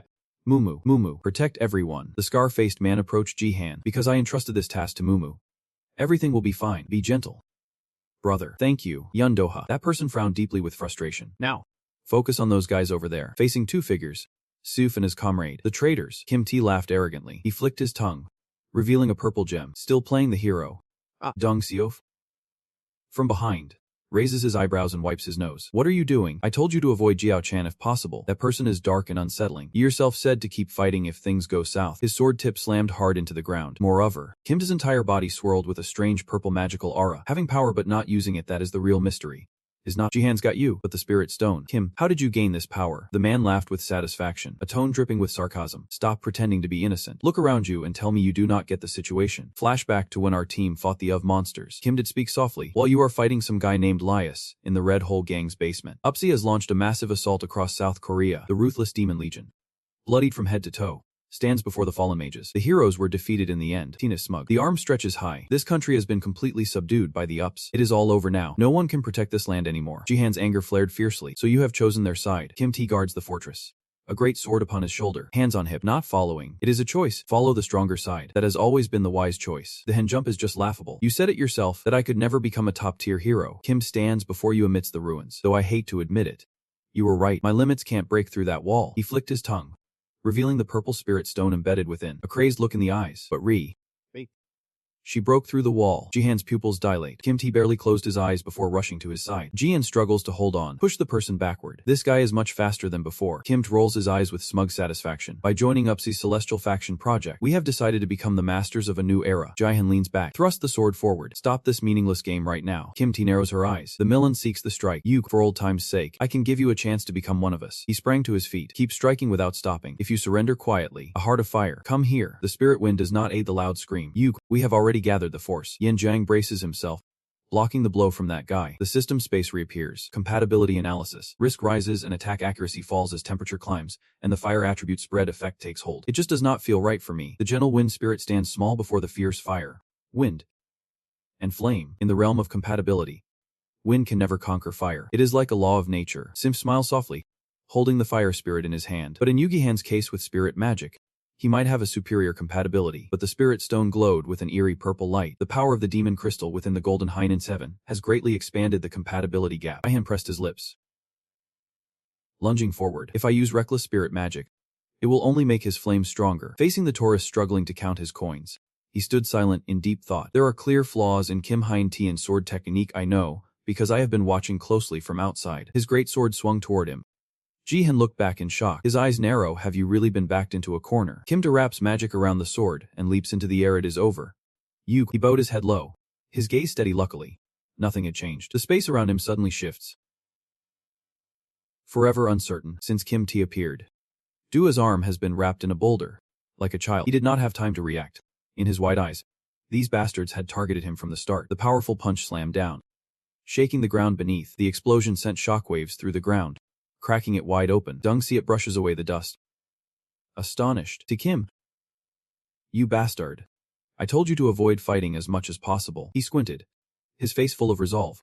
If he did not act fast, that person would arrive. He had to seize the chilly heart before then. A loud voice suddenly cuts through his thoughts, silencing him, demanding attention. Dua looked disappointed, eyes widening, thinking he had some attack plan after all. But this guy, Kim caught 5 of his punches with one hand. I am totally disappointed. He caught the earthquake with bare hands, smirking disdainfully. His other hand grips the banana sword tightly. They say he is the last level mound hero left. Kill him, and I become the level mound hero. The blade gradually glows red. No, I no longer need those standards. A powerful swing sends dirt and stones flying. Kim laughed arrogantly. For I will stand atop all heroes. Jihan panicked. You, the one who emerged from the flames. Do not overact like that. Dua lands safely right before Kim T. Seeing that, he squinted with satisfaction, perhaps because he is an earth spirit mage. His physique is quite sturdy. Dua leans forward, gasping, sweat chilling his skin. But it seems he has taken quite a beating. His eyes narrowed, pupils flickering slightly. He had exhausted too much magic in the previous battle, and his current spirit power was not at 100%. Dua intently watches Kim T before him. This guy is completely different from the last time they met. This is the power of the superior demon crystal. He slammed his sword into the ground, defiant, wanting to say, both of you, come at me together. But fighting 2 spirit mages alone was too much. According to his words, 2 more figures appeared. So I will call my allies as well. Kim Di Gao wrong? The student asked. Yu Ji-Han stood stunned, stammering, as 2 strangers approached, a pale man and a red-haired girl with hollow eyes. Hongjun. While he was not paying attention, someone else rushed from behind, so that means the girl with short hair silently approached Ji-Han. And Maya is here too, with his sharp eyes. Ji-Han sensed someone behind him and quickly turned around to look. Maya glanced sideways, realizing the movement beside her. Maya leaps from behind Ji-Han, ready to strike him from the back. But suddenly a burst of energy flashes by in an instant. Yuri aimed to shoot an arrow to stop her, but she easily dodged it. Even Yuri did not expect this, dodging the strike. I clearly attacked the weak spot. Maya jumps down, using her hands to brace the ground, swiftly spins her body, and lands successfully. She looked at the chessboard before her, thinking silently. What an incredible reflex. Jahan aimed his sword at her but did not forget to thank Yuri, who had already lowered her hand before the words of gratitude. Thank you, Miss Yuri. That was close. No worries, I have not even fired at them yet. But Jihan did not hesitate to acknowledge her contributions. You have already helped me enough. His words left Yuri speechless, frozen in place. Jihan looks at Mia before him, filled with nothing but the hatred of not being able to kill her immediately. If it were not for my hesitation, I would have killed Maya with my own hands. Maya's body radiated a mysterious purple power as she held two small knives in her hands. The mind control state, caused by Maya's demon crystal, means Maya and the others are not fighting of their own will. Sim flew beside Jihan, reminding her of the strange thing she saw from Maya. That magic force, someone must be controlling them. That is right, Sinf. You guessed it right. Jihan has also figured out the mastermind manipulating Maya, Kim Hyunta. That bastard. Kim Hyunta. Jihan finally confronts Hyunta about everything he has done. What the hell are you doing? Kim Hyunta. Hong Junho.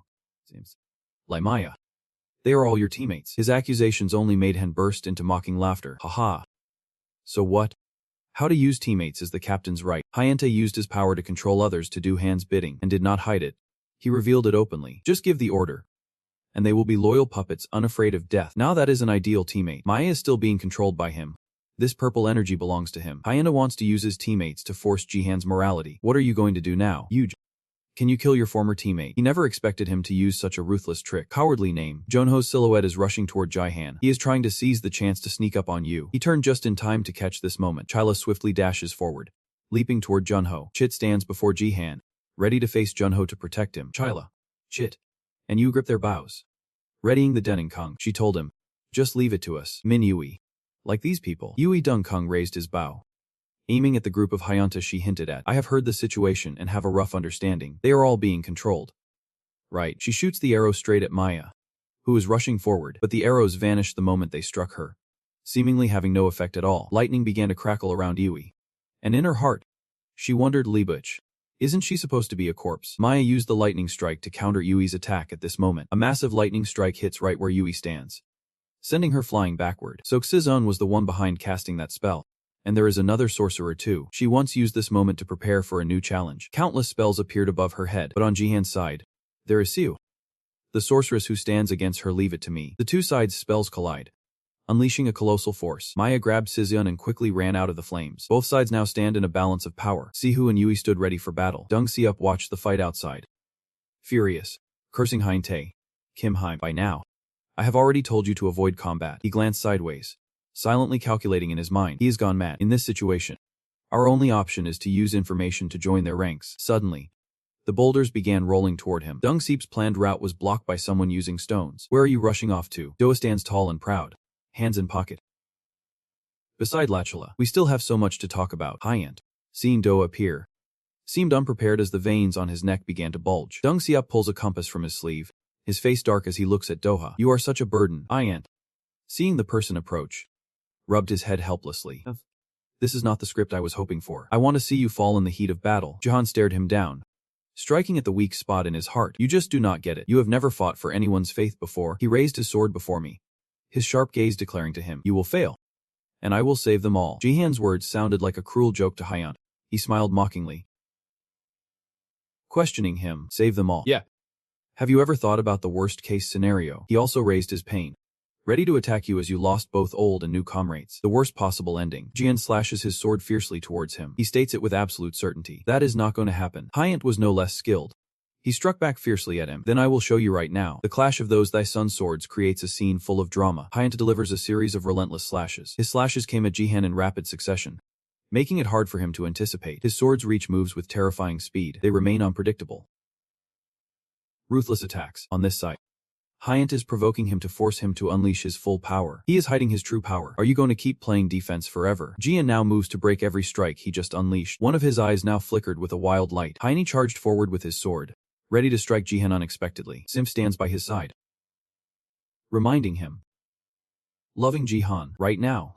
Hearing her warning, He launches the attack. It is about to be crushed completely. Your slash has enveloped Hyene's body before you.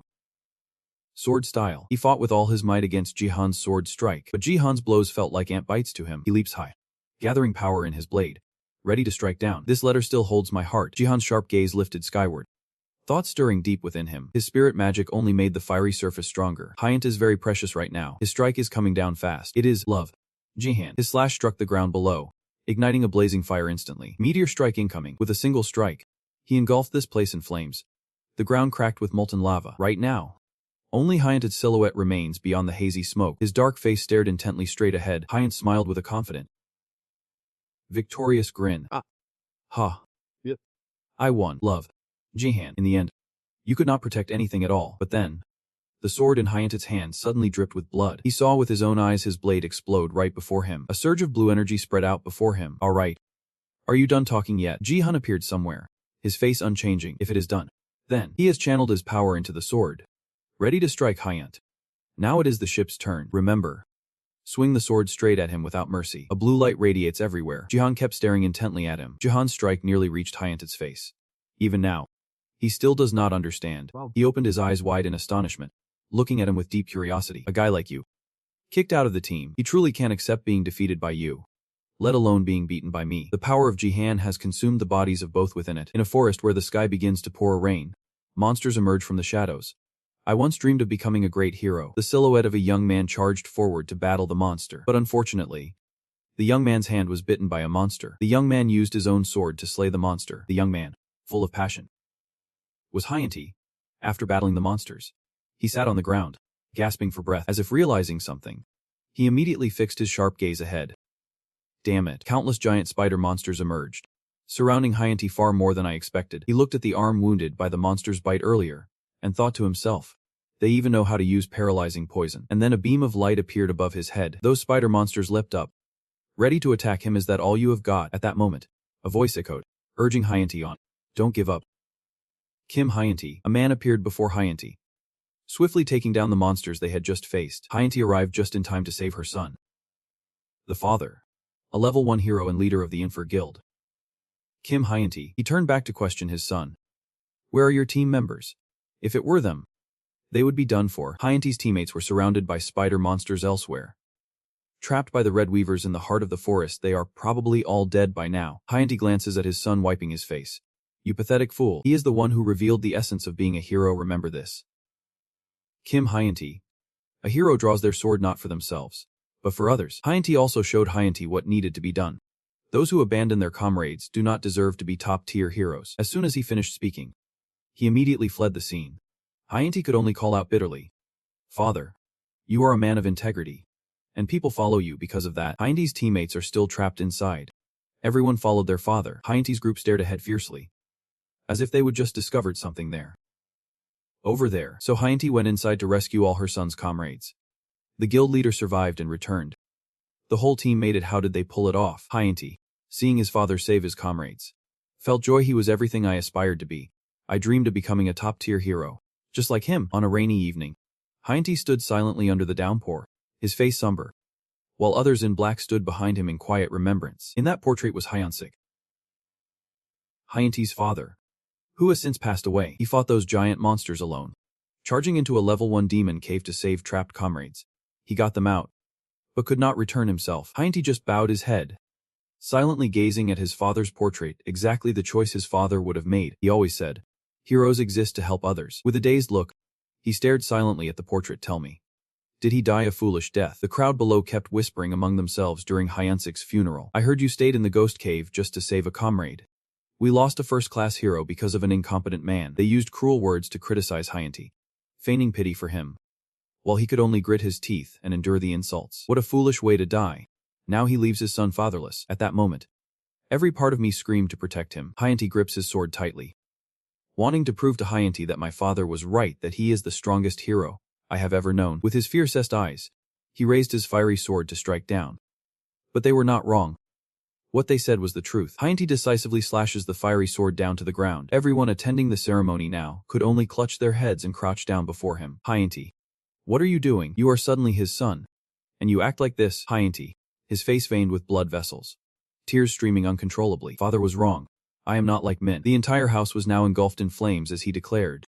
I will not help you escape. Heinti has now become like a completely different person. Next year, I left my father's guild and joined the Crow's Guild, but his expression and gaze remained as cold and sharp as at the start. The person joining us this time is a new traitor. The silhouette of a young man wearing glasses does not turn back, only asking everyone, "It is a great honor to meet you all." Jihan nervously scratches his head as he introduces himself. From now on, I will be the group's supplier. I hope everyone will help. And that is when I met him. Sizian steps forward with joy, shaking his hand, clearly pleased by his joining. We finally have a carry player on the team, awaiting the arrival of that mana supply. We are all about the same age, so just speak freely. But at this moment, Jian also flatly refused her offer. Sorry, I really can't provide any mana. Jike. So maybe you are the buff support type. I can't buff either. I'm completely unable to use magic. Hearing Jian's words, Sizian's face immediately darkened, clearly shocked. Heinti, upon hearing those words, grew unhappy, his face darkening as he voiced his criticism. Back dump. Why lead them into a 1.5-sided trap like that? What do we do with a market thief who can't use magic? Dung is about to place her hand on Jihan's shoulder and explain everything to everyone here. Those who can control mana have all been taken by the top teams. Unfortunately, this is the only market I can entrust to you. Jihan heard his words and felt uneasy, so he quickly pushed him away, thinking, just accept it. It is only temporary anyway. Jihan now stands boldly, declaring confidently for himself. I know I still have shortcomings. I am confident and can assure everyone here that, at the very least, I won't be a burden to the team. I will support them to the best of my ability. Heinian has been watching Jihan with a curious gaze, wondering silently, who is this guy? Despite the mockery, his expression never changes. He looked into those sharp eyes and could already guess part of Jihan's character. No, actually, there was an inexplicable confidence shining in them. Even so, TM still wore a sly smile. Jihan ha. All talk. Just a nuisance. Fine. I will see how long you can last. Before letting Jihan in, I made the conditions clear. But let me be explicit. The moment you pull me back, I will abandon you without hesitation. Hein Tian's haughty gaze reminded Jihan to give it his all. The Jihan, despite being harshly scolded by Hein Tia, kept his composure. A level 3 demon cave, a nest of spider snakes, a cavern bathed in eerie blue light. Hein Tian holds the glowing sword, lighting the way for everyone to move forward inside. Mass Commander Xian is afraid, but he still orders her. Sweep the area. Yep, sir. Xian quickly used his mage potential to scout inside, sensing 6 creatures, probably just ordinary spider snakes. Everyone, proceed inside slowly. Heidi N will coordinate the mission. Jihan Hong, holding the front line, a support from behind. Now, Jihan's trusting gaze scans the cave, as if she has just discovered something. Suddenly, 2 snakes lunged at Junho, who screamed in fear, spotting a spider snake ahead, and then he quickly regained his composure and instantly took down the 2 snakes before him. Ingia here must also focus on confronting the other snakes. Hein Tian split the giant serpent in 2 with a single sword strike, but it seems he just discovered something unexpected. Damn it. Before Henny, many more snakes suddenly appeared. He felt puzzled again. Did not she say there were only 6? The number did not decrease. It actually increased. A snake's tail coiled around Hein Tian's leg, and he sensed something was wrong. That snake has knocked him down to the ground. Now, Hein Tian's limbs are numb, those snakes coiling around him, trapping him with no escape. He closed his eyes, accepting his fate, but then loud noises echoed. And after waiting with nothing happening, Hein Tian slowly opened his eyes. He sat up, now a towering figure before him. The spinning chain turns back. Yet simultaneously, Jihan's shadow also turns to look at him. I asked him how he was doing. Are you okay? To Kim, Hein Tian cast a suspicious glance at the 2 figures before him. At this moment, he was overwhelmed with confusion, a realization dawning deep within him. That day, I realized one thing. I could never become a top-tier hero. Back to reality. Jihan's powerful strike has trapped both him and Hein Tian inside. Jihan bowed his head, but could not hide the darkness on his face. At that moment, the power also faded away. Jihan fixed his sharp gaze straight ahead. Your strike just now severed Hein Tian's arm. Hein Tian was gravely wounded. Yet he still has not realized the truth. How could someone like you possibly understand? He immediately collapsed unconscious, as 2 forces of yellow and purple intertwined in the air. Si Jian and Mia are still controlled. Maya is rushing forward. Yayuri and Xi who have taken the offensive against the 2 locked in a fierce battle. Truly, the Kiro's Guild. It is hard to subdue without harm, but if we can control the fastest one, we stand a chance to win. Iuri took on the responsibility, drawing her bow straight at Maya.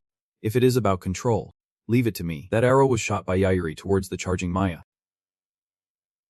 but unfortunately, it passed right through her without hitting. Suddenly, a beam of light appeared right above Maya's head.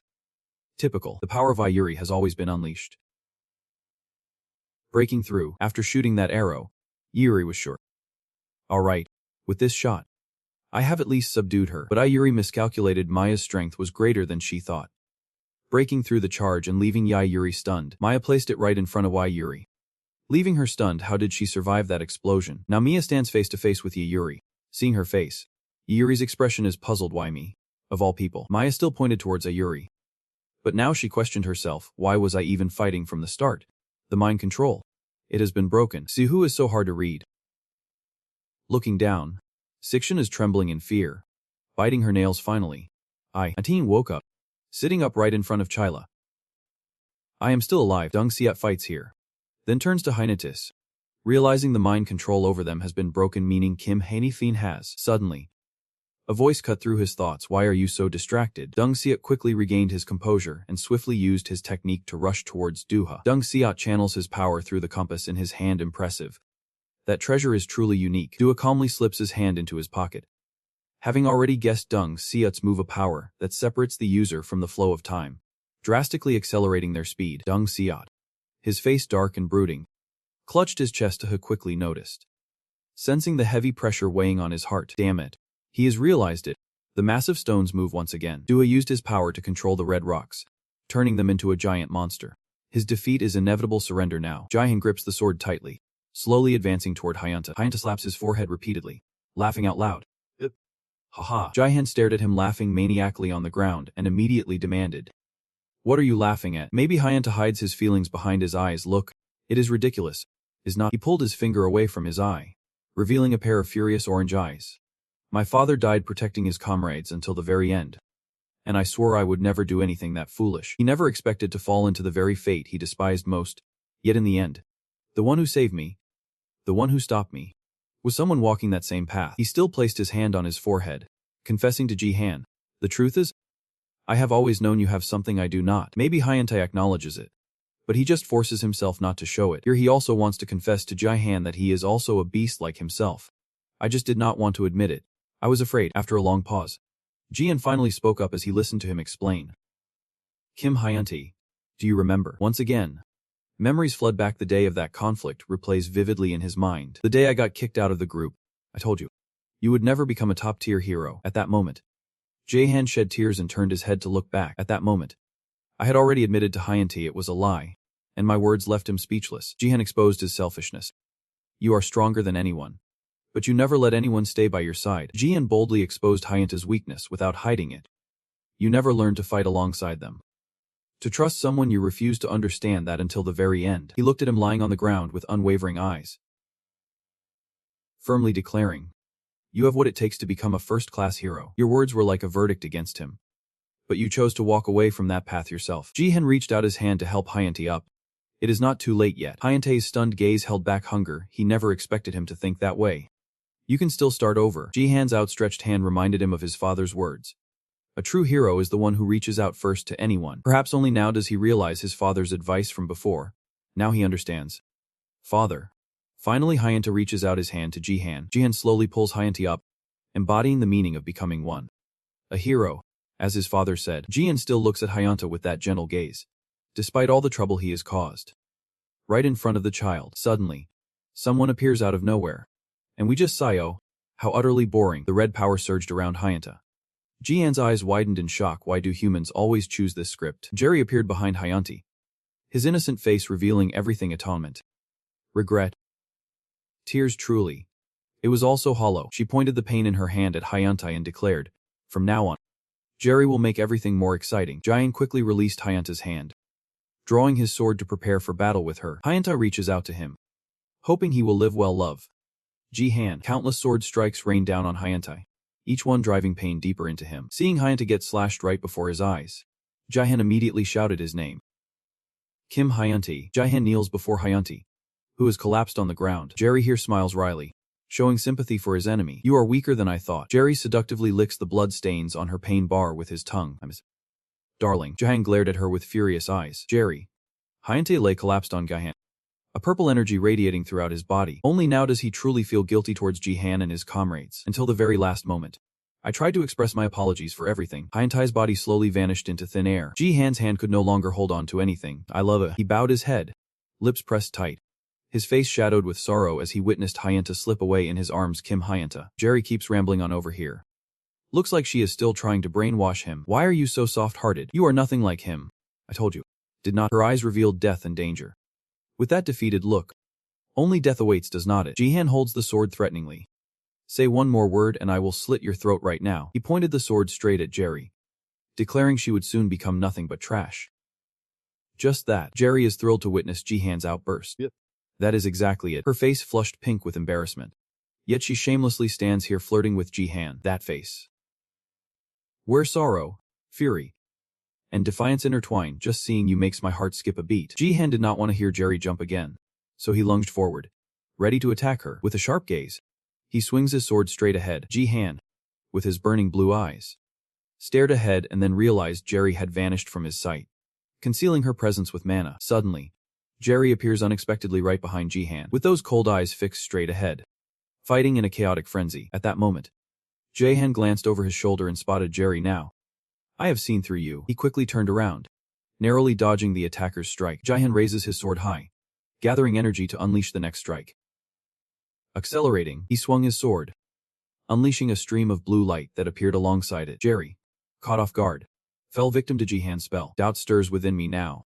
Though I concealed my presence with mana, he still reads my next move. Ata was wounded, clutching his stomach, collapsing to the ground right before Jihan. Jihan now radiates energy, his dark gaze fixed on Jerry as he declares, "You are no longer my match, Zarya."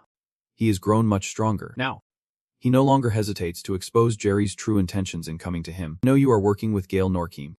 You plan to do something with Rios's heart at this point. You are still stubborn, refusing to confess the boss's heart." Jerry has no idea what you are talking about. Jerry did not know where to find a heart to offer in front of Jihan. Wait, are you seriously about to say that? Seeing the heart in her hand, Jihan was stunned and wondered, when did Rios get it? Jihan's furrowed brows fixate intently on that heart. Suddenly, a massive explosion erupts, and a mysterious figure emerges from the chaos. Simp suddenly appears to warn Jihan about the situation. Ding!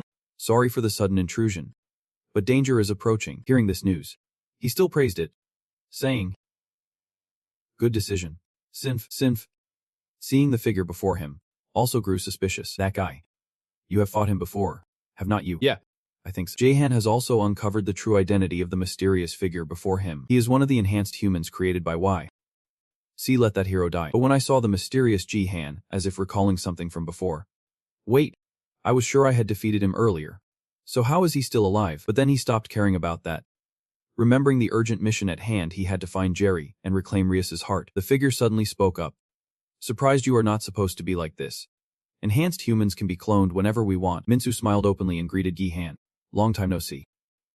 Jihan, seeing Minsu here, Jian began to piece everything together. "Lim Minsu. I should have known it was you behind all of this." Minsu forced a smile and explained, "Haha, I am not pretending I did this alone. Kim provided the resources to create these products." With a snap of his fingers, countless more monsters appeared behind Minsu. The monsters glared ahead with furious eyes, and Minsu proudly introduced the creatures he had created, and as a result, I was able to present 80 years of the greatest masterpieces in the Republic of Korea. He even threw down a challenge to Jihan, "So why do not you try fighting them now?" But when Jian saw those monsters, he kept a calm face and sneered at them. "T-Stask. I'm so sick of you, why?" "See guys." Jihan glanced back over his shoulder, confident he could handle it himself. Jihan and Yai are surrounded by monsters from behind, and he is deeply worried for them. But Jihan and Yai are in danger. Seeing the monsters before him, felt a surge of curiosity. "Suhu. Who are these people?" "They are enhancers, fusing mana cores extracted from monsters." Suhu now remembers her father. "Why did you harm so many people?" And Rai have also devised a new strategy. What if the mana core could be used on a person? She remembers Sozian lying barely alive in the hospital bed, waiting to be saved. Maybe this could cure Sozian. The monsters suddenly launched a simultaneous attack on the two of them. A monstrous hand is slowly reaching out, and they both have noticed it. "Why are you just standing there frozen?" And just then, Junho appeared to take on those monsters. Chila also appears to attack the monsters. Suhu and Sihu were all surprised to see them here. "It is Lord Flymaster of Crows." Junho also explained why he was here. "We will join the fight too." At the same time, Myeongzazian arrived to rescue the two, Laimaya and Xizian, with a terrified look, questioned. "You should have fled in silence. Why are you coming out to help now?" Mia suddenly grabbed her collar, commanding silence. "Be quiet." Sizion. Maya threw her into the monster horde, reminding her to quickly use her specialty electric magic. That crazy llama. Immediately, 1,000 destructive forces from Xizon's body incinerated the horde of monsters. Raihan turns back to greet everyone behind him. They have all turned around now. After witnessing everything, Minsu felt dissatisfied, clicking his tongue. I knew I could not trust Bai Dung Sapma. He causes more trouble than help. Minsu quickly ordered the monsters to attack, telling them to kill them all. Raihan stood silently, waiting for those monsters to arrive. At this moment, he harnessed his inner power, a blue energy radiating from his body, accelerating forward with just a few basic sword strikes. Raihan has defeated countless monsters at full power. After standing outside and watching, Minsu was deeply puzzled. What was that movement? Seeing Raihan's powerful attacks, Minsu was surprised. When did you become this strong? Raihan, with a sharp gaze, points at Minsu and declares, stay right there. I will be there soon. In the hazy twilight swirl of a few figures emerging, Isek gently bowed his head and spoke softly. We have arrived. He stared straight ahead, hands in his pockets. Voice deep first in heaven. Up-C chairman. Isaac Becker. Isaac smirks, a cold glint flashing in his eyes. Bring your heart here to me. Each of his men stepped out one by one from the gate. The three of them appeared with full confidence. Yep. Chairman. The monster stands still, eyes blazing as two slashes rush toward it. Beside Jihan, the sword gleams with a fierce gaze locked on them. Minsu stood behind the two monsters, furrowing his brows as a tense, fierce feeling stirred within him. Even the most skilled warriors, stripped of emotion, trembled in fear. Minsu watched every attack move of Jihan, realizing just how vast the gap between them and Yu Jihan truly was. His eyes flashed wide with challenge. Stop hiding. Come out here. Coward. Minsu clenched his lips, anger flaring at Jihan's taunts. He narrowed his eyes, focusing ahead as a sharp, unsettling pain shot through him. Wait. This feeling, pain blazing in both hands, slashes across the beastmen. She exhaled deeply, then turned back to survey the scene. Maya's eyes locked onto Jihan as he fought monsters with deadly precision. Yu Jihan. He is so strong that I did not even realize it for half the time. She vividly recalled his beaming smile. Silently judging, strong enough to protect others. She bit her lip and spoke quietly. So you were not lying after all. Maya trembles as the monster approaches her. She spun around, eyes wide with shock. I underestimated her. I should have ended the master then and there. Maya stared, stunned, as it collapsed right before her eyes. Yu Jihan lowers the tree branch, worry etched on her face as she asks, Maya, are you okay? Saihu is running over with a weapon, suggesting we ambush from behind. Maya glanced at the two women opposite her, the ones Yu Jihan wanted to protect. She lowered her head, lips trembling with bitterness. I once wanted to be someone like that too. Suddenly, Maya's eyes widened as she looked up ahead. She turned back, her gaze fixed on Soliel, who clasped her hands behind her. What kind of vile magic is this? Soliel touched her cheek with her index finger, curling her lips into a sly smile. So you were the one sabotaging our plan all along. She raised her hand, summoning a violet magical aura, her tone dripping with disdain. Truly disappointed that they were all so weak. Maya's face revealed an unbelievable tension. No, that woman could not be. She immediately turned around urging, everyone run now. Without hesitation, Soliel raised her hand and unleashed the ultimate magic towards Maya. She flicks her tongue and points under her eye, mocking it is too late now. The ground of this land is shrouded in thick smoke and dust, engulfing the entire sky. Maya tenses, raising her hand to shield her face, struggling to open her eyes. Her eyes blazed with fury at the scene before her. Maya watches Junho's steadfast silhouette forming a barrier, blocking attacks to protect everyone. Hong Junho. She was so frantic that confusion spread through her. Hong Junho.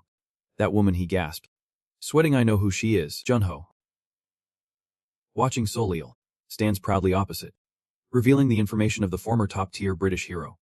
Soliel. She was once ranked top 10 globally as a damage mage, but suddenly retired and became the director of UPS. Saihu gasped. UPS even managed to recruit a top-tier hero. Yuri wondered, what the hell is that organization? Maya helplessly suggests, we need to leave. There is no way we can face her destructive power. Jono suddenly hinted, have you forgotten Limia?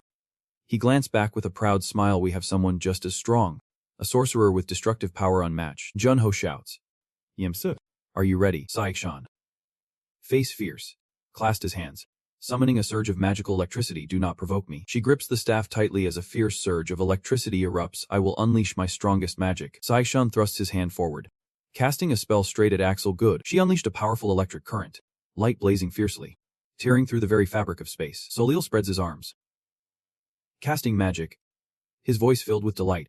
So the hero of Korea is pretty impressive after all. She opened her purple eyes with a sharp, proud gaze and spoke, oh, but she is only in middle school. Soliel raises his hand high, chanting the spell with pride, Anti-gravity magic. Void Ouroboros. Let us see if you can stop this. Some steps back slightly, struggling to use magic to block her attack. Her eyes widened in shock as she exclaimed, "No way. It is absorbing my magic and growing stronger." Just as Saik-shan was lost in thought, a massive explosion erupted. No time to escape. Junho shouted in panic, "Be quiet." Saik-shan. Doha clicked his tongue, muttering, "Such a noisy kid." He rubbed his aching hand, mumbling about Saik-shan. The knave kids. She glanced over at Doha. Doha. Junho reached out to catch Saik-shan as he pleaded, "They are blocking the way." "Move aside." Soli clasped his hands behind his back, releasing the tension. Hung, a first-class officer in Doha, surprisingly still alive. She pressed her finger to her cheek with a mocking smirk. "If you do not want to end up like your friends, you would better cherish your life." Doha raises a hand to his face, fearless and defiant. "Silent, come on. Show me what a British hero's got." Soli laughed out loud, apologizing, "But a one-on-one fight with you is just too obvious." She spoke up when she saw Robert and Caden behind her.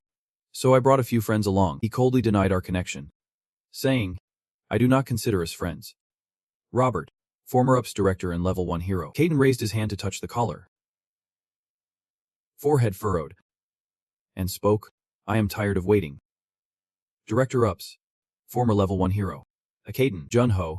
Jun frantically waves his hand while carrying Sai-shan, panic rising impossible. Both are former top-tier heroes. He watched Doha standing ahead, her face always expressionless. Even Yuan Doha could not single-handedly lead the 3 top heroes. But Doha broke into an excited smile. His eyes roll with confident provocation. "Come on then, all of you.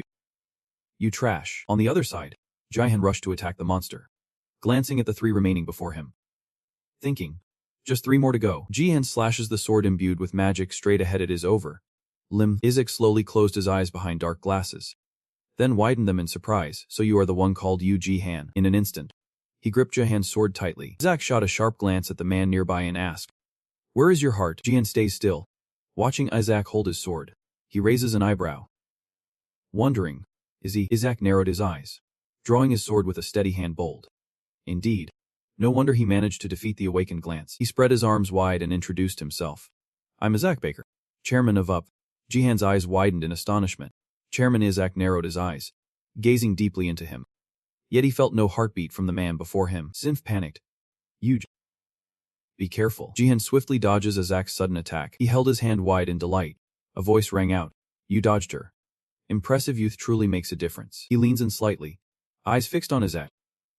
"Thank you, Sinf. Like someone I have been avoiding." Jihan watches the scorched earth, a large hole burned by his magic strike, and ponders this blow was not a skill or spell. He simply compressed space with dense mana. With a stern face, he silently affirmed within, "No doubt. This was the power of the demon crystal." The system display. Starting the analysis, Jihan wondered, how many demon spirit stones had he absorbed? Isaac's entire body was swept by layers of red warning grids. Reaction density exceeded threshold. Error. System power limit reached. Alert. Strange structure detected. Warning. Feedback inversion occurring. Jihan placed his hand over one eye, pausing his analysis, detecting a threat to the user. He tensed, unable to read the enemy despite activating his scan. Sim cites the cause. "The magical energy density is too thick to analyze anything." It immediately reminded me. "Huge. That guy is very dangerous." Isaac stood facing him, hatred rising in his voice. "I do not need someone without Liat's heart." Minsu stepped forward, bowed respectfully, and said, "Chairman, coming here in person is a true honor." Isaac slightly turns his head and asks, "Lim Minsu?" "Right." He slipped his hand into his pocket and ordered, "Report to me. Start with the results." Minsu immediately began his report. "Jerry currently holds Liat's heart. We just need to remove the obstacle to complete it." Isaac smiled with approval. "Got it. Well done." "Where's Jerry?" Suddenly, a cheerful man appeared, always right beside him, softly calling, "Jerry." The scarred one speaks, "The heart of the leader you seek." "Chairman, here it is." Jerry has kept it very carefully. Isaac reaches for his heart. "So this is what will make me whole." At this moment, Jihan lunged forward with his sword, shouting, "How could you so easily hand it over to him?" He swung his arm down straight at Isaac. Jihan's eyes widened at the contemptuous tone. "Foolish." Isaac suddenly appears behind him. To hesitate now is to court death. Jihan is paralyzed, unable to move. He glanced back in shock, wondering when he had come up behind him. Even analysis could not predict his move. He holds the heart in his hand. This sparks a new idea. Good. That is convenient. I was just about to test the power of the lie at heart. Isaac swiftly channels his magic into it. He stood still as the magical energy gathered at his heart. Jono's people looking up in awe at the sight. Yuri and Sihu furrowed their brows tensely. Doa's eyes now filled with rage. Solil exclaimed with delight. It is starting already. While Robert slowly raised his hand to check his watch. About 5 minutes ahead of schedule. Isaac saw the immense magical power before him. Unaware of the awakening of the transcendent being, Minsu. Thrilled. Praises. Truly a magnificent sight. This is the power of the chairman. The ruler of the heavenly sect. Yuri's lips curl with fascination. The ruler of the starry heavens. The source of dark magic slowly envelops the entire space. We will witness it. Isa gazes down at the cracked lens of his glasses. Shattered by the force of magic, even as the broken glasses fell. Tanit's face remained expressionless. Isaac clenched his hands tightly. In harmony with his heart, he raised his hand, unfolding his beast form slowly. This was a perfect being. Isaac smiles, teeth full of excitement. Even greater than I imagined. At this moment, Jihan calls out loudly from across the river. Isaac, hearing the sound, Isaac spun around and silently fired a magic dart at him. Jihan admired the full force of that attack. I did not even have time to notice the strike. The Englishman spewed a stream of yolk, then collapsed to the ground. The students panicked. Yu Jihan. It flapped its wings and flew over, shaking Jihan hard. Wake up. Yu Jihan. Right now. I feel my body is failing me. Damn it. The critical moment is here. My consciousness is slowly returning. Jihan slowly loses consciousness. Eyes gently closing. Could this be the end of the wish Erna entrusted? Sinf unleashed a stream of magic from his body. No. Not yet. Yu Jihan. Your role is not over. He unconsciously called out the name in his mind. Sinf. Isaac unleashed a torrent of magic. Spreading up to the heavens, he spread his arms wide. Laughing manically, this power is terrifying. Isaac lifts his face to the sky, shouting arrogantly. With this power, I can make anyone submit, even the gods themselves. Suddenly, he furrowed his brow, his face tensing. While Isaac's swollen figure screamed in pain, his body is transforming. What is happening?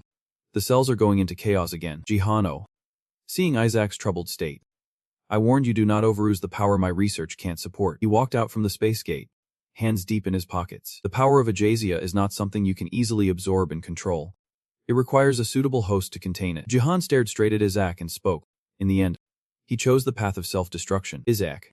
Now all he could do was quietly call out, Kim Jihano. Isaac spun around to study him, then declared with certainty. At the right moment. He must know how to bring me back to normal. Jihan lowered his gaze, his eyebrows slightly raised at the man's words. Do it. My friend. He cast a sharp gaze at Isaac, his mind full of schemes. Fine. Jihan lunges forward, her hand piercing straight through his body, clutching his heart. Isaac writhes in pain and confusion. Kim Jihano. What are you doing? He did not answer the question. Without my research, he would have been dead for decades. Jihano used magic to take the heart from that man. Now it is time for him to return to the dust. Isaac. The whole town turned into specks of light. Why? My friend. I thought we were friends. Jihano stood watching him sprawled on the ground. Isaac was utterly stunned. Jihan just smiled faintly, handing over the item in his hand to the medic. By then, he had gradually faded away, leaving only purple streaks. In his denial, he said he needed a friend like me. Jihan's voice softened in question. A friend. He smiled brightly, eyes squinting, and replied plainly. I have never considered him a friend. Not even for a moment. Isaac slowly faded into nothingness, his heart shattering into pieces. The Jihan, deep in thought, watches him vanish completely. Now, only the host remains. He held the heart in his hand, turned around, and asked, Where is the girl? My daughter. Jihan rushed straight to Jihan. Do you want to have another son? He glanced at him warily. Jihan swiftly moved to attack Jihano. He narrowed his eyes with determination. Before searching for his daughter, he had to deal with me first. Jihano smiled brightly. Delighted, my dear Jihan. You are still alive. Jihano and Jihan cast spells at each other simultaneously, he said with eyes blazing determination. Raising his sword high, Jihan intently watches Jihan unleash a violet magical strike. He swept his hand up at the collision point of the two attacks. Jihan's feet hit the ground, and Jihano had to step back to keep his balance. With arms wide open, he strode straight toward him. Jihan decisively swings his sword in a strike aimed at Jihano. His eyes widened with fierce determination as Jihano sprang up to face Jihan. He reached out, grasped the sword's tip, and smirked impressive. Jihano, with a broad perspective, knows that in this situation, even a small mistake means death. Yet he remains unwavering. His decision is nearly perfect. Suddenly, he asked, Did you really see the right answer? Jihan did not flinch at all. So try taking a few hits from me. The more Jihan looks at him, the more intrigued he becomes. He is truly unpredictable. One wrong move and I could die right here. The Jihan. Judging by his words, you have exceeded my expectations. It is not just the power of life energy. The Jihan. Looking at you. There must be some power you have that I do not know about. Something that makes you so troublesome. Jihan did not hesitate to kick him right in the stomach. Do not pretend otherwise. Jian fell hard to the ground. Yet her laughter never faltered. Right. You are the most fascinating creature I have ever met in Ernahaz's time. He kept striking down, pressing him for the truth. What is your real purpose? Jihano. Look straight at me. My purpose. Is not it clear already? He swung his arm, aiming straight at you. The evolution. Jian swiftly tilts his head to dodge the strike. Evolution. He and Jihano fiercely clash. The awakening of a hero, the emergence of new races, mutations in plants and animals, and unknown threats loom. He watched the sword in Jihan's hand inching closer, all unfolding within just 30 years. He swung his sword in a long arc, not caring at all about what the old man was rambling on about. Jian springs up, just as I said. There is no guarantee these absurd events will stop. His eyes curved with excitement. To face it, one must break the mold and push beyond limits. Jihan suddenly snapped back. And there is no guarantee this will continue. Your argument is a bit extreme. He stared intently at Jihano, retorting, your arguments are meaningless. Stop spouting fancy words, just state your true intentions. He smiled slyly, his eyes steady and determined. All right. I will tell you the plan. Gino kept the smile on her lips as she recounted. 30 years ago, when the first gate opened, I thought I was doomed. He sat helpless, collapsing amid the flames. All I saw was death and fire, no rescue. No aid. He trembled as the monster growled right behind him. Jihan was overwhelmed when he heard the voice suddenly go silent. He turned around with a golden gaze. That is when we will meet it. Jihano stood still, eyes fixed intently on the figure before him. A resilient shadow being emerges. A creature beyond humanity. It is a beauty beyond human understanding. The creature gazes ahead, embodying a fear that can never be reached. Jihano, mesmerized, could not take his eyes off it. I was instantly enchanted. He stands amid the blazing mountain fire. Since then, I never saw it again.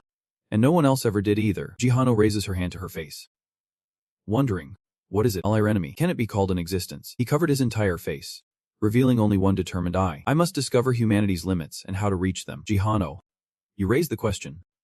So what? He caused this chaos just to see it again. Jihano looks at her hand and answers the obvious question. If it were just to see it, I would not have traveled this far. He channels magic into his hands, ambition burning to continue the legacy. I am trying to recreate that organism with my own hands. The Jihan, surprised, recreates it with excellence. Jihano smiles brightly, confidently presenting the calculations. When the gates opened and other races poured in, conflict was not all they brought.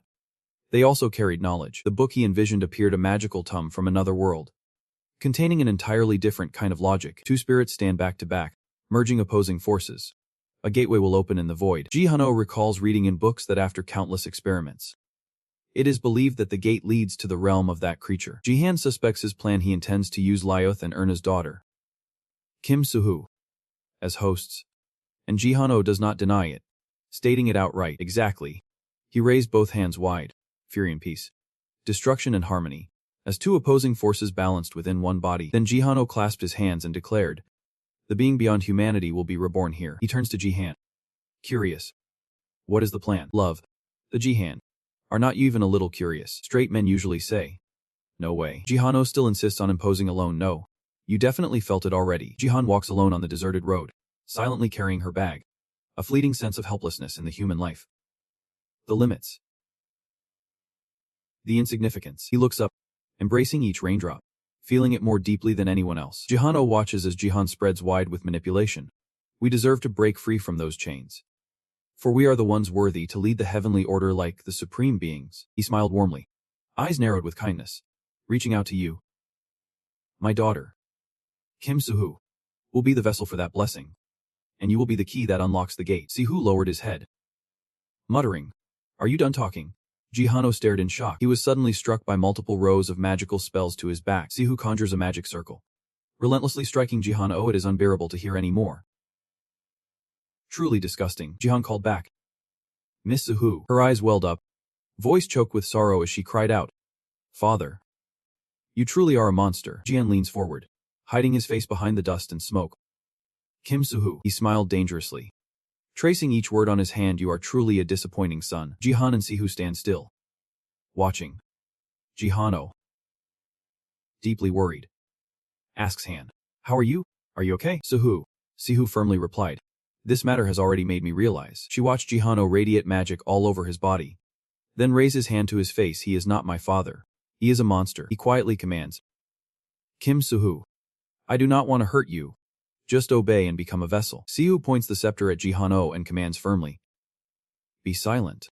That will never happen. She took a barrage of arrows flying straight at him. A relentless hail of bullets. Ji-han-oh raises his hand to block the attack, just as stubborn as Anna. He squinted and cracked a sly smile. But that was exactly what made you the perfect vessel. The Ji-han, squinting intently at Ji-han. I truly appreciate you for this. He swiftly blocks your sudden strike. My loved, the Ji-han. Your attitude bothers me. Thanks to you, I can raise Kim Soo-hoo and achieve the plan. He seized the magic and declared the order. Your role is over. Ji-han-oh unleashes a massive surge of magic towards Ji-han. Vanish now. Sihu shouted in panic. The Ji-han. Who said that? Ji-han bowed his head without hesitation and asked back. Ji-han is surprised to still hear Ji-han's voice despite her strike. Sorry, but my role is not over yet. He stands in the air, enduring the magical backlash. Eyes flashing with determination to break the barrier. I promised Sihu I would change this absurd world he created. Sihu felt a flicker of relief. Her heart light as she called out. The Ji-han. Ji-han raises the sword high, aiming right at Ji-han's spot. Until then, my role still remains. He spoke with firm resolve. I will defeat you, Kim Ji-han-oh. The Ji-han, excited, proposes. You have been gathering magic all this time, have not you? Good. Show me the power of Erna. Ji-han swiftly strikes a sword blow toward him, the spirit sword. He cast his eyes toward the magical energy aimed directly at Ji-han-oh. He raised his hand in shock to block it. This is the life force power Erna wields. Ji-han-oh recalls Erna's form. Wondering inwardly, Erna, why do you, despite this power, unleash a magical explosion that sends earth and stone flying, revealing a massive, deep blue crater after the strike? Ji-han landed softly, narrowing his eyes as he surveyed the scene ahead. The Ji-han. Do not just rely on analytical skills. No life signs. No consciousness detected. 0 regeneration factor. Oxygen and energy levels negligible. Survival chance 0%. He could not take his eyes off the pit. His mind tangled with suspicion and analysis. Kim Ji-han-oh. Was he really dead? Sihu ran to Ji-han and asked. The Ji-han. Is it over? He replied thoughtfully. Uncertain. Maybe. I can't detect any signs of life from Kim Ji-han. She seemed lost in thought upon hearing Ji-han's words. He must be dead. Sihu's eyes mirrored the sorrow in his words. I understand now. She clenched her hands tightly in front of her, blaming herself so foolish. Even with everything as it was, she still could not escape his shadow. Sixiu's eyes widened in surprise at the strange question. Do you want to become someone's essential existence? That reclusive creature spoke up. But now you have nothing left. Everyone fears you. She stared straight at him, scrutinizing. Someone. That strange creature smiled softly and replied. You. And you are me. It flew over, gently touching Siwoo's face, whispering. Only I understand you. So come into my arms. My child. Ji-han's hand clenched the sword. Brimming with magic, he closes his eyes, calling out in his subconscious. Sinf, if you hear me, please answer me. Sinf. Ji-han furrowed her brow and opened her eyes tensely. Just as expected. There was still no response. I remember the old days when I used magic to heal myself. Ever since Sinf healed me, my connection to Sinf was severed. Ji-han glanced down at the sword thoughtfully. I can still use some magic, which means Sinf has not disappeared yet, he told himself. Now is the time to join others in eradicating the remaining monster remnants. Ji-han turns back to speak, and Sihu and the others follow. Seeing Sihu's troubled look, he immediately stood tall. Miss Ki-hu. Sihu opened her glowing eyes wide, struggling to call out. The Ji-han. The Ji-han. Astonished, rushed to her side. Sihu. What is wrong? He was stunned. What just happened all of a sudden? Suddenly, she curled her lips into a calm smile and replied. No need to be so surprised. He widened his eyes upon hearing that. Realizing the child's original intent was to awaken the vessel, Lena peeks out from the space gate, smiling with narrowed eyes. Hello. You Ji-han. Finally we meet. Jian was puzzled by his words. Someone stirred a flicker of confusion within him. Why did not the analysis respond? He half closed his eyes, bowed his head, and raised a finger to his lips. Introducing himself. I'm the multidimensional space sorcerer, waiting behind the dimensions for you to let your guard down. Ji-han was caught by countless hands from the circle behind Liana. His abilities could not detect beings from another dimension. He raised his voice, struggling to ask, do you know about analysis? Liana watches Ji-han with interest. Analyzing. You call it that? He smirks, eyes flashing with cunning. Commanding. Anyway, you are interfering with the awakening of the transcendent. So you will have to come with me, Liana commands, entering the multidimensional space. Jian struggles to break free from the grasping hands. He hurriedly reached out to Saihu, his whole being radiating unease.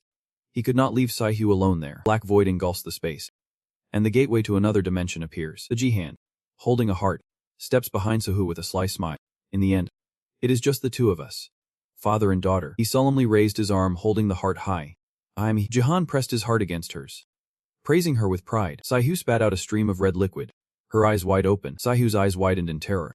Then she twisted her lips into a strange smile. Saihu looked up silently, wondering, in the end, have we become one? Jahan is drawn into a swirling vortex of mysterious purple light. His face softened as he gently raised his hand, wondering, where Jihan gazes in awe at the mystical purple cosmos shimmering with streams of magical light. This emptiness feels like being at the core of Sinfa's consciousness. Suddenly, Liana appeared and spoke, catching him off guard as he glanced over. Hello.